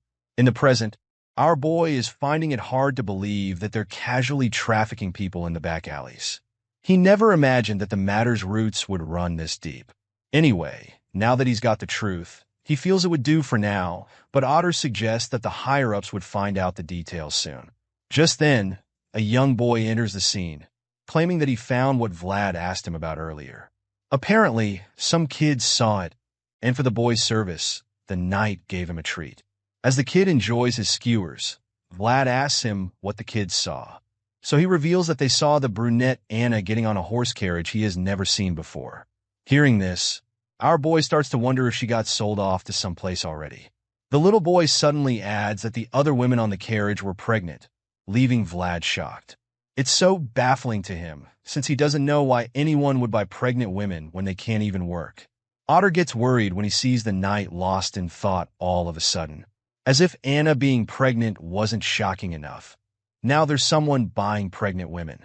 Even for the back, way too disturbing. And all of a sudden, Vlad remembers the strange spirit he met a few moments ago. At this point, he's afraid that the spirit might have been Anna or even one of the pregnant women trying to speak to him. Suddenly, the voice in his sword reminds him to always heed his own warnings because a bad bunch is bound to come true after all. Vlad seriously hopes that what he's thinking isn't true, but he also knows that it's better to be prepared for the worst. Later, he informs Sir Vorden of the unusual activities he came across, but the fat knight just feels that he should even take a break. Vlad reminds him that he's the one who tasked him to investigate, but the fat knight simply admits that he didn't expect him to find anything this quickly. Sir Vorden just wants to catch a break now that he's done with his paperwork. But he can't do that if Vlad keeps digging up dirt at every opportunity. The fat knight wonders why it's so urgent, and then suggests that there might be a crisis looming. Hearing this, our boy figures that Sir Vorden is trying to push the job to someone else, so he asks for permission to visit the mayor, but he's reluctant to say anything. The senior knight doesn't feel like spending his entire vacation working. He just wants to relax, but when he looks out the window, he realizes that he won't get that opportunity. This is because he sees that Master Joseph and the rest of his convoy have arrived, and they're 2 days earlier than he expected. Of course, the mayor tries to kiss Mr. Joseph's ass, but he just ignores him and goes straight to Sir Vorden. They greet the young master, who immediately asks them if anything happened in his absence. Of course, the fat knight isn't ready for the work that would follow if he speaks the truth, so he claims that nothing happened. On the other hand, Vlad just stays silent, which Joseph suspects, so he suggests that they talk inside. The mayor shows them to his office, and Sir Jaeger insists on inspecting the room first. This annoys the mayor, and he starts throwing a fit, but a single glare from the one-eyed knight is enough to make him calm down. Suddenly, Mr. Joseph commends Vlad on a job well done, and then immediately asks him what it was that he wanted to say outside. Our boy admits that he's afraid he might be making a fuss for no reason if he says it, but the young master just tells him he can go ahead. Vlad then reveals that it might be better to ask the mayor for the help that he's been looking for. The young master smiles when he hears this and feels that teaching the blondie was worth it because of his ability to assess a situation. Joseph is impressed that Vlad knows his affiliation with the noble family doesn't give him authority, so he tells the boy that he's made a good decision. Just then, Sir Jaeger informs the young master that the office is safe to enter, so they all go in, and Joseph compliments the splendid office. Even the view of Sora from up there is amazing, since you can see the entire city from there. Even though most of the office is great, Joseph feels that the chair needs to be changed because it's extremely over the top. The mayor is shocked because he doesn't think anything is wrong with the chair. He's about to say something rude, but he quickly holds his tongue when he sees Joseph sit in the chair. Vlad is shocked to see this, but the young master casually reveals that he just became the new mayor of Sora. Sometime later, Vlad goes on a small trip with Otter, but complains the whole time because it smells and it's not easy to come to. It's the oldest and most complicated alley of the back alleys, which is also the most horrendous part, reeking of blood and all sorts of smells. As if that's not bad enough, there's that scary look that's in the eyes of the people there because they practically live side by side with death. It's no wonder why even One-Armed Jack didn't dare mess with the place. After all, it's just what is expected from the swine butcher's alley. The swordsman makes his way to the place to knock on the door, and sure enough, a really mean-looking man answers. The stout man looks through the peephole and asks Vlad who he is, so the brave knight coldly suggests that he must have heard about him already. After all, the guy and his colleagues were shooting glances at the blonde swordsman from the alley's entrance. The moment our boy says this, the grumpy guy slams the hole shut so quickly that Vlad isn't even able to get another word in. He tries to tell the man to wait, but before he can finish talking, the loud bang cuts him off. At this point, the voice in his head suggests that the person is trying to get on his nerves, and the young knight agrees. Vlad feels that he shouldn't let such disrespect slide, even though such treatment seemed pretty normal to him in the past. However, that was then when he was a nobody, but now he has the honor of too many people tied to his name, so he can no longer tolerate such disrespect. After thinking about all the people whose honor is tied to him, he concludes that he just can't let such things slide anymore. With this in mind, our boy refuses to walk away from there, so he remains in the same spot for hours. And as such, Otter is also forced to stay there with him while holding the folded banner up the whole time. After a long while, the sun begins to rise, and by then, we get to see that our boy's feet have already been covered with dust because of how long he's been standing there. At this point, the rude man from earlier finally opens the door and sees that the young knight is still there waiting for him. So he tells Vlad to come in a really condescending manner. Of course, the blonde swordsman doesn't respond to this insult and just remains cold. He takes a deep breath as he ponders on what to do to the guy, and while he's still thinking, the guy has the balls to interrupt him, asking him if he's coming in or not. This time around, he has two hefty men on either side, so he's feeling pretty confident. In his mind, he can take on the young knight, and it appears that Otter feels the same way because he starts trembling all of a sudden when he notices the tension rising. Vlad doesn't say a word, so the young guy begins to panic, knowing how dangerous these goons can be. After waiting for a while and not getting a response from the young knight, the rude man laughs at him and tells them to get lost if they're too scared to come inside. He literally walks back inside and attempts to shut the door again when the swordsman finally speaks up. The blonde knight bluntly warns him not to even dare close that door because if he does, he won't be able to handle the consequences. The big guy is shocked when he hears this because he had already written our boy off as some scared little kid, but the truth is that he was sorely mistaken. Vlad's blue eyes glint with a very dangerous look, and at this point, the man starts to feel a little uneasy. He's still trying to process what he just heard because he's probably never heard a young person speak to him in such a challenging manner. He asks our boy what the hell he means, and that's when the swordsman responds by telling him that he brought his punishment upon himself. While saying this, Vlad reaches for the wooden pole in Otter's hand and then strikes it on the ground to assert his dominance. The moment the tip of the pole hits the floor, the banner is unraveled, revealing the powerful seal of the Bayezid family on it. Our boy then introduces himself to the goons as the one and only Vlad of Sora, before telling them that he's about to exercise his given rights on them with the power vested in him by the honorable names that vouch for him. After making this clear to them, his look turns completely menacing as his eyes glow with murderous intent, and then he instructs them to go and tell Black Bear that he should come out of hiding and face the rightful representative of the Bayezid family. Hearing these words, fear grips the rude man who's been insulting him, and he starts to tremble all of a sudden. Seeing the look of horror on his face, Vlad goes on to terrify him some more. He knows that the guy has probably heard the rumors, which means that he also knows what happens when a certain blonde knight plants his flag in a place. From all the stories that have been making the rounds in Sora, the goon doesn't need a prophet to tell him that his life is in danger, because he can literally see the piles of bloody corpses Vlad has left in his wake over the last couple of days. In his mind, he can see all the criminals that have been slaughtered by the young knight, so he knows that this is probably the end of the road for him, since he is just like all the other corrupt men who were slain. At this point, Vlad can literally smell the fear oozing from the guy's body, so he figures that he's done enough to warn him. He tells the man not to take his warning lightly, and then goes on to reveal that this will be his final act of courtesy. In other words, he's telling the man that he's definitely going to end up dead if he ever insults him again. While all of that is going on, we're taken outside to the center of the city where the former mayor is still wallowing in misery after being kicked out of his position. Now that Master Joseph is the new mayor of Sora, this corrupt and spineless man no longer has a place to call home. So he stares at his former mansion longingly and walks away in tears, knowing that there's nothing left for him there. As he takes a final look at the place he once called home, Master Joseph sees him through the window and starts to feel sorry for the man, even though he never intended to feel any form of sympathy for him. Hearing this, the more strong-willed knight in the room chimes in, reminding his master that the man is simply paying for his crimes. Sir Jaeger has no chills and certainly doesn't have any sympathy for the former mayor of Sora.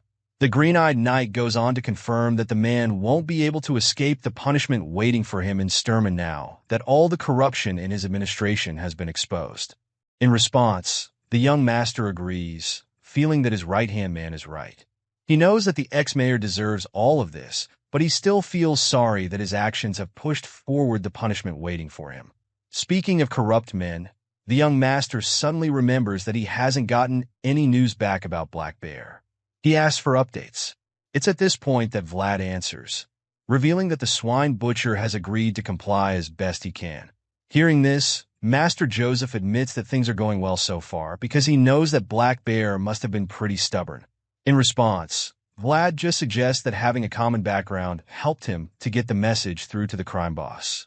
However, the young master doubts this, and he feels this way because he knows that Black Bear is a boss ruling over an entire district. Joseph doesn't believe that having a common background was the key factor, but he's still pretty impressed by Vlad's performance so far. He knows that the kid must have had a hard time dealing with an unfamiliar situation, so it's really impressive that he still managed to complete the mission excellently.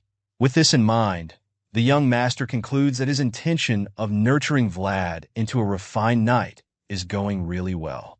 Seeing that the blondie did a good job, the new mayor commends him, and then he steps forward to take the stage so that he can address all the people in the room with him. Right now, Master Joseph has 5 knights, 1 mage, 10 of the administrative staff, 30 elite soldiers, and 1 squire who just happens to be our blue-eyed swordsman. As far as Joseph is concerned, all of these men are his vassals who share his fate, so if he becomes the next head of the Bayezid family, then they would also move up the ranks. On the other hand, if Joseph falls out of contention for the throne, then they fall with him too, to everyone. So Hara is the final stepping stone, so he vows to ensure a smooth governing of the city henceforth. He promises to do his best, but in the meantime, he'll be too busy to focus on matters. The young master knows that he's not yet prepared to face the darkness that permeated every corner of Sohara, but he also knows that it's impossible to be prepared for everything. Joseph decides that everything he does henceforth will be a stride forward because he knows that it might just be his last chance. With all of this being said, he entrusts Sir Gregory with the task of selecting members for the investigative team on the spot. The Hairy Knight thanks him for trusting him with such an important task, and that's when we get to see why he was chosen. Apparently, Sir Gregory has always been neutral in the family, so the young master is confident that the knight won't be blinded by the conflict between the Bayezid brothers. Joseph is certain that Gregory is the right man for the task, even though the knight isn't exactly one of his people. Since the mission involves trailing people, Sir Gregory picks Sir Cade first since the man is excellent at tracking people. After that, he turns to our boy, claiming that he'll be counting on the rising start even though Vlad is absolutely surprised to hear his name being called. The scene shifts suddenly, and we're taken to a really creepy mansion belonging to the Baron of Uthman, which is located in a place called Moshiam. The house looks like the haunted mansion you usually see in horror movies, and to make matters worse, there's a storm outside. Inside, there's a very sick boy lying in bed while his parents are close by, looking extremely worried and desperate. It seems that they've invited some kind of healer, but the father wants to be sure that whatever ritual they're about to do will really save their little boy's life. The mysterious lady assures the lord of the house that her technique will work, and even though the man is a little skeptical, he's too desperate to say no. After all, it's not like he has a better idea. After much hesitation, the man finally agrees to it, telling the woman that he's willing to pay any price as long as it will save his son's life. At this point, we see the man's face and the tears running down his cheeks. The hooded healer notices his pain too, but she tells him that he shouldn't be in too much agony, reminding him that God cannot watch over everything. The floating lady finally reveals her face, and we see that she's probably a witch with her eyes glowing with a sister purple color. She starts conjuring her, spreading the ominous energy all over the room, and then she tells the heartbroken father that people like her exist simply because God cannot watch over everything by himself. Elsewhere, we catch up with Vlad and the rest of the investigative team standing under the rain during their stakeout. Sir Gregory can't help but admit that the weather is terrible, which means that they won't be able to proceed with their mission in such conditions. Hearing this, our boy agrees, claiming that it's too bad, and the man reminds that man that life never goes as planned. They stand side by side, looking over the rest of the city, and that's when Vlad catches the man popping a pill into his cup. He's speechless when he sees this, not knowing what it is. And then Sir Gregory sees him looking, so he asks the young squire if he wants a sip of the alcohol, since he feels that a little bit isn't such a bad idea.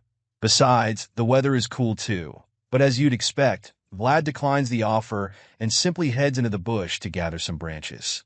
Hearing this, the senior knight informs him that all the branches are already drenched, which means that starting a fire will almost be impossible.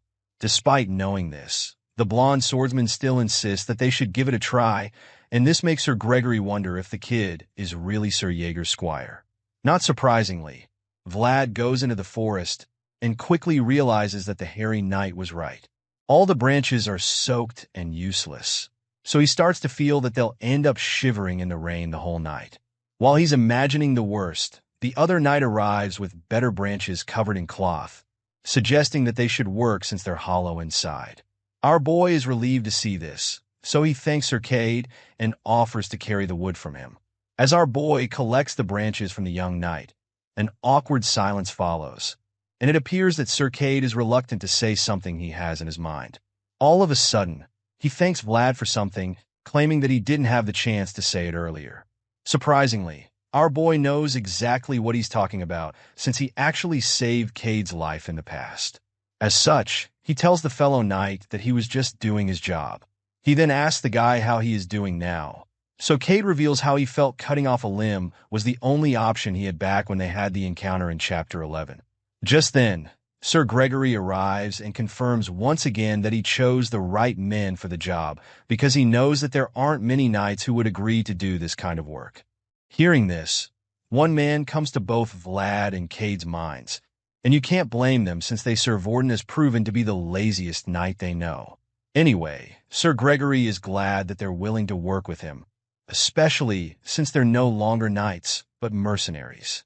He informs them that they're now in Baron Uffman's territory, and thanks to Black Bear's cooperation, they've been able to trail their targets, but they still don't have any solid evidence. Even though they're still in the north, this place is outside the Bayezid's territory, so Master Joseph can't support them beyond that point. After explaining this to them, he informs Cade and Vlad that their job is to investigate the village undetected. For now, Gregory feels they should head back so that they can rest, but on the way back, our boy can't help but recall the sad wailing he heard on that winter day. Seeing the ominous fog covering the Baron's territory, Vlad really hopes that he never has to hear that sound again. After waiting for a while, the knights mount their horses and begin their search for a place to rest, but the fog is still so thick that Gregory is afraid that an ambush is just around the corner. Even Gauth is terrified because there's nobody else there, but our boy just feels that it might be too early. Sir Cade suddenly notices that there should be an inn up ahead, and everyone else is relieved to hear this. The knights make their way to the house, and the innkeeper is surprised to see customers coming in at such an early hour.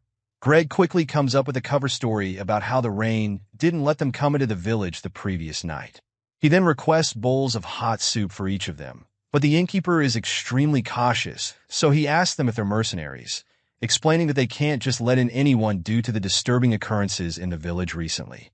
While Gregory is still trying to convince the man to let them stay, Vlad notices a little girl hiding behind the counter, so he gives her a friendly wave to make her feel safe, especially since she reminds him of Zemna when she was a little girl. Just then, the voice in his head calls him aside, so he excuses himself for a bit. The voice feels that they're at the right place, so he offers to lend Vlad his world to help him look at the girl using it. Of course, agrees to this plan as he uses the otherworldly eye to look at the little girl, and that's when he sees the ominous purple energy flowing around the cross on her neck. Seeing this, our boy is shocked and quite frankly terrified because he realizes that it's a curse. Using the world, he's able to see the dark energy wrap around the little girl's neck in the form of a demonic hand. It's sad how children are always the first to be sacrificed, even though they're pure and innocent. Vlad has seen this happen countless times, especially when he was a young boy who would see adults steal from children. Back then, death was the only choice for children who had nothing left. Either they starve, freeze to death, or die from crying and exhaustion while searching for their parents who abandoned them. Despite growing up in such a world, Vlad was still able to make up his mind that he would never grow up to be like those evil men, and he swore that he would never live like that either. An oath must be upheld, and knights are upholders. And with this in mind, he knows exactly what to do because in this place, there are children to protect. The young knight makes his way to a lonely church with a bell tower, and the voice feels that they're at the right place because the energy from the necklace stops there. As such, Vlad decides that it's time for them to go in, and the voice agrees. He asks if the voice can see anything suspicious, but there's nothing out of the ordinary, and yet the place feels so ominous and evil. The young swordsman can't help the feeling that something is out of place, and that's about the same time that he senses something approaching him from behind. Vlad is taken aback, but he also knows that he can't make it look like he's here to investigate, so he tries to appear as natural as possible. Knowing this, he quickly goes on his knee and pretends to be praying, but the stranger still talks to him, suggesting that he must be new here. Vlad responds, admitting that he came in the previous morning, and the priest immediately concludes that he's one of the mercenaries who arrived. Our boy apologizes for entering the church so suddenly, but that's when he notices the inverted cross on the priest's holy book. Just like that, it all starts to make sense, and he realizes that the reason everything has been off in the village is because he hasn't even seen a single proper cross since. All the crosses have been turned upside down, and now that he's figured it out, he knows that he has to be very careful around the priest. In response, the priest assures him that he has nothing to worry about because God's embrace is open to all. It appears that this false priest is really powerful because even the voice can't see through him and his dark energy, at least not yet. The man apologizes if he interrupted Vlad's prayer, but our boy claims that it's fine, saying that he's more at ease now that he has been given permission. He says this and then promises to leave once he's done praying, so the priest informs him that the place is home for all who seek God. He tells the young knight to do as he wishes, and after he leaves, our boy is even more convinced that there's a strange presence in the village because the girl's cross led him to the church. Even though the priest is smiling like a harmless fellow, Vlad knows that he can't be trusted. He can't let his guard down around the man, so he ends the conversation. But that's when the man reveals that a plague has been ravaging the village. The blonde swordsman is absolutely shocked to hear this, but the priest just makes himself even more suspicious by praying that the plague doesn't affect the children. Later that day, Vlad goes to see a man to ask him about the plague, but the guy doesn't seem to be aware of any plague. Our boy informs the man that the priest mentioned it, and that it's concerning since they have to be in the village for a few days, but the man insists that he has nothing to worry about. After all, the plague only kills the children. Vlad is shocked to hear this, so he asks how it's possible that the plague affects only kids, but of course, the farmer doesn't know why. All he knows is that it's been ravaging the villages in Baron Uthman's territory. The man feels that God must be angry with them to have let such a curse befall them, even though it's a very nasty one. At this point, the blonde swordsman has gotten all the information he can from the man, so he thanks the guy and takes his leave. On the way back, Vlad thinks about how women are missing in Sora while kids are dying in this place, so he concludes that they're all a series of ominous signs. In his mind, this is definitely not a plague, but he also doesn't have any evidence to prove that. At this point, he contemplates going back to borrow a holy item from Sora, but the voice doesn't think that would be very useful right now. Rather, he believes that the curse was created by a skilled black magician, because only a well-trained priest will be able to identify it. So Vlad wonders how they figured out something that huge. Our boy has no idea either, so it's really frustrating because he has a strong feeling but no clear evidence. While he's still pondering this, he hears a child talking about how the priest gave them something.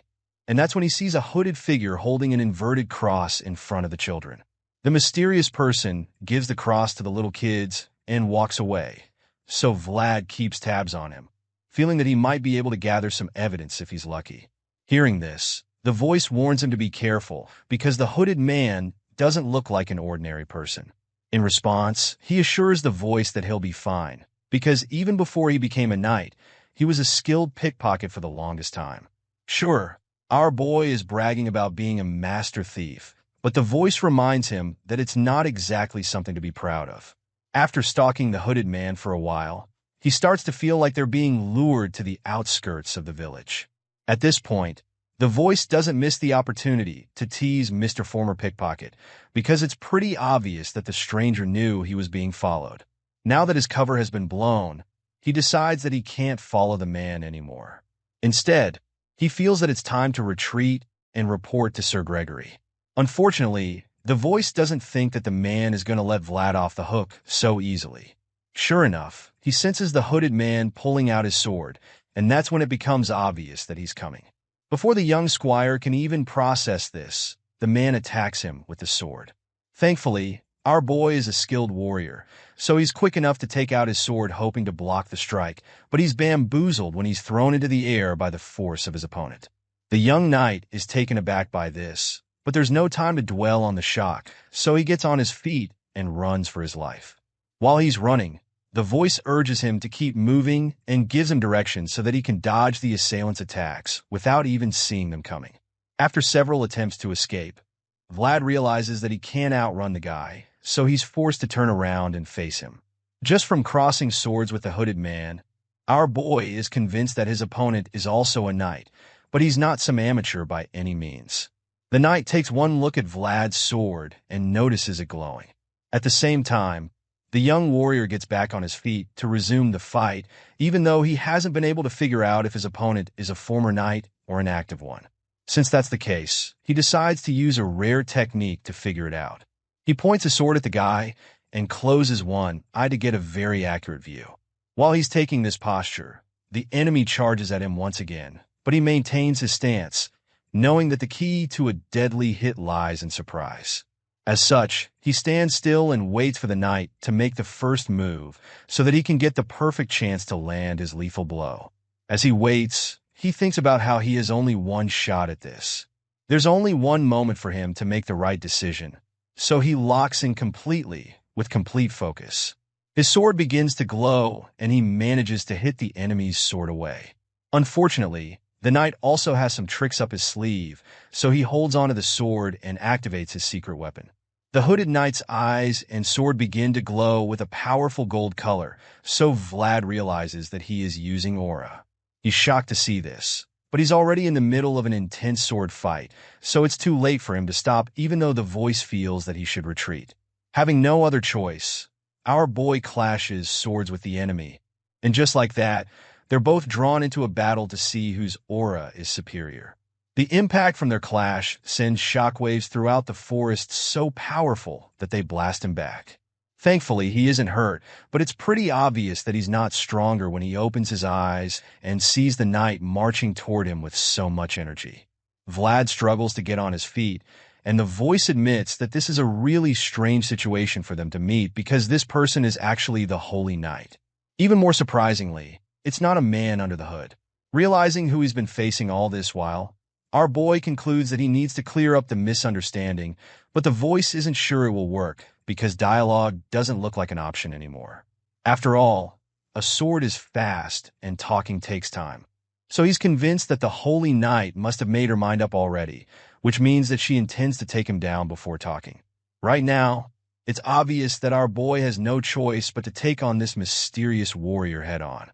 It's way too late to back away from the fight now, and talking things out is also no longer an option since the golden-haired sword master wants to bring him down. Having no other choice, Vlad grabs his blade and goes in for another round of intense sword clashing. As he charges at the opponent, the voice in his head predicts the incoming attack and quickly tells him to counter the strike before he gets hit. Fortunately, he's able to deflect the hit with his own sword, which is also surging with aura right about now. As much as he blocked the strike, he couldn't help but notice how heavy the woman's attack was. It really packed a punch, and Vlad admits that it's even very different from Sir Pablo's attacks. And honestly, that's saying something. Clearly, this warrior is pretty much his strongest opponent yet, but he has no choice but to keep fighting. It baffles him how she's using so much aura without any sign. And while he's still trying to wrap his head around this, the voice in his head informs him that what she's actually a blessing. In that moment, we get to see the glowing gold cross seal above her, right before she leaps into the air to land another mighty swing at the young swordsman. As she goes in for the killing blow, the voice reveals that she doesn't even need to create her own world thanks to the blessing, because the word of God is already upon it. Just as he explains this, the white-haired warrior lands the devastating strike on the young knight, but even though it looks like she might have gotten the win, our boy manages to stay in the fight. He uses all the strength he can muster to block her sword strike, so she keeps pushing down hard to overpower him. Despite this, Vlad keeps holding her back, and as he struggles to stay alive, he admits that he can't even believe she got so much power just by accepting the will of God. For most people, this would be the point where they give up the fight, but Vlad of Sora isn't like most people, so he gathers enough strength and determination to push the warrior back and free himself. He creates enough space between them by shoving her away and pumps himself once again. Despite the fact that she's already incredibly powerful thanks to the blessing she acquired, he refuses to be intimidated by her. Sure, the blessing is already pretty overwhelming, but he's very certain that this overpowered knight has a lot of openings he can use to his advantage. In that split moment, he starts to spot several weak points in the warrior's armor. All of these spots are places where he can deal some real damage if he is fast enough, so with this in mind, he braces himself for another clash of swords. He lures her into his trap, and sure enough, she charges at him with her sword, thinking that this is where she'll finally take him out. The white-haired knight raises her sword, attempting to bury the blade into her opponent, but she has no idea that this is all part of Vlad's plan to trick her. Just when she's about to deliver the strike, her weak points are exposed, and our boy picks the perfect moment to take advantage. The skilled young knight pretends like he was going to block her sword, but then swiftly switches his tactics and points his sword straight for the openings in her armor. The older knight is shocked when she realizes that she has been tricked, but by this time it's already way too late to counter the attack. Her eyes widen in shock, but really there's nothing she can do to avoid it. Or so we think. Vlad's plan works, and he manages to get his opponent into a very vulnerable situation. Bro literally has the sharp tip of his sword pointed at her exposed neck. It's centimeters away from ending her life. At this point, one would think that it's game over for the white-haired knight, but the woman just gives him a cold stare, suggesting that she's not even slightly afraid of him. Apparently, this glare manages to distract the young swordsman because all of a sudden, fear creeps up on him, and this allows the more advanced knight to deviate the path of his sword from her face. Vlad can't believe his eyes when she does this, and while he's still in a daze, she initiates a counterattack to finish him off. Our boy is still in shock that he doesn't even realize when she starts tackling him to the ground. Of course, the voice in his head sees all of this coming, so it warns the blondie to stay focused and regain his balance. But it's really too late for any of that because the big sword lady grabs him and slams him to the ground before he can even process what's going on. The powerful mountain of a woman uses insane speed and force to slam our boy into the hard, rocky ground. With such force, some people would be paralyzed while most would just be dead, and you can see just how much pain the kid is in. His eyes widen in shock as his life flashes before him, but thankfully, he isn't paralyzed. Determined to come out of this alive, he quickly pulls himself up and starts crawling away, but of course, the big knight isn't going to let him get away that easily. She immediately stops him in his tracks by taking the tip of her sword to the side of his face. Vlad is still in shock because he still hasn't processed what the hell just happened. He doesn't understand how she managed to counter him so effortlessly, so the voice informs him that she did so using armor magic. This is a technique that is unique to holy knights, and it allows them to use plate armor to twist the trajectory of the opponent's sword. This explains how she was able to change the direction of his sword, taking it away from her neck to her armor-plated shoulder. Hearing this, it all starts to make sense to the young knight, and as he sees the scratch on her shoulder plate, he begins to panic. Not only does she have a blessing, but she also has magic armor, so he concludes that this is absolutely cheating. As far as he's concerned, she's a walking cheat code, and you can't blame him for thinking this way, because they've been going back and forth in the intense sword fight, and yet, she didn't even break a sweat. There's not even a single drop on her stone-cold face, which just goes to show that she's been toying with him. After everything he just found out, he figures that she probably even showed him those openings on purpose. He thought that he was tricking her, but he didn't even know that she'd been playing him from the start. She wanted him to attack, just so she could show him who's boss and know that he realizes she totally played with him. He just smiles. Our boy can't even be mad about it because of how impressive it is. While he's taking it all in, the white-haired warrior starts to grow impatient, so she finally asks him who he is. The moment he hears her voice, he quickly raises both hands and surrender, knowing that she can easily end his life now that he's in a vulnerable state.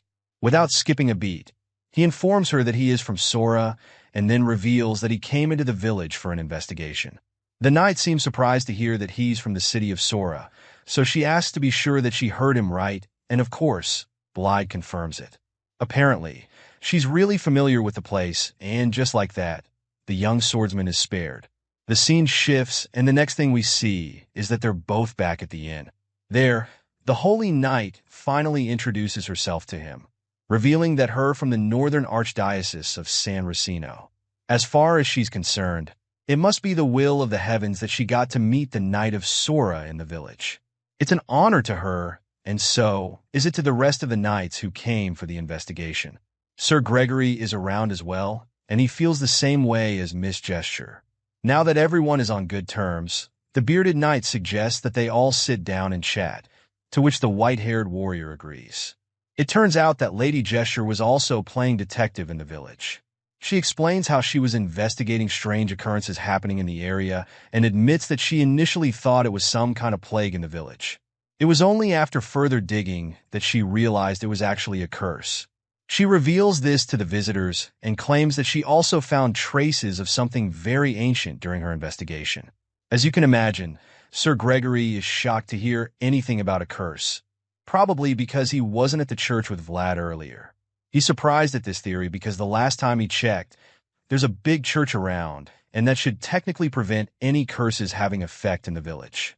He doesn't expect anything wicked to be rampant in the area, since there's a church, but Gesture just responds to him by suggesting that the church itself is the source of the curse. She believes that the so-called holy building gave birth to the curse, and the moment she says this, the knights are left speechless. It's a really bold statement, of course, so they're not sure how to receive it. On the other hand, the voice in Vlad's head agrees with her 100% and is also very impressed by how sharp she is to have figured it out already. Sir Gregory is horrified to hear this and realizes that the situation is a lot more serious than he thought. He never expected that a holy knight following the will of God would ever point to the church as the source of an evil curse. So to heed it, he concludes that it calls for alarm. Even though he knows that something needs to be done very quickly, he also knows that this place is not under the jurisdiction of Bayezid. At this point, he's torn because he's not sure what to do since things are increasingly going beyond his authority and capability. The senior knight slams his fists on the table, feeling frustrated, while Lady Justa just stares at him, not knowing what to say. She finally interrupts his little tantrum by telling him to convey her gratitude to the new mayor of Sora. Sir Gregory is taken aback when she says this, so she just goes on to tell him that the mayor's approach of using hidden information was really impressive. On top of that, the manner in which he addressed the situation is really commendable in her opinion. In other words, she's trying to tell the knights as politely as she can that they should back off and leave the rest of the investigation to her. After all, Gregory has already told her that the village is not under Bayezid's jurisdiction. The bearded knight processes her words and wonders if she's demanding them not to dig any further. But he's not sure, so he also feels that maybe she's just being considerate. With this in mind, he remembers that black magic-related matters are the church's domain, and as such, they have no grounds to proceed further. With the current state of things, the knights might not have any choice but to go back home, and Sir Gregory reluctantly accepts the fact. Vlad sees what's going on and just remains silent, because he can tell that a lion has just been drawn in the face of the weight held by authority and responsibility. Later that night, Vlad sits by the window as a creepy fills the air and makes it almost impossible to see anything on the outside. He looks disappointed, feeling that it looks like they won't be able to save Anna. All of a sudden, his train of thought is interrupted by the little girl from earlier, asking him if he'd be leaving soon. Unfortunately for her, he feels that they'd be saying their goodbyes real soon, so the little girl starts to tear up when she hears him say this. She's clearly heartbroken, so she asks him why they're leaving already, and the young swordsman just informs her that they're done with their work. From the look on Vlad's face, he doesn't feel like talking. He would prefer to just sit there and brood for the rest of the night now that their investigation has been cut short. As much as he would rather sit there alone and feel sorry for himself, the little girl is determined to make sure that doesn't happen. In response to his earlier comment, she informs him that there's no such thing as being done with your work in this life. Hearing this, the grumpy young knight just scowls at her because he knows that she's absolutely right. He hates it because he would prefer to just stay out of trouble and do as his superior has decided. But now, this brat just hit the bullseye without any warning, and he is forced to see reason with her. Not knowing how else to get rid of the kid, he simply asks if she doesn't have any friends. He doesn't get why she has been at the inn all this time. In response, she simply tells him that her father told her not to go out. When she says this, it makes sense to the young knight, since he's aware that the things happening around the village are not normal in the slightest. As such, he totally gets why Anna's father doesn't let her go outside. However, what he doesn't know is that the father is secretly watching him while he talks to the little girl. The poor kid must be really lonely, being forced to stay indoors all the time and having no other friends A or H to hang out with. And so it's not really a surprise when she begs Vlad to stay a little longer. She tries to convince him to stay, telling him how the church would soon be sharing gifts. Of course, our boy had no idea about this, so he expressed his shock, wondering if he heard correctly. At this point, the innkeeper chimes in, explaining that the church is going to gather the kids soon and perform some sort of ritual blessing. Apparently, the man is also one of the people brainwashed by the church because he actually thinks that the ritual blessing is something to be thankful for because of the troubled times they've been facing lately. Hearing this, the young swordsman becomes interested all of a sudden, asking the father when they said the ritual would be. In response, the man admits that he heard it would be within 3 to 4 days, and reveals that the priest even plans to gather all the kids. After all of this has been said, the innocent girl begs Vlad to stay until that time, but our boy isn't sure what to do yet, so he just stays quiet and sips his drink. At this point, he begins to ponder on the situation, and remembers how Justice sent a carrier pigeon to request help. From his experience, he knows that it would take at least 4 days before the holy knights arrive at the village, and that's cutting it pretty close. After considering all of this, he starts to feel that there might actually be a shot of staying until then. With this in mind, he finally suggests that he could stay until the ritual blessing. Hearing this, she gets all excited and decides to give him something like a gift. She reaches into her pocket, so he curiously asks her what it is. Immediately, she reveals a flower ring and hands it to him, but he doesn't really get why she would call it a flower ring when there's no flower on it. He holds the ring made from twisted twigs, and he figures that she must have made it with the ivy growing on the inn's wall.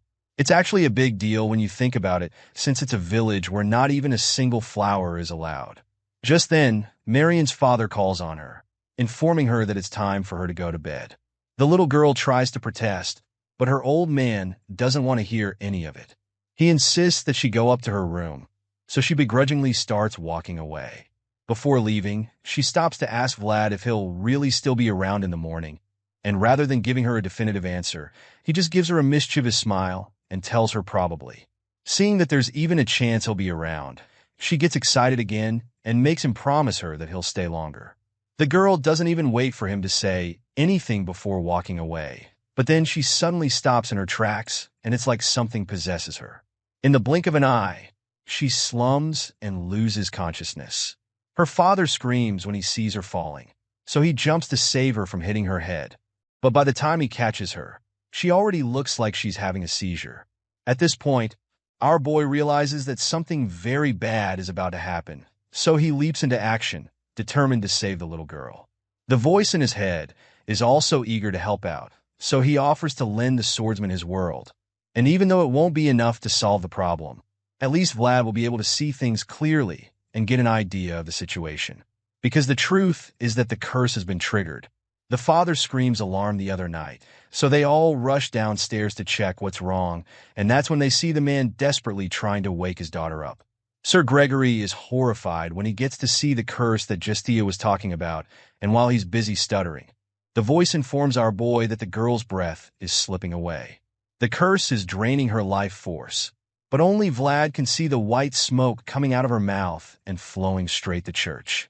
He doesn't know how he's supposed to explain this to the others, and while he's still trying to figure this out, Justia suggests that the enemies have sensed her presence. Apparently, the evil ones tracked her to the inn, and now the poor girl is suffering for it. So Justia feels responsible and blames herself for being careless. She thought she hid her presence enough and never expected them to sense her level of divine power. All of a sudden, Justia starts walking out of the house and tells the others to explain the situation to the other holy knights if she doesn't return. Seeing everything go out of control, Sir Gregory just groans in frustration, but Vlad wonders why the senior knight isn't doing anything. The young swordsman gets mad when he sees Sir Gregory staying out of it just because of the bounds of authority. Just when they thought things couldn't get any worse, the curse gets triggered all over the village, and all the children become epileptic all of a sudden. The terrified parents scream in pain as they watch their children slip away right in front of them. The entire village erupts with unbelievable pain, and our boy is finding it all unbearable. He wanted more than anything to escape from the back alleys, not just so that he could survive. Neither did he seek the sword just because he admired knights. He wanted to make a difference. And if he just sits back and watches horrors like this continue, then it's no better than being stuck in the filthy back alleys. The star swordsman resolves to keep moving forward, so he grabs his sword and attempts to go outside and hunt down the enemy. But before he can, Gregory stops him. The senior claims that he understands how Vlad feels, but he also reminds him that a knight's sword must be as heavy as it is sharp. The old man reminds him that their swords require justification and responsibility, but the pained young man snaps at him.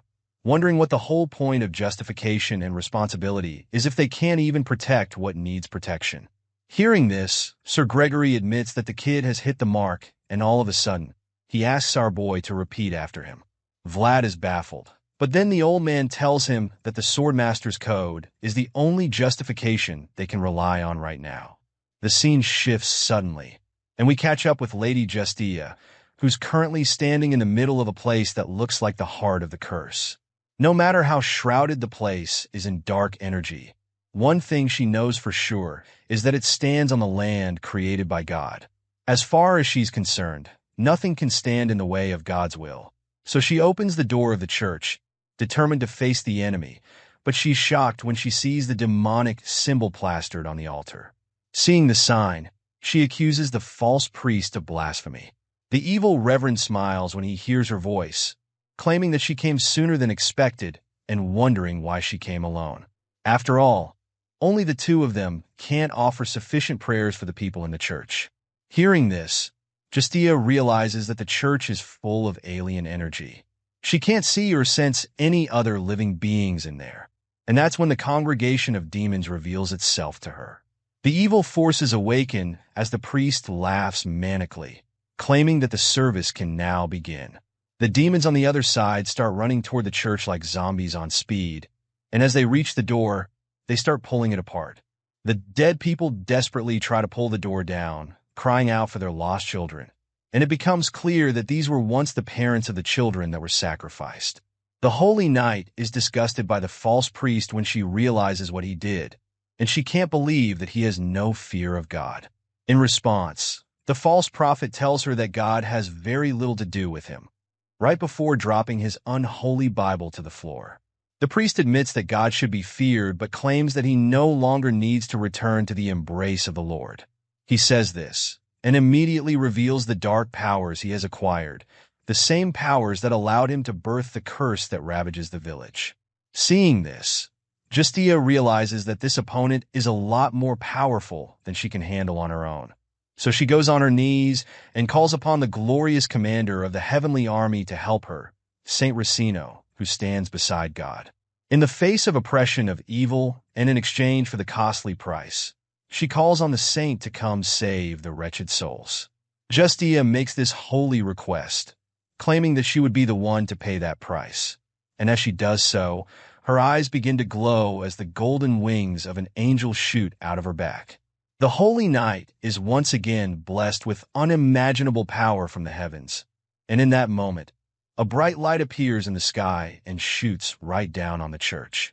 Just when it looked like the place would be consumed by dark energy, the power of God shines down on the church, casting out all the evil forces there.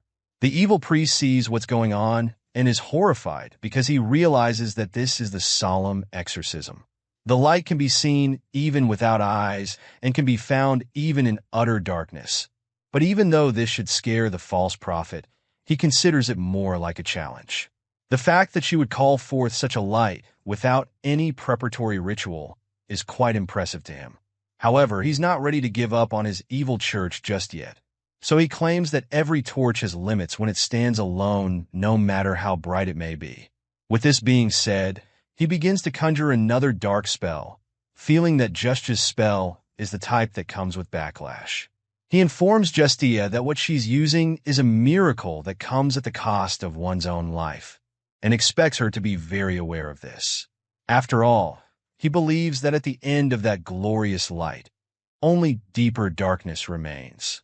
The bright large beam of light shoots down upon the old church and blasts all the evil spirits roaring inside. In the blink of an eye, all the undead soldiers that were so close to attacking Lady Justia are struck down on the spot, and it begins to look like the Holy Knight has already prevailed. Unfortunately, that's not exactly because it seems as though the powerful holy beam might have done the job. We suddenly see that the true source of the dark energy is still very much active and determined to keep fighting. Lady Justia remains on her knee with her mighty sword still dug into the earth, because a part of her believes that the holy blast sent by the heavens has saved her from the monsters who were about to devour her. But then, she looks up and scans the church with her gold glowing eyes, only to realize that she's still got a lot of company. The possessed victims who were struck down earlier start to get back up all of a sudden, and so it becomes clear to the Holy Knight that she still has a lot of work on her hands before this battle is over.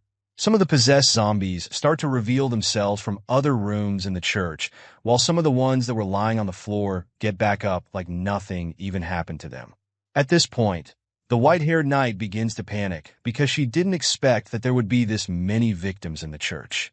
She probably thought that the first wave was all of them, so to see even more undead warriors popping up out of nowhere makes her wonder just how many victims there are.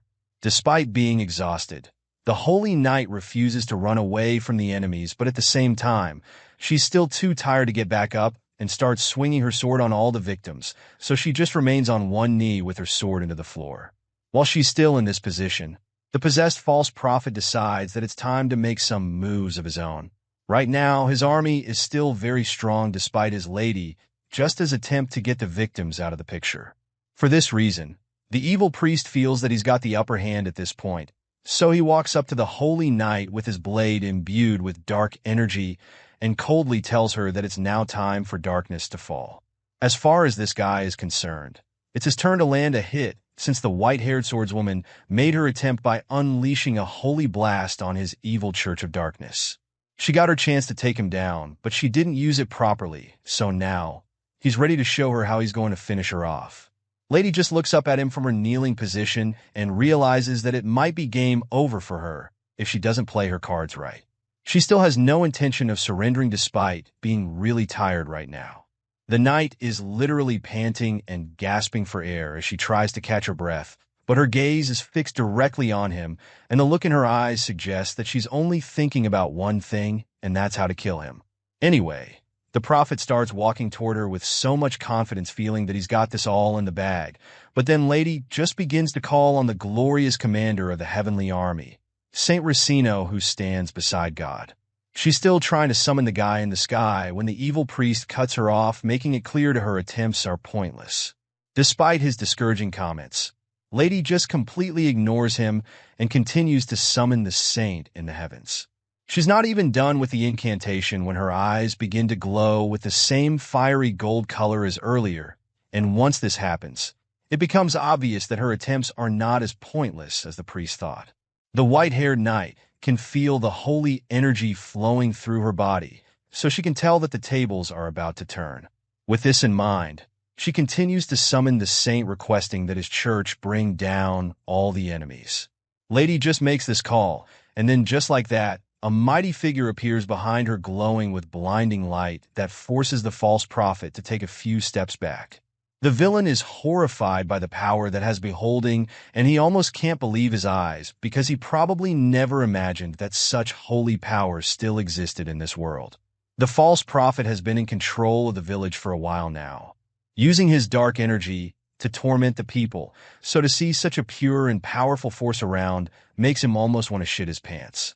While the evil priest is still receiving the shock of his life, the Holy Knight, who just received a lot more power, vows to take him down, even if it means that it'll cost her life. As she makes this promise, a flaming cart makes its way into the church out of nowhere. It's coming from behind Lady Justia, and she doesn't notice it until it's a few meters away from her. The knight senses the danger, so she turns around and sees it speeding toward her. That's also about the same time that she sees Vlad hanging onto the speeding carriage and telling her to get out of the way. Apparently, this stunt is what he intends to use to defeat the evil priest, and when Lady Justia figures that his flaming attempt is aimed at the prophet, she jumps out of the way immediately. Once she's out of the danger zone, Sir Gregory also reveals himself to be in the church before yelling out at the blonde swordsman to push the burning cart toward the prophet. Of course, Vlad does exactly that, and the flaming carriage is hurled at the bad guy. You'd think that this attempt would do at least little damage, but that's not the case because when the priest sees the inferno rolling toward him, he just scoffs. He almost looks disappointed that they would think such a move would hurt him. As far as he's concerned, this attempt is pretty laughable, so he just casually blasts the burning cart into tiny pieces. The impact leads to a pretty big explosion inside the church, and to those on the outside, it looks like their surprise attack might have done the trick. Well, It didn't, and Vlad is the first one to notice this. So when he sees the false prophet emerge from the flames, he decides to go in with a follow-up attack. The young swordsman grabs his sword and leaps into the air, determined to strike down the false priest.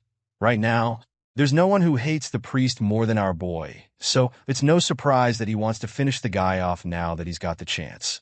The young knight is extremely furious with the man and feels that he's crossed the line by messing with the kids of the village, so now he wants to end things for good. The two opposite forces clash swords, and an intense battle ensues. The false priest does a good job holding his own against the aggressive young knight, blocking each of Vlad's attempts to strike him down. As the two fighters go at it, the rest begins to burn all around them. Apparently, the flames from the burning cart which exploded have now spread across the entire building, and so it's only a matter of time before the whole church is burned to the ground.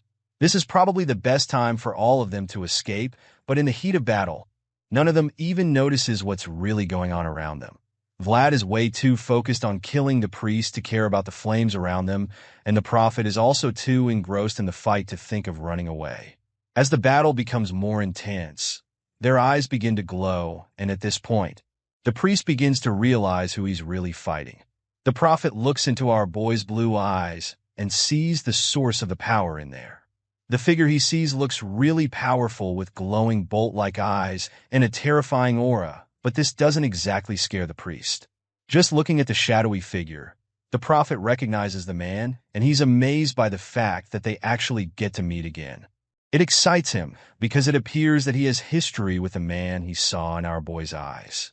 Vlad notices the priest getting all excited about something, so he just gets more upset because he's literally trying to kill the guy, and he's just messing around. Enraged by this, the young knight intensifies his attacks and tells the priest to stop spewing nonsense. Right now, all he wants is for the guy to just be dead, so he takes action and proceeds to go in for the killing blow. Using his sword, he dives in attempting to deliver a fatal jab on the prophet's side, but it appears that the annoying priest sees it coming. While our boy is doing all he can to take down the evil force, the others go on a check on Lady Just June. The white-haired knight still looks pretty exhausted after her first clash with the prophet. Sir Gregory rushes to her, asking if she's all right, and in response, she just reminds him that he's already in a lot of danger just by being in the church. Hearing this, the bearded knight simply admits that they had no choice but to visit the church. The children in the village are dying, and they know that this place is the reason for it, so they couldn't just sit back and watch things keep getting worse. However, they never imagined that this is the kind of evil they would discover when they arrived. The place is littered with the walking dead, and Sir Gregory is so disturbed because he has no idea what exactly is even going on in the church yet. Seeing his concerns, Lady Just June reveals that they have to go to the bell tower, explaining that it's the source of the curse. Sir Gregory understands this and is determined to help the Holy Knight, but he also knows that they don't have time to clear the way and proceed carefully. Because of this, he believes that they'll have to split the group to find a way to the tower, even though that will be very risky. The bearded knight looks around and starts to come up with a plan. Sir Cade can't use aura, so he feels that they'll have to get that archer out of the church first. Knowing that he needs to create an opening for Sir Cade, Gregory jumps in to join the fight. The big guy stomps his foot into the ground to announce his presence before charging at the evil priest with his aura activated. Sir Gregory leaps into action and tackles the prophet with insane speed and strength. Our boy is even shocked when he sees his opponent suddenly slammed into the earth. With all the energy surging through Gregory's body, he feels strong enough to hold down the enemy long enough to buy the others some time. He's already done a good job separating the priest from Vlad, so now all he has to do is keep the guy occupied long enough for our boy and the others to make it out to the bell tower. While pinning the prophet down, Sir Gregory calls out to Vlad, informing him of what just said about the bell tower. He admits that he doesn't know exactly what's going on at the tower, but all he knows is that he wants the young knight to go and destroy it. Vlad hears these words from his superior and realizes that he's been given a very important mission. Our boy can see that the bearded knight is literally sacrificing himself so that they can escape, and for this reason, he's determined not to fail. The young swordsman accepts the mission without hesitation and dashes out of the church with incredible speed. He's determined to make sure that Sir Gregory's sacrifice won't be in vain. Despite being pinned to the ground, the prophet refuses to let Vlad escape like that, so he summons his undead soldiers and orders them to go after the blonde swordsman. Just like that, the zombie-like victims reawaken and drop everything else to stop Vlad from making it out of the church. Our boy realizes that his task just got a lot more difficult, so he curses out, but this doesn't make him go any slower. The sea of dead people run toward him, so he just charges at them with even more speed, knowing that he doesn't really have an option. It's really the only way for him to make it out, so he forces his way through them, pushing and shoving to clear a path for himself, but he quickly realizes that there's just too many of them. Just when it looks like Hai is about to be overwhelmed by their numbers, a powerful beam of light blasts through the sea of zombies, creating a clear path for him. Our boy is shocked by this because he certainly wasn't the one who released the holy blast of energy. Perplexed by what just happened, he turns around, and that's when he's working alongside Lady Justia. Apparently, she used her holy energy to make his arrowed strike even more powerful in order to blast the dead slaves out of the way in one shot. Sure, they did a good job clearing the path the first time, but the truth is that there's still a lot more victims in the church, which simply means that their work isn't done yet. As you'd expect, more and more of the undead warriors begin to pop out from every corner of the building, so it becomes pretty obvious that the archer isn't done yet. Seeing the sea of victims attempting to swallow his friend, the guy tells Lad to keep running straight ahead and promises to cover him. Sir Kate continues to launch his golden arrows over and over, taking down one zombie with each shot. From the look of things, you can tell that this guy has a lot of experience with this because he doesn't miss any shots. Not even a single arrow goes to waste. Even with such a perfect kill rate, the enemy forces are just still too many for them to handle. Sir Cade won't be able to cover the young swordsman perfectly, and our boy knows this, so he concludes that he'll have to take matters into his own hands regardless. As such, he keeps charging at them, and as they keep popping up, the voice in his head reminds him that he has to hurry. At this point, he's forced to go full berserk on the victim, blasting his way through them like a steam train. He continues to slaughter the zombies endlessly, and he does this, a thought runs through his mind. All worlds in the universe are precious, but even so, not everyone can protect themselves. Yet, he and his fellow knights are people who have sworn to protect the helpless, so if they're ever in a place where they are needed, they have no choice but to act, especially if they're in the moment. As knights, they're not granted the luxury of hesitation in times of need. So our boy knows that he must burn himself to become the torch that lights up the darkness, and this is the second Swordmaster's code. With this line engraved in our boy's mind, he remains steadfast and continues to fight his way through the sea of enemy forces. At the same time, Sir Gregory is forced to protect himself from other attacks despite having to keep the priest at bay. While holding down the prophet, he suddenly gets attacked from behind by and when he turns around to defend himself, another one sneaks up on him and strikes him on the back. At this point, he's forced to slam his mighty sword into the ground, hoping to destroy anything in sight, but this doesn't work and he just gets attacked again. Thankfully, this time around, he is saved by Sir Cade, who sends an arrow into the victim's head. Sir Gregory looks over at his colleague with gratitude, and then Cade just gives him a nod. The archer pants in exhaustion with his fingers dripping blood. At this point, it seems as though they've actually cleared the area a bit, so Gregory decides to take a breather, seeing how the zombies are all over him. The bearded knight jokes about wishing to be this popular in his normal life because he feels it would be nice. While he's still joking, one of the zombies crawls toward his feet, and he just looks down at the creature in disgust, feeling that he's already seen too much messed up shit for one day. A big component of the shit he's talking about is the prophet's face. The knight is enraged by the fact that the priest has been smiling like an idiot the whole time. Sure enough, we get to see the guy's face, and he's indeed wearing a sinister smile on his face. It's a really creepy look, and it's also quite annoying, because it just makes you feel like the prophet has got some secret plan he's waiting to unveil. The priest sits on the floor like someone's shoes, giving up on life, and tells Sir Gregory to do anything he wants to do to him. After all, the sick man feels that he's not someone who can be finished off by death so easily. The bearded knight grits his teeth in rage when he hears these words because he feels that the prophet is just trying to get him riled up. He's already mad at the guy, so to hear him talk so confidently, he decides that he'll teach the prophet a lesson. Sir Gregory lifts his sword and takes a big swing at the priest, eager to see if the guy can keep babbling after he chops his head off. In response, the prophet just laughs, which infuriates Sir Gregory. Even more so, he lands the killing strike, telling the priest to keep laughing till he dies.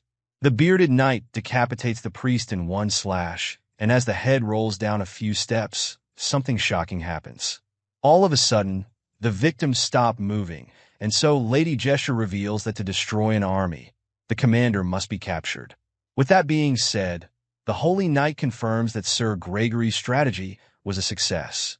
You'd expect that the big guy would feel glad that he took down the evil priest, but he just seems a bit pissed. He curses and huffs in annoyance as he thinks about how close the whole thing was.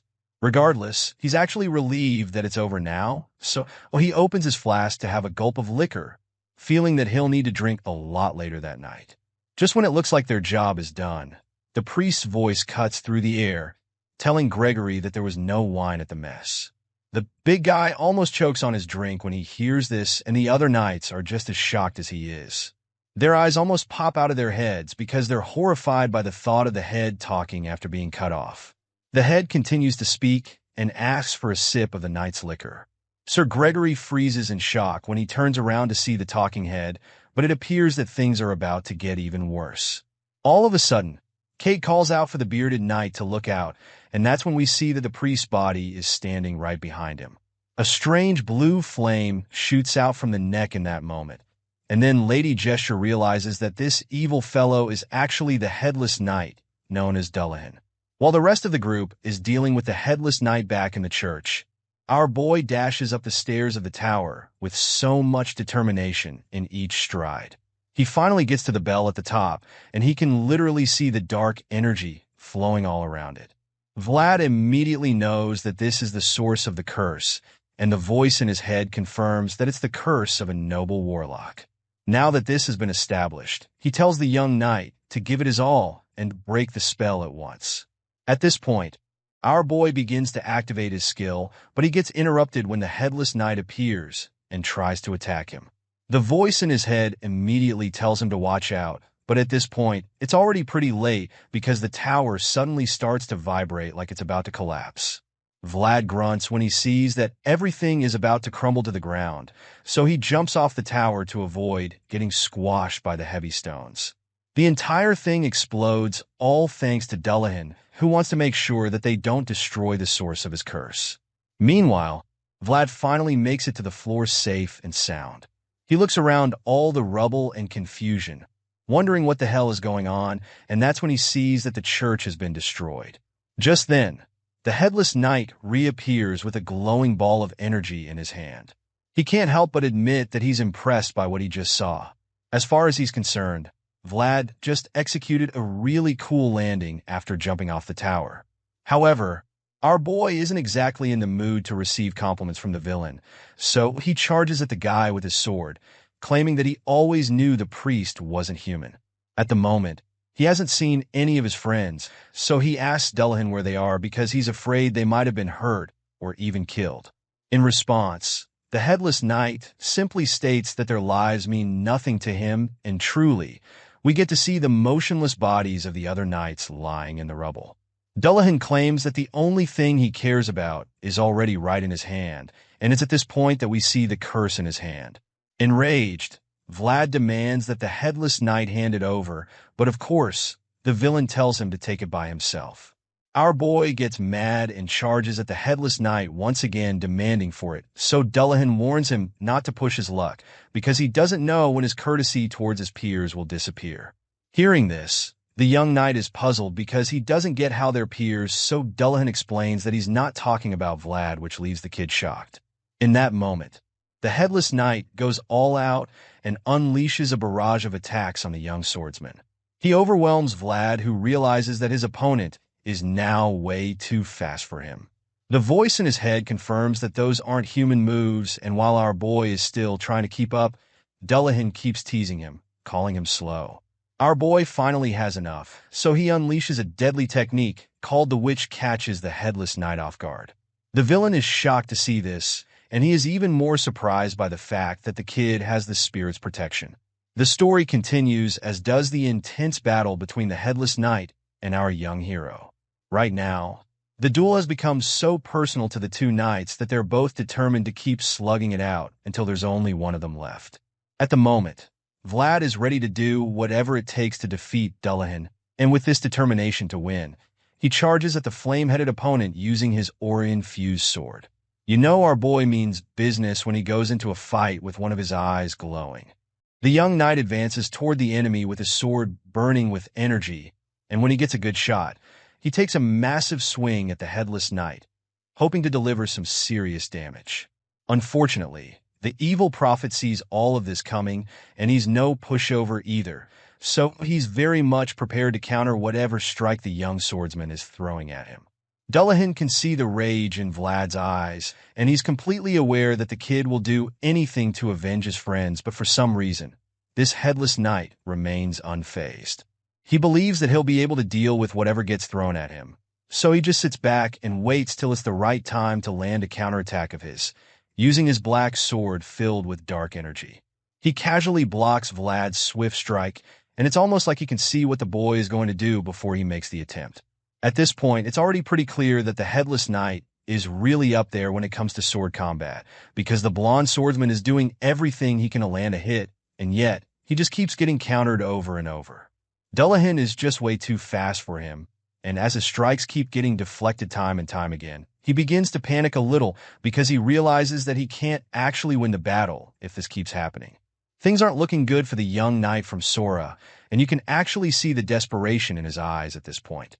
The gears in Vlad's head begin to turn as fast as possible as he ponders on a way out of the sticky situation, because that's really the only way for him to come out alive with the way things are going. The strain on his face suggests that he's in a lot of trouble, so he starts to wish that he could also deeply contemplate his world like Mr. Rutiger. As this thought crosses Vlad's mind, something sparks inside him all of a sudden, and his glowing eyes widen a lot more, as though he's just received some kind of spiritual enlightenment.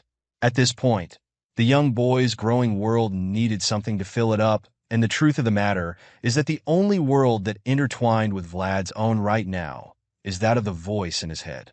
Honestly, it makes a lot of sense that his world would be crossed with that of the voice, since they've literally been together for a very long time. Anyway, with this new revelation, it's safe to say that we've gotten to the point in the story where we get to see the horizon where the boy and the voice are overlapped.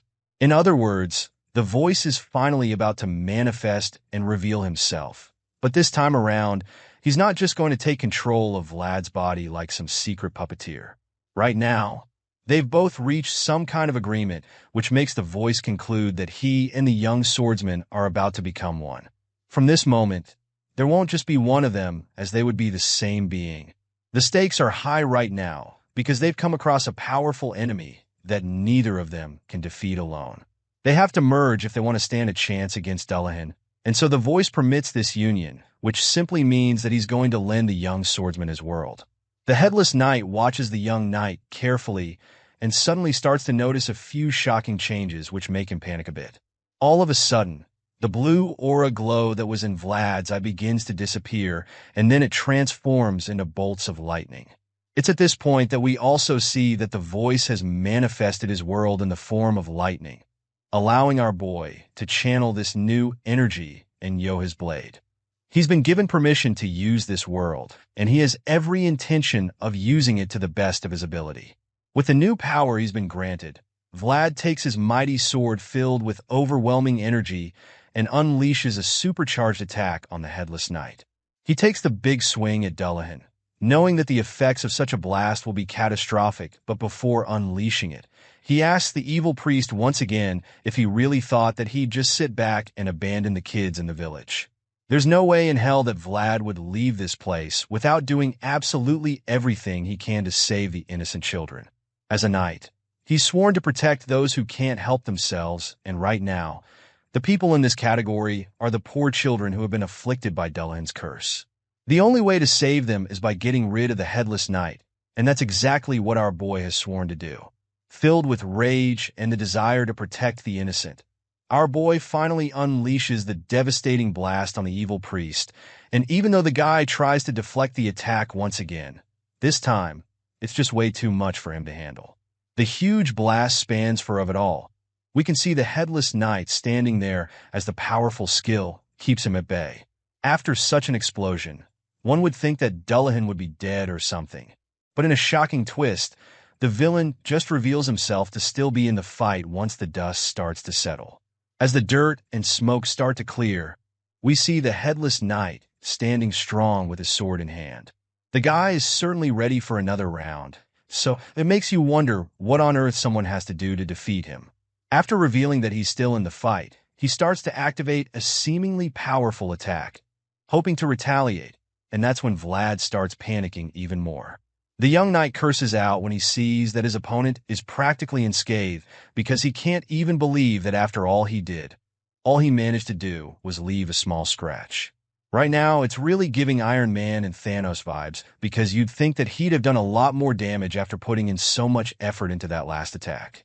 Unfortunately, that's not the case, and now that he's running out of ideas, the young swordsman concludes that his world is too small for the voice's world to fit inside him. Sure, that was one hell of a combo back there, but judging by Vlad's conclusion, it actually means that what we just saw was just the tip of the iceberg. Apparently, the reason why his blast couldn't finish Dullahan off is that his world is not on par with the voice's. As such, the voice's world couldn't fit into his, and that's why he couldn't get the maximum effect from the combined attack. At the moment, Vlad is already pretty exhausted, and you can't blame him because he's been trying virtually everything, but they've all been futile. To make matters worse, he feels like he only has 2 or 3 tries left before he runs out of energy. It turns out that our boy actually inflicted a nasty cut on Dullahan's wrist with that first attack, but it also looks like that is about to backfire big time because the blood seeping out of the guy's body suddenly starts turning into some kind of dark energy, which he's certainly going to use as a weapon.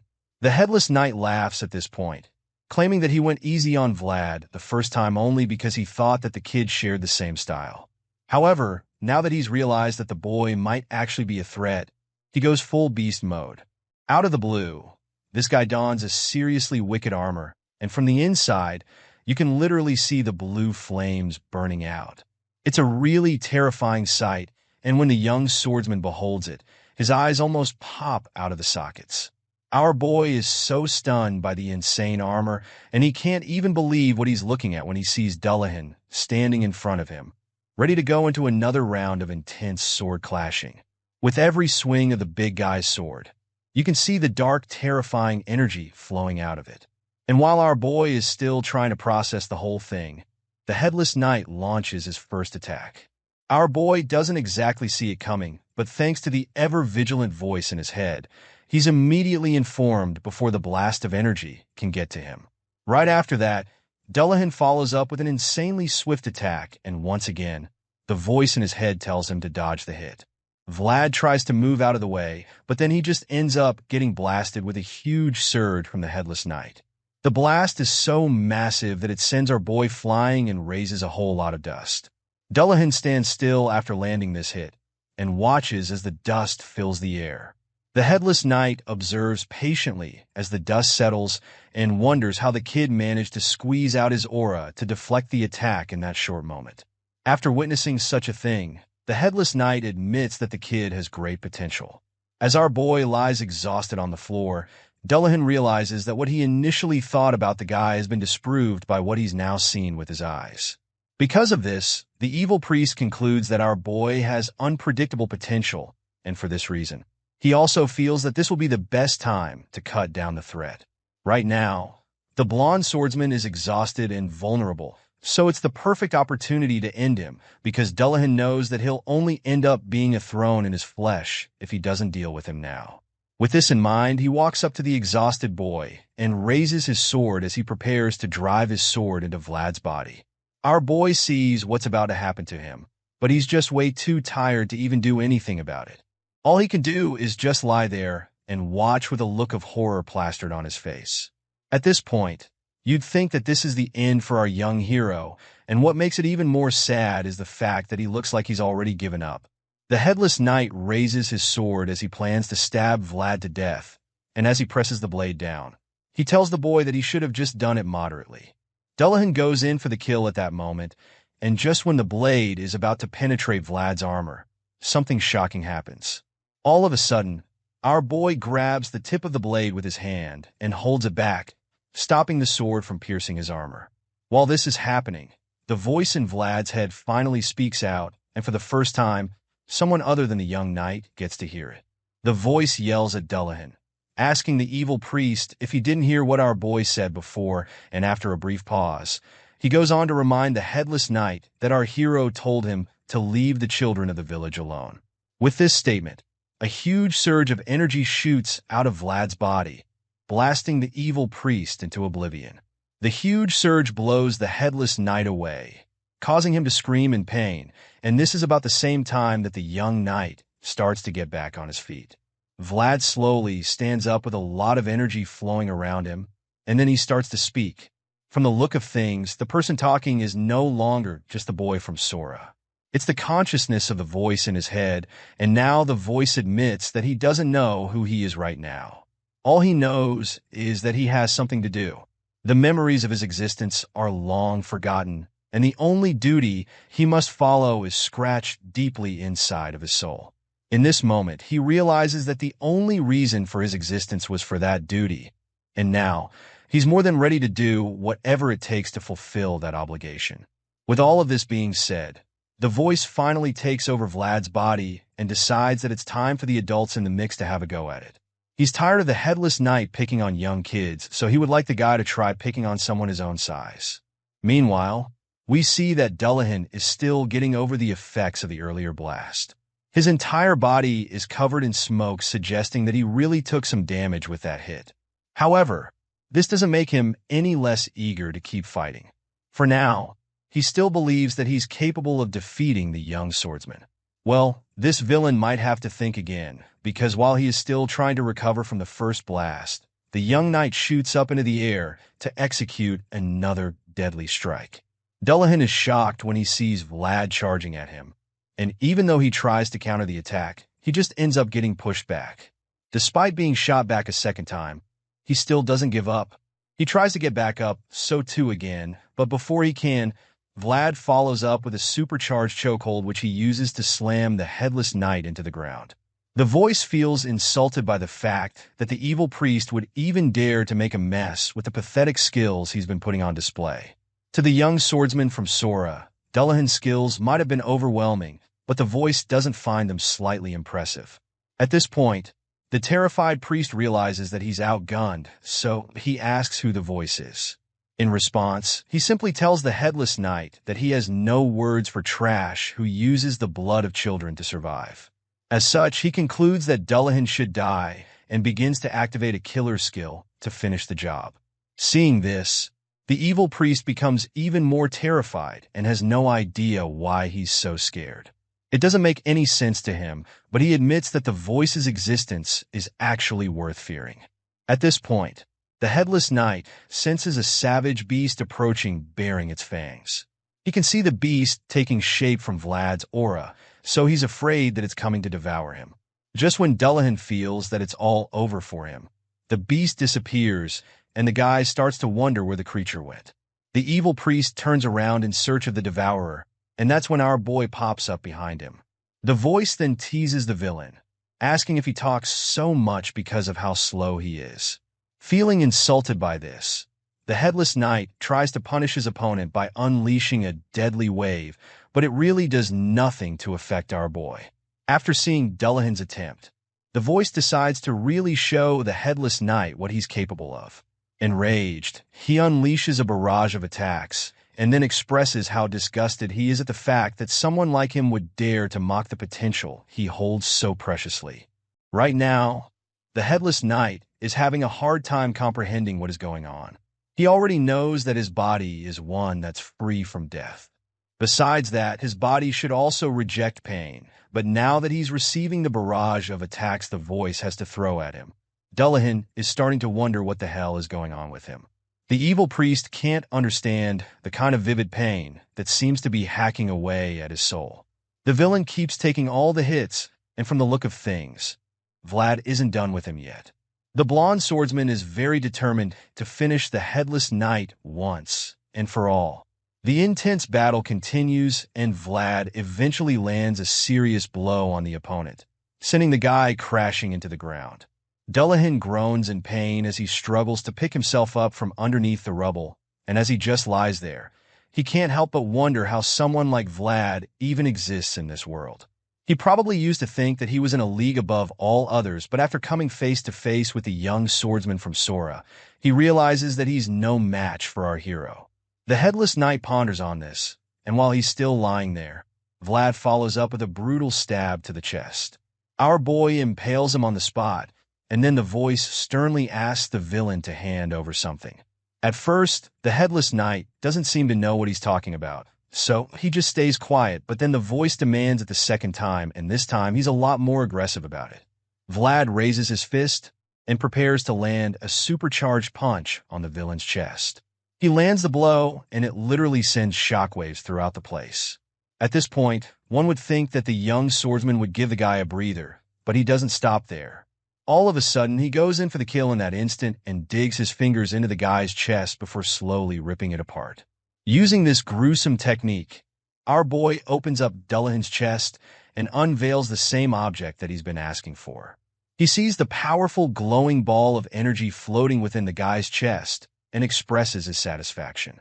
The voice is relieved to see the ball, and without wasting another moment, Vlad reaches in and pulls out the curse. As he does this, the voice commands the curse to go back to wherever it's coming from, and this just makes the evil priest yell out in frustration. Dullahan is pretty much helpless while all of this is happening, so all he can do is scream in agony as he watches his precious curse get exorcised. The villain cries out relentlessly, but our boy just ignores it and continues to get rid of the evil curse for good.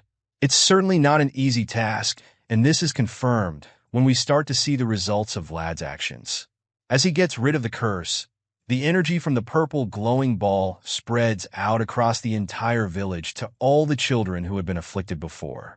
The life force that was stolen from the innocent kids is finally returned to them, leaving all the parents very confused and shocked.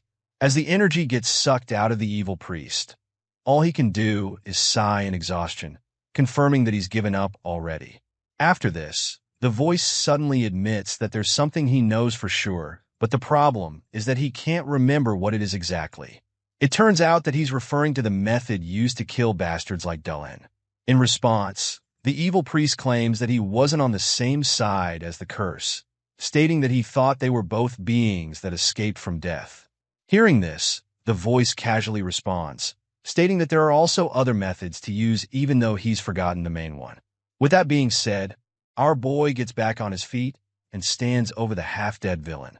This is about the point when the voice decides that he'll just rip out all of Dullahan's limbs.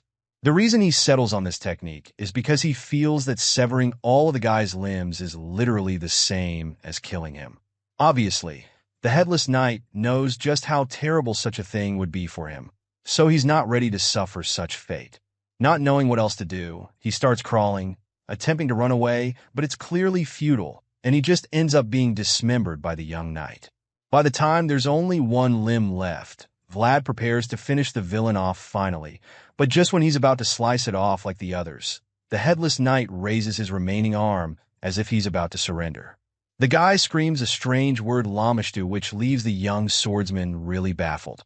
Vlad is still trying to understand what he's seeing when all of a sudden, a barrier of dark energy surrounds the villain.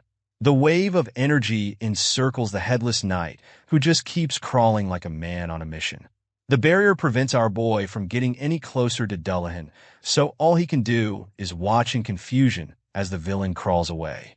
Just then, the Headless Knight starts calling out to strange presence called Lamashtu once again, and then many huge hands stretch themselves out as they try to catch Dullahan. Vlad just watches curiously, wondering what Dullahan is doing. Apparently, the Headless Knight felt that the Supreme Presence would save him, but he quickly learns that he was wrong, because when he gets close enough, Lamashtu begins to devour him. The Dark Master devours the evil priest, and in a matter of seconds, all that's left of Dullahan is nothing but dust. Once that happens, Lamishta finally reveals herself to our boy, and upon seeing this being, the voice admits that he doesn't have any memories of that name. However, he has a faint feeling about it, so it makes him wonder what kind of existence it is. His thoughts are suddenly interrupted when he realizes that he's still the one controlling Vlad's body, and he's surprised that he actually managed to go overboard with the whole possession thing. Even though he might have taken advantage of the kid a bit, he also admits that our boy's growth is really brilliant. The voice is proud that Vlad's body managed to last this long, and concludes that he'll apologize to the kid when he wakes up. Right after that, he gives back control, and just like that, the unconscious body collapses to the ground. Vlad's body just lies there throughout the night until the sun starts to rise, and that's when we see the ruins that remain of the church. Elsewhere, in Moshium, at the barony of Uthman, we see a dark figure sitting on a chair. It turns out that while our boy's soul was shining, the traces left behind were merciless. The ominous lady can sense that he's using a kind of magic that has been around for a long time, and it really intrigues her. Other than that, it's also pretty clear to her that the things of the past are moving. She can feel that this is the time to make a move. It's a time where cracks of opportunity have appeared, so she concludes that the chaotic age she's been waiting for is finally here. With this in mind, she orders her knights to take whatever they want from the corpses of Baron Uthman's knights.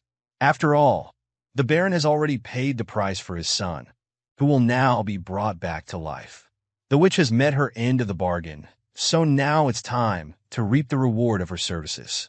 Now that she's brought the Baron's son back to life, she believes that Moshium should be the new harbor of darkness, which basically means that she and her dark knights will be staying in the land for the time being. The story continues days later, and we're brought back to the small village. Here, we see our boy for the first time after a while, and he's looking rather unkempt and frustrated for some reason. Apparently, the young swordsman is just waking up after sleeping for 3 whole days somehow. This isn't the first time it is happening since he arrived at the village, so it kind of bothers him since he's supposed to be an active knight protecting people and all. Even though it's not exactly the best look for him, you can't really blame the kid since he just survived a deadly battle against a really powerful enemy. Thankfully, he came out victorious after his fight with Dullahan, so he deserves some rest at least. While Vlad is still trying to understand how he managed to sleep for 3 days straight, his buddy Gauth enters the room, telling him not to feel too bad about it. He tells the young knight to be glad that the grueling fight is finally over, especially since he almost didn't make it out alive. Gauth claims that Vlad was looking like a piece of radcloth when he first found him after his battle against a headless knight. With that being said, he goes on to reveal that he went through a lot just to get our boy back to the inn. Gauth literally had to drag the unconscious knight along the ground the whole way back. Hearing this, Vlad isn't even sure what to say, so he just runs the back of his head, probably checking for bruises or something.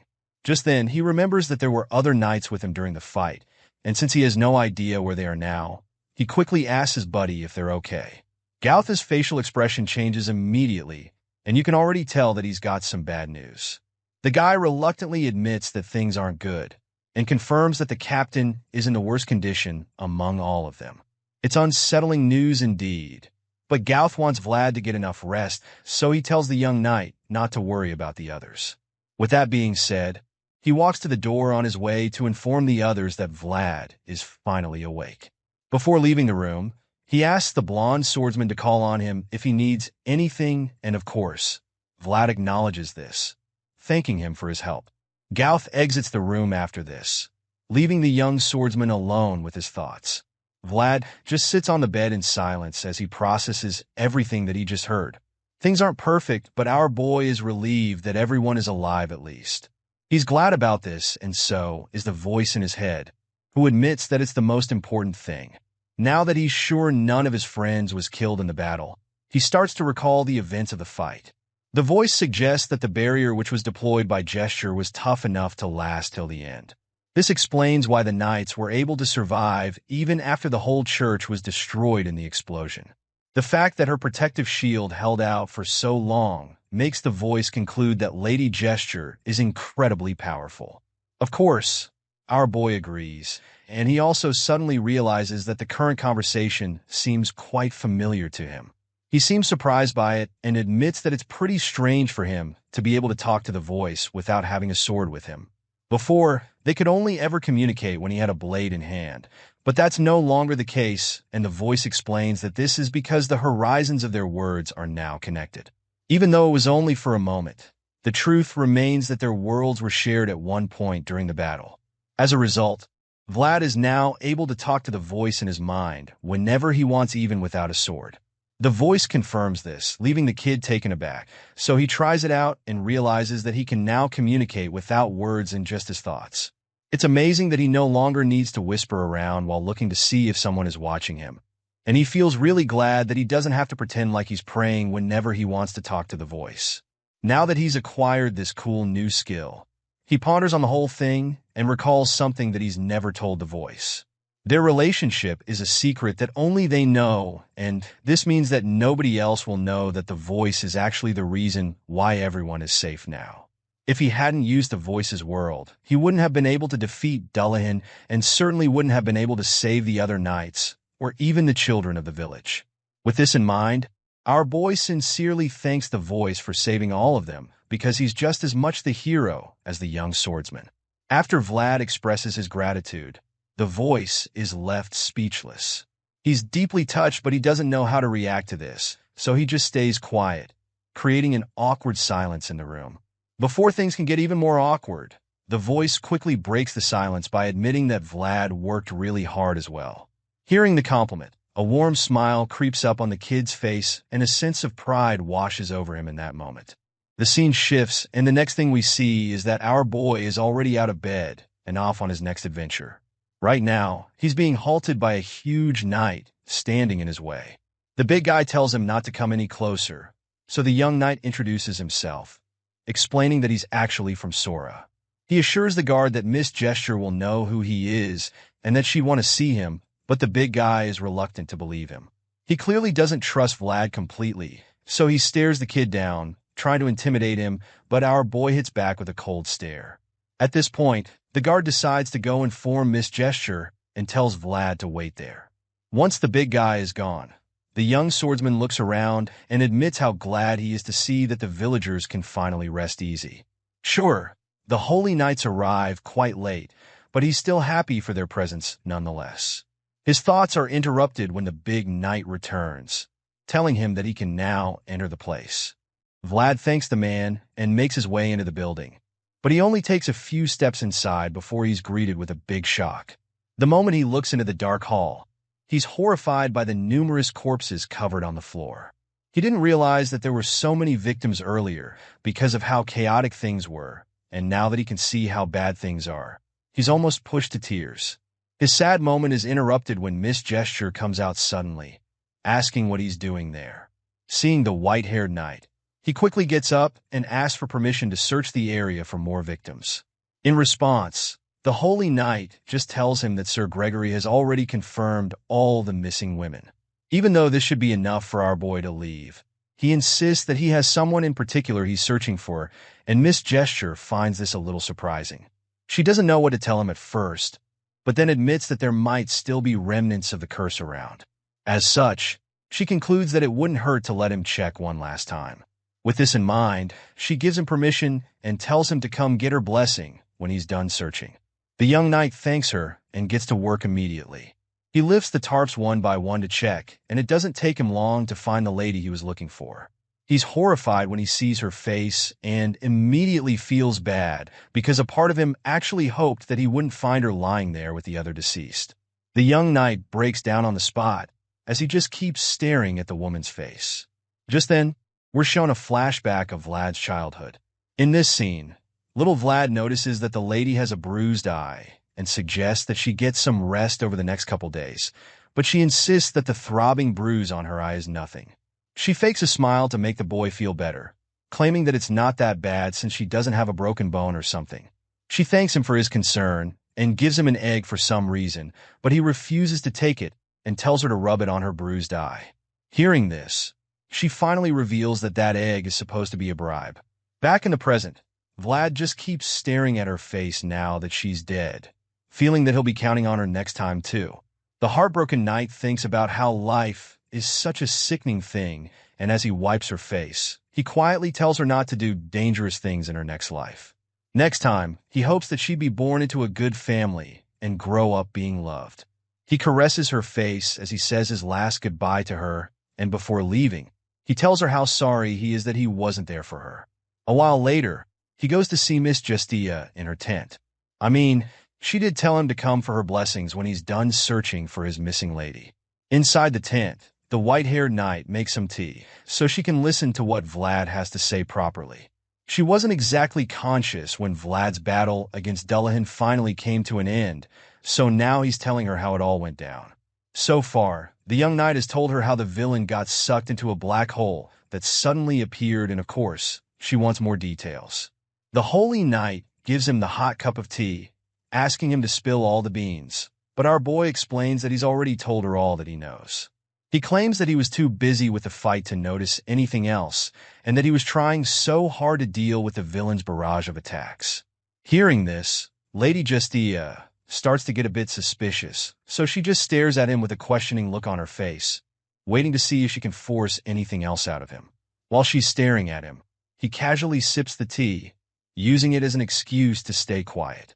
At this point, the voice commends him for making the story up. It sounds really believable because there's a good mix of lies and truth in it. Our boy proudly accepts the praise, feeling that it's no big deal since he literally worked with prostitutes and used his words to earn a living while growing up in the back alleys.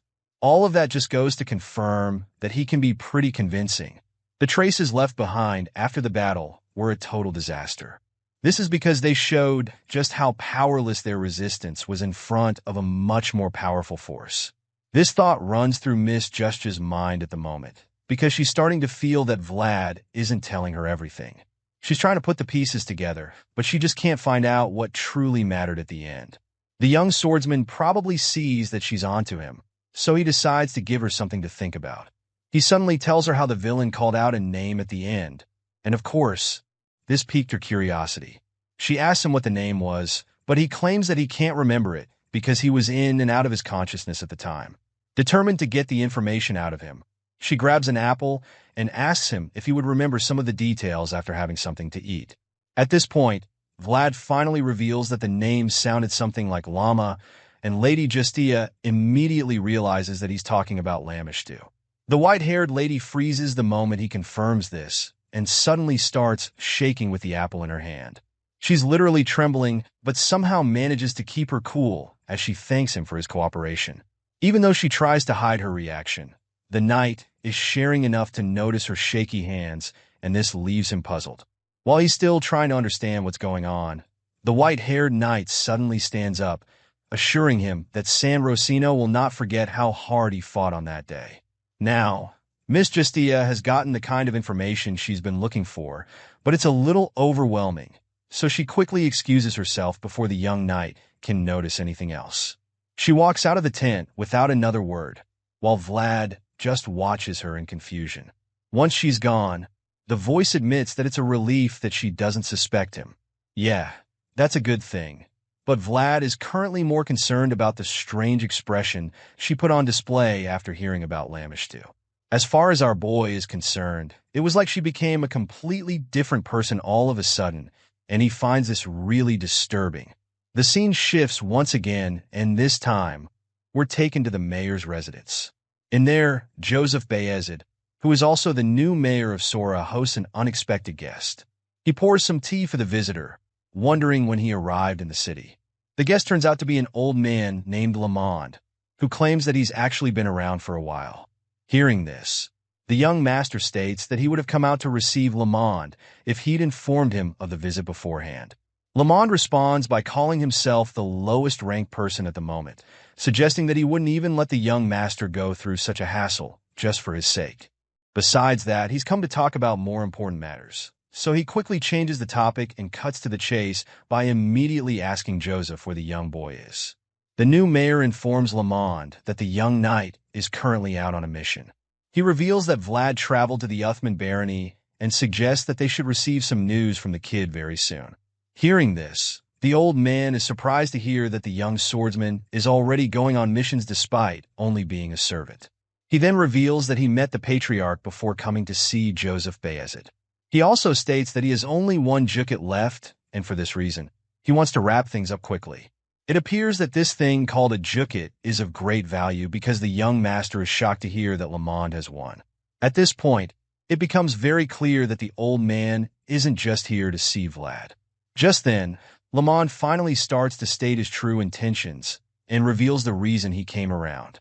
He claims that all the servants in Sturma are too dull, which is a shame since they're the ones who are supposed to take over the Bayezid name.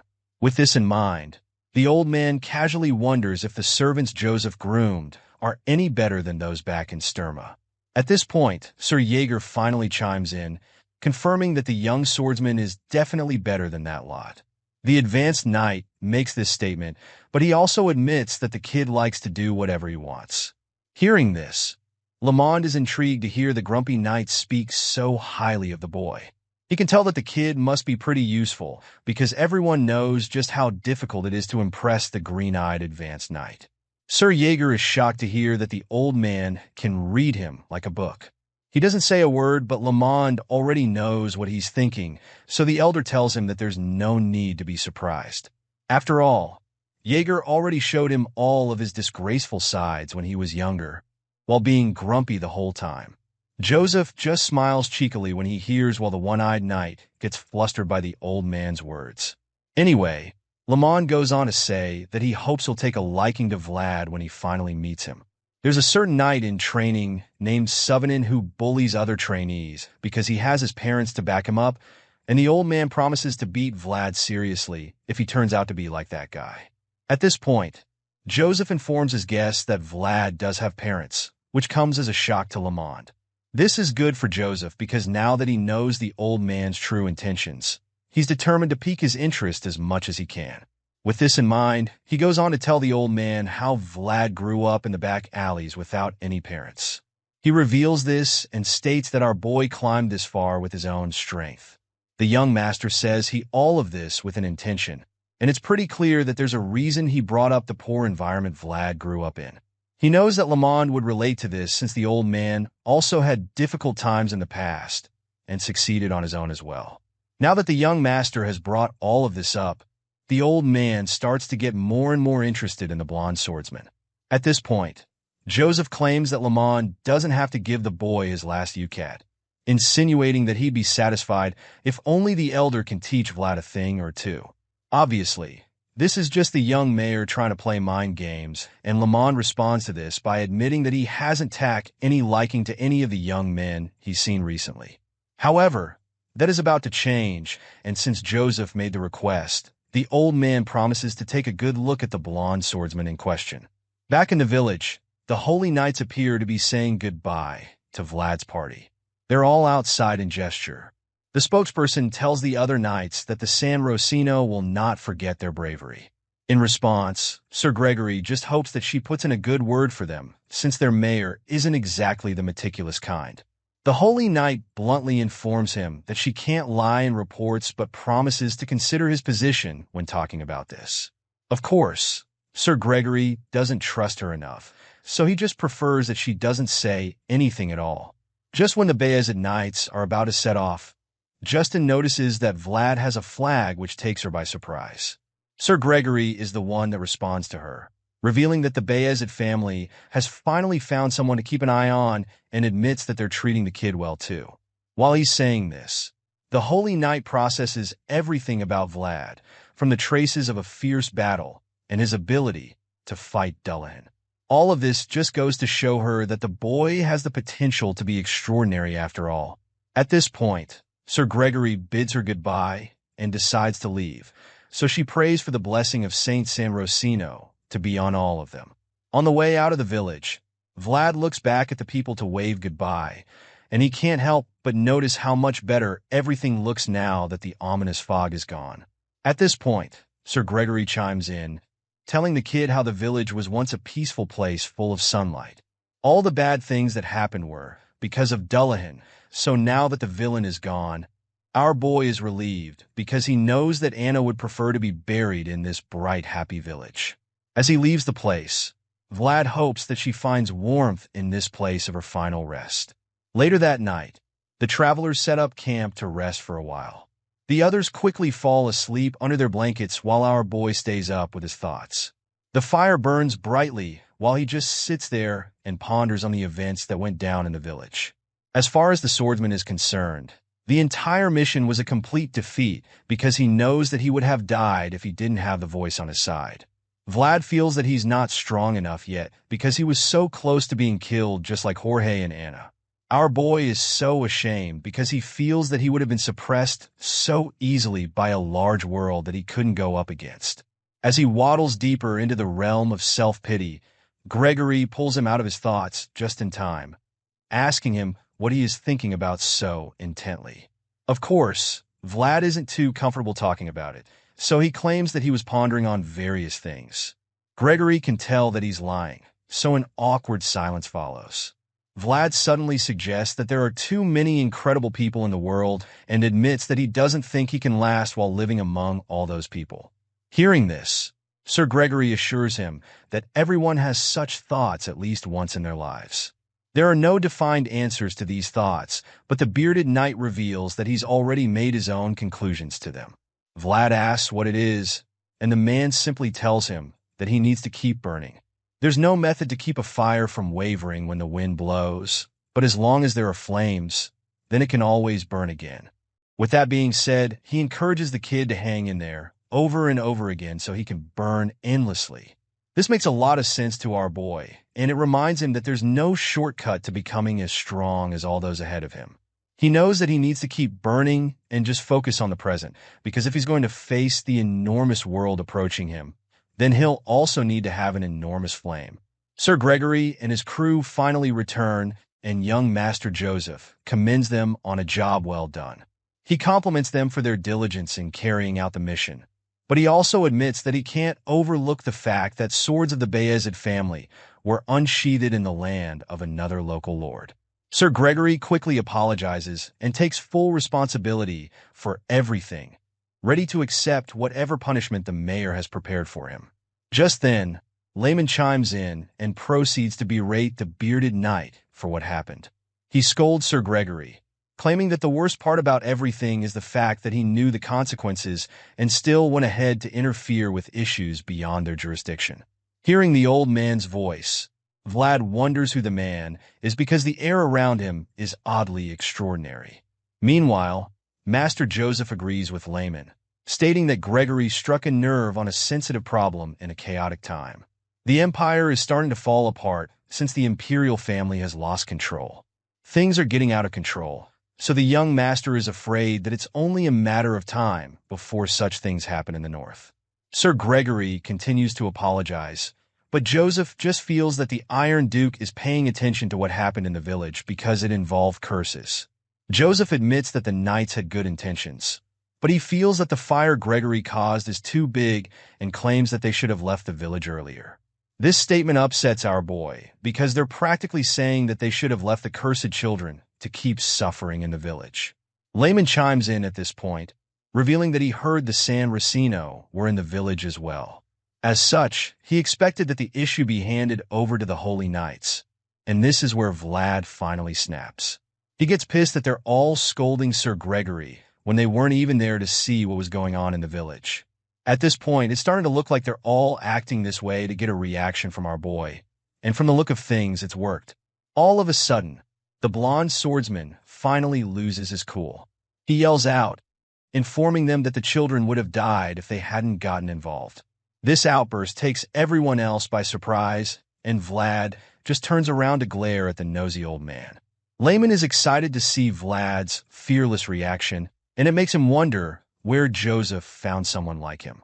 Apparently, this old man thought that our boy was some snot-nosed brat, but he was wrong because he can clearly see that this kid is actually a beast.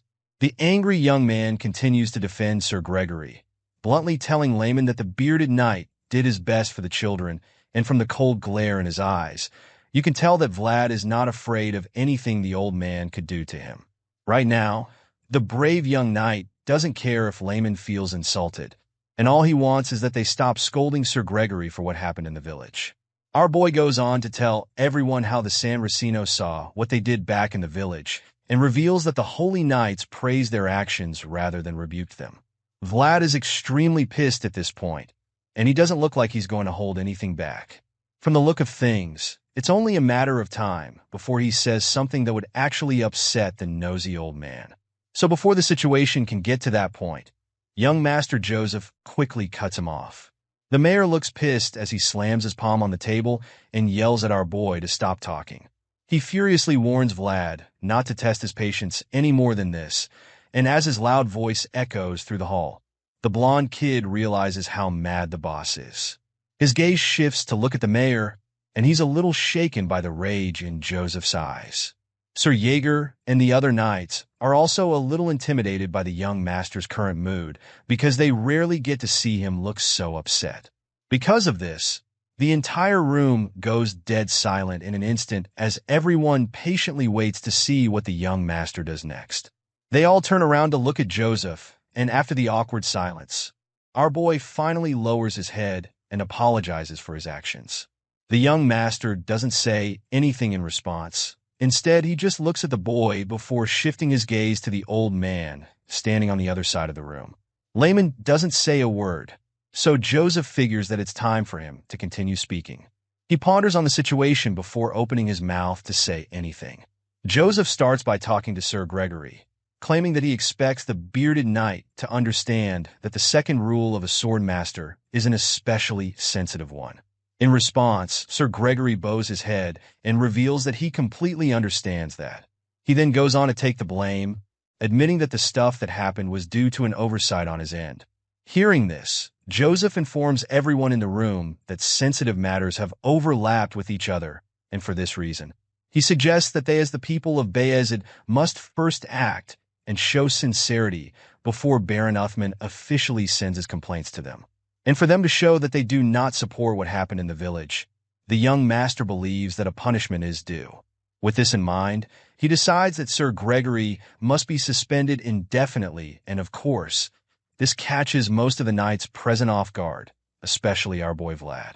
The blonde swordsman is absolutely gobsmacked when he hears Joseph's verdict, and he's so stunned that he freezes in shock for a moment. The young master goes on to explain the consequences of this suspension, claiming that Sir Gregory would not receive any salary during this time, and that he will also not be able to enjoy any of the rights granted to him by the Bayezid household.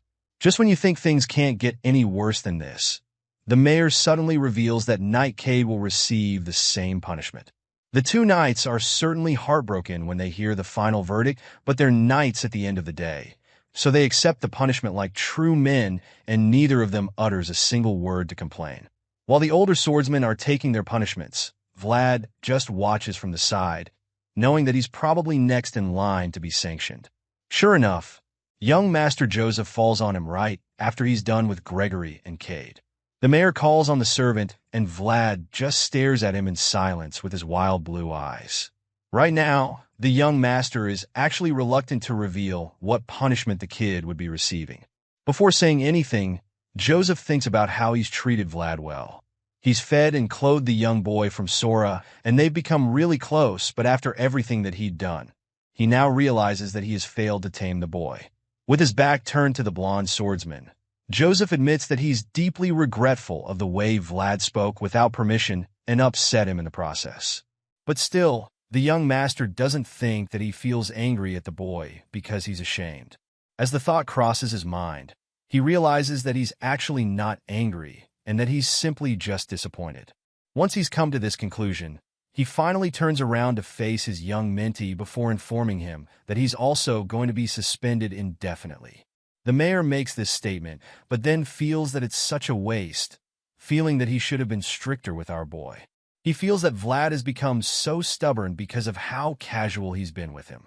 So now he wants to show the kid that he's actually the boss. With this in mind, he adds to the punishment, telling Vlad that he must not be seen anywhere around him unless he's summoned. By making such a statement, he's cutting off all access Vlad might have to him afterward. And as you can imagine, the kid is shocked to the core when he hears this. After the verdict is passed, the exiled young servant walks down the halls to get as far from the mayor as he can. As he leaves the place, he has mixed feelings about what just happened, but the fact that he'd have to see the looks of disappointment on Sir Jaeger's face makes his heart sink on the spot. Our boy suddenly gets interrupted by someone standing in the hallway as well. The person expresses his surprise to see that a mere servant managed to upset Master Joseph so much. This mysterious figure hiding in the dark turns out to be none other than Rimon, who is probably the last person our boy wants to see right now. For some reason, the old man thinks that the kid would be interested in talking to him.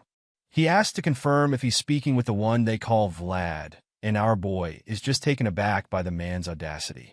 He doesn't say a word and just stares at the old man, wondering why he would even approach him after what happened in Joseph's office. Seeing that the boy isn't responding to him, Rimon decides to get under his skin a little more by suggesting that he doesn't answer when a grown-up talks to him because he was never taught etiquette. Sure enough, this works well enough to upset the young swordsman.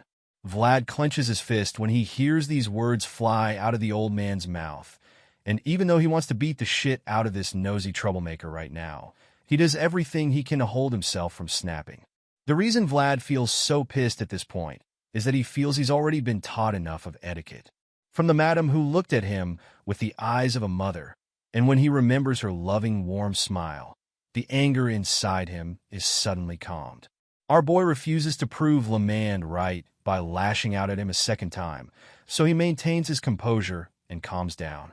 He opens up his fist and places a hand in front of his chest as he lets the anger wash away from him.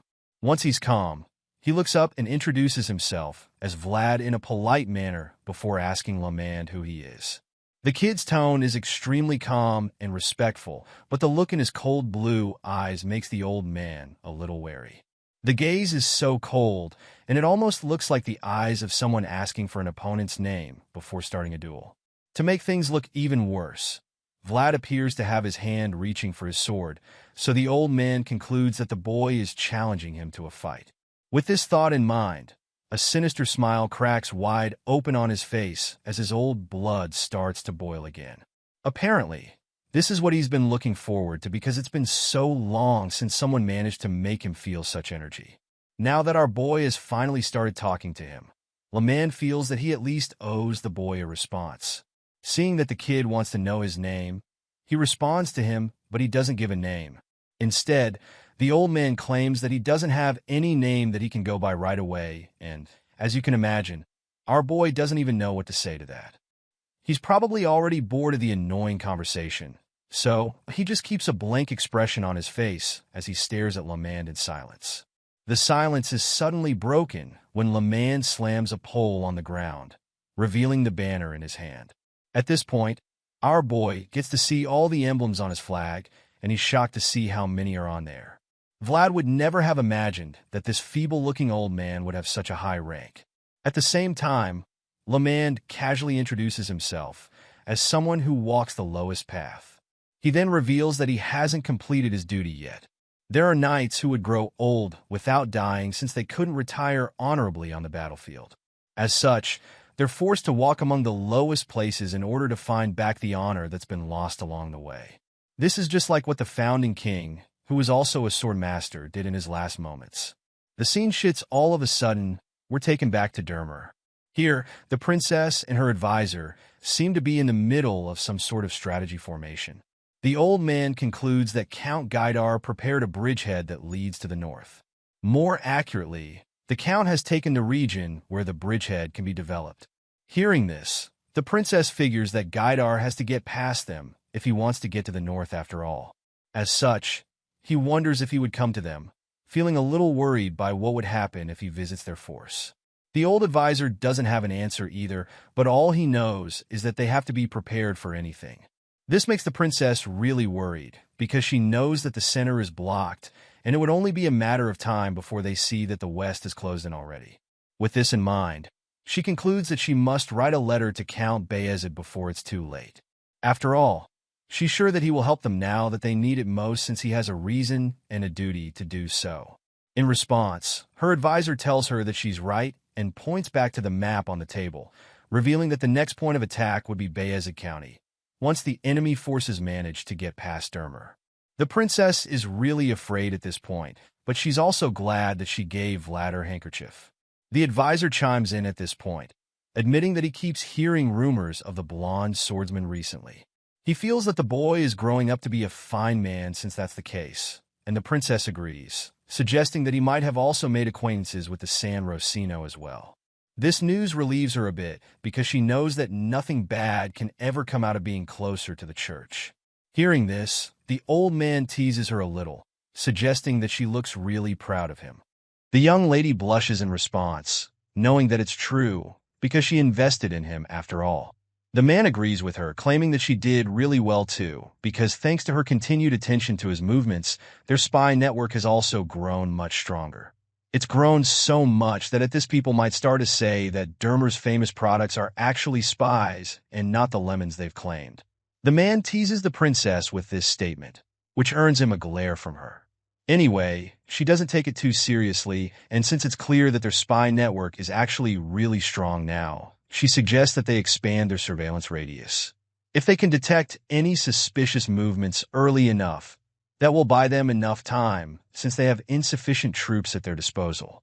The worried princess looks out the window to the rest of her city, hoping that the enemies just go past Dermer without doing anything. Hearing this, the old man agrees with her. He's just as worried as she is, because he can clearly see that the world is changing rapidly. It's so fast that even he can't guess what's coming next. However, he also feels that the change isn't all bad. Just like how those flowers started to bloom after Vlad left their city, this old man has a feeling that their current situation might just end up bringing them some hope and comfort. Back in Sora, it's already getting late, and Vlad is currently ranting in a smithy. He's so pissed by the conversation he had with the old fogey and claims that he wanted to hit Layman in the head at that moment. He's currently in the smithy of that old man from the start of the story. The bearded man is working on Vlad's sword as he listens to the young boy's rants. At some point, he's forced to ask the blondie what on earth he used the sword to do, because it hasn't even been that long since he repaired it the last time, and now it's already damaged again. In response, our boy blankly states that he used the sword on a headless man. He admits that Dullahan was a really tough opponent, but the blacksmith doesn't understand what he even means by a headless man. Seeing how confused the old man is, Vlad tries to make things clear, but he doesn't know how to explain. At this point, the kid feels like the more he sees in the world, the more he fights with beings that he's never seen or heard of before. Because of this, he's starting to feel like that's just his fate. While he's still feeling bad for himself, the old blacksmith suddenly interrupts him and suggests that it's time he changed the sword already. Vlad is surprised to hear this suggestion, because that's the last thing he was thinking of doing. The blacksmith feels that the sword isn't as good as it used to be anymore, and even claims that it's only a little better than the half-assed swords used by mercenaries. With that being said, the old man goes on to say that our boy would even be lucky to use the worn-out sword to cut through monsters he comes across in the future. It's only made of normal iron, and judging by what he can see, the person who made it the first time is just an average blacksmith. The blonde boy is surprised to hear this, so he asks the man what he's even talking about. At this point, the old man decides to spell it out for him, stating that if he uses something that's beneath him, that thing will eventually break.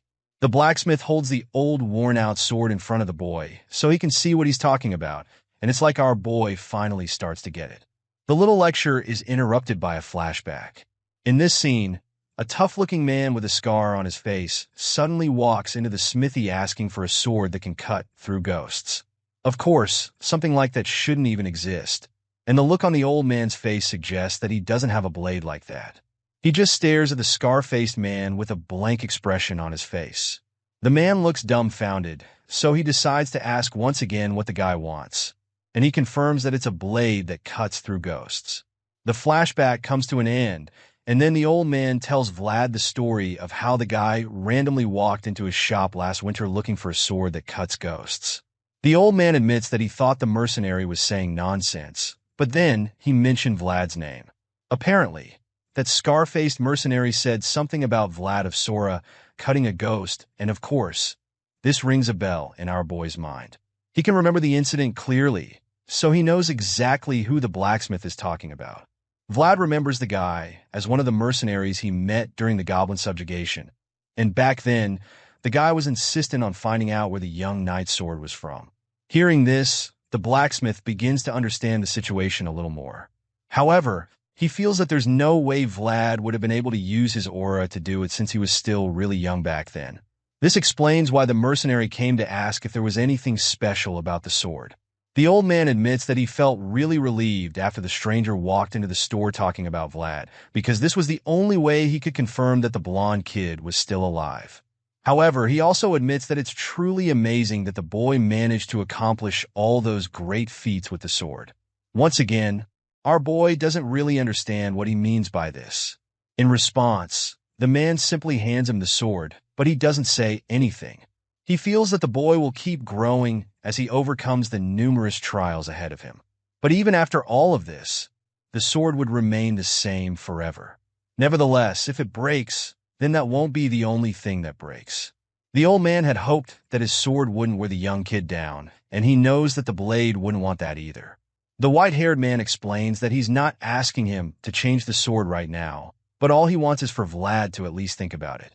With that being said, our boy asks the man if he takes custom orders, but in a shocking twist, the old man reveals that this sword is his last work. As far as he's concerned, the boy should go find another blacksmith. Even though Vlad thinks that he's all grown up now, in times like this, the blacksmith feels that the young man definitely still behaves like a kid. To dread departure is a privilege that young people have, but it's become a normal thing for an old man like him.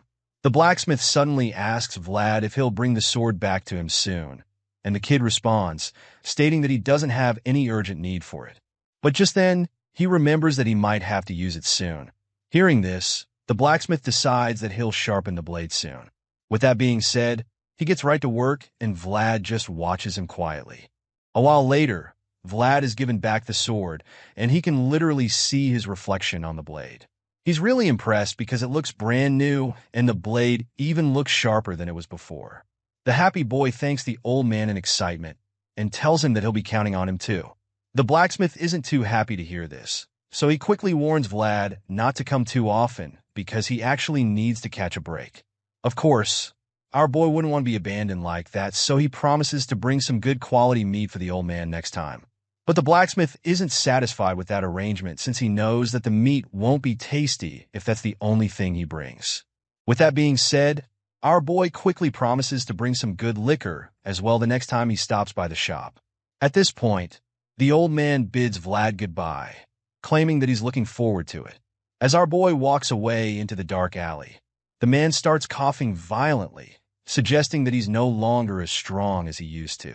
He realizes that he needs to rest for the day and that he really gave his all back then.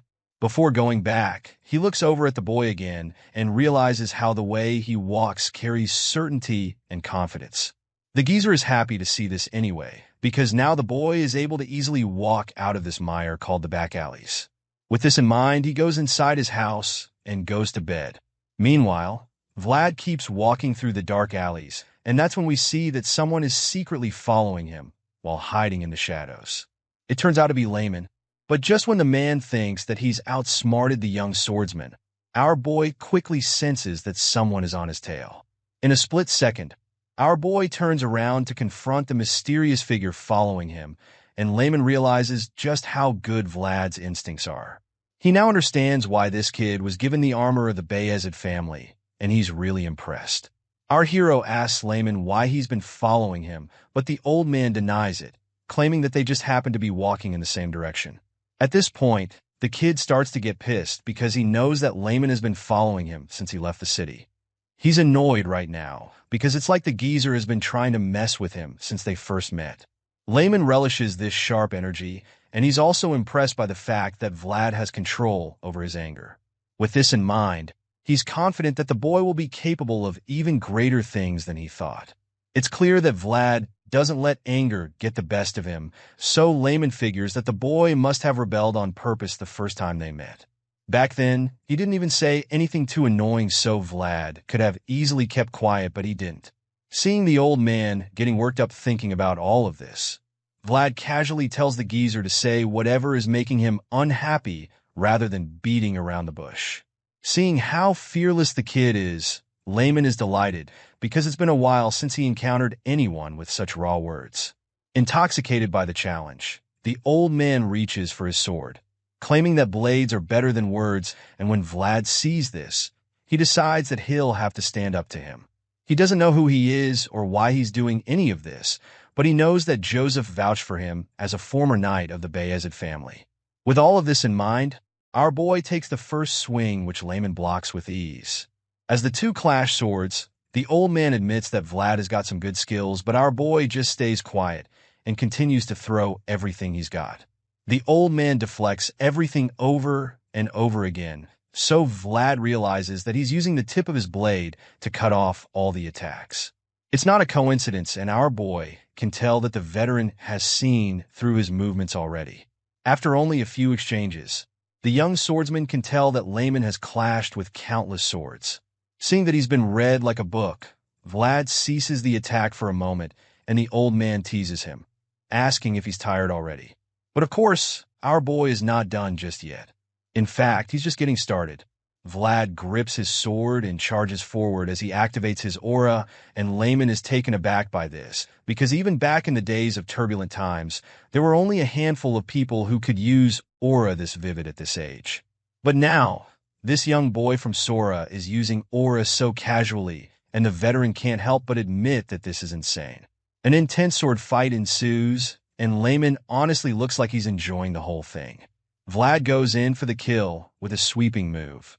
He takes a big swing with the aura-infused sword, but the old man casually blocks all of his attacks over and over again. Layman keeps blocking our boy's slashes time and time again, so Vlad decides to go in for a killing blow. But unfortunately, he's not fast enough because the old-timer effortlessly dodges the strike. The heavy, aura-infused sword slams into the ground with so much force, and the old geezer laughs in excitement. He relishes the challenge because it's probably been a while since he had such a good fight.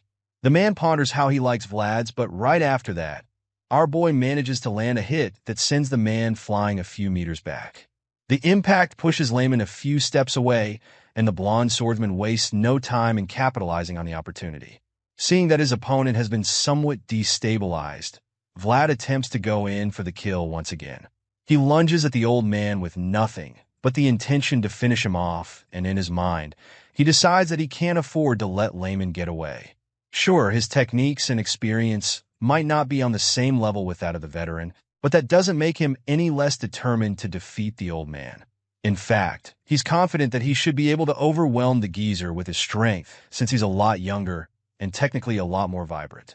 At least, that's what he thinks. With this in mind, Vlad charges at the sneaky old man, and they clash swords once again. The two get locked in this position, and a battle of strengths ensues. They stare each other down with their swords clashed together, and at this point, it becomes a test to see which of these two swordsmen is superior when it comes to pure physical strength. Sure enough, our boy appears to have the upper hand since he's younger and probably a bit stronger than Layman. As they push against one another, Vlad appears to be making some progress by forcing the old man back. He appears to be overwhelming the geezer because Layman's feet start sliding backwards, suggesting that he's the weaker party in this department. The old man can see this, so he laughs over it, talking about how time is such a cruel thing. On the other hand, our blonde hero can also sense that he's winning this little battle of strength, so he taunts his opponent, claiming that he'd like to see how long the old man can keep that smile on his face.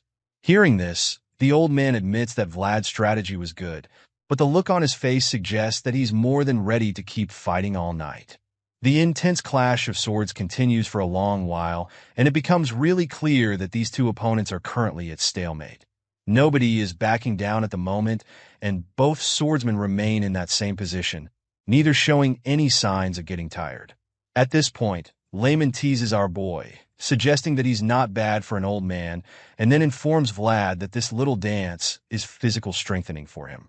Unfortunately, the young swordsman appears to be having a tougher time than the old geezer. Judging by the groans on his face, it doesn't look like he's got the kind of stamina that Layman is armed with. To make matters worse, it seems as though the old man is even getting stronger by the second. He senses the aura coming from Layman's sword and notices that the strength is unlike what he had a few seconds ago. Seeing the look of shock on our boy's face, the old man taunts Vlad some more, telling him that it's still far too early for him to be surprised. As far as he's concerned, the young swordsman can use the same kind of power if he manages to adapt it quickly enough. Just then, Layman proves that he really is in a league of his own by using his bare hand to grab Vlad's sword. He holds the blade imbued with aura using nothing but his bare hands, and this should be totally impossible, so the blonde hero is shocked to the core. While he's still taking in the shocking scene in front of him, Layman uses one hand to push his sword down, and just like that, he's on his way to disarming the young knight. Just when it looks like the fight is about to be over for the blonde warrior, he makes a bold and risky move which turns the tables and leaves the old-timer in shock. Sure, Layman just managed to tie his sword down with one hand, but before he's completely disarmed, he swiftly grabs a small knife from his back and lands a deadly slash on the old man. The geezer is absolutely stunned when he sees what just happened, and he can't help but admit what a smart brat our boy is. He scoffs at the situation, and even though he's pissed, he's also really impressed by what he just witnessed. As far as he's concerned, it was a really smart decision for Vlad to have abandoned his sword, especially since that's not an idea that a knight would be able to come up with after going through proper training. In other words, our boy was extremely bold to have made such a decision, so this veteran is blown away by the balls on this kid. Right now, Layman is convinced that Vlad must possess the heart of a beast, and this just makes him that more eager to keep fighting. This old man loves a challenge, and right now, our boy is a really worthy opponent. With the excitement filling his mind, he balls his and decides to go in with a swift punch now that their sword fight has been put on hold. With the rage inside of him, he generates enough speed and power to land the deadly blow which sends Vlad several meters away. The impact from the punch sent our boy flying like a piece of paper until he crashed into the ground several times. Only a few people would be able to survive such a hit, and by the time Layman realizes how much force he used, it's already too late. The old-timer becomes worried when he sees how much damage he's done, because it's clear that he got serious without realizing it. Scared that he might have killed the young blondie, Layman rushes to the crash site to check up on our boy, asking him if he's all right. When he gets there, he sees Vlad lying face down in the rubble without moving or responding. At this point, he starts to think that the kid might have fainted, which is pretty disappointing to him because he now feels that Vlad is weak on his defense. While looking at the motionless boy lying in the dirt, the old man recalls what Master Joseph told him about Vlad. Apparently, the young master told Layman not to hurt our boy too much because the kid is a possibility that he cherishes a lot. Clearly, this old geezer forgot about that conversation when he was landing that life-threatening punch on the young knight. Realizing that he messed up big time, he starts to regret his decisions because the boy in question is still pretty unconscious. It looks like Layman just knocked our boy out cold, and now he's wondering what he would tell the young master when he's asked what happened. While the old man is busy thinking of a cover story, Vlad opens his eyes, confirming that he's still very conscious. His glowing blue eyes are laced with rage, showing that he's still able to fight. As he lies on the floor, he thinks about what Sir Gregory told him concerning the flames. He remembers that there's always still a chance in any situation as long as the flames don't go out completely. Right now, his flames are still burning, and that means that he's still got a shot at winning this duel. With this in mind, he leaps from the ground with the speed of light and charges at the old knight that just made an attempt on his life. Vlad bolts toward Layman and grabs his robe before he can realize what's going on. The old geezer is stunned to see that this boy still hasn't given up, but before he can do anything about it, Vlad lands a devastating headbutt on him. Both their heads clash with so much force that little shockwaves appear. It's crazy how neither of them have their skull cracked open, but it seems that our boy took a bit of damage from it. When the dust settles, Vlad is seen on the floor, looking extremely dizzy. It's a miracle that he doesn't have a concussion right now. But that doesn't concern him because he feels that he should have won that head-jamming contest. Apparently, Layman cheated just now. The old man sighs in relief, and as he touches his forehead, it's clear that he used some kind of magic to protect himself from getting knocked out at the last second. Turns out that Vlad's attempt would have been very bad for him if he didn't activate the protective shield. Either way, he admits that the kid is very talented, and for this reason, he decides that Vlad just passed his test. Unfortunately, Our boy is legitimately unconscious this time around, so he's not awake to hear the verdict. The scene shifts, and we're taken back to Sturma, where the head of the Bayezid family is informed of all the recent happenings. His advisor tells him that Layman is in Sora and reveals that the old geezer seems to be interested in Vlad. Hearing this, the nobleman is intrigued, but he doesn't seem too surprised either. The advisor suddenly states that the news is a relief, and Bayezid agrees with him on that. He goes on to explain that Layman was a knight of the previous patriarch and admits that the geezer is difficult to deal with even for him. The nobleman recalls how Layman sighed and left in disappointment after seeing the quality of servants he had in Sturma and admits that he didn't really feel good about that experience. So now that the veteran has seen some potential in the blonde swordsman, Bayezid is relieved because he feels that they have recovered some pride on that front. At the same time, he's not sure if he should sigh in disappointment since the only thing they had to interest Layman was Vlad's talents. Hearing these concerns, the white-haired advisor simply reminds the patriarch that the times have changed. In his opinion, Layman is the living evidence of a turbulent time. The old man rose to become a knight while starting as a servant in his time, and for this reason, he won't be interested in the servants of this era who grew up sheltered. In response, Bayezid insists that no matter how much times have changed, there are still things that don't change. Bayezid feels that it wasn't just a simple grumble or complaint when Layman sighed at the servants in Sturma, but as much as he has a lot to say about that, he decides to reserve his comments in the meantime. Besides all of that, he can't help but feel that a deep impression was left by our young hero, because it just so happens that the San Racino sent Vlad in armor. Bayezid smiles with pride as he stares at the shiny armor, and the advisor admits that the acknowledgement of the San Racino makes Vlad appear even more special than he already is in the eyes of the people. The patriarch agrees once again and feels that he should send the armor to Sora right away for Vlad to receive it.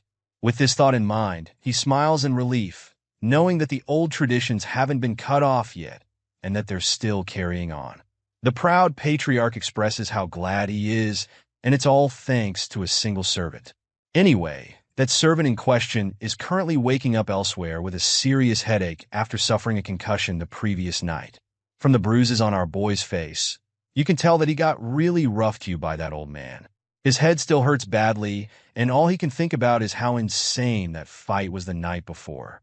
Vlad begins to recall everything and immediately admits that he's never seen anything like what Layman did last night. He can't believe that the old geezer was able to use the aura on his body and not on his sword.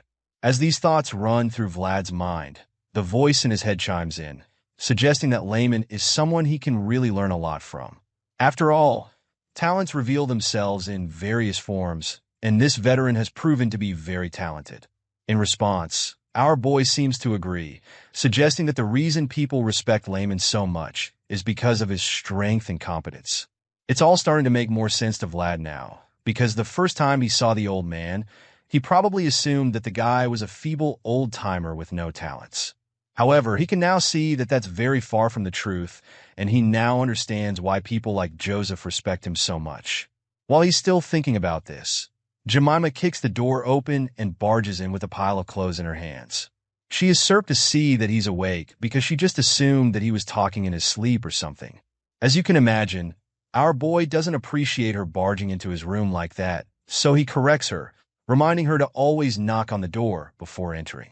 Of course, the talkative redhead is quick to defend herself by pointing out how she doesn't have any spare hands to knock since her hands are full with his heavy clothes. At this point, Vlad curiously asks why she's even doing his laundry in the first place, claiming that he would have done it himself. In response, she teases him by calling him sir, and then informs him that laundry is all part of the services that her tavern provides. As far as she's concerned, they're expected to do this much, and even more since he's a guest living on their most expensive floor after all. The swordsman is puzzled when he hears this and isn't sure what to believe because of how serious she sounds. Just in case she means what she just said, our boy quickly informs her that he doesn't have that much money to pay for their unnecessary services. Before he can finish, she cuts him off, telling him that it's all free because him staying at the tavern is already helping them a lot. Jemima folds his clothes on the table and informs him that Rose's Smiles is now a tavern, stating that a lot of assholes still come around unaware of this change. Hearing this, our boy wonders if his presence alone would be enough to pay for his time at the place, and Jemima claims that Marcela said his name would be valuable enough. After all, he has the mayor of Sora and the second son of the Bayezid family backing him after all. On top of that, they're all convinced that he's a full-fledged knight already, but he quickly corrects her, stating that he's not, and then warns her not to go around saying that.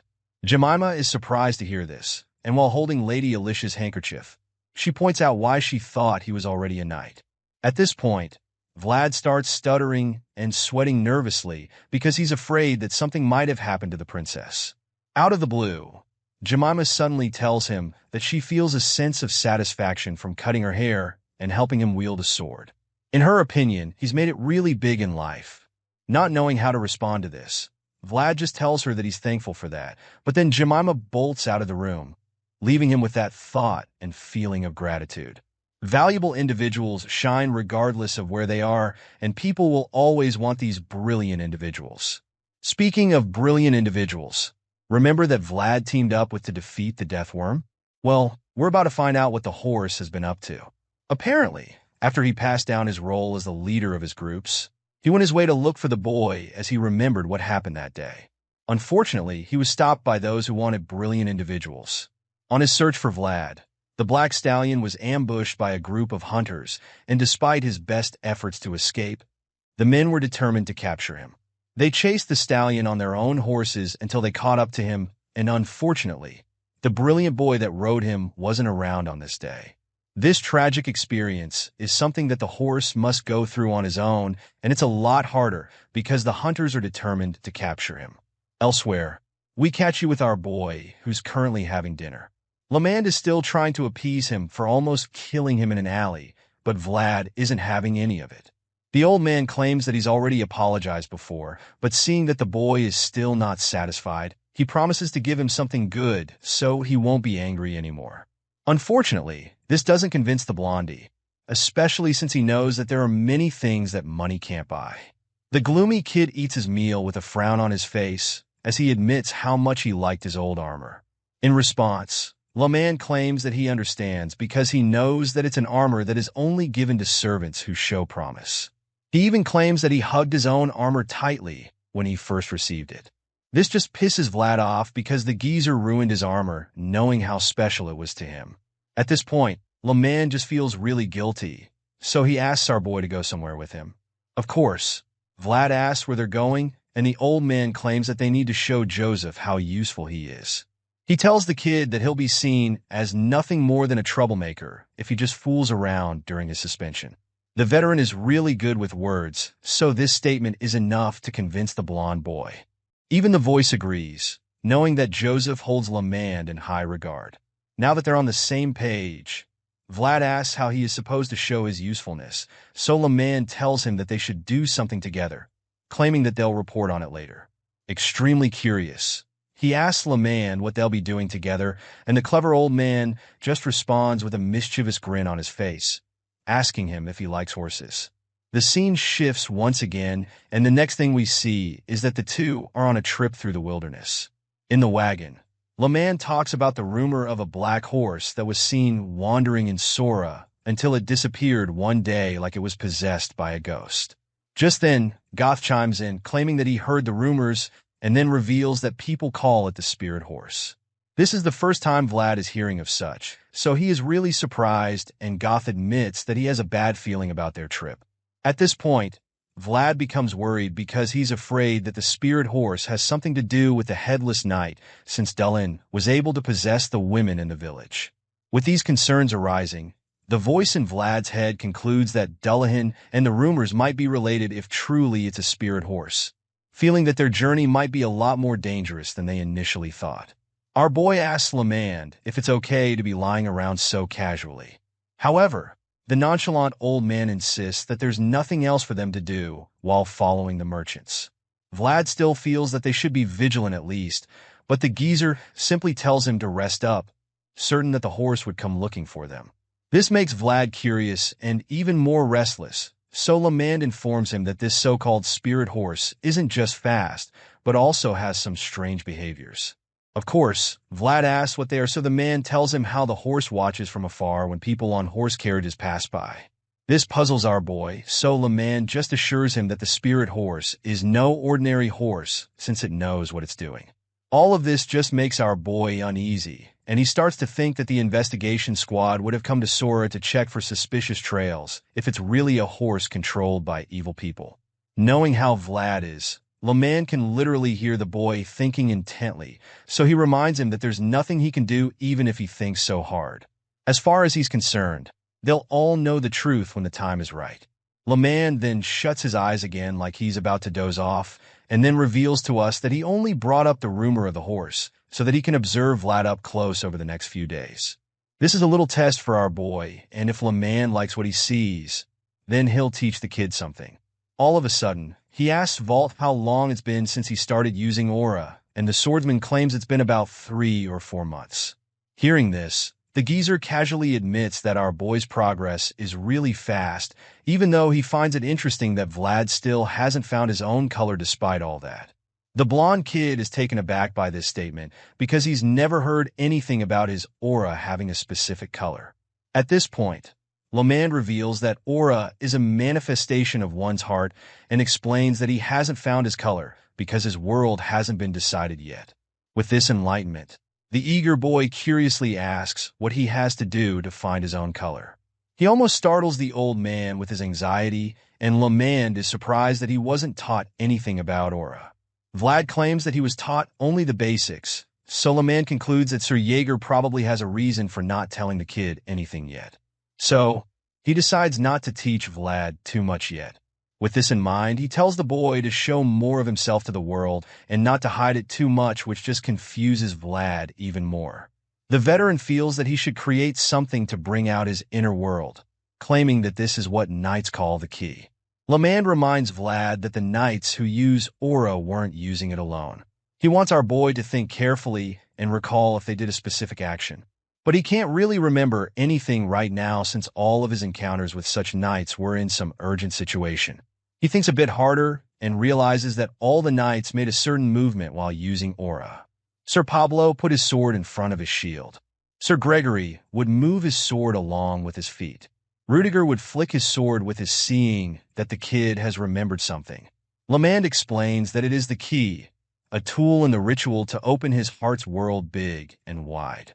Our boy claims that he uses only aura, so the geezer, confirming why Lemand said he hasn't found his color.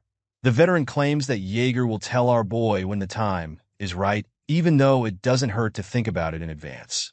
Just then, the old man senses something strange, so he quickly tells Vlad to get down right before the voice yells the same thing.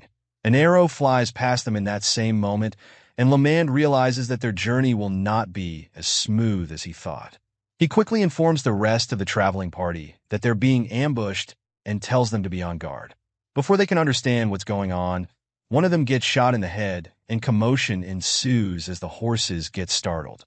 They don't know where the arrows are coming from, but then one of the knights locates the huge group of bandits on the horizon. Seeing this, Lemand tells Goth to get the horse running quickly and to hold on tightly so it doesn't escape. Vlad is shocked to see bandits in a place like this, so Lemand explains that they're no ordinary group of bandits. In fact, they're more troublesome than your regular bandits because it just so happens that they're barbarians. That word is quite a throwback for this channel because we all know and love barbarians thanks to our boy Bjorn. The story resumes on the plains that are about to be turned into a battlefield. All of a sudden, a barrage of arrows is unleashed by the army of barbarians, and as you can imagine, that marks the beginning of an intense bloodbath on the plains. The mercenaries and all the other people traveling are caught off guard by this sudden attack. Heck, they didn't even expect to cross the deadly heathen army along the way, so they're not exactly prepared enough for such an encounter. However, they do the best they can to defend themselves, using their shields to block the arrows being shot at them. They've already braced themselves and organized themselves to be able to hold back the attacks, but it only takes a few seconds for them to realize that they've been overwhelmed. Nevertheless, they urge each other to hang in there and hold the formation long enough for the enemy forces to tire out at least. Unfortunately, The barbarians don't look like they'll get tired anytime soon. The archers among them draw their arrows a second time as they prepare to launch another deadly wave. The barbarians shoot a second sea of arrows at the travelers and immediately start to advance. From the look of things, these dangerous warriors have been looking for an opportunity to deal with some people, and these mercenaries were just unlucky enough to cave in the scapegoats at this time. The heathens have gravity on their side at the moment, and they're bent on using it because all of a sudden, they start charging at the stunned mercenaries with blistering speed. Our boy and his little group watch the whole thing unfold from afar. They're at the back of the pack, so they're able to quickly get themselves hidden and safe from the wrath of the barbarians. Rimon seems to have known something would happen, because when the heathens start their onslaught, he's not surprised at all. He already knows that they would be the ones to start attacking the mercenaries first. This explains why he decided to travel with the merchants who were at the rear of the traveling convoy. As such, they've bought themselves some time, and so they'll be able to come up with a plan before they're surrounded. Seeing all of this, our hero is pretty confused. He has no idea what the barbarians are doing in this part of the country when everyone knows that they live beyond the northern borders. He can't wrap his head around the whole thing, and the old knight agrees with him, admitting that it's weird indeed. Rimon claims that he's never seen anything like this before, since the barbarians have never been known to cross this far out in the past. This sudden turn of events makes the old knight pretty upset because he was thinking that they'd finally get the chance to enjoy an easy trip. Unfortunately, they've been faced with the opposite, and now they have no choice but to draw their swords and clash blades with ruthless heathen warriors. With this in mind, Rimon takes out his sword as he prepares to go teach some barbarians a lesson. While doing this, he tells the coachman goat to put a saddle on the horse, confirming that he's riding into the eye of the storm to take care of the situation. We've never actually seen this old geezer in action, apart from the time he had an intense duel with our boy. We've not seen him in battle, especially against numerous enemies, so it would be really cool to see what the veteran swordsman is capable of on the battlefield. When he tells Goat to saddle the horse, the young man is reluctant to do so because he knows that the horse is meant for carrying luggage and not built for battle. He's afraid that the horse won't be good enough, but Rimon reminds him that it's better than having to run across the battlefield, flooded with enemies on horseback. Without a doubt, they can all see that they won't stand a chance against the barbarians if they don't have a horse of their own, and Rimon makes this crystal clear. It's no news that the ruthless heathens are some of the best horse riders in their world. Barbarians are said to be born on top of a horse, and that's saying something. Everyone knows that they're exceptional riders regardless of their gender or even their age. However, there are a few warriors who are regarded as the exceptions, and for this reason, Rimon believes that they shouldn't be able to handle a knight one-on-one. The old geezer makes this bold statement and urges our boy to burn his next words into his mind. Once he's sure that Vlad is paying complete attention to him, he tells the boy that he needs to destroy barbarians' mobility when dealing with them, because that is pretty much their greatest strength and also their biggest weakness. While Rimon is still trying to give our boy a pep talk, their conversation is suddenly interrupted by a loud, intimidating voice which gets their attention immediately. They all listen up just like all the overpowered mercenaries lying injured on the battlefield. The man appears to be the leader of the barbarians, and he starts his little speech by telling all the mercenaries and merchants that he and his men don't intend to kill any of them. That being said, he promises to let them go if they pay the toll fees being demanded of them. Hearing this, the mercenaries are shocked. They're quite relieved that the onslaught has been halted, but they can't wrap their heads around the fact that the barbarians will really let them go if they just pay the toll fees. While most of them are still trying to understand what's going on, one of the desperate and terrified merchants at the back raises his hand to indicate his compliance. He speaks on behalf of the merchants, claiming that they all agree to pay the toll fees. Right now, he's ready to do whatever it takes to leave this place with his life, so he asks the barbarian leader how much the fee is. In response, the ruthless boss informs them that the toll fees to pass this point is everything they have except their lives. He makes it clear to them that the only way they can satisfy the bandit army is by giving up everything they own, and that means that they're to leave this place with just their bodies and nothing else. These words hit the man like a lightning bolt because he probably thought that the fee would be something he can easily do. He had no idea that he would have to lose everything he owns, and so the look of horror on his face is evident. The leader of the barbarians continues speaking while the stunned man stares in horror. He tells the merchants and mercenaries that they would be paying their toll fees to the afterlife if they dare to hold on to anything, and judging by the look on this man's face, you can tell that he won't be showing anybody mercy. The travelers continue to hide behind their shields, which have already been damaged by the arrows, and when the spokesman from earlier takes a closer look at the scenes in front of him, he realizes that there's really no hope of winning with just the mercenaries on their side. They've already paid such a high price to be escorted by the mercs, but right now, it all seems to have been in vain. The man admits that he didn't think they would run into mounted bandits in the Bayezid territory of all places. As if that isn't bad enough, they ended up coming across barbarians, the worst people anyone can ever encounter on a journey. Even though they've already paid a lot of money to guarantee their safety and protection, they have no choice but to comply with the barbarians' terms. At the moment, their top priority is to live their lives, but the spokesman of the merchants still wonders if they can really trust the words of the heathens. He doesn't say anything that suggests he won't obey the instructions, and just like that, the barbarian leader signals his men to take action. All of a sudden, one of the barbarians starts riding forward, and as he gets ahead of the others, he tells them to follow him, so they do. From afar, Vlad can see everything that's going on, so he realizes that the barbarians have started the move and suggests that they're trying to rob the merchants now. Because of this, he states that he doesn't like the heathens, while Layman didn't just react to this with the same look on their faces. It's like our boy is the only one who isn't familiar with the mounted bandits, so the whole thing is still so new to him.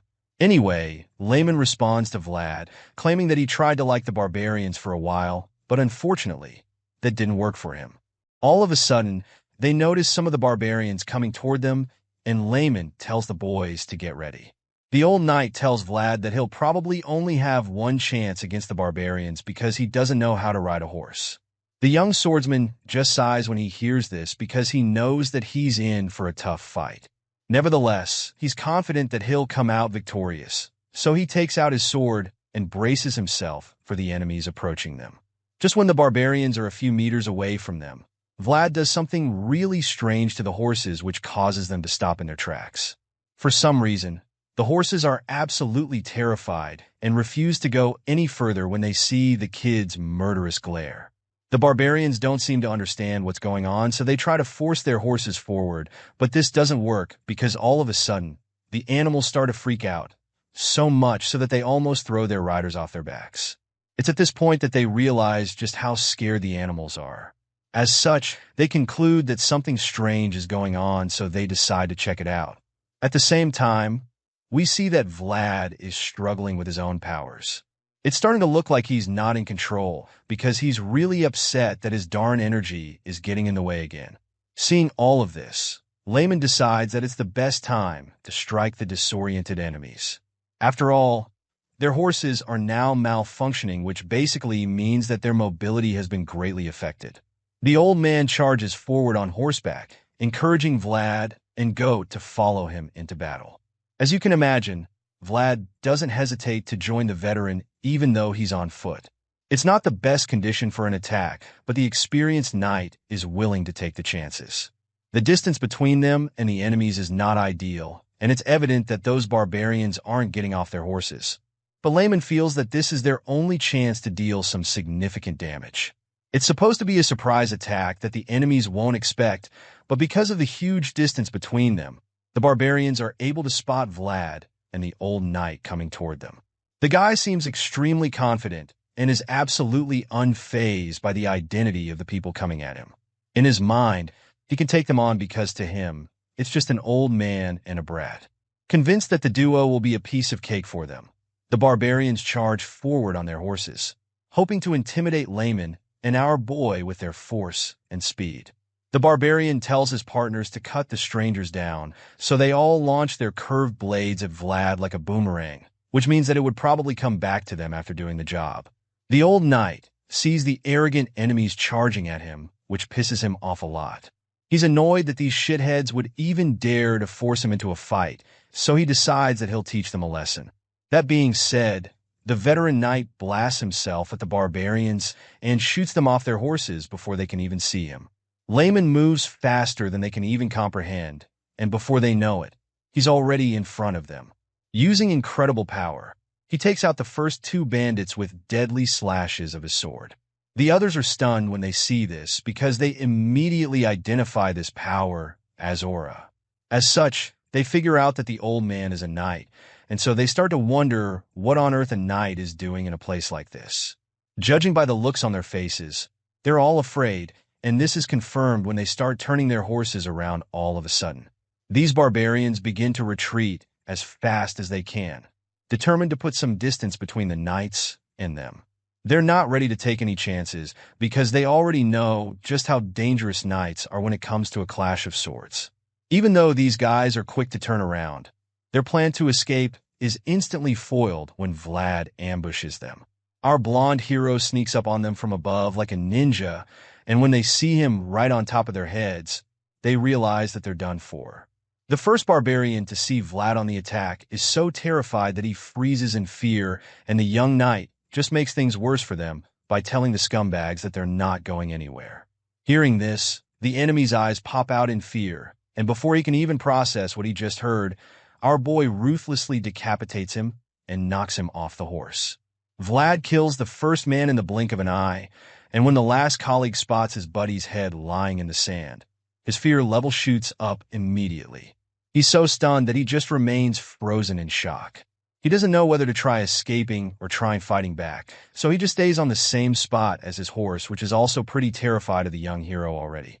Just then, Vlad turns around and glares at the barbarian, sending chills down his spine. The guy becomes extremely afraid when he sees the look on our boy's face, and in that moment, all uncertainty in his mind vanishes because he immediately decides that the only fight option would be to run for his life.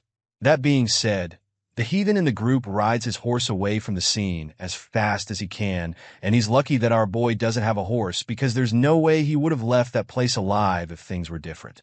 Vlad just stares at the guy riding away, and that's when Layman calls out to him, informing him that this was a failed ambush by the barbarians.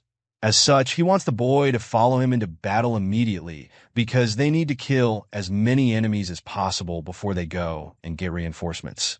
It appears that the knights might be too late already because while the veteran is still saying this, one of the barbarians appears right above him for yet another ambush. Our blonde hero is the one who sees this first, so he quickly warns the old man. By the time Layman realizes that he's under attack, the enemy is already really close to him.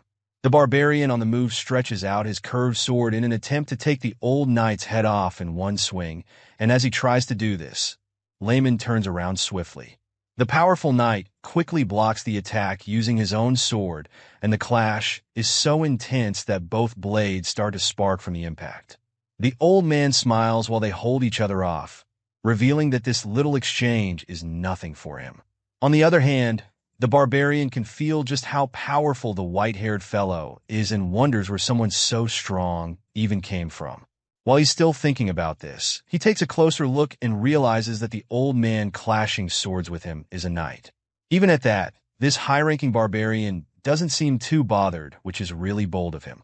Layman is intrigued when he notices that the guy's unfazed even after seeing his aura, and this makes him conclude that he's not facing an opponent he'll be able to cut down easily with one strike.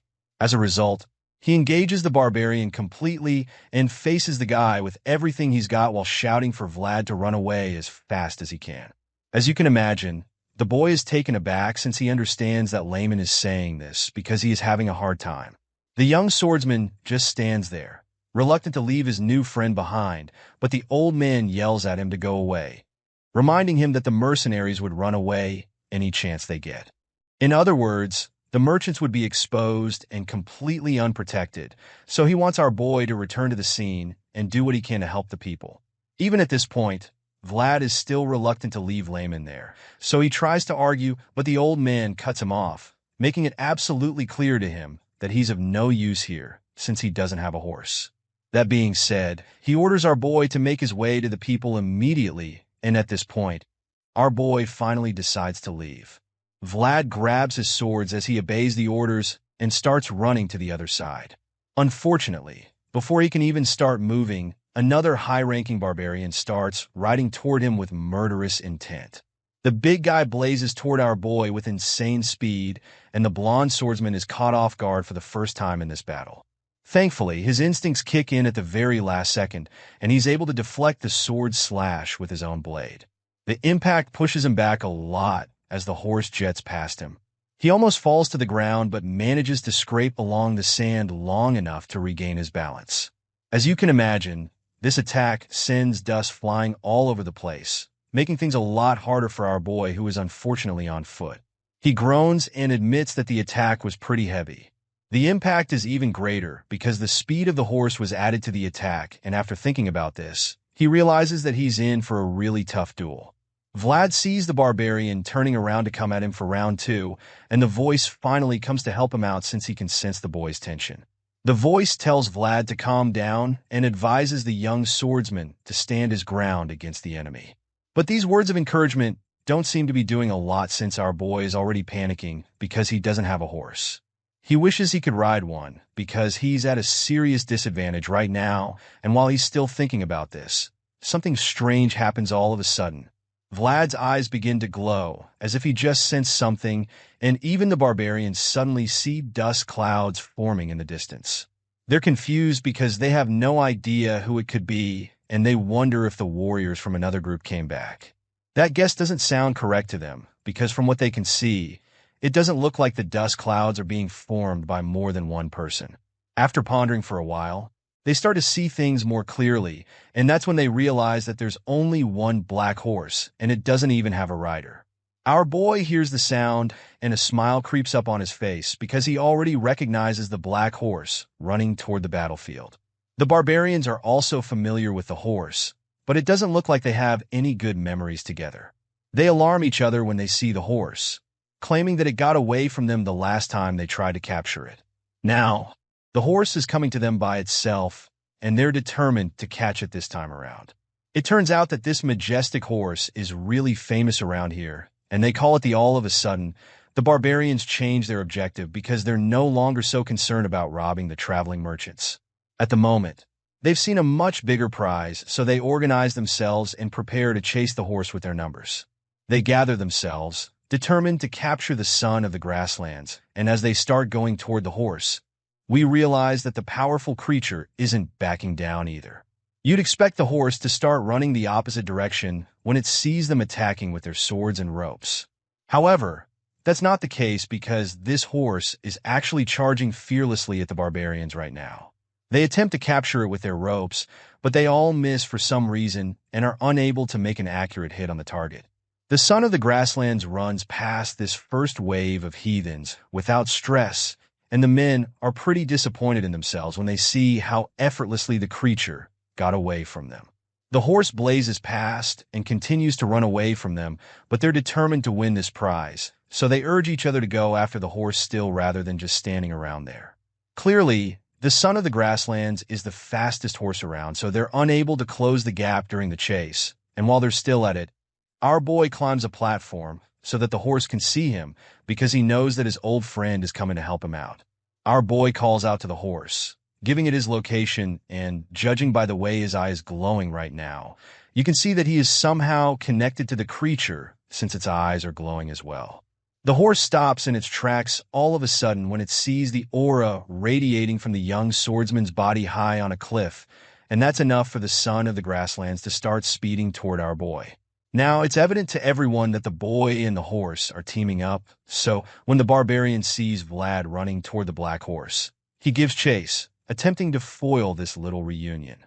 Our boy runs as fast as he can, but the horse behind him catches up easily, and just when the heathen is about to slash him with his curved sword, the boy jumps off the cliff hoping to escape. The blonde swordsman took a big leap of faith with that one, and once he's in the air, he realizes how dangerous the situation is. At this point, he's probably afraid that he might get hurt, but then all of a sudden, we see that the son of the grasslands also took a big leap, and as if on cue, the horse gets in the perfect position for Vlad to land right on top of its back. It's a wild horse, so there's no saddle, and Vlad is forced to stay put by holding on to its mane. The barbarians are stunned when they see what just happened. It's practically impossible for them, because they never imagined that the son of the grasslands, a horse that possessed divine blood, would actually ever allow someone who's not from the grasslands to ride it. It all looks so unbelievable to everyone else, and while the barbarians are trying to wrap their heads around it, our boy rides with confidence into the battlefield. He has a horse now, so he's no longer at a disadvantage, which means that he can easily go help the merchants who are currently being stripped of everything they own. As he rides along the plains, Vlad starts laughing excitedly all of a sudden because he hasn't felt the thrill of riding a horse in a long time. This is it. This is the feeling from back then when he fought the death worm. It's the feeling telling him that he doesn't have to hold himself back anymore, and you can already guess that it's the same feeling that the horse is experiencing right now. The feeling of freedom engulfs our boy so much that he lets go of the horse's mane, knowing that he won't fall off. He knows that he can now run to his heart's content, and that's exactly what he is going to do. While our boy is still enjoying his first taste of absolute freedom in a long time, the barbarians are still plotting to capture the son of the grasslands. As a result, they all go after the horse, ready to do whatever it takes to get the creature for themselves. The bandits refuse to lose this time around, and they are not willing to hand over the son of the grasslands to a mere brat from the Empire. Or at least that's all they think our boy Vlad is right now. While some are chasing the young swordsman, we see that our boy is actually riding toward the rest of the barbarian army, feeling pretty good that he'll defeat them.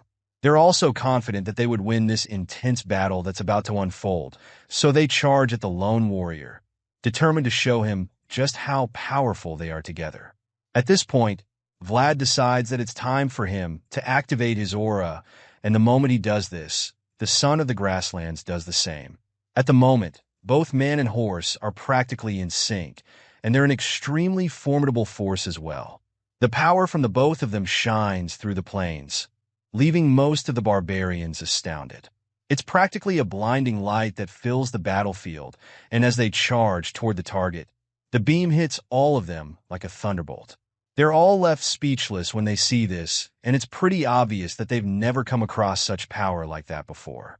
It turns out that this aura-powered beam of light that shone through the place was actually what one would call a killer ray.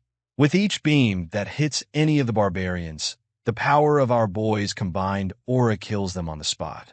And just like that, Vlad manages to wipe out an entire wave of heathen warriors without even having to do much. All he does is make one insane slash of his sword, which immediately multiplies in the blink of an eye to kill numerous barbarian enemies. After wiping out the first wave of the heathen army, the remaining barbarians are horrified because they suddenly realize that the kid is a knight too. They thought that he was just some brat from the Empire who wants to steal their prize from them, but now that they know he's a knight, their fear levels increase drastically. The men look back in horror, wondering just how many of their men Vlad killed in the blink of an eye. Seeing just how dangerous the young swordsman is, the barbarians realize that they'll just end up dead if they keep fighting him like that. As such, they advise themselves not to fight the boy head-on. Right now, the wisest thing to do would be to get away from him and attack from afar. Before they can even come up with another plan to use against him, Vlad turns around with his horse and turns the tables on them. Their plan was to just run far enough to unleash ranged attacks on him and the son of the grasslands. Unfortunately, our boy is not going to give them that opportunity, so he swiftly turns around and gets to their backs, making them the runners while he's the pursuer. Now they're forced to keep riding away, hoping they can outrun the son of the grasslands, but they already probably know better than that since the black horse is undoubtedly the fastest creature around. Anyway, Vlad is right on their tails, and as he gets even closer, he lifts his aura-infused sword and prepares the strike. Even though their situation is starting to look really bleak, they refuse to give up, so they decide to split up into two sides. This way, they feel that they'll probably be able to circle around Vlad and surround him from good. It appears that the son of the grasslands knows exactly what they're trying to do, because the moment they come up with this idea, the black horse with its white magical horse makes a strange sound, calling out to all the other horses. They seem to be affected by this call because they refuse to obey their riders. The barbarians try to make their horses change direction, but the animals refuse, which is very unlike them. They begin to wonder what's going on when their animals start to act weird, and most of them just confirm that their horses are scared. At this point, the leader of this wave gets really pissed because he doesn't understand what on earth would be making the horses so scared at this crucial time. He asks the question with so much disgust and irritation laced in his voice, and while he's still complaining about the horses, he takes a look back and sees just how menacing the young warrior is on the back of his horse. Vlad's expression is laced with an ominous demeanor, and the horse looks even more deadly with its pointy unicorn horn and its scary glowing eyes. Due to the insane levels of power emanating from the both of them, aura fills the sky, and they've pretty much changed the weather as well. It's like there's a storm coming, and as our boy emerges from the terrifying clouds of energy behind him, the barbarians run for their lives, knowing that they won't stand a chance against someone as scary as the young swordsman. The heathens are so scared at this point, because in only a matter of seconds, Vlad somehow managed to turn the tides of this whole situation, and he has also somehow transformed the battlefield into a really scary nightmare for the barbarians. With the way things are going, it's only a matter of time before he wipes them all out, so he addresses them, informing them that they will be the ones getting hunted from this point on. Right now, Vlad is getting extremely confident, and you can't blame him for feeling this way when he's the ruthless barbarians running for their lives like scared animals. Unfortunately, his little high is about to be interrupted because all of a sudden, the high-ranking member of the barbarian army from earlier reappears, and this time around, he looks even more powerful than before. He's been giving Lament a real hard time for a while now, and it appears that he might actually be overpowering the veteran knight. He lands a powerful strike which the old geezer blocks, even though it's not exactly easy. Just as he noticed earlier, the guy is really strong, and Lament is struggling to keep taking the hits. The force from all the attacks seems to be taking a toll on the old man's horse. The creature starts foaming at the mouth, suggesting tiredness, and at this point, it's once again very clear that this horse wasn't built for battle. Lament can see that his horse won't be able to take any more damage and admits that he was too hard on Packhorse. Now that his horse has pretty much given up, the old knight figures that it's all over for him. With this in mind, Lament and his horse are forced to suffer one last finishing strike which forces him to steer wide even though he managed to block the sword strike. Unfortunately, neither him or the horse is able to maintain balance, and it only takes a couple seconds for them to trip and tumble in the sand. This sends dust shooting up and filling the air. By the time the dust settles, all that's left is the half-dead horse lying on the ground. Its eyes are white, and it's only a matter of time before it gives up the ghost. The old man is disappointed by what happened, but it doesn't mean that he's any less prepared to show this barbarian scum what he's capable of. The guy does seem to be moved by the fact that he's a knight, so he would like to put that fear of swordsman back in his heart. Lament smiles at the situation, feeling stirred up by the challenge before him, because it's been a while since he felt this way, and he didn't expect that there would even be another person that would be able to get his blood boiling again. Anyway, enough of the chit-chat. The old knight takes out his sword, prepared for a duel, and when the barbarian turns around to see that the geezer is back on his feet, he just gets pissed at how persistent Lament is. Even though the old knight has proven himself to be a tough nut to crack, this ponytail barbarian feels that it is over for him now.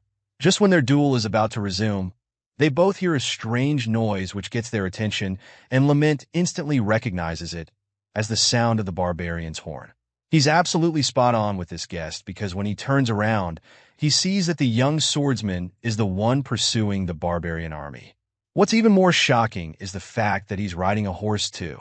Our boy rides majestically, forcing the heathens to retreat, and when the leader of the army sees this, he's absolutely furious. To think that a young boy from the Empire would send his best warriors taking to their heels like chickens makes him sick to his stomach, so he rides toward them with rage in his eyes, determined to punish our boy for making a fool out of his army. Just like that, Lament is no longer forced to pull out the tricks up his sleeves because his opponent now has bigger fish to fry. The leader of the heathen army rides off to challenge Vlad, feeling insulted, and even though the old man calls out for the bastard to stop, the barbarian leader just ignores him. Apparently, the reason why the guy is so mad is the fact that Vlad is riding that particular black horse. The son of the grasslands rejected even the leader of the barbarian army, and that's saying something since these guys are literally born to be with horses. Before Vlad, the guy was seemingly the only person who should even be worthy to ride such a stallion, but even he got rejected. So, it really baffles him to see the blonde boy from the Empire riding the beast, and as such, he calls out to Vlad, commanding him to get off the horse immediately. When Vlad sees the barbarian leader charging at him, he's surprised because the guy is supposed to be fighting Lament right now. Seeing him alone makes our boy wonder if the old man got killed or something, but then he takes a closer look and spots the old geezer at the back. Our boy heaves a sigh of relief at this point, because he was afraid that Lament might be dead. While he's still mentally celebrating, the barbarian leader yells at him again, ordering him once again to get off the horse because he believes that the son of the grasslands is not a horse that someone like Vlad can ride. Hearing these words, our boy is really pissed, so he hits back at the guy, warning him not to fuck around with the wrong dude. I mean, who the hell is he to tell our hero what to do? Enraged by Vlad's bold response, the barbarian leader yells furiously for the boy to shut up. He's beyond angry right now, and Vlad can tell because he suddenly sees a huge wave of red magic radiating from the guy's body. It's at this point that the voice in his head reveals that some of the barbarians can use magic to engrave their own world. Hearing this, the young swordsman suggests that this heathen army leader is at least on the level of a knight who can control aura, and that means he's certainly no pushover. While our boy is still busy assessing his opponent, the angry barbarian vows to take his life as the price for sullying a divine horse. And as you can imagine, Vlad accepts the challenge, stating that he'd like to see him try. At this point, both men are boiling with rage and fuming with aura. So the next thing coming is an intense battle, which they don't fail to provide because right after all the yelling, they charge at each other like two deadly juicers ready to risk it all. The two warriors continue to go at each other after the first clash. They ride side by side and continue to clash blades in the process. The barbarian leader uses his curved blade to land hit after hit, while our boy uses his aura-infused sword to counter each strike over and over again. It gets to a point where they seem to be at a stalemate because they're almost evenly matched right now. As they hold their swords against each other, the barbarian glares at our boy with his glowing eyes, probably thinking he can intimidate the young knight with this method. But after a while, it's clear to him that Vlad is not even slightly afraid of him. With this in mind, he decides to end the staring contest and suddenly stops his horse. Our boy doesn't predict this move in time, so by the time he realizes that the other guy has stopped, he's already ahead. The voice then points out what the barbarian is trying to do, stating that he has now caught them up from behind so that he can sneak up on them. Vlad realizes that this is exactly what's going to happen, but by the time he stops his horse to turn around and face the opponent, it's already too late. Our boy is unable to turn around quickly enough, and the barbarian swiftly charges at him to land a devastating strike on him. Thankfully, the son of the grasslands knows the exact move that the barbarian leader is about to pull, so the horse ducks just in time, which brings Vlad's head lower, allowing him to evade the sword slash by the skin of his teeth. The horse manages to save our boy's life with that risky move, and even though it was really dangerous, Vlad is glad to still be alive, so he thanks the horse for saving him. Meanwhile, the heathen leader is even more pissed now that he missed his opportunity to end Vlad's life. He's also more jealous as well, because he can now see so many other impressive traits that the son of the grasslands possesses. It's a horse that was born with divine blood, so he's not too surprised by what just happened since he already knew that it was an extraordinary creature. However, he never imagined that it would be to this extent. At the moment, our young hero feels that he and the horse have already become one in movement. He's faced tons of people who are unbelievably strong so far, and that barbarian is certainly one of them. He knows that he can still deal with any sort of attacks the guy throws at him, but he feels that there would still be a problem for him. And just when he's about to think of it, the voice in his head chimes in, telling him that the horse riding technique. The voice points out how our boy doesn't even have a saddle or bridle to ride with. He's basically a newbie to this, and if it wasn't for the special connection he has with the son of the grasslands, he'd probably have fallen off the horse by now. The young knight agrees, claiming that his thighs are even trembling because of how scared he is to keep riding. He's shaking so much that he can't use his legs properly anymore, and the voice informs him that he'll become more disadvantaged the more this drags out. It's clear that Vlad needs a way to around, otherwise he might end up dead. At this point, he suddenly remembers what Layman told him to engrave into his mind about making sure to kill a barbarian's mobility during a battle. Turns out he actually let that advice stick, and now that he's recalled it, he realizes that this is exactly what he needs to do to flip the situation around. With this in mind, he decides that it's time for him and his heathen opponent to get dirty on the ground. Vlad charges at the barbarian leader thinking of a way to immobilize the guy, and when the warrior sees them coming at him, he decides that the fight has to end right here, and right now since he can't let it carry on. He challenges our boy to bring it on and the charges at Vlad. The blonde knight sees the guy coming at him with insane speed, so he decides that it's time to take some action. With this in mind, he swiftly turns his horse around, so the son of the grassland swerves so fast that he throws some dirt in the barbarian's face. This gives Vlad enough time to start running away, and when the other heathens see this, they start to jeer. The leader of the army is surprised to see this, and even more upset, because now he feels that our boy is nothing more than a dishonorable bastard. This is the impression he has of our boy now, and the thought of someone without honor riding the divine horse makes his blood boil. We thought this guy was angry before, but we're now about to witness what pure, undiluted rage looks like. The barbarian warlord gets his horse moving as he chases after the young knight, and for some reason, he catches up rather quickly. So, it's almost like our boy is waiting for him to get closer.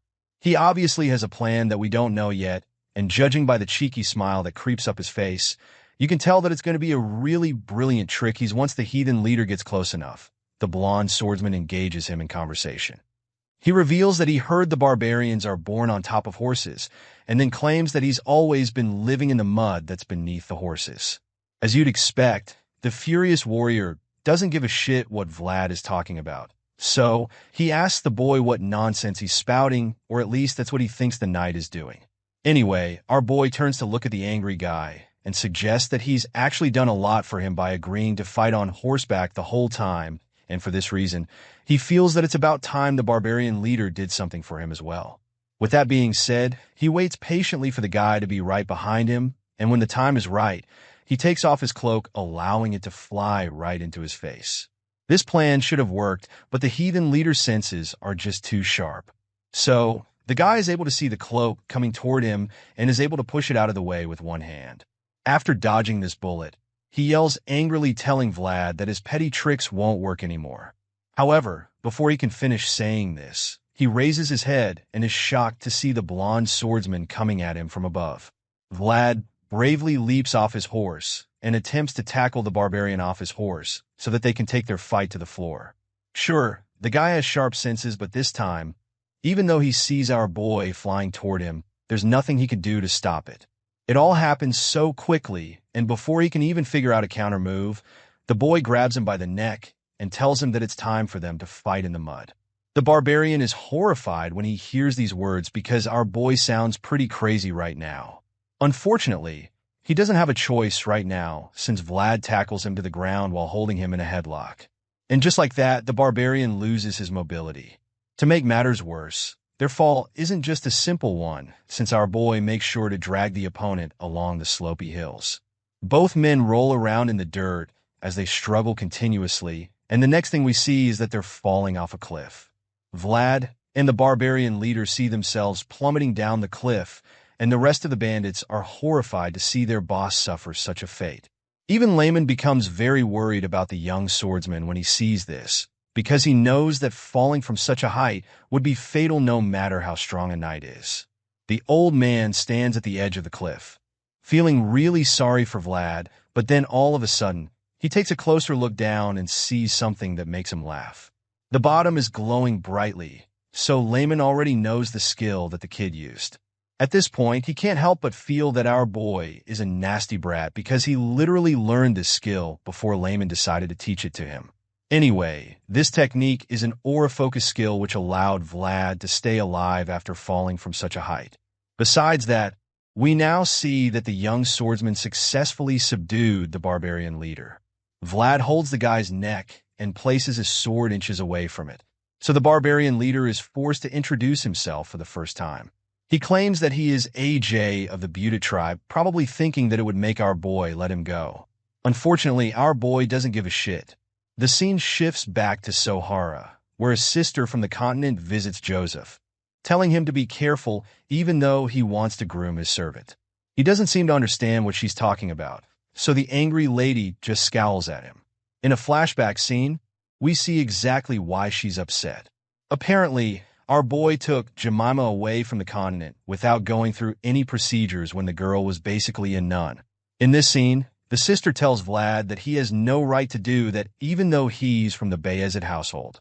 In response to this, he snaps at her, telling her that it's thanks to the Bayezid name that they still have a tomorrow. Vlad's glowing eyes glare at them as his words send chills down their spines. In the present, the sister is certain that Vlad will cause trouble for them in the near future because she feels that he's blasphemous and that he is extremely vicious and impatient. The mayor just stays silent after she's done talking, and then she suggests that Vlad will sully his honor. However, Joseph doesn't agree. He already knew that Vlad disrespected the convent, and there was enough time for her to come report him all this while. So he doesn't get why she's only doing that now and warning him about the kid. Now that San Rosino has given the boy who was born in the back alleys recognition, the same boy has even been endorsed by the respected priest Andrea. Joseph feels that all of this is intentional since there's only one person who can move the convent head, and that person is Bishop Pierre. So Era is controlled by two people, Mayor Joseph of the Bayezid bloodline, and the bishop who follows the word of God and looks after the people. However, the delicate balance is being swayed. The achievements of Joseph's vassal will definitely give him more influence, so he can now see the opposition's intentions more clearly because he now realizes that he was their target right from the start. That marks the end of this episode, as we're caught up with all the latest chapters of this manhwa. This catches up with the latest installments of this story released so far, so please expect some delay before the next part gets released. If you've enjoyed this video, please consider to leave a like and subscribing to the channel. You can also support me further by becoming a patron or a member of the channel if you've got that extra dough. Check out some of my other similar series while you wait. Until next time.